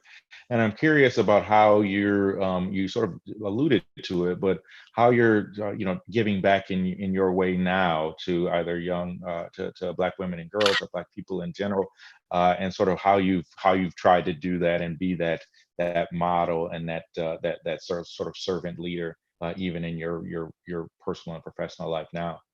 Yeah, for sure. I think since graduation, it's been very easy to do so, specifically with Theta Gamma.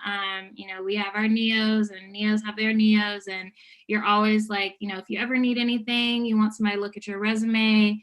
I think when I was living in Atlanta, like a lot of folks were trying to come to Atlanta. So it's like, okay, well, like go on my LinkedIn, look at my network, see who I can connect you with. That never ends. And I think I was putting in the chat on the YouTube earlier when someone was talking, Tim was talking about like petty rivalries between fraternities and sororities and like leaving that in undergrad.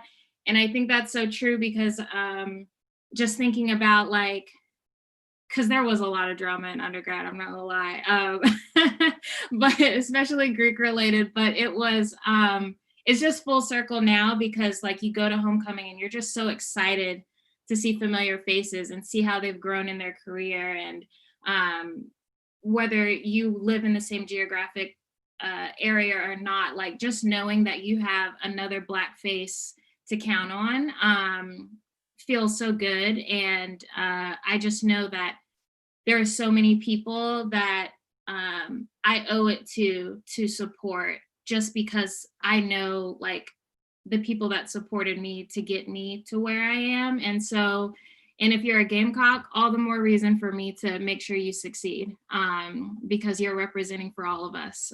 So it's really important to continue those mentorships. I know USC has the new mentorship hub now where you can connect with students. And so I'm active there. But I encourage people, reach out to me on Instagram, LinkedIn, like, let me know how I can help you because your success is all of our success. I definitely love that and agree. I feel like I'm almost up as being vice president, but it's like almost the second week of school. But all of the time, I've been privileged to interact with alumni, Black alumni, but also just alumni across the spectrum. So I know you helped me get in contact with Yvonne Miller, who was the first Black woman to be student body vice president, and she was on 1801 Live's podcast where we got to discuss a few things. But overall, I'm hearing the emphasis of legacy and understanding who came before you, the history, the work that has been laid out in order to carry it forward. And so I know you mentioned the mentor process, but are there any other outlets or advice you would give to students in order to ensure that we do not forget what has already happened, but just continue the race, if that makes sense? So I know that you mentioned, for example, when there was the 40th anniversary for AAAS, Harry Walker came back and you had just a bunch of rich history within that program. And then the 50th, we got you. But how can we set that standard for all organizations, all events that we do in order to, although our alumni are amazing, our connections are amazing, but still enhance that for all students?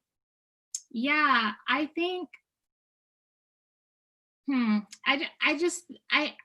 one thing that I used to think about was like, man, what do students do that go to college and don't get involved in anything? Like, what are y'all doing all day? Like, y'all just go to class? Like, it must have been like super boring, right? Like, to just go work. And because I worked a couple of jobs on and off campus. I was involved. I as an advertising and school of journalism student, like I still somehow managed to graduate with the 3.5 cum laude, like no idea how, but like even all the drama and the challenges, like it taught me so much, like it prepared me so much for like AAAS.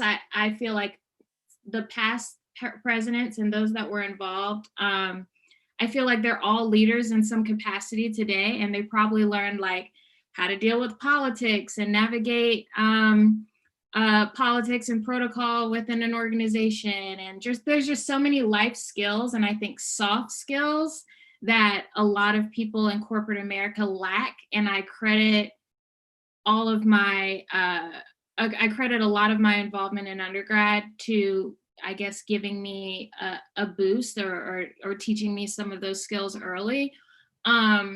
And so I would encourage students to look at like, do you feel like 10 years from now, when you look back at these 4 years, what do you want to be remembered for? What memories do you want to build and look back to and say, yeah, man, that's still my best friend, and I'm that person's godmother because of this relationship we built in undergrad. Like, you want to be able to have those memories to cherish. And because of that, I feel like even if it's tiring, even if, you know, you're doing a lot of juggling as a student, like, you want to know that, you know, that brick in the ground on the horseshoe, or that you're like the Hall of Honors that's in the Russell House, like, my name's on that. Like, if some random student walks by and looks at it and sees my name, like, if they look me up, what do I want them to learn about me and know me for? And, you know, just the same way we look in Black communities talking about building generational wealth, I want to be able to build that type of legacy on an academic level, on a collegiate level. And I think it's very important for us as leaders in the Black Alumni Council. And I would hope that students today would want to instill that same legacy and that have that same importance for fellow students in the future. I know we talk a lot about how the Black student body, like, the makeup has dwindled over the past years. Well, all the more reason now to make sure we're infusing as much energy as possible in those Black students that are at USC. So more and more will come, those numbers will go back up. So if I'm not going to be there to help, like, I can't complain about it. I wanna be the reason why Black students at USC succeed and continue to grow and be successful. And Amber, I think that's awesome, because you talked about, I'm always this huge proponent of, I think we have to show students, especially students that are in, you know, 7th, 8th, 9th, 10th grade, show them what's possible. I am a product of what's possible, thanks to some students at the University of Michigan that went to my high school when I was in like 9th grade and say, hey, on MLK holiday, like, we invite high school students to campus, the Black students, and you know, hey, come here. And I was like, then there are students like me here, and you know, they were cool, and I was like, this is what's possible. I see it. And you talked about that via your family, and how SC was a possibility because of those family connections. And I'm curious as to how as you go about your professional life, I'm sure probably navigating being one of the few Black women at the table, at probably many tables, and one of our guests talked about utilizing that seat at the table. How do you do that in a way that's authentic to you, that has an impact and that matters to you professionally, as you bounced around and held different jobs and different roles, and now find yourself out in California? Yeah, so I saw a meme on Instagram the other day that said there's this account called POC in Tech, so like people of color in tech, and they regrammed a tweet, and it was like, you think you can hurt my feelings? Like, I'm non-tech and working in tech, like, and I was just like, amen. And add on to that, like, I'm non-tech working in tech, and I'm a person of color. Like, you have to have thick skin, right? You have to be prepared to be the only African American in the room. Like, I think we've got about, at a firm, we've got a little under 1,000 employees, but within the marketing department, I would say it's maybe four out of like 100 Black people. And yes, we have locations throughout the country, but we are headquartered here in San Francisco, and even San Francisco, it's like maybe 5% Black. San Antonio, where I left, was about 6%. And then Atlanta, of course, is like the Mecca. So that was a huge, you know, culture shock-ish for me.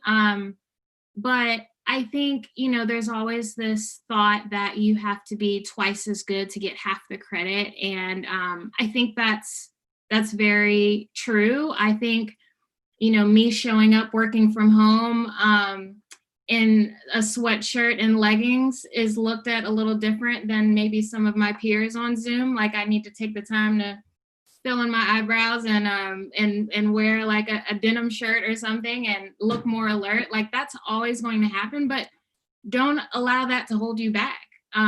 If anything, like be twice as excellent and earn those promotions and be that person that people look to as a role model. Like allow that to fuel you.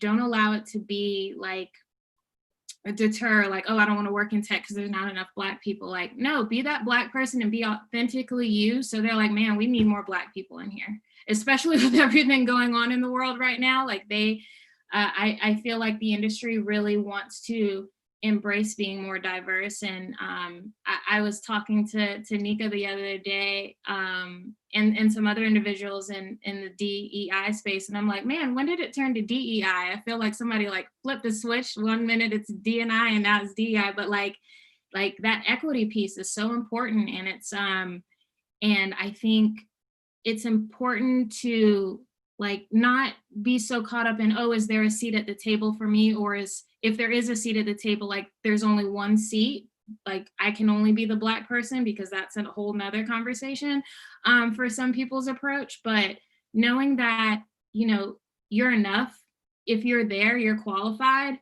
and like do your best, do your thing, be authentically you, and everything that's meant for you will be yours. And then for the last questions, I know we're almost sadly wrapping up, but I know you already donated to the One Create One Carolina campaign. So thank you so much for your donation. But if you could speak to a little bit about why it's important for us to have these campaigns and continue these campaigns in order to uplift programs that help marginalized communities. Today, it's the Black community, but for so on and so forth, continuing to just overall uplift marginalized communities through our programming and resources. Yeah, absolutely. First of all, Julian and Hannah, thank y'all again for being here. Thank y'all for doing this. I think it's so important to elevate these voices, especially of alumni that are across the country. It's important to donate because I think of myself like low country Black girl in South Carolina, you know, household income's about $30,000. Probably, you know, all of a lot of her family went to college, so it didn't seem like an option, but still it was. This is a discussion for another day. I'm a big proponent and very passionate about personal finance. So I've paid off my student loan debt already, but there's a lot of people that are buried in debt or could go to college without being buried in debt. And the more scholarships, the more grants, the more opportunities, internships, fellowships, all of that they can have, the closer they can be to being educated at the University of South Carolina and have their career and achievements come true. And so every single dollar, I know that every dollar mattered when I was 18 years old, walking on campus, going into my senior year, not knowing like, okay, do I need to get another student loan, or can I figure out how to write this essay and get this other scholarship? Like, take that burden off one student by donating today. No dollar amount is too small, and just know that you're investing in some quality students that are going to make a big difference in this world in the name of Carolina. Yeah, absolutely. I think that's the you summed it up tremendously, Amber, and I'm thankful for Hannah for putting this together, and thankful this. I mean, this is just like the orientation to the university. Like you were right, Hannah. Like this is better way to dive into a community and talking to some of the folks that have gone through it and are doing some amazing things. So we're glad to have the time to speak to you, and then wanting to think about, as I think about sort of this match of opportunity, you know, figuring out a way, even if it's via distance, to connect you and even some of the guests that we've had with some of our aspiring students, whether they be in the state of South Carolina or more broadly, to see like, hey, not only is this, can you make it here, but you have community. There's an alumni base that cares, that loves this place, and that you're sort of following in the footsteps of some great folks, as we all are in our own ways. So this has been extremely beneficial, thankful, and glad that we're able to join us, Amber. This is great. Absolutely. And if I could plug, because BAC is going to be upset with me. Go ahead. Yeah, all the plugs. Shout them out. Make sure if you are donating, we would love for you to contribute to the Richard T. Greener Scholarship. That is a huge cause that we is very passionate to us, and we're excited about the Richard T. Greener event that we'll be having during homecoming week. No, it'll be virtual, of course, but we hope to see you all there. And again, every dollar counts. So thank you for contributing. Thank you so much, Amber. And it's always a pleasure to talk with you, but especially during this day, on this important day. So thank you for everything. Yes, thank you, Hannah. Nice to meet you, Julian. Y'all have a great weekend. You too. Thanks, Amber. Thanks. Bye. And it's come to an end for you. How do you feel? Oh, man, this was great. This was a great way to spend 3 hours on a Friday. So thankful for you. Thankful for your leadership. Looking forward to continuing to work with you, and just glad to be here in so many ways. And this has been extremely fun. It almost doesn't feel like work, and it probably isn't. But no, this has been great, and even interacting with some folks that I've exchanged emails with, or even interacted with on social media. Getting a chance to tune in, hearing from some legends, some big time folks, to listening to our mayor. But this has been great, Hannah. I know you got a great slate coming after me, but I'm just glad to have had the opportunity. I really appreciate it. Thank you so much. Thank you for everything. I mean, the opportunity is for me. So I had a blast being able to just be not in the room, but the new room, because it's COVID right now, but still in the room and the spaces to hear from everyone, including yourself. And it really does give me hope, and I'm very optimistic about the future. So this was kind of like the battery charge that I need in order to continue. We're gonna be good. We're gonna be good. Yeah. Thanks for all the work that you do. Tremendously thankful. Looking forward to working with you, and if anybody listening, forward the link. Get out there. If you haven't made a donation, please do so. But support the One Creek, One Carolina campaign. Every dollar goes to benefit Black causes, Black initiatives, Black students, and we're glad to be able to do so. Absolutely. Well, with that, I feel like I can now officially say welcome to the University of South Carolina, and I hope that you have a great day and a great weekend.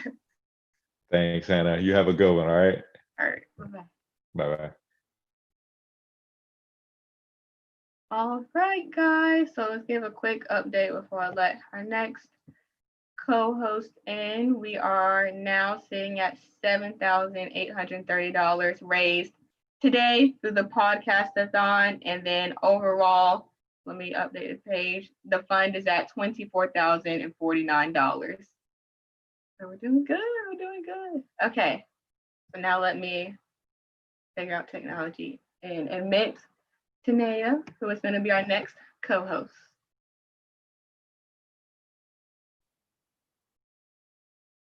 Hello. Hey, Hannah. How are you? I'm good. How are you? Good. We're twinning. I think we couldn't wear another shirt. We couldn't. I mean, of course not. Why would we? Why? Just bring it back. We had 3 of the individuals on the shirt come on the podcast, and then we had multiple other individuals always bring up AAAS. I know our previous guest to you, we had Amber Guyton, so I remember her being the speaker at the 50th anniversary and how she was talking about her experiences as president. But before we get into that, and before we get into an introduction, how are you? How's your day?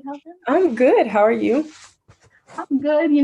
Starting the last 3. So this is the last hurrah. We've raised a lot of money lately, but very, very excited. I don't know if you had the opportunity to tune in a little bit on the podcast. Yeah, I saw a little piece of Aiden's this morning when Aiden was on.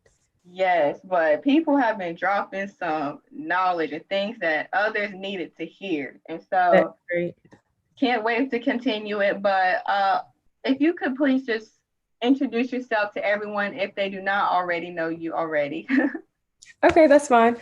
Hey y'all, I'm Toneia Douglas. I am a senior public health major with a minor in medical humanities and culture.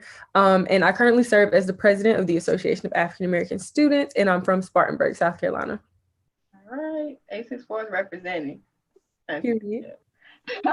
Okay, so before I get into this, people are asking how can they get these shirts? Do you know if they can still get these? Because I know the background story, and I know Toneia can say probably more details about this, but these, AAAS has annual shirts that come with the membership, and these were the shirts that came with the membership last year. And so I don't know if you know. Do people get these? We actually don't have any more. I remember we had a super, super high demand for these last year. Of course, these are the shirts. For those of you who don't know, when Hannah's talking about the annual shirt that AAAS has, those are for paid members. But obviously before you pay dues, you don't know what the shirt is going to look like. So once we got the shirts and everybody loved them, we had a lot of people that wanted shirts. And I remember we were supposed to be doing like a pre-order and like ordering more shirts. And then Corona came and everything got discombobulated. So we actually don't have any more shirts. I guess we could still do that pre-order or order more, but I would still wait until after we get our shirts for this year, because you guys never know, you might like those better. So I don't want to waste our time ordering these shirts and then we're about to drop a new one. So Right. Well, okay, well, I know this is the year, especially being president, so we got to talk about it. A lot is going on, and I commend you and your leadership through it all, taking the high road, but still advocating on behalf of students. But I just want to hear honestly, like how you are and what strategies you've taken in order to lead students during this time while you're also trying to navigate all of this, whatever this is going on yourself. So, honestly, that's kind of a hard question, but honestly, I would just say by listening. Like, I think a lot of the times as a student leader, it's really hard for us to not necessarily sit back and do nothing, but sit back and take time for ourselves, because we are going through the same thing that other students are going through. And on top of that, having to figure out how to fix something if there's a problem. So I would say, especially on social media, like I see a lot of posts and opinions, and some of them are a bit much, but so I would just say listening to how other students feel about the things that are going on, internalizing what they're saying, and while working on a solution or trying to figure out what I'm going to do, also listening to myself and how I feel about the situation, and making sure that I'm okay in order to proceed with a solution, because if you're not okay, then how can you fix it for somebody else? Right. And then going to that, I know, and I've talked with multiple guests about mental health and balance, but how do you balance everything that is on your plate, whether it's leading? I know you had summer classes as well, and you were part of that 2020 revision group. So how do you maintain balance through it all? Honestly, if anybody knows me, they know that I love to sleep. So just taking that time, that's like me time. Like around 11:30, 12 o'clock, I'm probably in the bed. Like I'm probably acting like an 85-year-old grandmother. So just disconnecting at that point. And it's been kind of hard, especially coming into the AAAS president role, because people are always emailing you and DMing the Instagram page and asking questions, and you want to be there for those people and answering their questions as soon as they come in. But just being disciplined within myself and being like, nope, this is your time. It's 11:30 at night. We'll respond to them in the morning. So just taking that time to literally rest my body and my brain, like not checking Instagram anymore tonight. Like that's it for the day. We're good. Right. So I would say that's how I balance. And then, so because I go to sleep so early, I wake up really, really early in the day. So just getting a jump start in everything that I have to do. So immediately going ahead and starting on the list of tasks that I have for that day or whatever is how I've been staying really productive and also balancing. So you say you wake up early and go to sleep late. So what are the time ranges of that? Like what's early and what's waking up early and what's going to sleep early? I'm honestly probably asleep at 12 o'clock midnight. And I'm probably waking up no later than 7:45. Wow. And is that like your body alarm clock or you just, wow. Yeah, I don't even set alarms on my phone because I'm going to wake up before they go off anyway. So I need that because I don't have it. It's a blessing and a curse because I also, for some odd reason, can't take naps. Like if the sun is out, I can't go to sleep because I don't know. I get anxious and it makes me feel like I'm missing something or that I should be doing something other than taking a nap. So if I ever lay down to like close my eyes, I'll wake up 10 minutes later and be like in a panic. Like I forgot to do this for AAAS or I forgot to turn in this assignment. So I can't take naps. Fun fact. Wow. But I do get my rest at night. And you know, that's the good thing because I can fall asleep anywhere, anytime. But I wonder for you, just out of curiosity, you know how in the winter, in the mornings during that time, it's dark, but in the summer, it's light outside. It's easier. Like, okay, it's time to start my day. Does the same compare to even the winter? Really? I had 8 a.m.s all last year. And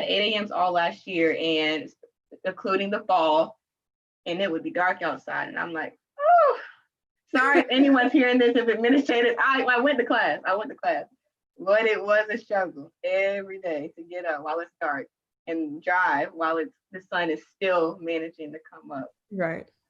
But if you could talk a little bit about your excitement for this upcoming year. I know that everything looks different, but you guys have been killing it. And I'm personally interested in how is AAAS going to run this year. Okay, so as far as excitement, I'm very excited, mostly because I have a wonderful, wonderful, wonderful exec board. We had our first exec meeting, what was that, maybe a week and a half ago, and everybody is just so hardworking and ready to work. So that's really exciting to be surrounded by people that also have the same passion for AAAS that I do. So that's where my excitement is coming from, because I know that they're ready to work hard and they've already been working hard. And as far as how AAAS is going to look, so very different, like you said, due to the COVID restrictions, unfortunately, all of our events are going to have to be RSVP only. Now, this hurts a lot because if anybody ever has been to a AAAS event or knows anything about AAAS, you know that we're literally open to everyone. Like we've always been like that. We've always welcomed people with open arms at all times. So this is very difficult for us to have to tell people like, sorry, you didn't RSVP, so you can't participate. Not only myself, but my exec board as well has been having a really hard time with that because that's just not what we're used to as far as AAAS. When you think of AAAS, we want people to think of openness and welcome and things of that sort, especially for our freshmen who have never gotten to experience AAAS on a larger scale. But we have to keep pushing. We have to keep things rolling. So basically, like I said, all of our meetings, events, everything will be RSVP only. So I'm not sure. Oh, we talked about the cookout, but so that is next Friday, and that was RSVP only. And we had 200 RSVP spots available. And essentially that day, how it would look, just for a little shameless plug for anybody that's watching, if you guys got an RSVP spot, you guys will be split up into groups of 50 to make sure we're abiding by that restriction. And essentially there will be rotations going on. So based on your group of 50, you'll be assigned a group color. We're going to give you guys wristbands to make sure that you're supposed to be where you are, and everybody's staying in their group of 50 and not wandering off or sneaking in or anything like that. And in those groups and rotations, there will be different activities and different locations. So Hannah, for instance, you may be in the red group. So your first station may be the food. So you might start in the Rest House ballroom with the food and the DJ. You're mingling, you're talking just like normal, except you have to have a mask on unless you're physically eating. And then your next rotation might be Green Street. So we'll also still have music out there and everything, or your rotation might be on the patio or on Davis Field. So that is it's a lot. And I don't know, and I know for you, it might be like, oh man, it looks different. But from both the student that always loves to come to AAA, yes, cookout, AAA, yes, fashion show, and whatever AAAS is doing. And then from a student leader perspective of knowing how hard it was, especially this summer, to just figure out how are we going to continue to do what we do. This plan couldn't have been executed any better. So kudos to you. And for all students that are out there, I know it sold out though with the So at least we know that students are really wanting to take advantage of any and every opportunity. So it might look a little different. You might have to click a few more buttons in order to attend an event, but they are happening, and it's all because of you and your team. So from one student leader / student that loves AAAS to you, kudos to you, because I know, especially in my role, trying to figure out programming, for a long time, I was like, I can't even get over the fact that we can't really meet in person. Like this program is known to have hundreds of people, and you're saying we can't have hundreds of people. So it took a lot, and I know it took a lot, but thankful for you for figuring it all out. But I think we have a few more minutes before the next guest is going to come on. So we have, let me see. The next guest is Dr. Michelle Bryan. So she's coming on at 4:30. But until then, if you can talk a little bit about, I know so many people, they have so much pride with their organizations, and AAAS was definitely one of the high-ranking ones and the ones that individuals were prideful about. But the One Creek, One Carolina campaign in general, and the programs that it is raising funds for in order to help Black students. So can you talk a little bit about the importance of that? I know that the Office of Multicultural Student Affairs is one of the programs that are benefiting, or that is benefiting from this program, and that umbrella, or AAAS, falls under that umbrella. So if you can talk a little bit about that. Right. I definitely agree. Honestly, coming to USC as an African-American student, I don't know where I would be without OMSA. If I didn't have OMSA and the staff that works there, Shauna, Shay, Charles before he left, I don't know where I would be. I don't know where AAAS would be. I don't know if I would be president right now. It's just a lot up in the air because that's how influential they were in my college experience. And I definitely think that funding them more would only increase and expand that effect that they have on students. Obviously, with a lack of funding or not as much funding, there's a limit to the things that they can do and the number of people that they could reach. But with programs like this, we can raise money so that they can expand everything. And I know, like, I'm also a MAP mentor.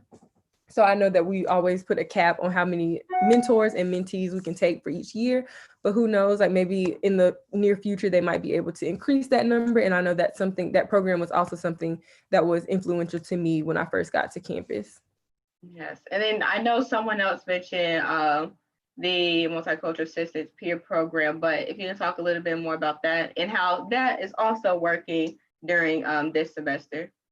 Okay, yeah. So my freshman year, I was a MAP mentee. It was great. I had a great mentor. She was very sweet and very helpful whenever I had questions or was lost on campus, didn't know where to go. She was always able to answer the phone for me and guide me to my class. And so I knew that as soon as that experience was over, I knew that I wanted to continue to give back to that program, everything that I had gotten out of it and some.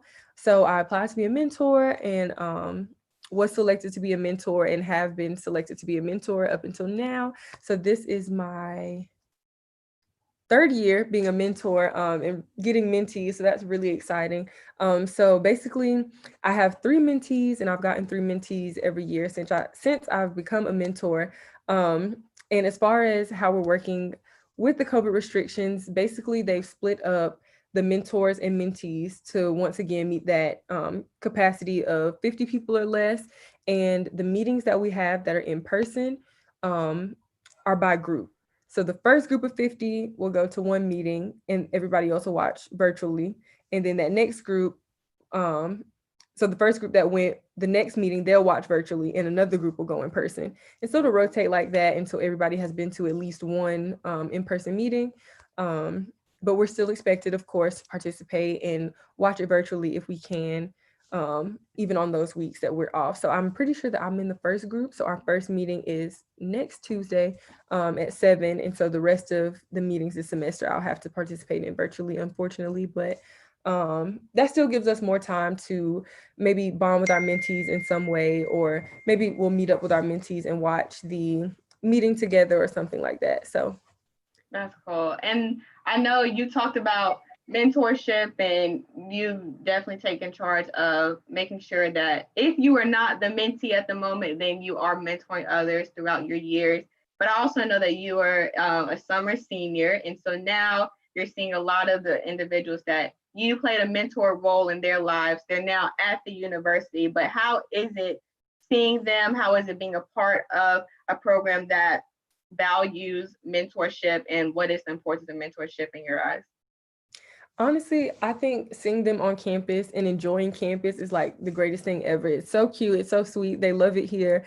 And just seeing them grow, because we've seen them since before they started their senior year of high school, and we're seeing them now become freshmen in college. And it's just amazing to see the amount of growth that they have within that small time period, and to be able to watch them throughout their college experience and participate in a mentorship role to them, if we're their MAP mentor or not, is just the cutest thing ever. And actually, I got one of my summer seniors kids as my MAP mentee, and I thought that was so funny because we have no part in like who our mentees are, and it just so happens that I got paired with one of the kids that I had in my group as summer senior. So it's really cute. But honestly, the summer senior kids are a mess. I know they came on last time you did the podcast, and they love it so far. And it's always a little bit of pressure for the summer seniors counselors, whether you serve as a MAP mentor or not, because you're like, okay, I vouched for this university and the experience that they're going to have. And when they finally get here, you're like, okay, I really hope they like it. I really hope they have a good time. I really hope they get involved, because that's the stuff that we enjoy. So it's like, I really want them to get involved in everything and do everything so they can get the same things out of it that I did. So it's a little bit of pressure, but it's really fun, and it's really nice to see them enjoying some of the same stuff that we did as freshmen. Yeah, I know that some of them, I believe the first application we had for freshman council within student government came from an individual who was in summer seniors. And so that also gave me hope. Stay tuned, everyone, for a diverse freshman council, not just from AAAS, but also from student government. So very excited for that to be happening. But wanted to talk a little bit more about, this is now casual, not the professional, but the real Toneia of how has classes been going? How have you tried to get a schedule going without the semester? I know if you're anything like me, I still have not gotten a firm schedule yet. It's just like I look and it's a new day and I just go about the day. I want to see how it is for you. Honestly, it's been very, very difficult. I'm not going to lie to you.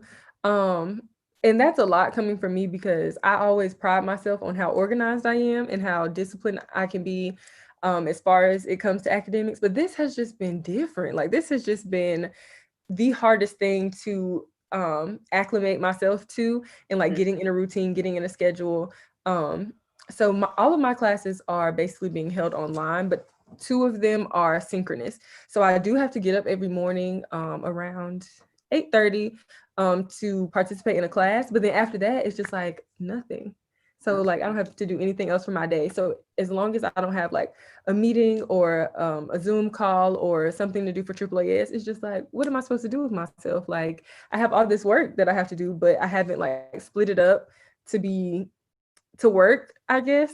So I've just been kind of winging it right now, and I do not recommend, because it's like 37 tabs in my head. I retweeted a tweet on Twitter that was like, I feel like I have 37 open tabs in my brain, and that's exactly what I feel like.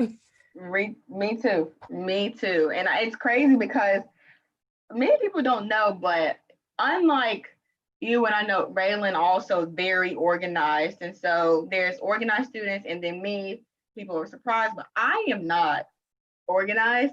And so for the longest, up until becoming vice president, please, you guys, do not hold this against me.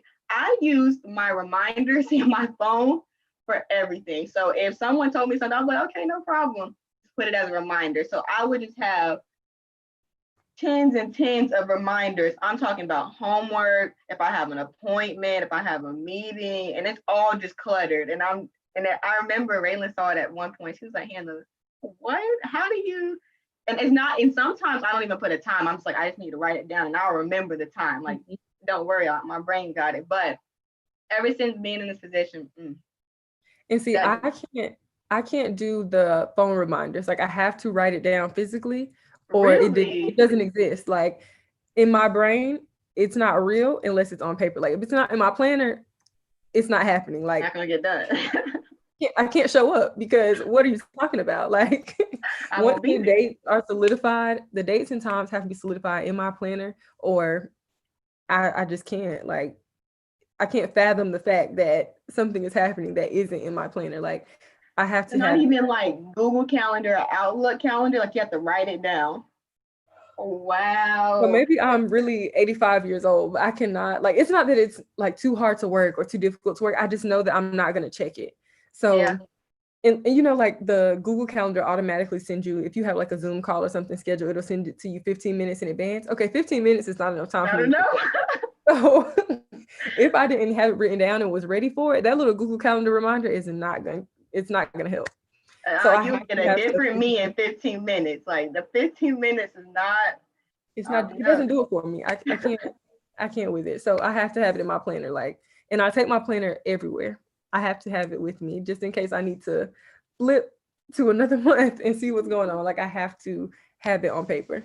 Is it just something about writing it down? Is it like a certain planner? I know the university gives out planners at the beginning of the year. Is it like a certain type, like just your holy grail? That's what I need to do. No, not necessarily, but I just think just the act of me writing it down is confirming that, okay, this is something I plan to go to. It's at this time. There are no time conflicts. I don't have to send an email and say that I can't make it. Like this is happening and I'll be there. I got it. So I guess like kind of like an RSVP, but to myself. Like this is something you're committed to. You're gonna be there, and that's just that. RSVP. Where? RSVP myself, but no, I'll be there. But I know that you mentioned that you are a senior. So, and I know I sometimes don't like this question. So sorry if you're not gonna like me after I ask this question. But do you have any ideas on what's next or what you imagine doing after college? Oh yeah, I don't mind. I think it's a little bit different for some STEM majors because a lot of our options are really cut and dry. Like as far as prereqs and stuff go, you have to know what you're gonna do. Or anyway, so after graduation, I plan on attending somebody's graduate school. Which one? I'm not sure. Whether that be a master's program in public health or if I can, fingers crossed, hopefully go straight into a grad program for physician assistant. That would be great. My application will be submitted within the next 2 weeks. So hopefully that stuff works out. But yeah, that's the plan. But I'm going somebody's school. I'm gonna still be taking classes somewhere. And you know what? All you have to do is have a plan and it will get done. I know I was talking with a bunch of guests earlier about planning too much and trying to figure out or comparing to other people. It's like, I see individuals and they're here and I'm here and how do I get there? And basically more the story, the advice I got is that it's gonna get done. So you being you, and I'm talking to myself too, because I always stress, like, I'm like, what am I gonna do? Or is it gonna work out? Like I know that I'm trying to advocate for change and I'm involved, but really like this is, and it's crazy to think that I don't know if I'm the only one to think there's two different dynamics of college versus like reality, because it is in some ways, but also it's not. But I'm like, yes, student leader at the university, but also how does it transform into a career and professional career? But as the older I get, the more I see the correlation of it's the exact same skills. So, right, most definitely. For sure. But okay, are you having, I know that the City of Columbia, I don't know if you've been to the art museum, but they have they have an exhibit. It's like a Black exhibit. And so I know Crystal went just a few days ago, and then Dr. Julian Williams was talking about going on Sunday, but definitely excited to go to that. And I was wondering if you went before. No, I haven't, but I would love to. Like I do think I remember seeing that Crystal went. Yes. And I know we talked about AAAS and like planning, so the AAAS cookout, but I don't know if you've gotten this far because I definitely understand if you haven't, but I know the fashion show, I don't know if that's like I've heard of, I just want to hear your thoughts about fashion show if you have thought about it. It has been a thought. Unfortunately, technically we haven't released this to the public yet, but unfortunately we will not be able to have a fashion show this year. It's just finding space to fit as many people that want to come and still be safe and social distance was just not available, especially on campus. None of the spaces that we have could accommodate what we were trying to do. And then when you bring in maybe doing something off campus, now we have to charge students to come, and that's just not what AAAS is about, or that's just not how things have been done in the past. And of course, some things are a little give and take. So something can maybe accommodate, like the cookout, something, spice it up a little bit and still make it work. But the fashion show, unfortunately, was not one of those things that we were willing to deter from the vision, because you've been to a AAAS fashion show. That's my favorite. Know, like, it's my favorite event. Yes, I'm very hurt that I will not be having a senior fashion show, but we can't. We're making it. It's just not in the books this year. But well, I'm looking forward to maybe getting back to normal next year and having one, and maybe coming back as an alumni to see it, because that was definitely one top tier event. I loved it. Top tier. And I don't know what I expected, but I remember freshman year, like my first initial thoughts, I thought I was in New York City's Fashion Week. Like I just was overwhelmed. I was not prepared. And even the fits, like, I mean, I dressed up, but I just was not to par. Like, I walked in, I said, I need to go back, reevaluate and come back in. But yeah, that's probably my favorite AAAS event every year. But I know everyone says this, but once we get past pandemic, the programming, the events, the participation and attendance is going to be out of the roof. Through the roof. You're gonna have to get there 2 hours in advance in order to make it. But I know I'm trying to give a little update on the numbers. So overall, we have raised $24,274 for the One Creed, One Carolina campaign. And today, through the podcast, we raised $7,955. So almost on that 8,000 mark. Almost there. But without further ado, we have our first guest, Dr. Michelle Bryan. Are you ready? Yes, I'm ready. Perfect.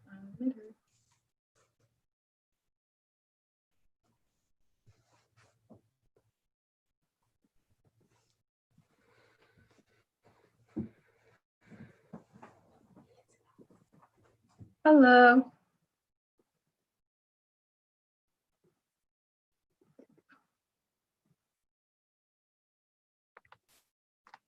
Hey, Hannah, how are you? I'm good. How are you? I'm good. I'm having some video issues, so I'm going to chat with you and see if I can fix it on my end.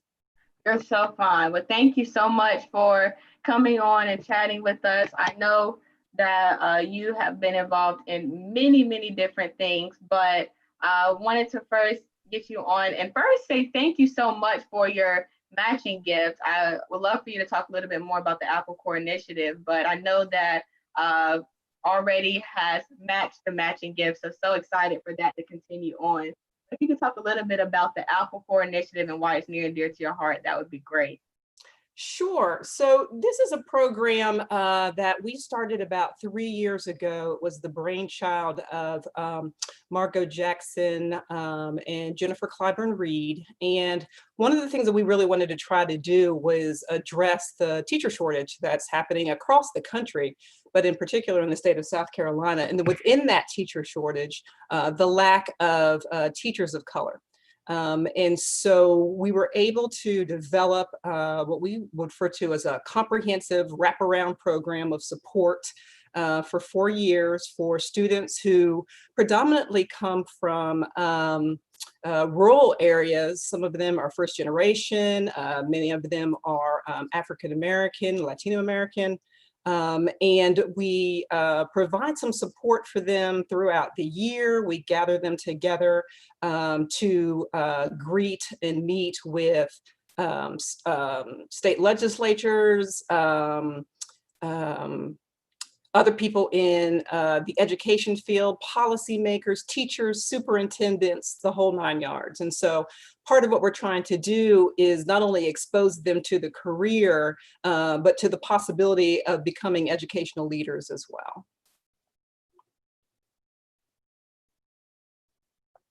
All right, I love it. And I know that you have had a rich history with the university. I know you were here originally, and then you went on to do something amazing, but then came back and found your way back at the University of South Carolina. So if you could just share a little bit about your story of how you started here and how you came back full circle to continue here. Sure, yeah. So I came in 2006 as a junior faculty member straight out of my PhD at the University of North Carolina. And was really excited about the position here. It was odd. It was about qualitative research, which was one of my expertise areas, but also somebody who was social foundations of education, and also knew a little bit about program evaluation. So in my field, I'm a little bit of an odd bird that way, and was amazed that there was an opportunity for me to bring my full self to the table. And so started in 2006. Was here for 9 years, and then had an opportunity to go and spend some time at Augusta University to become a department chair. And while I was at Augusta, there was some significant change at the university in terms of leadership, particularly in my college. And I got wind that my new dean, Dr. John Peterson, had decided to create a position for an associate dean for diversity, equity, and inclusion. And that was kind of right up my alley. It was the kind of work that I was doing right before I left. And so the opportunity to come back and do that sanctioned and be encouraged to do that and expected to do that work was an opportunity I just could not turn down. And so I came back in 2017 and have been here ever since. And you know, despite what's going on in the world right now, professionally, I have to say that I'm living the proverbial dream. This is exactly what I'm supposed to be doing at this moment. And I know you touched on being a professor at one point, but can you just speak to the fact, I know talked to many guests about when they were in college or even starting their early careers, they didn't know that where they are is where they would end up. And so I don't know if you knew that what you would be doing right now would be your dream job, or you found that this is your dream job through experience. But could you talk about that process? Absolutely. It's funny you should ask, because, you know, had you asked me back then, I'm not supposed to be here. This is not what the game plan was. When I graduated undergrad, I was an African American history and American history double major, and was trying to figure out, you know, what I wanted to do with that. And teaching was kind of an afterthought. But when I got into it and was allowed to kind of experience being in the classroom with students, I taught high school history. I was a track and field coach. I was a volleyball coach, and loved it. But part of what I realized while I was teaching was that the subject matter wasn't what mattered to me. It was just being in relationship to kids. It was being in relationship with students. And so when I went back for my PhD, I was actually trying to figure out how to become a better teacher. I had always thought that I was going to go back to the school that I came from, without really appreciating what a PhD is about and what it's preparing you for. And so once I started getting into the research side and really enjoying that, and listened to my advisors who said that, they were preparing me to go on to become a professor, I decided to listen. And I'm grateful that I did. But this was not on the radar screen. Now, I will say that one of the I think defining moments in my trajectory was that I was able to participate in an undergraduate research program at the University of North Carolina, where I did my undergrad. And that really exposed me to thinking about research as something that I didn't realize people could do as a career. I spent a summer hanging out in the National Archives in Washington, D.C., looking over Freedmen's Bureau records, because I was trying to understand what was the experience of African-American women after slavery, trying to reconnect with their families, children who had been sold away from them. Where did they go for recourse? Where did they go for information about how to try to reconstitute their family? And so when I found out that, there was a career in that for me, I think that was a game changer. Because up until that point, I hadn't given any consideration to the academy.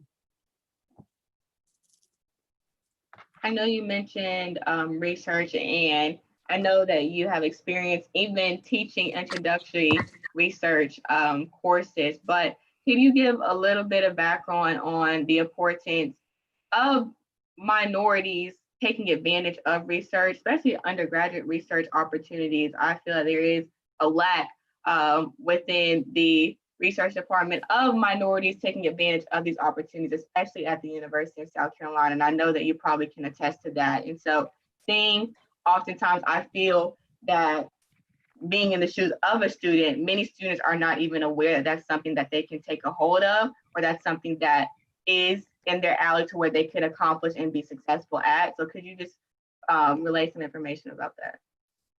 Yeah, absolutely. So this is one of those things where you don't even really need to know what it is you want to study. You don't even need to have a passion at this level of the game. Just dip your toe in, take advantage of some of these opportunities to serve as an undergraduate researcher. If you've got a professor who has lit your world on fire in terms of the topic that they were teaching in the course that you were in, approach them and ask them what kind of research that they are engaged in.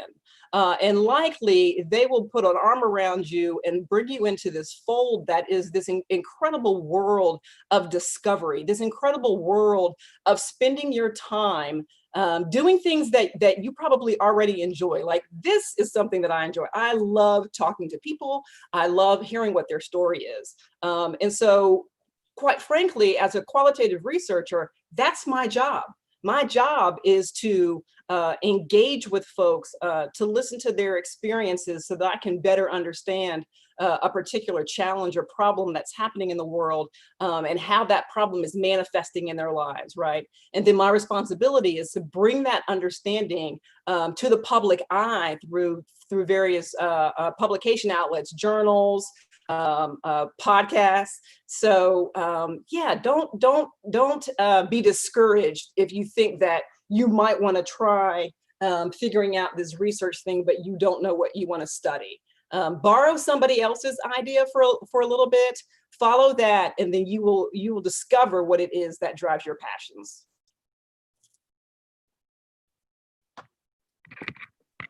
That's great. And then pivoting now to your role within DE&I, just how has that been, especially during the times that we're living in right now? I know that I had the pleasure of seeing you speak and speaking with you at a roundtable, but just how has that been, and how have you maintained within that role your mental health, but also advocating and doing the best that you can in your role? Oh, that's a great question. So let me go with the mental health first, Hannah, because I think right now, I was talking to the college the other day. We had our all college meeting, and I said that I think that in part of the tension that we're going to have to walk this year is the fine line between holding people accountable for engaging in racial justice work, for anti-racist work, and also being understanding when that particular individual who you would really want to work with doesn't have the bandwidth, right? Because they're caring for kids, they're homeschooling, they've got their own classes, they're caring for, they're doing some elder care, right? And so we're gonna have to walk a very fine line between making sure that we show up, making sure that we stand up, but when I'm exhausted and I can't do it today, Hannah, I need for you to step in for me, right? And when you're exhausted and you can't do it today, I'll go ahead and stand in for you, right? So I think that's the tension that we're gonna have to kind of navigate this year. But in terms of DE&I stuff, wow, the world is on fire.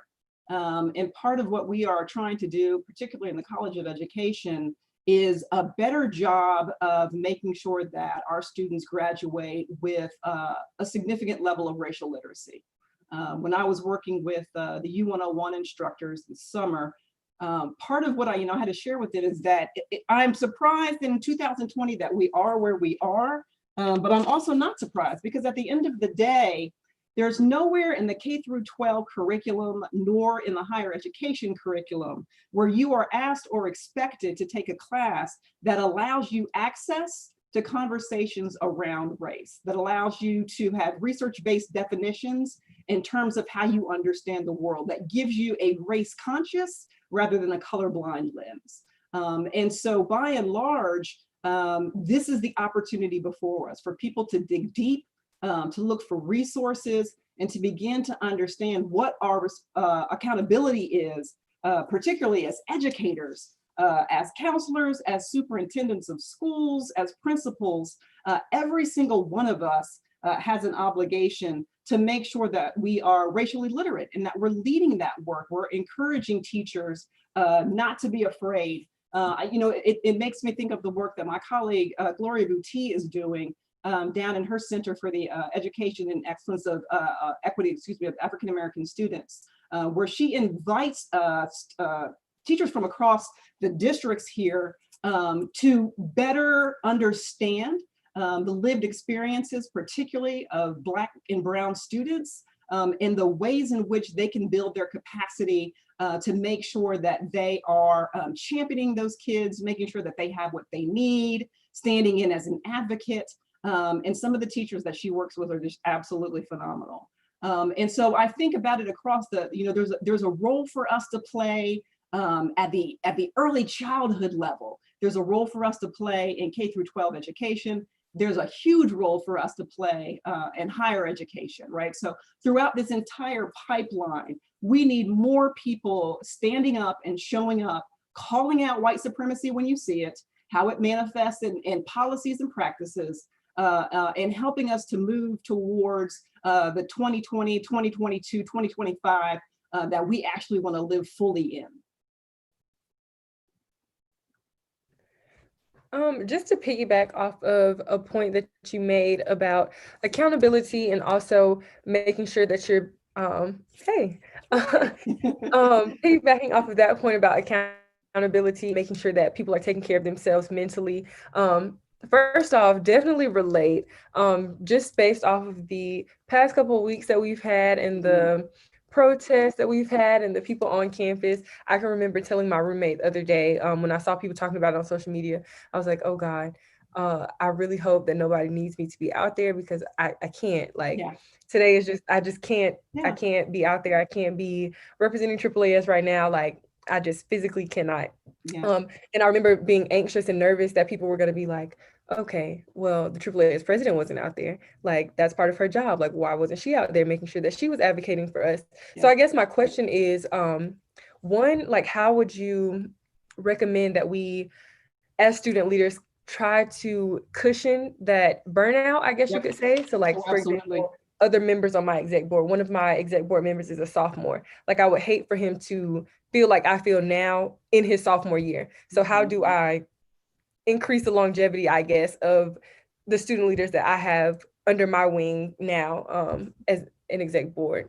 Right. It's about growing capacity, right? It's about making sure that there are enough folks to carry that message, particularly our white colleagues, right? We can't be doing this work all the time.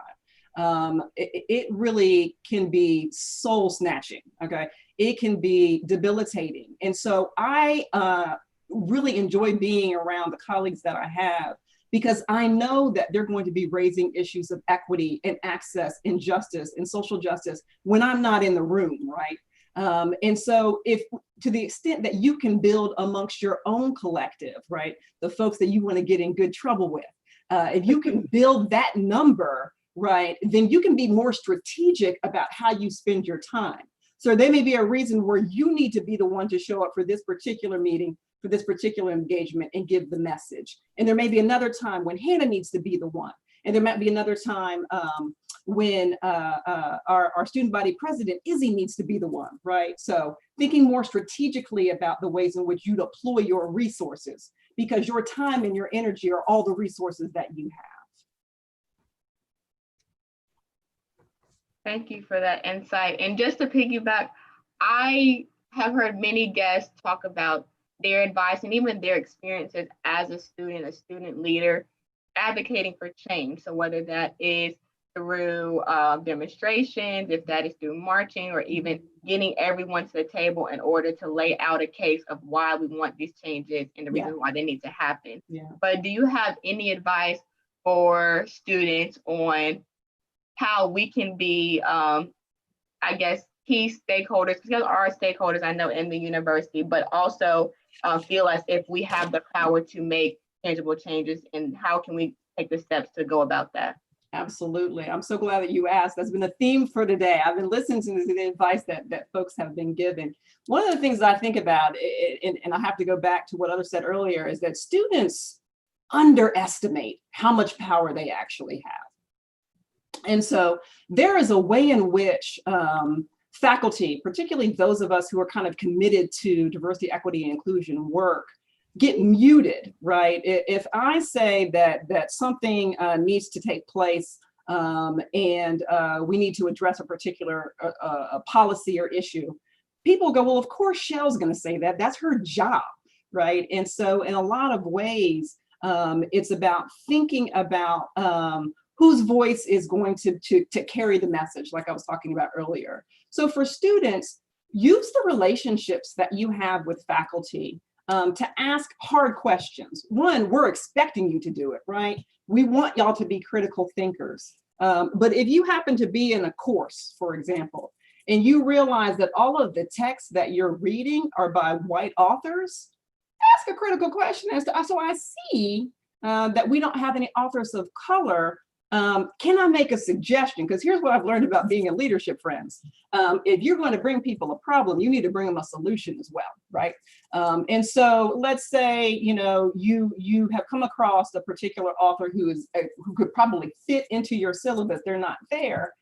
Share that with a faculty member in a respectful way, because sometimes it's not about the conscious. We're not consciously trying to engage in what we would, say, colonizing our syllabi. But it happens, and unless somebody puts it in front of our faces and encourages us to think differently, we're not going to do that.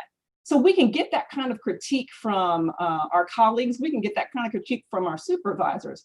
But coming from a student, coming from somebody who's standing at the university and entrusting us as faculty with their careers, with their futures, it means a lot. Student course evaluations, as problematic as some of those things can be, the way that certain students use those to abuse those of us who want to talk about some things that they don't want to talk about, they can still be extremely useful in providing feedback, right? So there are a variety of ways. Partner with some of the faculty organizations, right? I would love to see some more connection between the Black Faculty Caucus, who are meeting as we speak, right, this moment, and the African American Student Association. We need to know you all. You all need to know us in a more substantive and intimate ways, because we have some ideas about things that we could do together. But we might need y'all to lead that a little bit, and then we'll come behind, right? And then we'll switch roles from time to time. So I think in collaboration, there's a lot of things that we could get done.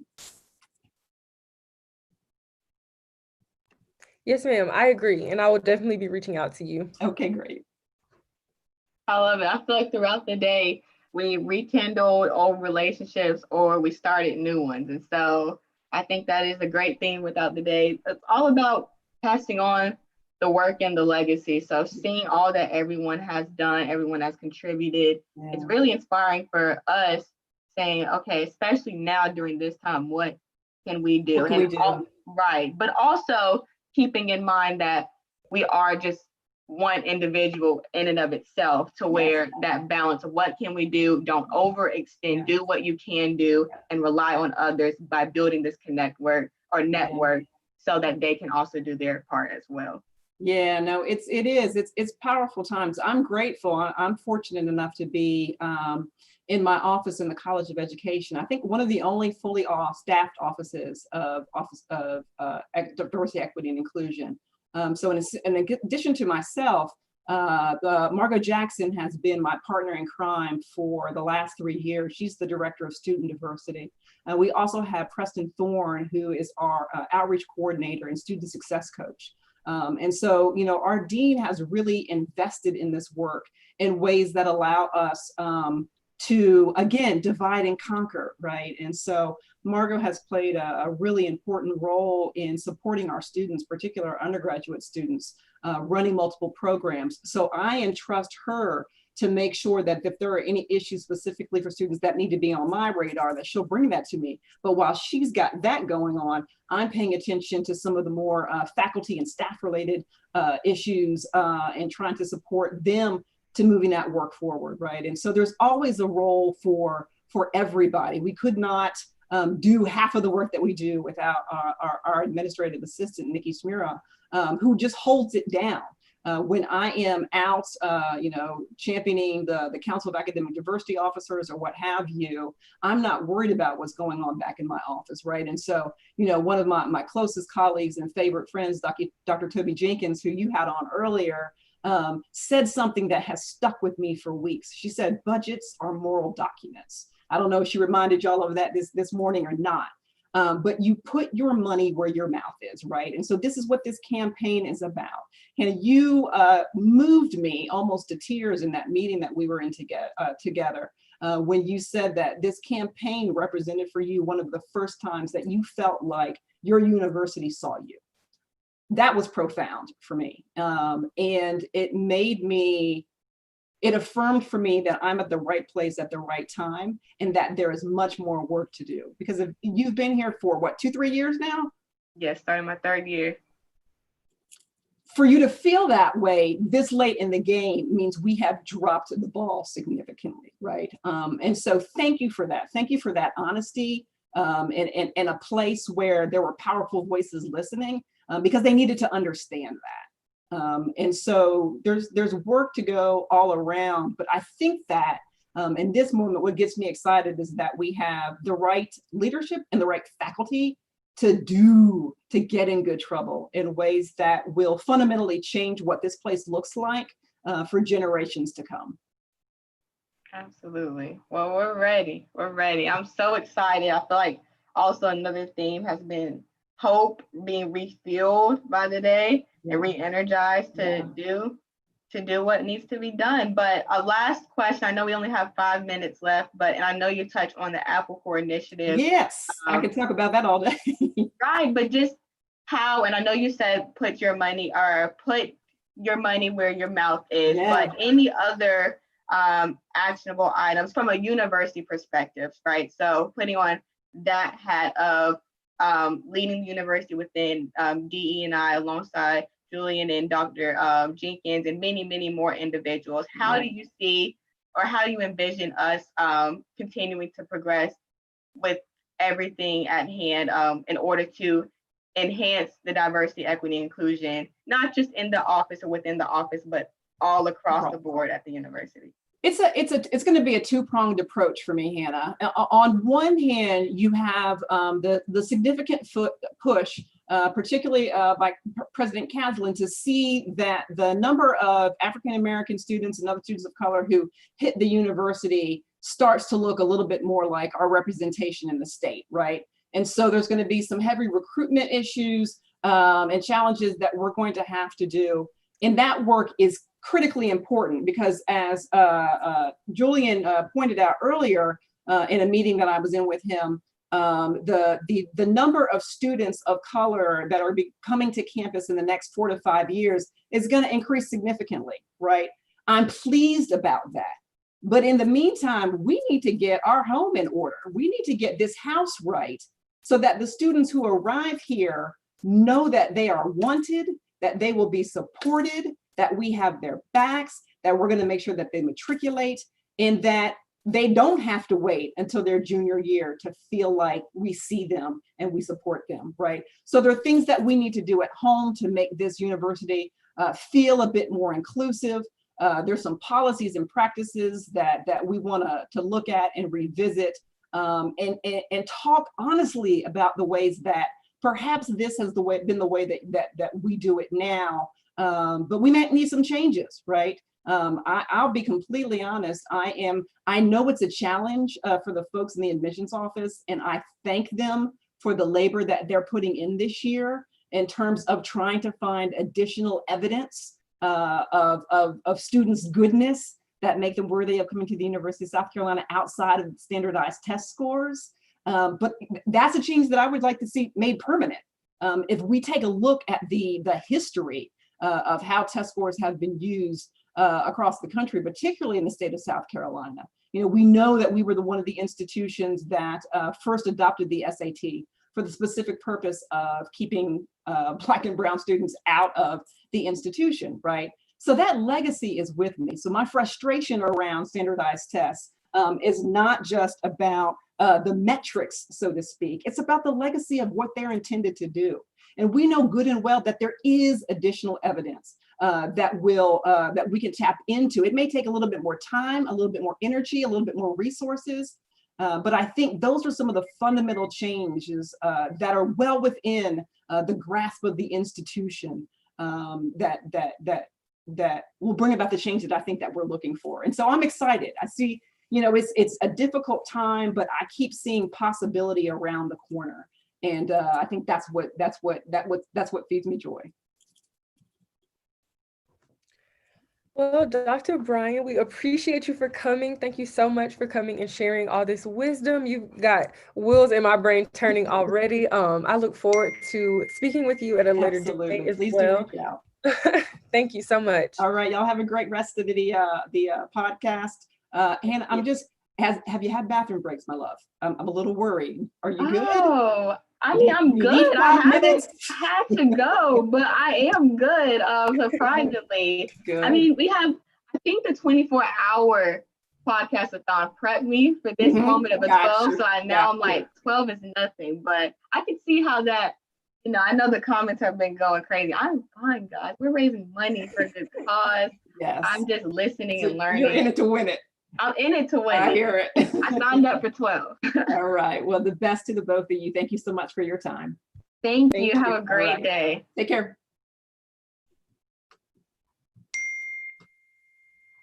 All right, perfect. Next guest, gonna be a fun one. D. Taylor Brown. The Taylor Brown. Love to hear it. Oh, she's so cute. Right? Is she not the cutest? You're on mute, Taylor. I was muted.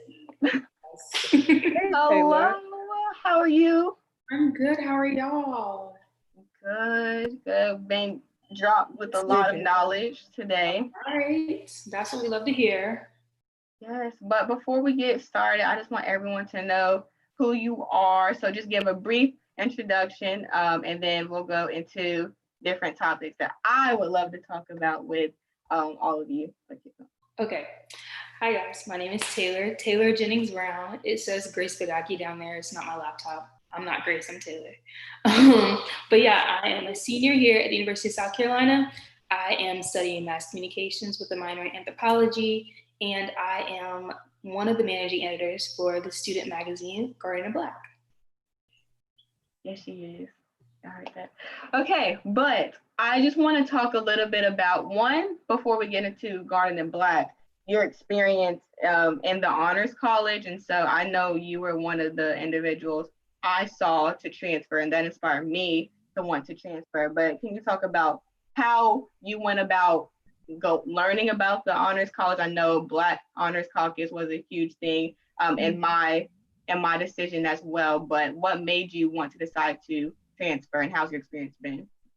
Well, I actually got the invitation to transfer in at the end of my freshman year, but not really knowing enough information, I didn't look into it further. And then I got another invitation to transfer in my first semester sophomore year. And I was about to do the same thing, but I had two good friends, Crystal Harving and Uriah Chapman, really urged me to get more informed and to come to a Black Honors Caucus event, and to just like get the vibe of what it's like to be a Black student in the Honors College. And they gave me more information, and they just really vouched for it and talked about all the different opportunities they had with research and just different cool things. And so I was like, why not? Let's just try it. And so honestly, that was one of those things where I was like, I'll try it and see what happens. And I'm really glad I did it. And so now I'm in my last year of being in the Honors College, starting to work on my senior thesis. So much fun. And I really enjoy it. I love the classes that I get to choose from. There's a lot of perks to it, but even beyond that, like just, I feel like the classes have been honors. All my classes are enriching, but my honors courses have been so much more enriching, just to be able to interact with fellow students that I probably would have never been able to closely interact with by having smaller class sizes, being discussion based. And then the classes that I'm in are very focused on like cool topics, like topics you don't usually get to talk about. Like, for example, I'm in a podcasting class right now that is focused on food insecurities in Colombia, and it's an honors course. Like, that's so cool. So yeah, I'm learning a lot. I'm learning a lot of cool stuff in it, and I really enjoy it. So. Okay, well, first, before we talk about Garnet Black, you mentioned your honors thesis, but can we know a little bit more about what is it about and what you're working on, and how the honors thesis works in general? Because I call it the mini dissertation, but people are probably like, what? But give us a little insight about that. Yeah, of course. So I'll start by explaining what a thesis is. So a thesis, it is kind of like a mini dissertation. It's basically just a big research, like you spend your whole senior year researching. Some people longer than that if they started beforehand. Props to them. But you just research a topic of your choice, and you compose a research paper. And if you would like, you can do a project. I'm doing a project alongside my paper. And that's the gist of it. I won't go into details because if you're not in honors college, it doesn't really affect you. But my thesis is going to be on the school to prison pipeline, actually. So I'm just doing a research paper on the school to prison pipeline, just in general, giving more information about it and going into detail of how it came to be and how it still persists, which I think will be a very good topic considering the social climate of our country right now. It's always been a great topic, but now that we've got people's attention, I think it's perfect. And then I'll also be doing a project that's more focused on Richland 1 and Richland 2 districts to get more of a personal, a personal glance into how the school to prison pipeline actually looks, what it looks like and how it feels within our Columbia area. So I'm really excited to do it and to work on it. Theses can seem kind of scary, but if it's something you're enjoying and that you're passionate about, it's actually really fun. So I'm excited. I have a quick question, Taylor. Mm-hmm. So I love the topic. I think it's really good and really fitting, especially during a time like this. But just wondering, for some inside information, were there any other topics that you were considering? Like, did you narrow it down to 2 or 3, or was that always like the one that you just knew that you had to do your thesis on? I did have other ideas. They were very vague and very broad. Another idea I just knew that I was going to do from freshman year that I'm kind of incorporating it a little bit, but not really. I don't know if y'all heard of, I think it's called like People of New York or something like that. I might be saying it wrong, but it's basically like this little Instagram page that this journalist created, and it's got like millions and millions of followers now. But he goes to random people. He started by going to random people in New York City and just getting their stories and documenting it on Instagram.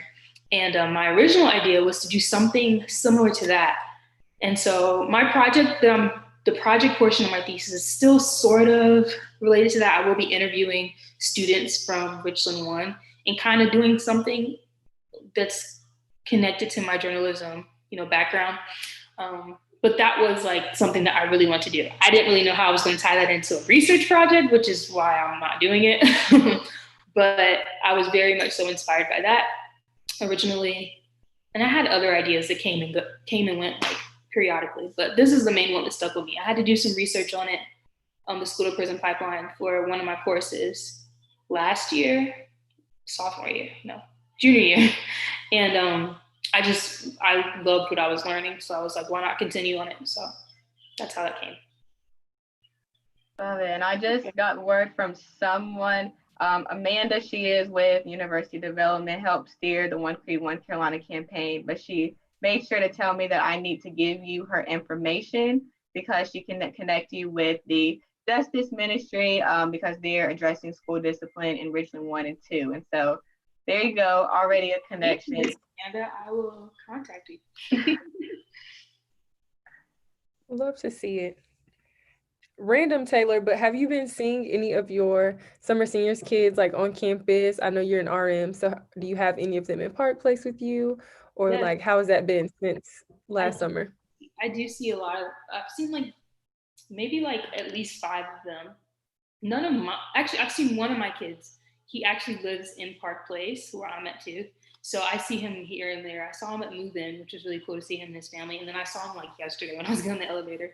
And I've seen a few other students who weren't necessarily my kids that I was counselor over during summer seniors, but I knew them through the program. One of them came up to me in Russell the other day and just started talking and just catching me up on how things are going. And then I saw another young man who's also in the Honors College, who we actually like were able to talk to throughout the whole process of applying to the Honors College, which was really cool to see him actually here and he's doing it and living it out and loving it. So I do see them sometimes and it's really fun. It's a treat. Great. Yes, Okay, I love so- to see them. Okay. No, I was just gonna say I love to see them. I saw Kobe earlier. He was at the org fair and he's interested in applying for freshman council, and it's just the cutest thing ever because I was telling Zipporah, like I remember when he came to summer seniors. I don't remember which session he was, but like guys are a little bit different, like slower to open up. Like he was very much to himself, like I'm too cool for this. I don't want to participate. I don't want to say a chant. And now he's like at our table trying to figure out like how to get involved. And I just thought it was the cutest thing ever. I love it. Absolutely love it. They're doing good things so far. They just got here and they're already like trying to, I don't know, just make their voices heard. And I absolutely love that. So they're trying to take our spots like now. do it. By all means, take it and go. Taylor's like, get it. Go further because I was out too. So we need some people to take our places. Y'all are leaving that legacy and they're picking up the baton and it's going to push forward. And then I know one guest earlier was telling me like, mess around 5 years from now, we're going to get those calls like, can you be on this Podcast-a-Thon and can you come back to this event and speak at our event? That would be something. That would be crazy. That's going to be hilarious. But I want to talk about Garnet and Black. And so I don't know if anyone that's watching has been up to date with Garnet and Black and everything, the content that's been curated. But I honestly, you can have your own opinions. Everyone can have their own opinions. But me, I believe that you were pivotal in changing the culture of Garnet and Black. But you've had many, many projects that you've done in the past few months. And I know that I was grateful to be part of one of them. But can you just talk about that experience, what your idea and vision was when you came into the role, and then the project that you've done? I know that's a lot, so I'll remind you of it all. Yeah, I'll go back a little bit. So I actually joined Garnet and Black as just a regular staff writer. And even that was kind of a fluke. I just, a young lady named Jasmine White, like she is someone that I always admire. She graduated last December or something. She graduated earlier. And I was just like, yo, she does this and she's so cool. Like, I want to do it too. That sounds really lame, but that's kind of what my motivation was going into it. And so I finally was able to go to an interest meeting, and I originally went in thinking like, I want to do photography or art design. I don't know anything about photography. I am an artist, but like nothing about like digital art. So I really kind of just was going to go. And I don't know what it was. I think just in the meeting, I was like, I guess I'll try writing. Like randomly, I was like, I guess I'll just try it. And so I applied, and I just applied with one of my essays that I did for English 101. So nothing like super fancy or anything. And they put me on staff, but I didn't have any I didn't have a pitch yet or anything to like write about. And a photographer named Nancy Starrett, she's great. Look her up on Instagram. She's amazing. She was doing this project, and she needed some young women to be photographed for it. And so I ended up being in it, and the writer ended up falling through, whatever happened, I don't know. And she messaged me, and she was like, hey, I remember you mentioning that you had just joined staff as a writer, but you haven't written anything yet. Like, I got all these pictures we just took, and I need someone to write a story about it. Like, take the pictures and write whatever you want to write with the pictures. Originally, it was supposed to get like a piece about a song. So it was a music thing. And so I'm like, I don't even know the song. Like, what am I supposed to write about? And so I honestly don't even know how it came to me. I just was like, I guess I'll just write about like what I see in the pictures. And it was a bunch of young Black women who were very educated, very strong, very just beautiful and amazing. So I was like, you know what? I'm going to write about strength and femininity for Black women and how they correlate, how they intersect, and it just like, it kind of just came together. It started by me just asking, and I think I reached out to both Toneia and Hannah and got quotes from you guys and some other people just about like, what does that look like for you guys? And it ended up coming together, and I loved the process of it. And the end piece was like, it was crazy cool. And that was my first time ever writing anything to that capacity. And so I loved it, and it did pretty well. I'm assuming, I think it did pretty well. And so from there, I was kind of like a random new girl there, didn't really know what I was doing. And I think that once I wrote that, it was like, oh, okay, she actually can write. And then I kind of realized like, oh, I think I'm pretty good at this. Like, this is cool. So then I kept writing. And the next story I wrote was actually a tribute and kind of like not expose, but kind of about my grandfather, who was one of the first like Black football players at UofSC. And so I was able to write about that. And I talked to like some of the other first Black athletes and got to look into the archives and all this other really cool stuff. And so that was really fun. Got to like dig into my dad's old bins of his dad's stuff. And I wrote that. And then after that, some other pieces that I ended up getting to write. But the way I got into this position as managing editor, it wasn't my plan. I just planned to continue to write because I ended up loving writing. And the new editor, his name is Mark, he's great. He reached out to me and was like, hey, like, you've been doing pretty good. Can you apply to be a section editor? And so I don't know if you guys are familiar with how magazines work, but there's the writers, photographers, and people who like do the actual content creation. And then there's different sections that they're creating for. And so within writing, there's different sections of writing. So you might have arts and culture, you might have, I'm blanking on other things like politics, sports, whatever you have. And then there's a section editor for each of them. So they're kind of like the overseer of all of the people within their section. So they asked me to apply for one of those positions. So I was like, okay, cool, apply for that. Then they reach out to me and they're like, hey, actually, we want you to be a managing editor. I'm like, I don't know what a managing editor is, but let's do it. So I ended up doing it and accepting it. And it's been so cool just like seeing behind the scenes how running a magazine works, even at just a university level, having more of a voice. That's honestly been the biggest perk to it, is that I'm in the position where if I want to write about something, if I want a project to be created, I'm the person I go to get it approved, which is really cool because I feel that we're in a space, especially now within our nation as a Black woman, where there are stories that need to be told that have not been told, especially within the University of South Carolina's media. And so it's been really cool to have the opportunity to be able to do that without having to go to someone else to try and explain the validity or the reason why I have to, like, my voice needs to be heard. And luckily I have an amazing staff that backs me up. My co-managing editor, Mark, the editor that I just mentioned, like they are just like, go for it. Like they're down for the cause. So if I have an idea, they're like, yeah, we want your voice to be heard. We want you to do it. So that's how I got to where I am. My most recent project, which Hannah was a part of, shout out to Hannah, love you for that. It's called Hair Story. And so it kind of came to me randomly. I was doing my hair, doing a little wash and go, and I was just looking at it, and I've been through a lot with my hair, y'all. So I was like, we've come a long way. And I was just admiring it. And I was like, man, like I love my hair. And it's crazy because as a kid, I hated my hair. And then I just started to think more about how so many other parts of myself that I just genuinely did not like. And there were things that identify me as a Black woman. And I just was reflecting on it. And I was like, man, I got to write about this. So I just started writing, not necessarily for Garnet Black. I just started writing because that's what I do when I have a lot on my mind. So I started writing, and it kind of just, I was like, man, this is like coming out. It's a lot of stuff. And I was like, I feel like other people could relate. And then I just had this idea. I was like, we got to make this bigger.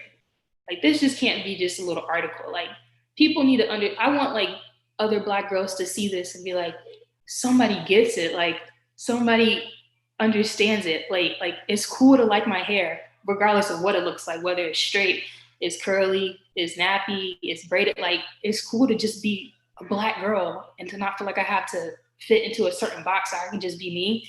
So I was like, all right, let's do something big. Let's make a video. Let's make pictures. Let's get design. Let's get like a bunch of Black creatives to join in and make something happen.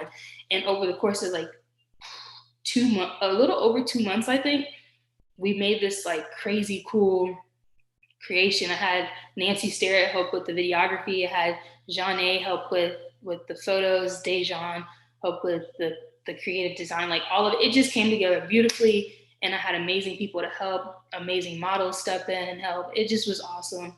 And I think it might be one of my favorite pieces just because it highlighted so many other Black creatives other than myself. And so I absolutely love it. And I'm really excited to have the opportunity to continue to tell Black stories and to show Black people in different lights. So yeah, that was a lot, but.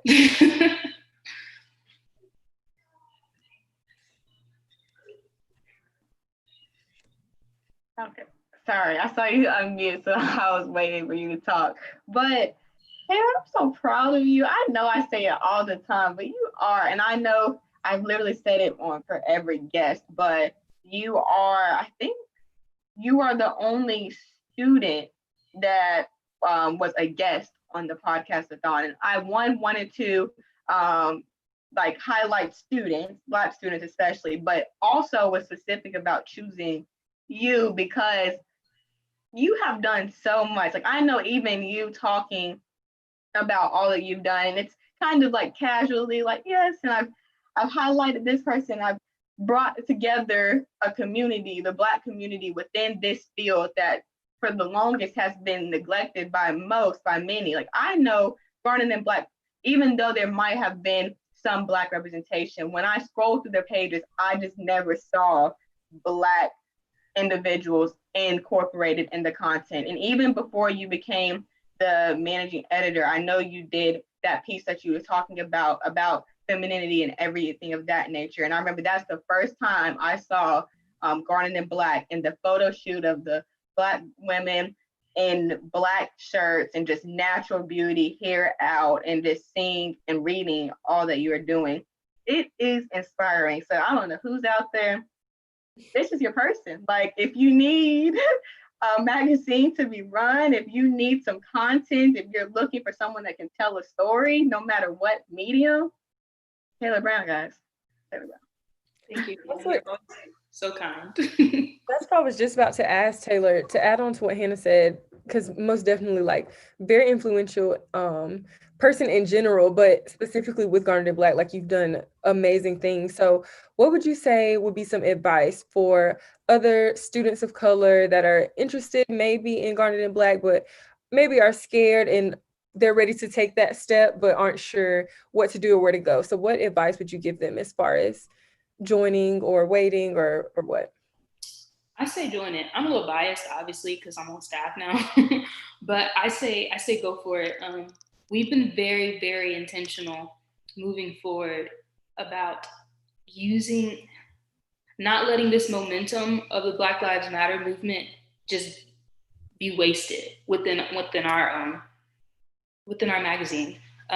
It is a student magazine, so therefore it should represent all students. And historically, it has not done so. And we recognize that. And I have made it my priority as one of the few Black people within like higher up staff to voice that and to recruit other Black students. Like we've got a bigger base of Black creatives within Guardian Black since I've started. And I did that intentionally because I don't represent all of Black women. I don't represent all of Black people in general. There's so much diversity within us alone, and that's something to be celebrated. That's something that's absolutely beautiful. And it would be an injustice for me to get in this position and just tell my stories and that's it. Because my stories, that's one out of a lot of people. And so to anyone who's thinking about it, interested in it, like, do it. And if you don't like it, like, that's fine. I recommend it, even if just to any student, it don't matter if white, Black, whatever you are, do it, because like this is your opportunity to figure out what it is that you love. I didn't know what my passions were. I didn't know what I was doing. I changed my major 4 times, y'all. 4 times in 2 years. And it wasn't until I joined Guardian Black that I realized what I absolutely love. And I love telling stories. I love meeting people, talking to people, and sharing stories, creating stories, which are things that I've always loved to do. I just didn't know there was an outlet for me to be able to do it. But especially for Black students, if you are interested, please join. Because like I said earlier, I'm graduating soon.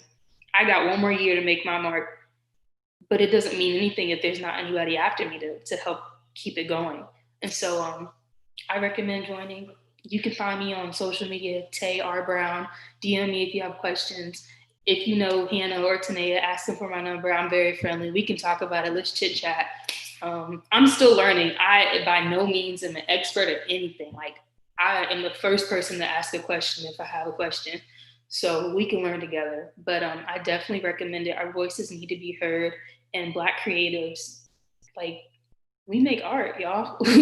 Whether we're making actual art or we're just living, like, we are art. And so I think that's something that needs to be highlighted. We're constantly shown in the light of, like, in need or in desperation or just in lack.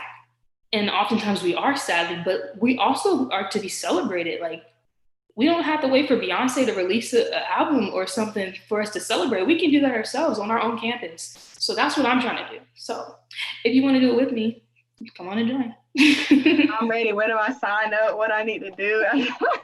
But if you guys do not know Taylor Brown already, because I swear every time you launch a project or post your writings or make your writings public, that's my whole thread for the day. It's the Taylor Brown original writings, even if it's a quote. I know sometimes, like, you wake up in the morning and I remember you posted like something on social media. It was like either a small quote or poem or something, and it was just like, and then you signed your name and it was all over my feed. It's like whatever you touch, it turns into gold. But thank you so much. I mean, you already know how I feel about you, but thank you for everything. I just want everyone to hear your story and for you to know that you are amazing and you're an inspiration. I cannot wait to see all that you continue to do. Thank you guys. Thank you so much for letting me come up here and talk my talk. I love you guys both. You guys are also inspirations to all of us, even having this event. So we need more Hannahs and more Toneias. Love y'all. Love you, Taylor. Bye, guys. Bye. Wow. That's our friend. I love Tay. She's just the cutest little thing. Really? Her enthusiasm, it's just contagious. Like literally, and it's all the time. Like, it doesn't cut off. That's the crazy thing. Me, I'm like, hey. It's like, yes, and everything's great. Today, I'm like, all right, yep.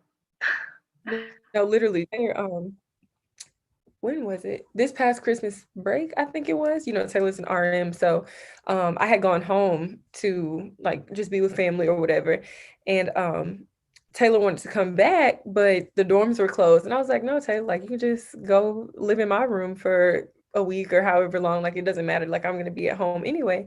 And so she came, and like she knows my roommates and everything, so it was fine. But she came, and when the dorms opened back up and I finally came back home, she had like written me like a handwritten thank you note and bought my favorite candy. And I was just like, Taylor's just so pure. Like it was just the cutest little thing. It's so simple but so sweet. And I was just like, Beautiful.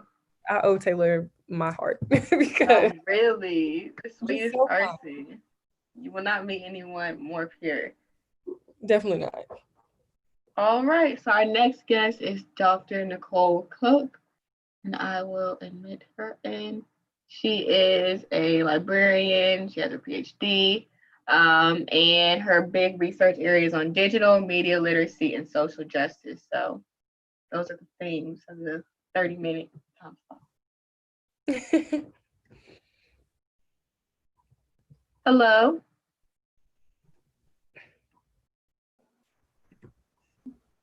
Hi.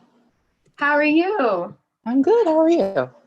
Good. Thank you so much for coming on and speaking with us. I know we had a quick switch around to where we had the pleasure of you joining us last minute, but thank you for agreeing and allowing us to speak with you. Sure. It's a pleasure to be here.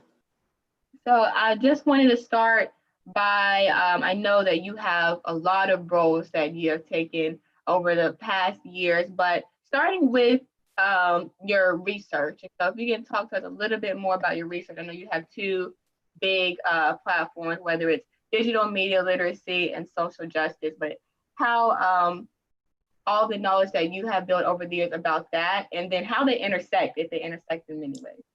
Yeah. So I am in the School of Information Science, which is part of the College of Information and Communications.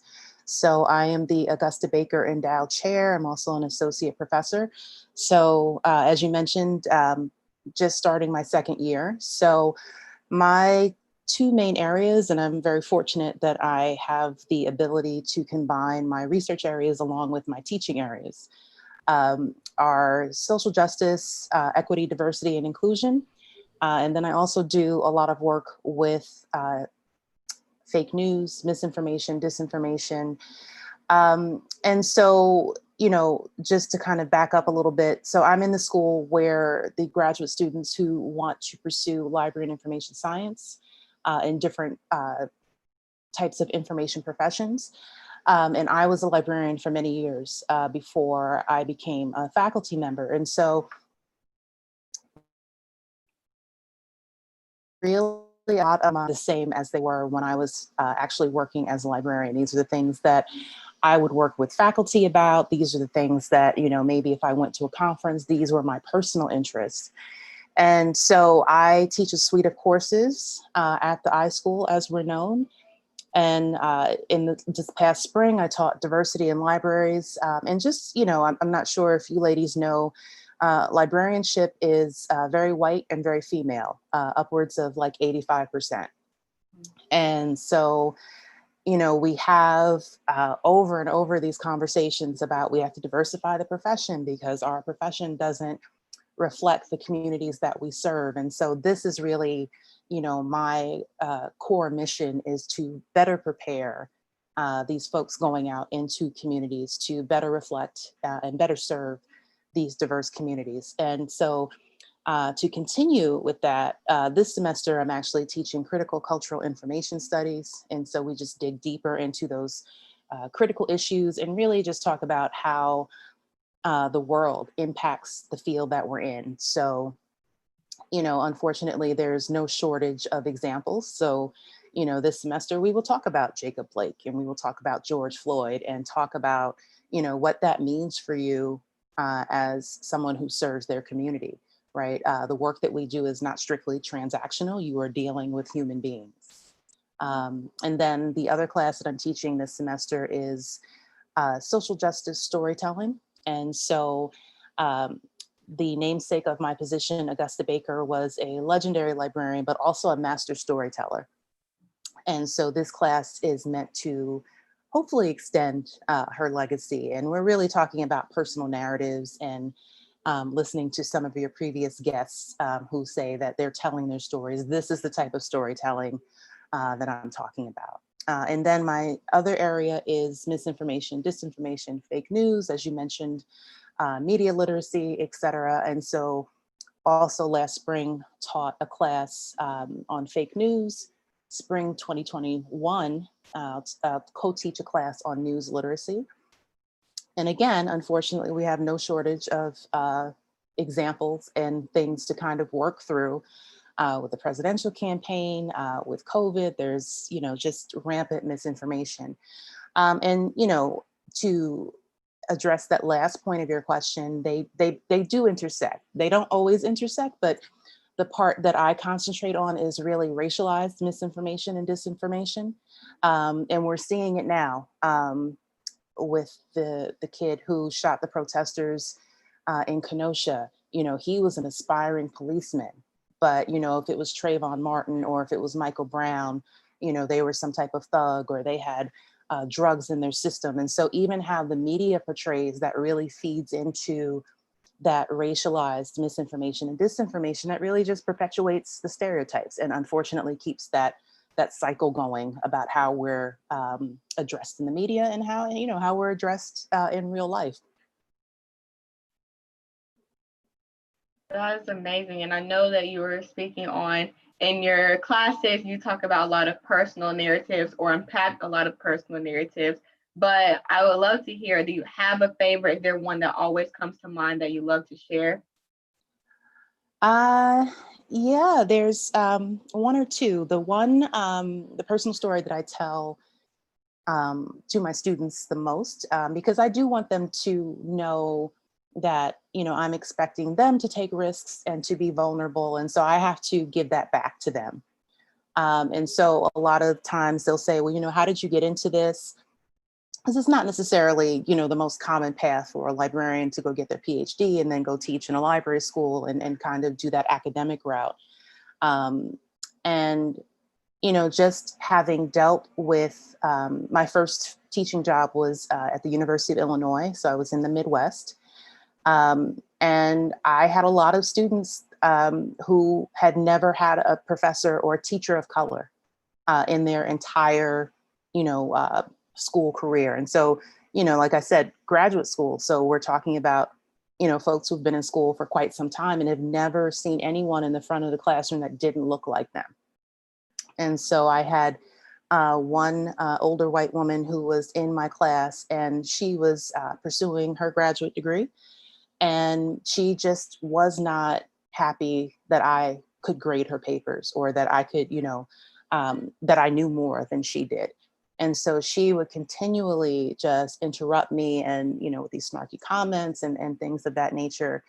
And, one day I had just had enough. And so she asked me a question. I answered her. And then she came back and said, oh, well, that was a really good answer. And so I stopped the class and I said, do you think that I wouldn't give you a good answer? And so just, that was the beginning of a lot of things for me as an educator, but even as a person, right? So for me, that was really risky. I was always like very painfully shy as a kid and all of these things. And so not only did I get her to kind of settle down, if you will, that's how I really got into teaching equity, diversity, and inclusion, because the school that I was at that time did not have classes in this area.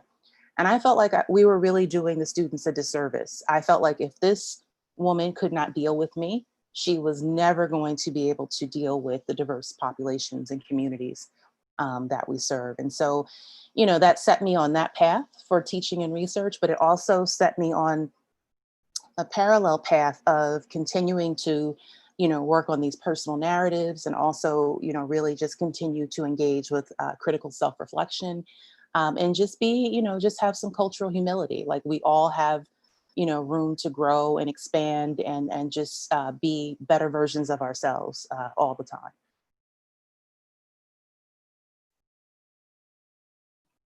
I know that you've received many, many awards and have written many articles and chapters, but if you could talk a little bit about your work and your writings and specifically one that is near and dear to your heart. Yeah. So, writing is part and parcel of my job. Is not, I was listening to Taylor just in front of me, and I can just, feel that she loves so much what she does. Writing is part of my job. I'm not going to lie to you. But I do very much enjoy that part, but it just, I have to work at it. And so, I've been very fortunate that a couple of articles have had the opportunity to be in books that were well received. I had another couple of articles that the article was in the first issue of the first volume of a brand new journal. And so I've been very fortunate to have good placement.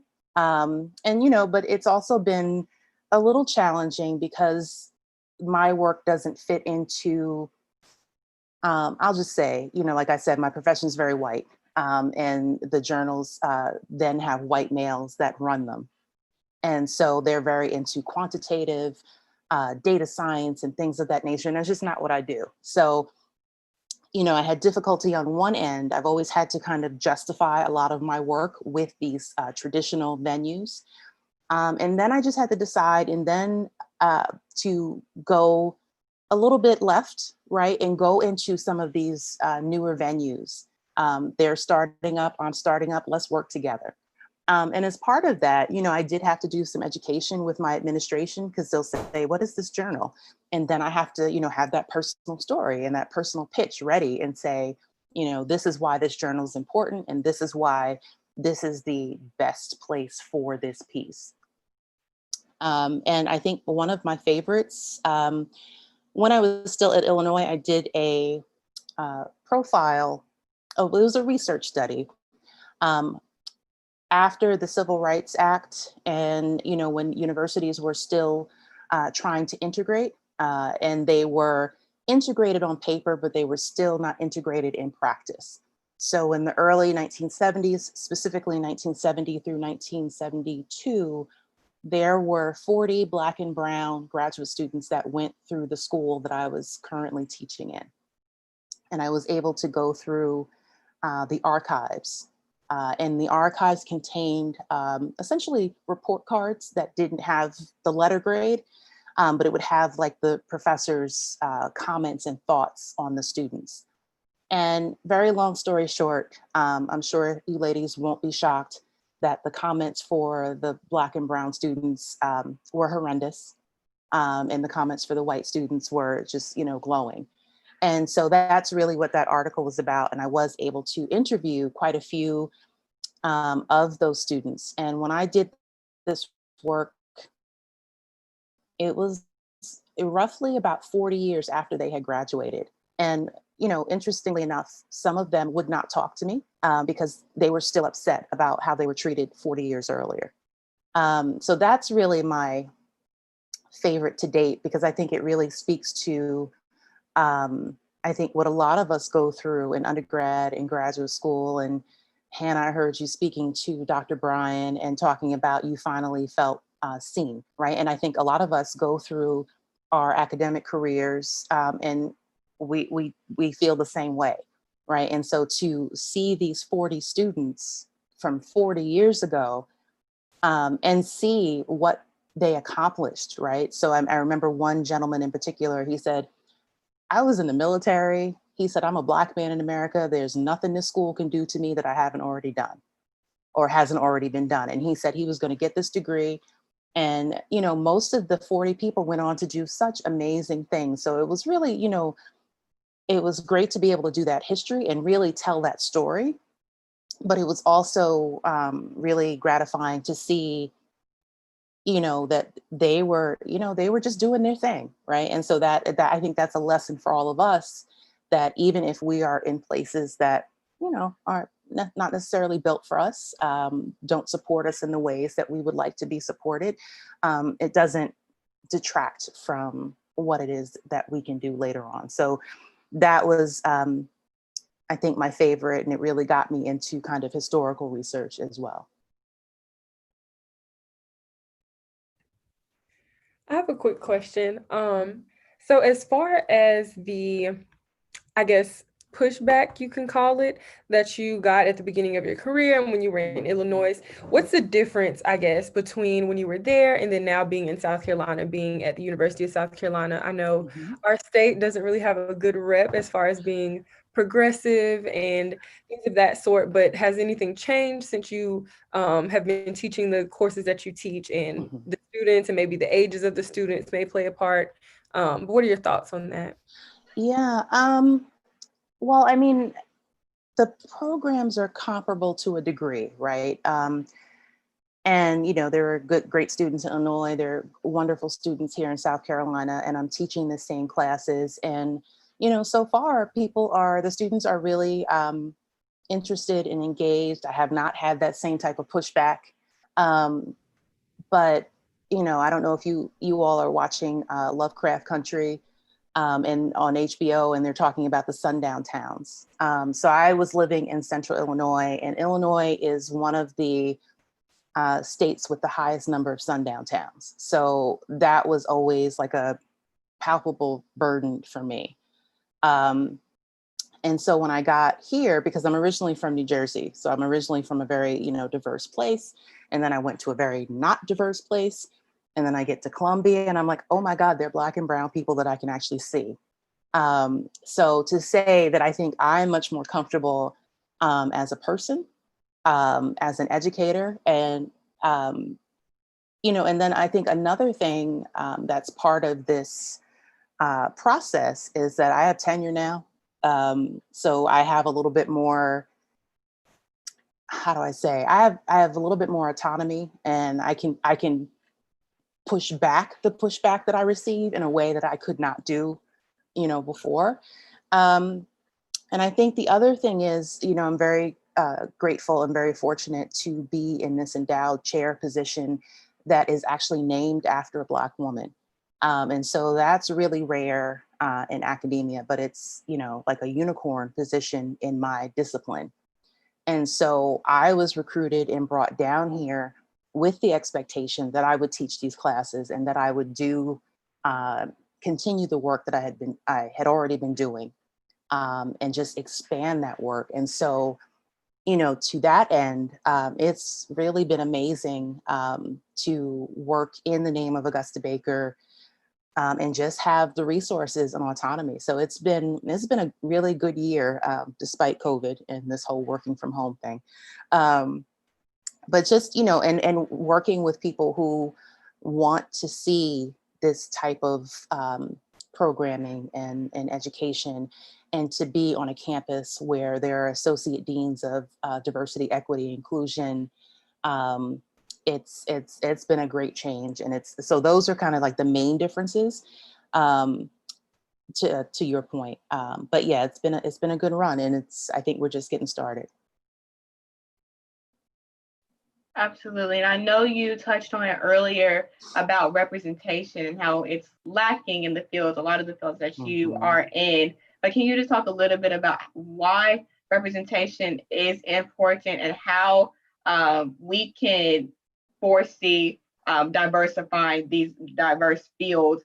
Because I feel like for specifically Black students, a lot of us see only, or we can envision us being in roles that we see. So we see the traditional roles, and it's like, okay, it's A, B, or C. That's the pipeline. So how do we diversify that? Yeah. So to say that, when I initially went to college, I wanted to be a pharmacist. And quickly found out that my math and science abilities were not going to allow that. And so I kind of backed into my profession. I was fortunate that I had a scholarship that went across the university, so I could just change majors. And I had a work study job in a library on the campus. And there was a Black librarian there, Mrs. Thelma Tate. And I was in my early 20s. And that was the first time I'd ever seen a Black librarian. So I didn't know Black librarians existed. So that was never an option for me, because I didn't know that was even something that was open to me, right? So because of her, I went from undergrad and I went into the library program that I graduated from. And so just to your point, if we don't see, like, we can't be what we don't know.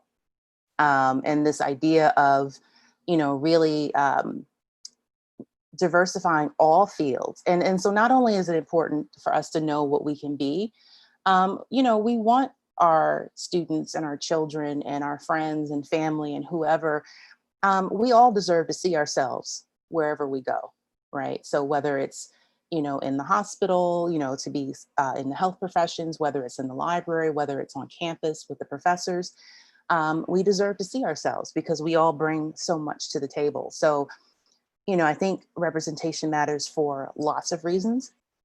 And then what I try to get across is that not only do we have to work on the representation, we have to go multiple steps further, right? Because one of the things that we talk about in my profession is, it's not that hard to recruit. It's much harder to retain. So if, we get someone into one of these disciplines and they have a rotten experience because they're being microaggressed and, they're the only only visible person of color in a room, or, they're spoken down to and told how articulate they are, but, you can't do that. They're not going to stay. Why should they? So I hope that answers what you were getting at, but just, the representation means so much, and we have to make sure that it means even more. Absolutely. And I know you talked about being the Augusta Baker Endowed Chair, but right here, right now, having the opportunity to talk to you because of One Raising to raise money for the One Create One Carolina campaign. And so I know that many scholarships and funds, as well as programs, are benefiting from this campaign that specifically benefit Black students. And so if you can attest to your experiences, why campaigns like this are important, would be great. Yeah, so, the work that I do for Augusta Baker is based in storytelling, it's based in programming, is based a lot in teacher education. And so whether it's classroom teachers, whether it's librarians, whether it's school librarians, we need, again, to diversify those professions and have greater representation. So a large part of what we do is provide professional development to teachers of color, and we try to recruit. We're trying to get more students of color into the bachelor's program, the master's program, our PhD program. And, we have to continue to create the environment we want to be in. And so I heard Dr. Bryan say, in the next few years, how many more students of color, how many more Black students will come to the campus. And we want this campus to be the best place it can be. We want them to be able to see themselves in the programs and, have the freedom to change your major however many times, because part of that campus experience, part of this higher ed experience is learning and then figuring out, to your point earlier, Hannah, there's only, they may come to campus thinking there's only one of three things that I can do. And they go to an event with you, or, they stumble in a class with Dr. Jenkins or something. And it's just like, the world just opens up. And so we want to be able to prepare for that. And so we have to make sure that this is going to be the most welcoming and comfortable place for our brothers and sisters, so we can continue to expand and do all of this good work.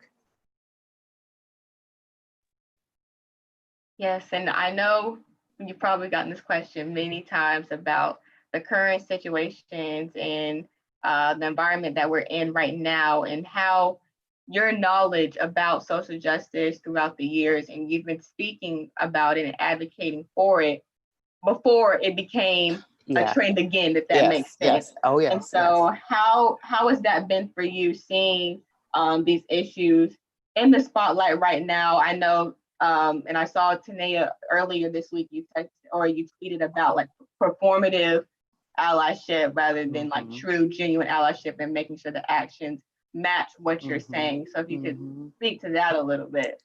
Yeah, I've been doing this work over 20 years, and I remember distinctly I was at a conference in 2014.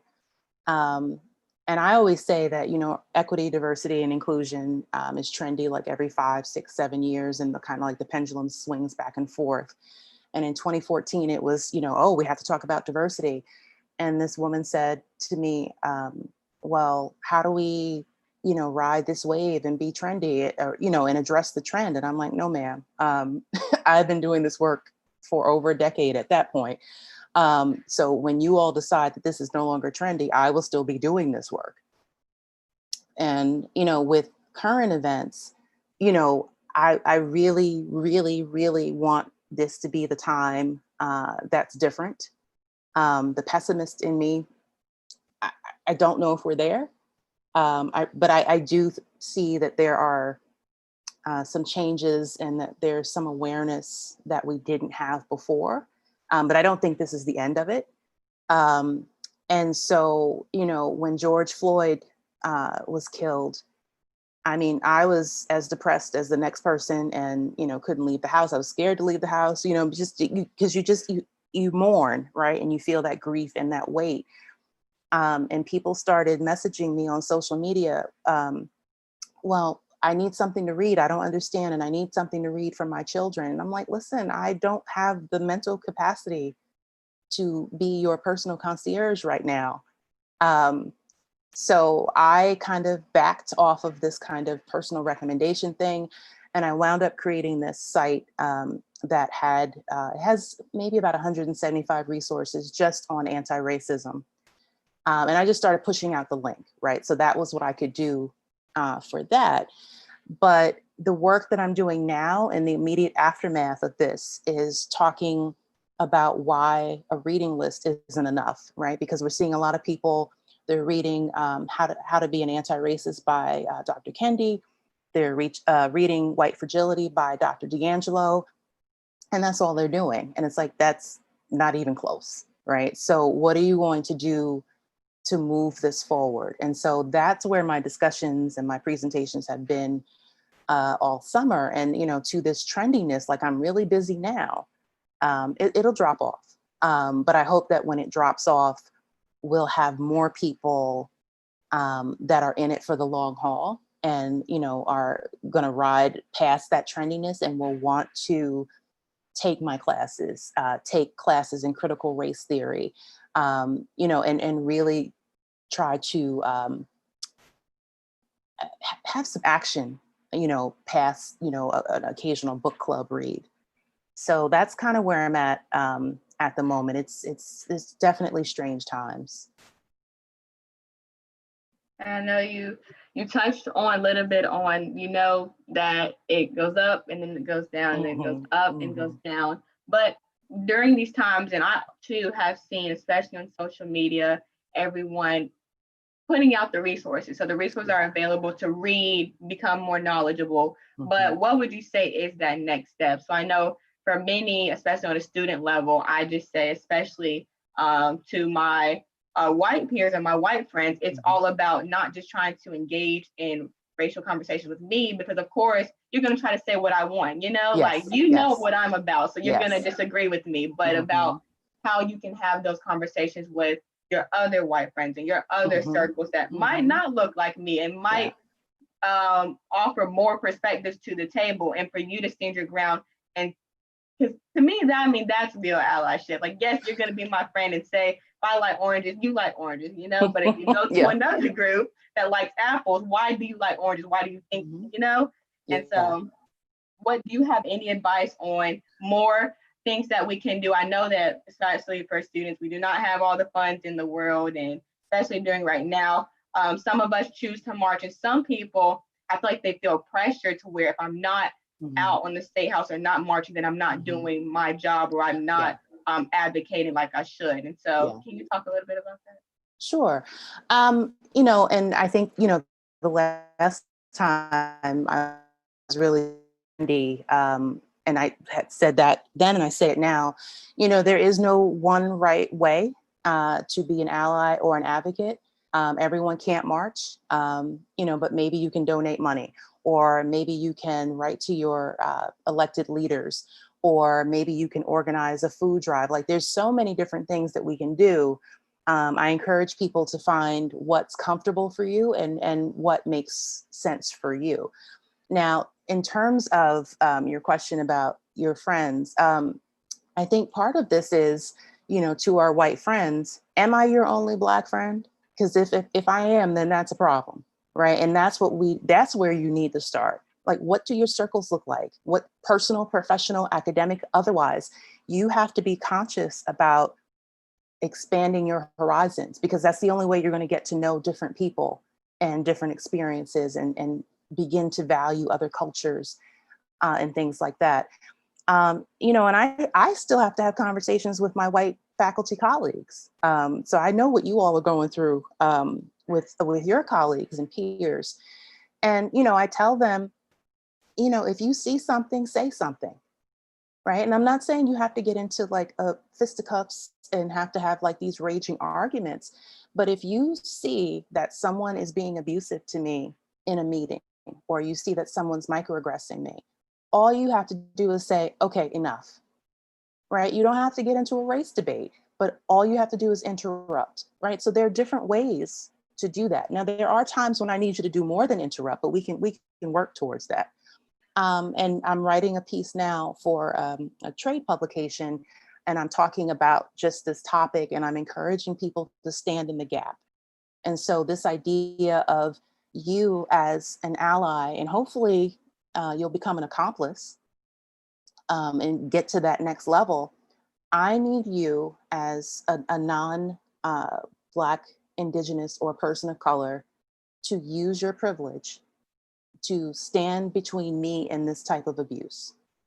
I need you to educate yourselves, and I need you to be able to just be willing to give up even a fraction of your privilege and power, right? And again, this is all going to be very fluid. Like, you don't have to stand between me and someone 24 hours a day. But when it counts, like we saw the wall of moms, the white women in Portland, Oregon. Now that had another backstory, but they were literally standing in the gap. They were standing in between the protesters and the police, right? So how are you going to use what you have? I don't want to say so much to protect us, but to allow us an opportunity to step forward, right? And share that power and, the proverbial, give us a seat at the table type of thing. Thank you so much for all of the knowledge that you dropped. And I know I had some personal circumstances that I just needed advice about. So I hope that helped everyone else too. But that really helped me. Yes. And thank you for everything. Thank you for all that you're doing within all of your roles. Truly are inspiring. And please go and understand that all that you're doing is not going unnoticed. So we really do appreciate it. I appreciate it. And I'm very glad to be here with you ladies. And please keep in touch and keep up the great work.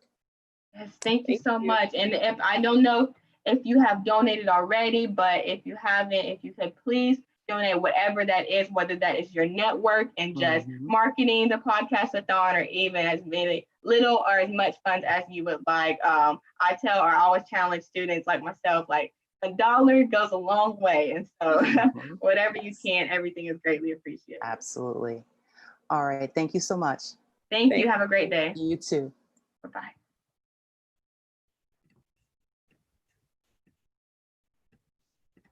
All right. So let's see. Okay, perfect. Both of our guests are here. And so we have Lyric and Kayla, who it's kind of cool because Lyric was the creator, founder of the Patchwork Feminist. And so she co-hosted the 24-hour Podcast-a-Thon with me for the COVID Relief Fund, but now has graduated from the university and passed on her podcast to Kayla, who is a junior and the current host. And so we're going to get to see what they're talking about. Now.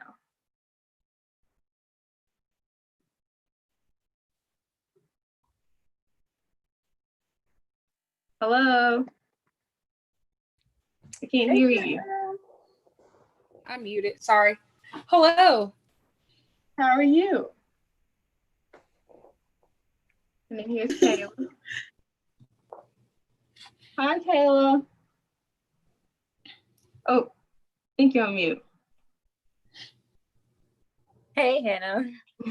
How are you? I'm good. How are you? Good. I was told, Lyric, I can sit back and relax now because you're on the podcast. So you co-hosted. So I'm ready for you to take over. But I know both. It's cool to have you and Kayla on because you both now have a relationship with the podcast that you started, Lyric. And so excited to see all that you do, Kayla, with the Patchwork Feminist. But first to talk about your background. So we can start with Kayla and then go to Lyric about just an introduction of yourself and who you are.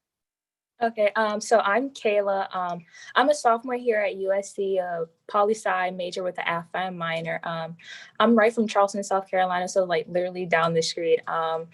And yeah, so aside from the podcast, I'm also involved with student government. I'm also the treasurer of USC's pre-law chapter of NBA LSA, which is National Black Law Student Association. And yeah, that's pretty much my little introduction. Perfect. And Lyric? Hey, everybody. My name is Lyric Swinton. I am a 2020 graduate of the University of South Carolina. While I was at USC, I got involved in a few things. I was a Forbes Under 30 scholar. I was the only undergraduate speaker to speak at the inaugural TEDx UofSC. I did 3 years in student government. That's where I met Hannah, who is one of my best friends, and it was my freshman council mentee. Most recently, I was on the Congressional Advisory Board for student government. Got involved in student activism. And in my senior year, I also started a podcast, which was the Patchwork Feminist. And to cap off my senior year, Hannah and I co-hosted a podcast-a-thon for COVID-19 relief. And I'm so happy to be here. I'm really proud of you, Hannah. You've raised like 4 times what we raised originally. So you've surpassed me. And I'm proud of you, Kayla, for taking on the Patchwork Feminist legacy and making it even bigger and better. And I'm proud of you, Toneia, for making AAAS so great. And so I'm just really happy to be here. Would love to see it. Well, okay, I just want to talk a little bit about both of you guys have cool experiences. Lyric, I mean, we're just going to be honest. Like, you have experience to where you love the university so much, but you are known to be the first person to call the university out if you believe that it can be better. And so through experiences, I know that we've all had the opportunity to be along the ride to see what is next or what you are planning next. And then as well as Kayla, you touched a little bit on your experience with student government. And so I would like to know a little bit more about how you decided to get involved with elections last year and take on that position and now become elections commissioner. But we'll first start with Lyric and your experiences. So how is it having this, I feel like it's, I mean, lack of better terms, love-hate relationship to where you love the university so much you cannot bear for the university and everyone within it to settle. And so how is that? I think that it's hard. I'm a first generation graduate. I haven't said that yet since I graduated. But I'm first generation graduate. And so I wouldn't have been able to go to college if it wasn't for the Gamecock Guarantee Program, which I donated to earlier. But that program made college possible. And it wouldn't have been possible without the Opportunity Scholars Program and Gamecock Guarantee. And these are very unique programs that only the University of South Carolina offers. And so I think about the fact that I was able to study abroad because of this university. I was able to go to Forbes because of this university. I met my best friends here. All of my bosses are Gamecock alums, and they're Black women at that. And so like, everything that I do now, even post-grad and everything I did in that moment, it was due to the university. But at the same time, I refuse to just be tokenized. Like, I refuse for my Black story at the university to be the exception. It should be the norm. all Black students at this camp on this campus should have the opportunity to succeed and be successful, and really just be able to tap into all the great resources that I was able to tap. Think about it like that. You don't want your story to just be an exception. It makes it a lot easier to fight back, because I think about, like, me and Hannah, we've talked about this numerous times. I wanted to make sure that by the time you wanted to step up in campus leadership, you don't have to fight a lot of battles that I had to during my sophomore and junior year. And so I hope that, something, but it's really cool when you start building relationships throughout the university. There's some great people who work here, and there's it's a lot more help than people may think. And so I can't say enough great things about the experiences. There were some times, but a lot of the times that all of the backlash you're getting, and those are the people that don't interact with the university every day. They don't interact the board and stuff, people who I was typically fighting back against. But a lot of the times the people on the ground every day, they genuinely love the university. They genuinely love the students. And I think about my relationship with the university as my relationship with a good friend. I'm going to call you out if you're messing up. And it doesn't mean that I hate you. It's all out of love. And I have no problem doing that when necessary. And there's been plenty of times people from this university have called me out when I was messing up. And so as long as you lead from love, you really can't go wrong. Yeah. That's amazing. And then Kayla, if you can talk a little bit about your student government experience and why. And I know I've talked to many people about this, but when you came into your position last year, it was just like wait, what happened? What's going on? Because we do not see, one, as we all know, a lot of Black students involved in student government, but then two, Black students involved in elections commission. And so just let us know a little bit about what made you decide to go after that and then now become elections commissioner, who is over the elections commission process for student government. So last year, my freshman year, I knew I wanted to get involved in student government. I just didn't know how to. So I think it was late January, early February. I saw a flyer going around saying, hey, apply for student government. So I applied. I got an email back saying, hey, we would like to interview you. And I was like, okay, cool. At the time, I didn't know what the elections commission was. I did a little research about it just to see what it was. So I would go on an interview, kind of having some idea what it was. And so I went into an interview. They was like, hey, we find you favorable. And then I actually got into the position as deputy elections commissioner. And I was like, what did I just get myself into? Because when I got into my position, it was during election season. So we didn't really have a lot of time to, just kick back and relax. It was go time. So it was definitely something a little challenging at first, but what really kept me in the position and kept me motivated is just being behind the elections process and seeing what's going on, because so often when people run for student government elections, they only see the candidate side. They don't see the side that's happening behind the candidates. So I thought that was pretty interesting. And then, like you said, there aren't a lot of Black students in student government. And I definitely wanted to be a representation and of any other Black students who want to join student government. You don't have to already be in student government to join student government. You literally can apply the student government and you can get in. So I definitely kept that in mind with my position. And then this year, I wasn't sure if I wanted to be elections commissioner, but after a little talk and with people I noticed, hey, I think you'd be great. So I decided to apply for elections commissioner. I got it. And one of my main goals is just elections commission outreach. So reaching out to different groups of campus, different orgs on campus, letting them know that we are here, letting them know that my elections commission is open to any and everyone, not who are already in student government, but it's open to anyone who wants to join student government.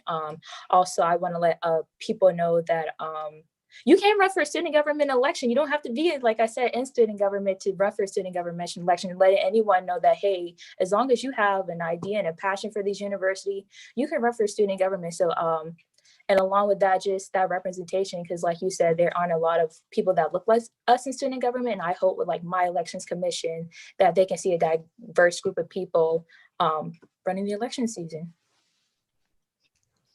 And Kayla, just to comment on what you were just talking about, I think so far, like you're doing a great job bridging that gap between AAAS, Black USC, other students of color, and student government. I can honestly say in the past 3 years that I've been working with AAAS exec, student government has never, ever reached out to us to partner for a meeting, do anything like that. And shameless plug, Kayla and Lyric will be at one of our AAAS meetings this semester.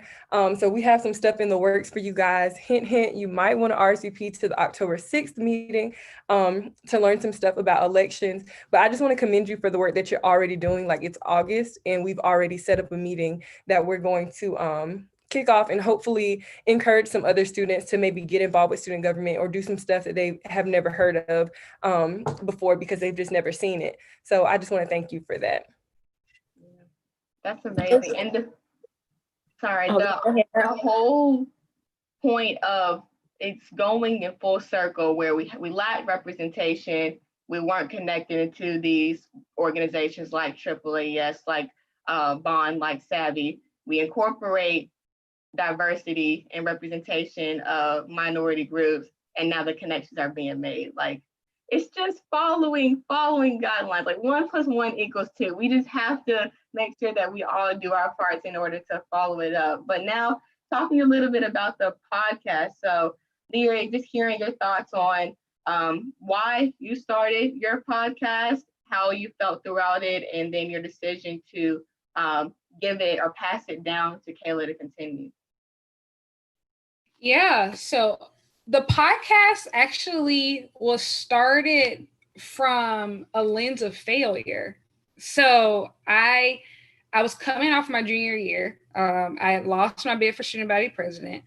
I was frustrated because of like everything that happened with the first protest. We were about to get started. So the second protest had just happened. The vote had gone obviously the way that I didn't want it intended. And I was actually burnt out. Like, I was really burnt out. I'd been working at the university all summer, and I felt like I was giving so much of myself and doing so many things for the greater good, but I hadn't done anything in the past 2 years at that point that were strictly for my own personal enjoyment. And so I realized, like, coming off of all those experiences, I had completely changed as a person.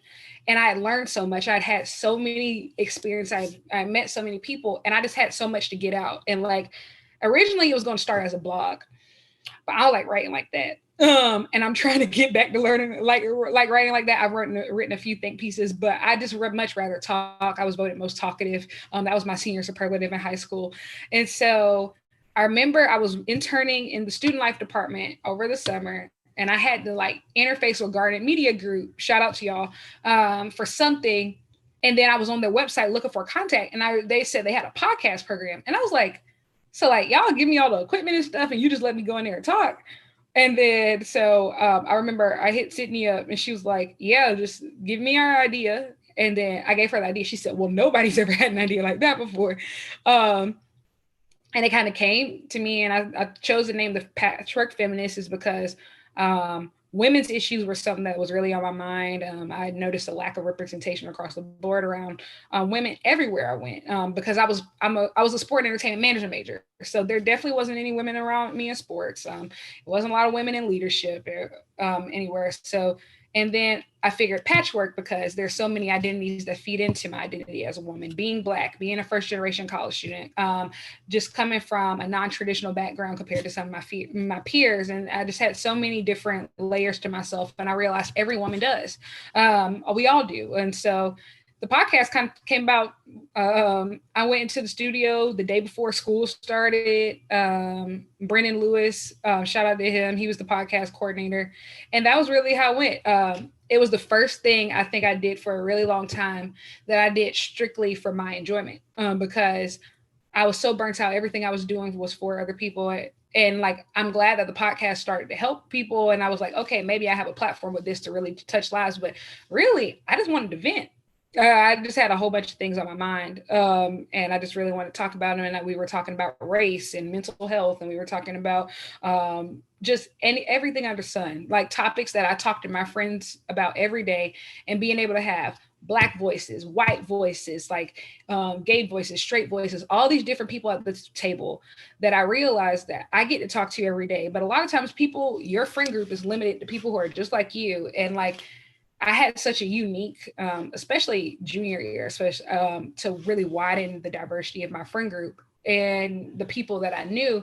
And so I just wanted to take that opportunity to kind of showcase some of those voices to the world who typically didn't get heard. And so I thought about keeping the show after I graduated, but I was like, Black women on this campus typically don't get that time to really just talk, to really say what's on their mind. And so like, I really wanted to create a legacy out of it. And so we had an application process, and then I put a team together to review applications for who was going to be the next Patchwork Feminist. It was really a lot more dramatic than it should have been.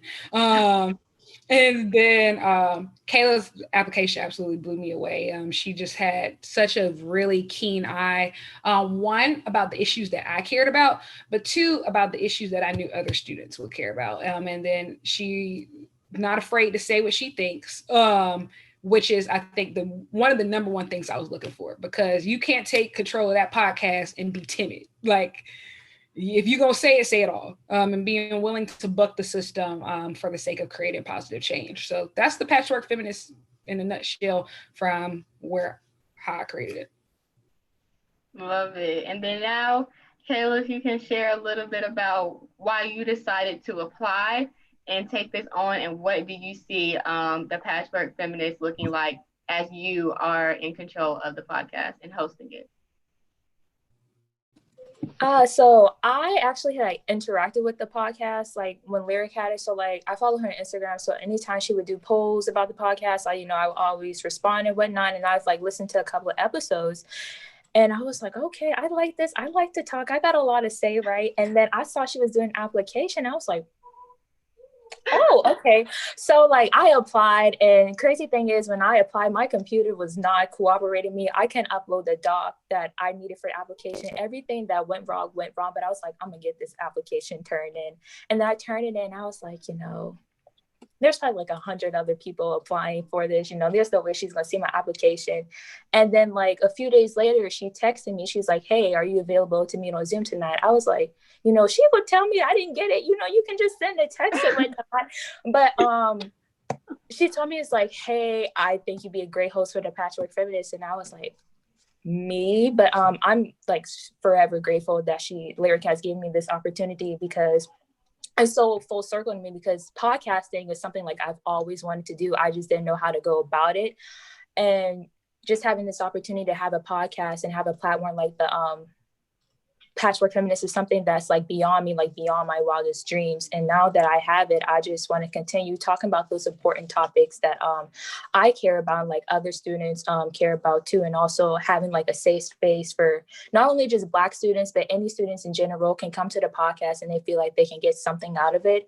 And I just want to continue to build the podcast brand, just take it to the sky is the limit at this point, just accepting any opportunities that come my way with the podcast, and just making it bigger than what I ever think it could be, and bigger than Larry thought it could ever be as well. So I'm excited for what's to come for the podcast.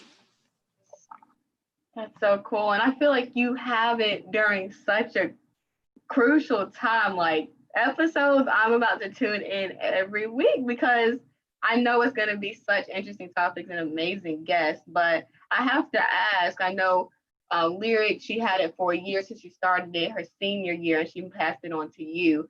But and I don't know if you thought this far about it, but since you said you're a sophomore, correct? So you have now three more years. And so are you gonna plan to continue this legacy of passing on the tradition, or how do you feel what you're gonna do with the podcast? Yeah, I definitely plan on keeping the podcast until I'm a senior and I graduate. And then when it's that time for me to give it up, I'll do the application, review the application, and see who's best fit. But like in those 3 years, aside from the podcast, like I said, I want to definitely build the Patchwork Feminist into a brand. So like there's causes that I'm really passionate about. So like maybe having the Patchwork Feminist like host an event or like a fundraiser similar to this, giving back to those causes that I truly care about. The opportunities in it's endless. So just stay tuned at this point because you never know what might come from the Patchwork Feminists within these next 3 years. I'm so excited. Y'all hear that? We about to go to Patchwork Feminist events. And you know, right. I'll be there. Period. Don't meet me there, beat me there. Okay. But now, you can go. Oh no, I'm good. I said just love to hear it. Okay, we love to hear it. I was just gonna touch on how you all are doing now. I know I've asked multiple guests, but how you're doing during these times. I know you're probably gonna talk about it and advocate your opinions and what you believe on the podcast. And I know Lyric, that's just your brand is your opinions and what you stand on, even through Twitter. But how do you all feel right now with everything going on, and how are you coping? It's not great out here. I'm not going to sugarcoat it. If I had to be a student during this time, I think I would tear my hair out, and I have a lot to tear out. It's just so much going on. Like, especially like you're fighting like 3 different pandemics at once. Like, it's a racial pandemic, and then honestly, there's a gender pandemic on top of that, and then there's like a public health pandemic. And then I think trying pandemic. Did I freeze? Okay. Trying to enter the workforce in the middle of the pandemic was crazy. And I know going back to school in the midst of everything that's been going on has been absolutely insane. It's really hard. It's just really hard. And like I work in politics now, which is like 30 times harder, just because there's always something to go. You know, it's a new adventure every day. And if you want to look on the bright side of it, it's a new adventure every day. But truly, I'm falling in love with the small things. I love local elections because you're so far away from the presidential, what's going on, what he done did now, mumbo jumbo. And like on local election is less about like partisan politics and it's more so about the people. And I've learned I've gained a greater appreciation for community activism, city and state government, a lot of the small things that we don't think makes a big deal, but it honestly has more of an impact on us than anything else. So in the midst of it all, I'm learning a lot, but I'm learning to appreciate those small things. And on top of that, I become more and more thankful for my college experience. And going to USC was the best thing that ever happened to me. It's so crazy about how so many of the things I did back in college feeds into my job now. Or like, if I say, hey, Hannah, I'm working on civic engagement initiatives. How can we get USC involved? Like in that way, and be able to work on things like that. Or I'm able to work with Gamecocks all the time. Gamecocks are in the State House. They're everywhere. So you can never go so far to be disconnected from this place because there's always going to be a connection, especially Black Gamecocks. We're always going to be connected. People are always willing to help out. I love that. I wanted to speak more about, because I see your passion about local elections, but if you can share with everyone why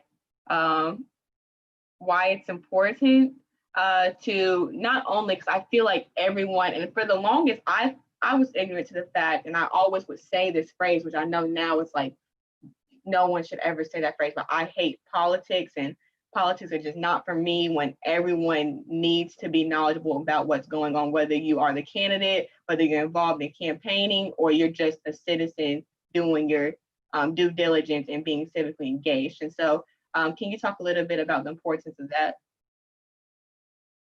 Yeah. I think one thing I've learned is that you shouldn't love politics. You should love people. And because I hate it so many times. Like I want to like tear my hair out. I had a call today with like some of my best friends who are Gamecock alums in politics. And we were talking about how this is just all a mess all the time, especially when you go all the way up to national. But local elections are so important because they are the people who, you know, set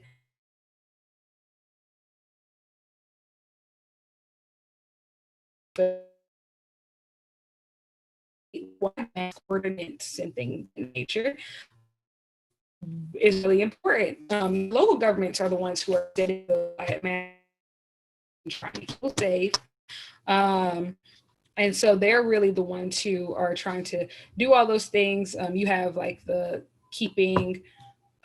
setting a lot of those laws. If the state government or if the federal government won't step in, a lot of times local governments they're doing the work for public safety, public health, and things of that nature. And so a lot of times people feel helpless because of what's happening in the White House. But a lot of times you can make just as much change in your city hall. So it's really important for people to know that and understand that and realize you can get involved. A lot of times these city councils, these county councils, they want to hear from you. I'm not going to sit here and lie like I never think about politics. A year ago, I didn't know county council was a thing. Apparently it is. And they have all the coins.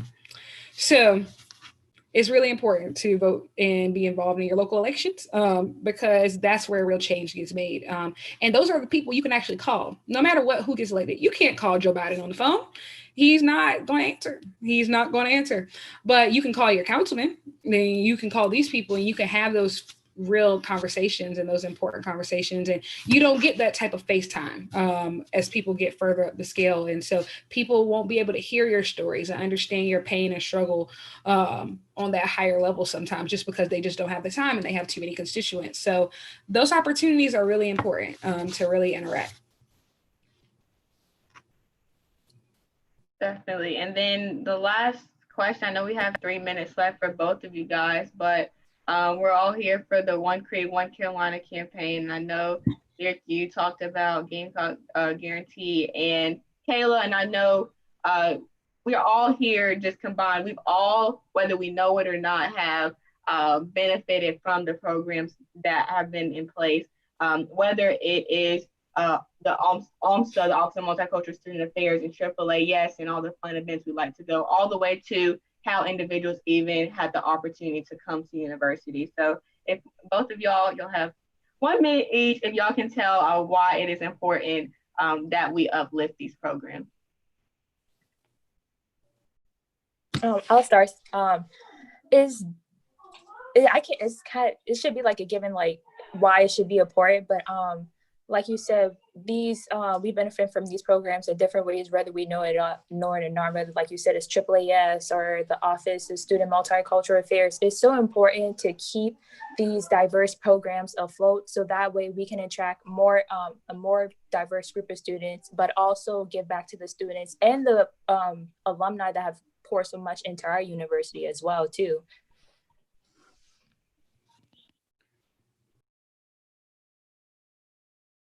Sorry.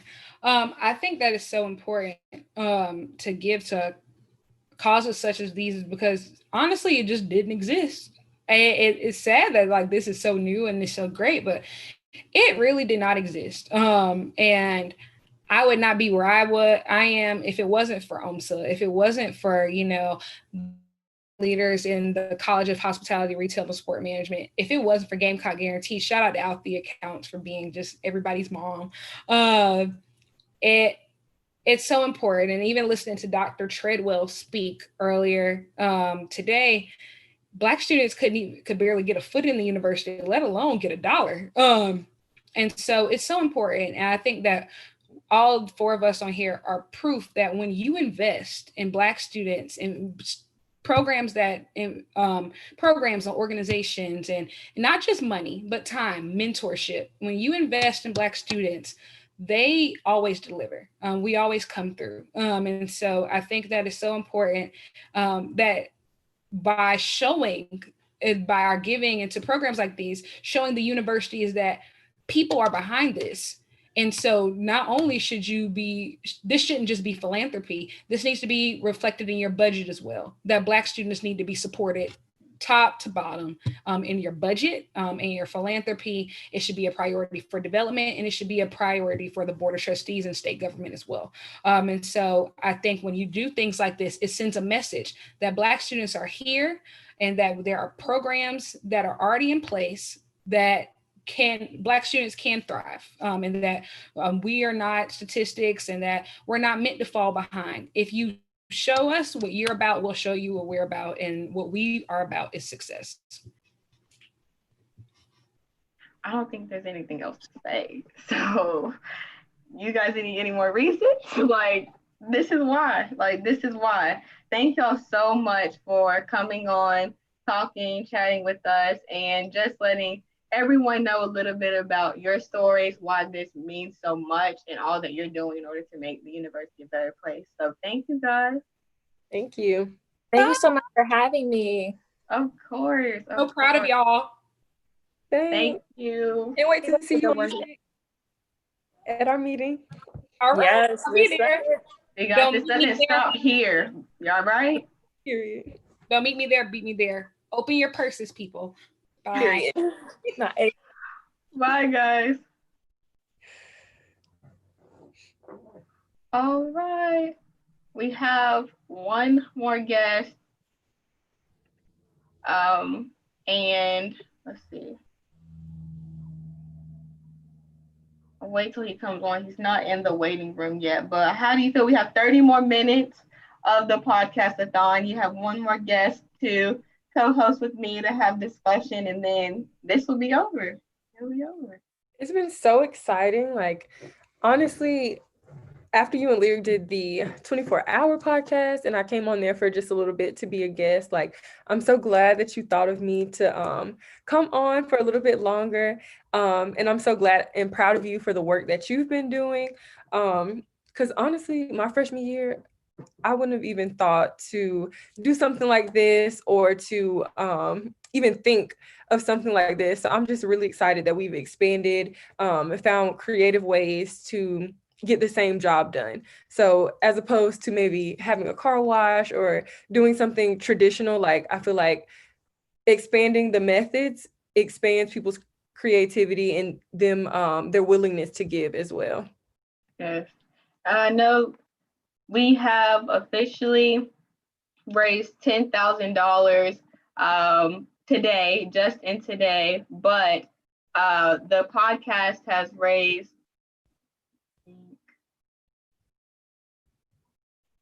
it's, if I can count right, $7,980. And so yay. I can put 20 in to make it 8,000. Here's the link is on the website, right? Yes, it's on you can go to the landing page for the podcast-a-thon and then click here to donate, and then that's how you go. I'm gonna do it too. I have to give it now.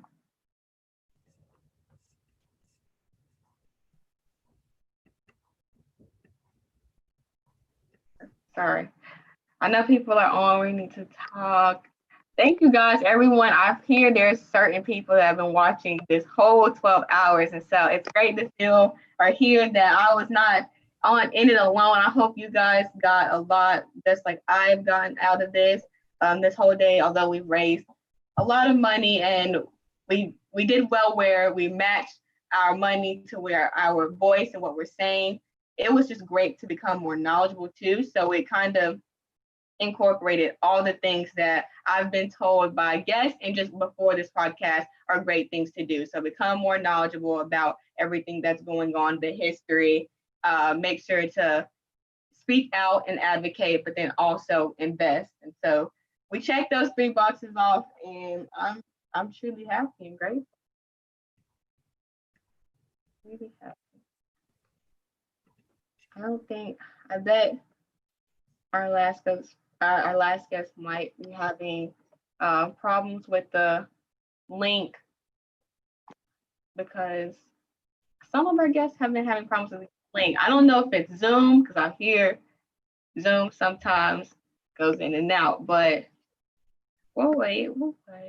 We have 25 minutes. Okay, we can now, because of course at 7, the 12-hour long duration will be over. But I don't want to keep anyone too much longer. But just to say again, thank you so much for coming on today. I know you already talked about how you were a guest last time, but automatically when I was trying to plan this and then have the steering committee, they were like, okay, what's your vision? I was like, ooh, you're right. I have to come up with a vision. And so to keep it up to me, I was like, okay, definitely have to have you as a co-host. And I know we worked in the summer on the 2020 revision and just seeing your leadership. And again, you knowing as much as me as far as student government progressing with collaboration with all organizations instead of the go-to Greek life and the specifically Greek village and things of that nature. How do we encompass more people at the table? So it's an honor to always collaborate with you. Cannot wait to be at that meeting this upcoming week, guys. If you register for the AAAS cookout, you better be there because there's so many people, including myself, that are so sad that we did not register on time. The tickets are not sold out, but the RSVPs filled up instantly. And so if you have a reservation, be there, be happy, dance, and smile, enjoy the time. Yes, please live it up, y'all, when y'all come next week. My exec board, along with a lot of university staff, have been literally busting their butts to make sure we could have this event. So I'm so grateful for them. I don't want you guys to just think that it's just me all the time, because it's definitely not. It's so many people that's working together to collaborate to make sure that we have these events. Especially for our first year students. I know AAAS Cookout was the very first event that I came to at USC. And that's when I made my decision in my head, like, that's where I need to be. This is my family. This is where I have to stay. And I have to give back in this capacity.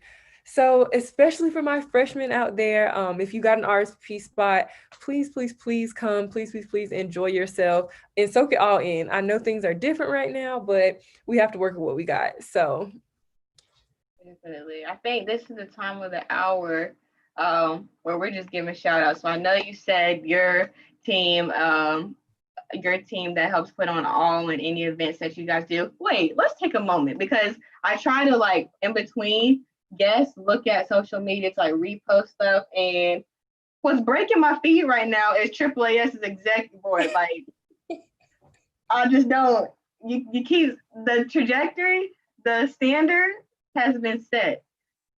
Like, we try, y'all. We try. Not the mask. I was just swiping, and then the mask, the side profile. I said, okay. What is better? It was so much fun. It was very cute. I wanted to make sure that's something that we always wanted to do as an exec board. And when Jessica was president, we never really got around to it because we were always so busy with other things and planning other things with AAAS. So that's something I definitely had on my checklist for my exec to participate in, kind of as a bonding and also as a, okay, we're having a little bit of fun, now let's get ready to work kind of thing. So, and it's really fun, seeing people interact with us on social media and respond to our pictures. So if y'all like the pictures, I hope y'all like our events as well, but definitely stay tuned for everything that we have coming for you guys. Guys, I just want to say thank you. I know we're trying to fill time, but also I was just reminded by Amanda because she's amazing. But yeah, we hit our goal ×5 today. So the goal that we set, I'm sorry guys for underestimating y'all. My bad. That was on me, because what in the world? I could not have asked for a better day, a better event, and a better way to spend my time. And I know we've been saying it all throughout today, but August being Black Philanthropy Month, today, 8/28, being the anniversary for the March on Washington. And not only that, it's also 8/28 Give Black Day. So couldn't have thought of a better day to do this. And I'm really feeling really grateful. So thank you guys. I'm sorry for underestimating y'all, because y'all did that. Perfect. Well,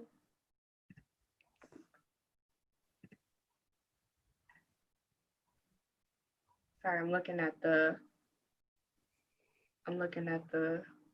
fundraiser thing. So total, we have raised completely throughout the whole campaign. Now, if I upload it, $24,749. So that is how much we have raised. So happy, so excited. I don't know you. I know you say you watched a few individuals, or when Aiden was on, but if you had any takeaways from anything, whether it was what someone said or who you saw on, who was probably the most inspiring to you, or a few?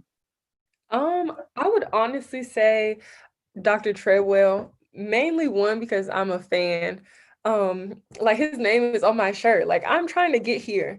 Like when I can reach the status to where USC wants to put me on a shirt, like top tier. So his whole segment, like it was great to realize that people just grow so much. And I know you kind of made a comment about it, like in 5 years from now, like people might be asking us to come back and speak at things and be on their podcast. And I just think it's so inspiring to still be participating with your university, a university that you left such a big mark on. I just thought it was top tier.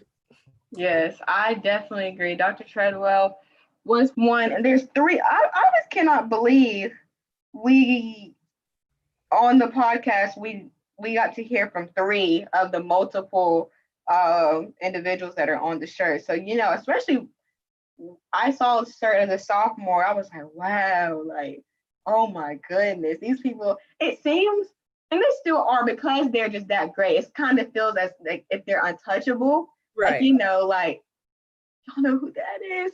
Right. And so it's just crazy to me that they were on and they were so friendly, gave a lot of good advice and just participated, and we're honored to be on. I'm like, you're honored. We just giving you the platform. Say what you need to say. We're honored. But and I know a lot of people are really looking into this shirt. And so I'm trying to see us hint with AAAS if y'all ever need fundraising or anything. People are loving these shirts. So that is definitely. And I remember like we stumbled upon this t-shirt idea like very haphazardly. Like I don't know if you guys have ever like really paid attention to like the designs of the AAAS t-shirt, because some people probably don't, but AAAS exec boards are usually filled with pretty hardworking, determined people, very organized, type A personality type people. So sometimes we can struggle when it comes to creativity. Of course we have a PR chair that's, usually our go-to, but sometimes we're just like, we're stuck. Like we don't know what we're gonna do. We don't know what people are gonna like. And then I think the year before we got these shirts and we had our 50th anniversary, we were like, oh yes, it's the best shirt ever. Like everybody's gonna love it. It looks like a family reunion shirt. And then everybody hated it. And we were just like, okay, we tried. That's the drawing board.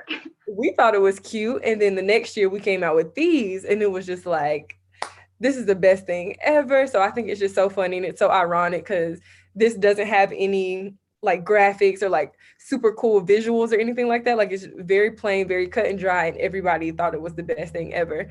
So I just think it's funny, and I just appreciate that other people appreciate it. That is funny. So the one y'all like put all your blood, sweat, and tears, energy. This is the one, and then the one that's like just write some words on the on the front, call it a day.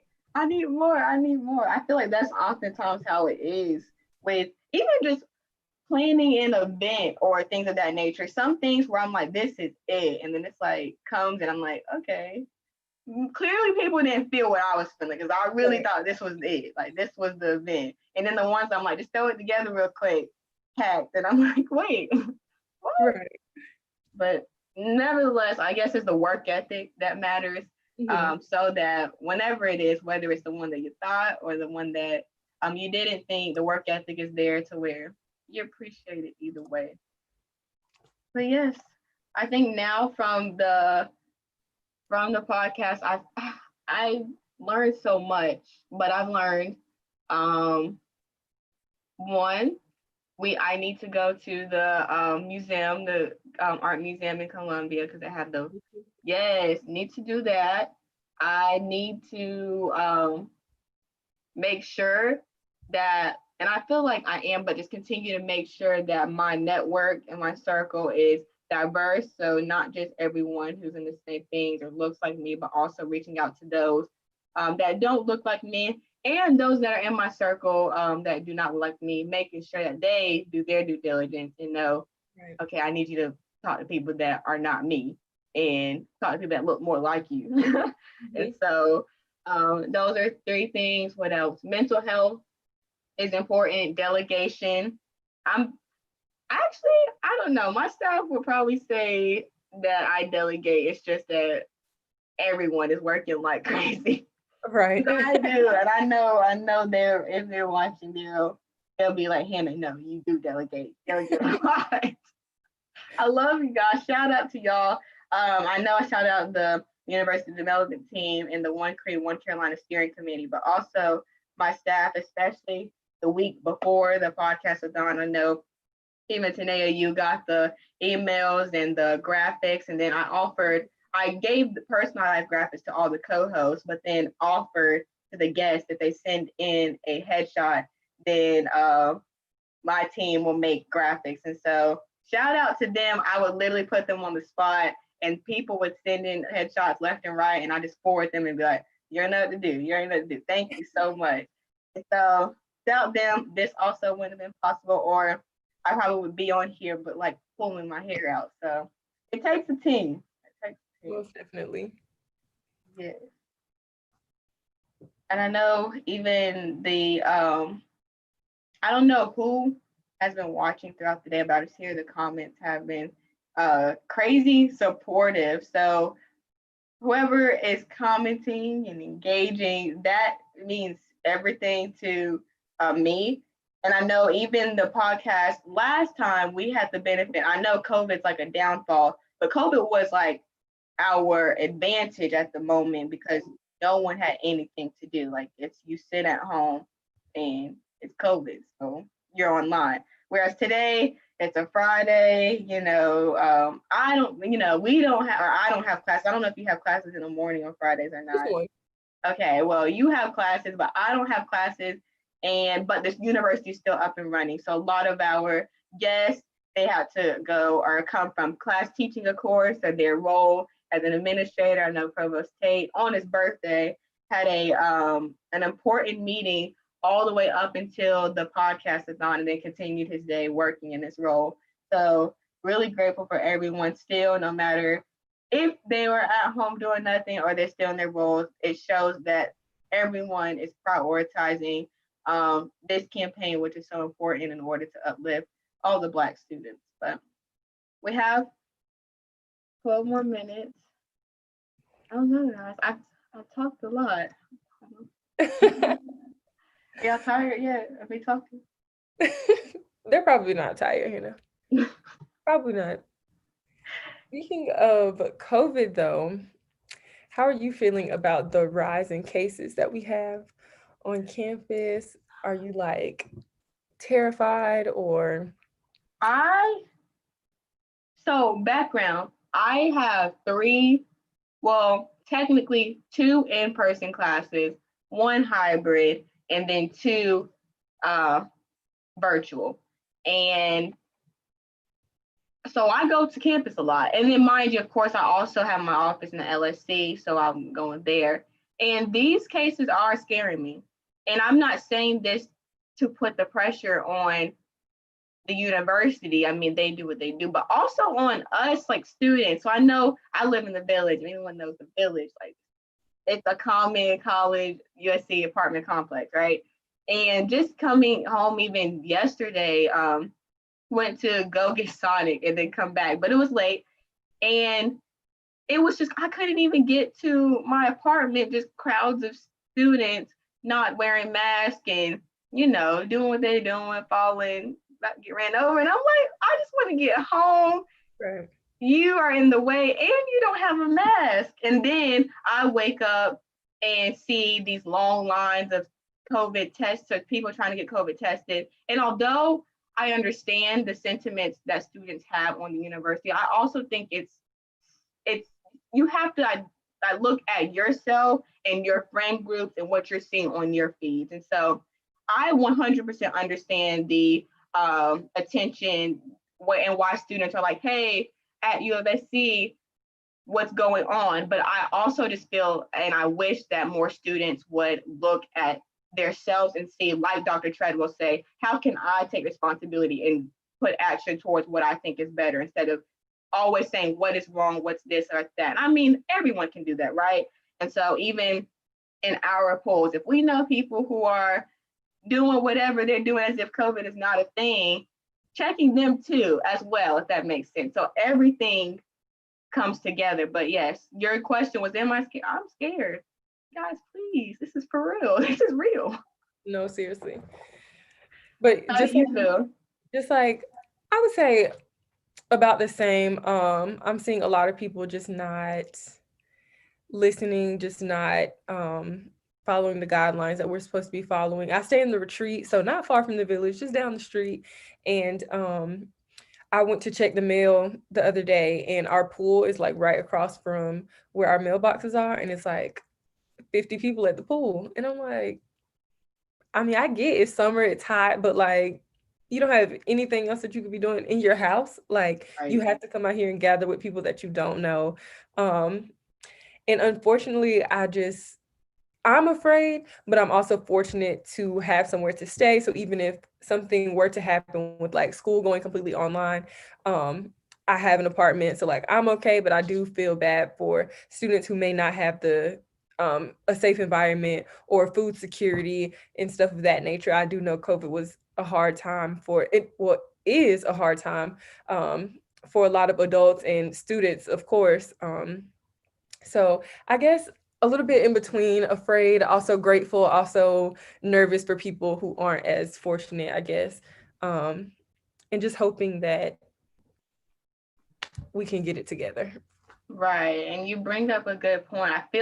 I see both sides of, and it's hard right now. Students who are advocating, go home and let's cancel it all, and I understand that, and they're just trying to be safe. But then on the other side, their students are like, you guys don't understand, like the university, housing, this is all I have. Like going home and like it's not an option. Like it's kind of their escape, their safe haven. And so you're saying, although we're going through a pandemic, for some, and it's sad, they much rather just tough it out and be at the university, because that's still their safe haven, rather than going home to whether that environment is. And so it's a two-way street, and I just hope that we can find a good balance.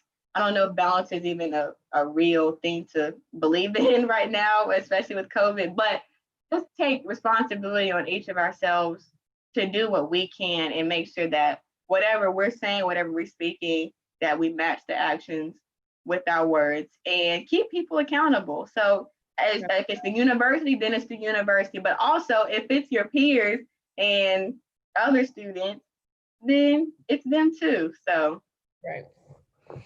Yes. I wonder, this is just projections now about the spring. What do you think for the spring? Honestly, I have no clue. And it's so like up in the air. It makes me nervous just because this is my last year. Next semester will be my last semester. So it's like, I want to be back. I want everybody to stay on campus. In a perfect world, this will all be over and things will go back to normal and we can all be great and live our best lives. But realistically, I'm not exactly sure, but I don't feel like if something were to happen this semester and they had to quote unquote like send people home, the freshmen per se, I don't feel like they would let us come back in the spring, or if they did, we would have to like quadruple our testing efforts as far as like upperclassmen goes, because I honestly feel like we're part of the reason that the tests or the numbers are skyrocketing, because it wasn't required of us to get tested before we came back. So now that some people are back, they're like, oh, well, I might as well. And it just so happens that they're positive. I do think it has something to do with people, doing stuff they're not supposed to. But I also think that some people just had it and maybe were asymptomatic or just contracted it. some way. So I think it's a mixture of both. But if we are to come back in the spring, which I mean, I hope so, but that's just wishful thinking. Yeah, I agree. And to that point of getting tested, I wish and I hope that we can find more ways to get tested, because I know it's again the love hate or one side versus another side, to where for the past couple of days we've been seeing the lines wrapped around the building. And so one part of me is like, at least people are getting tested to where they're not just assuming, I mean, it's a little cold, but I'm just gonna keep it going, But the other side of me is that, so why do you feel? Like, right. I mean, I know some of y'all really like, I just want to do my due diligence and get tested, but others, why do you feel like you should get tested and that you need to be in this line? Right. Has there been something? But no judgment zone. I just really hope, and maybe we can find ways, I don't know,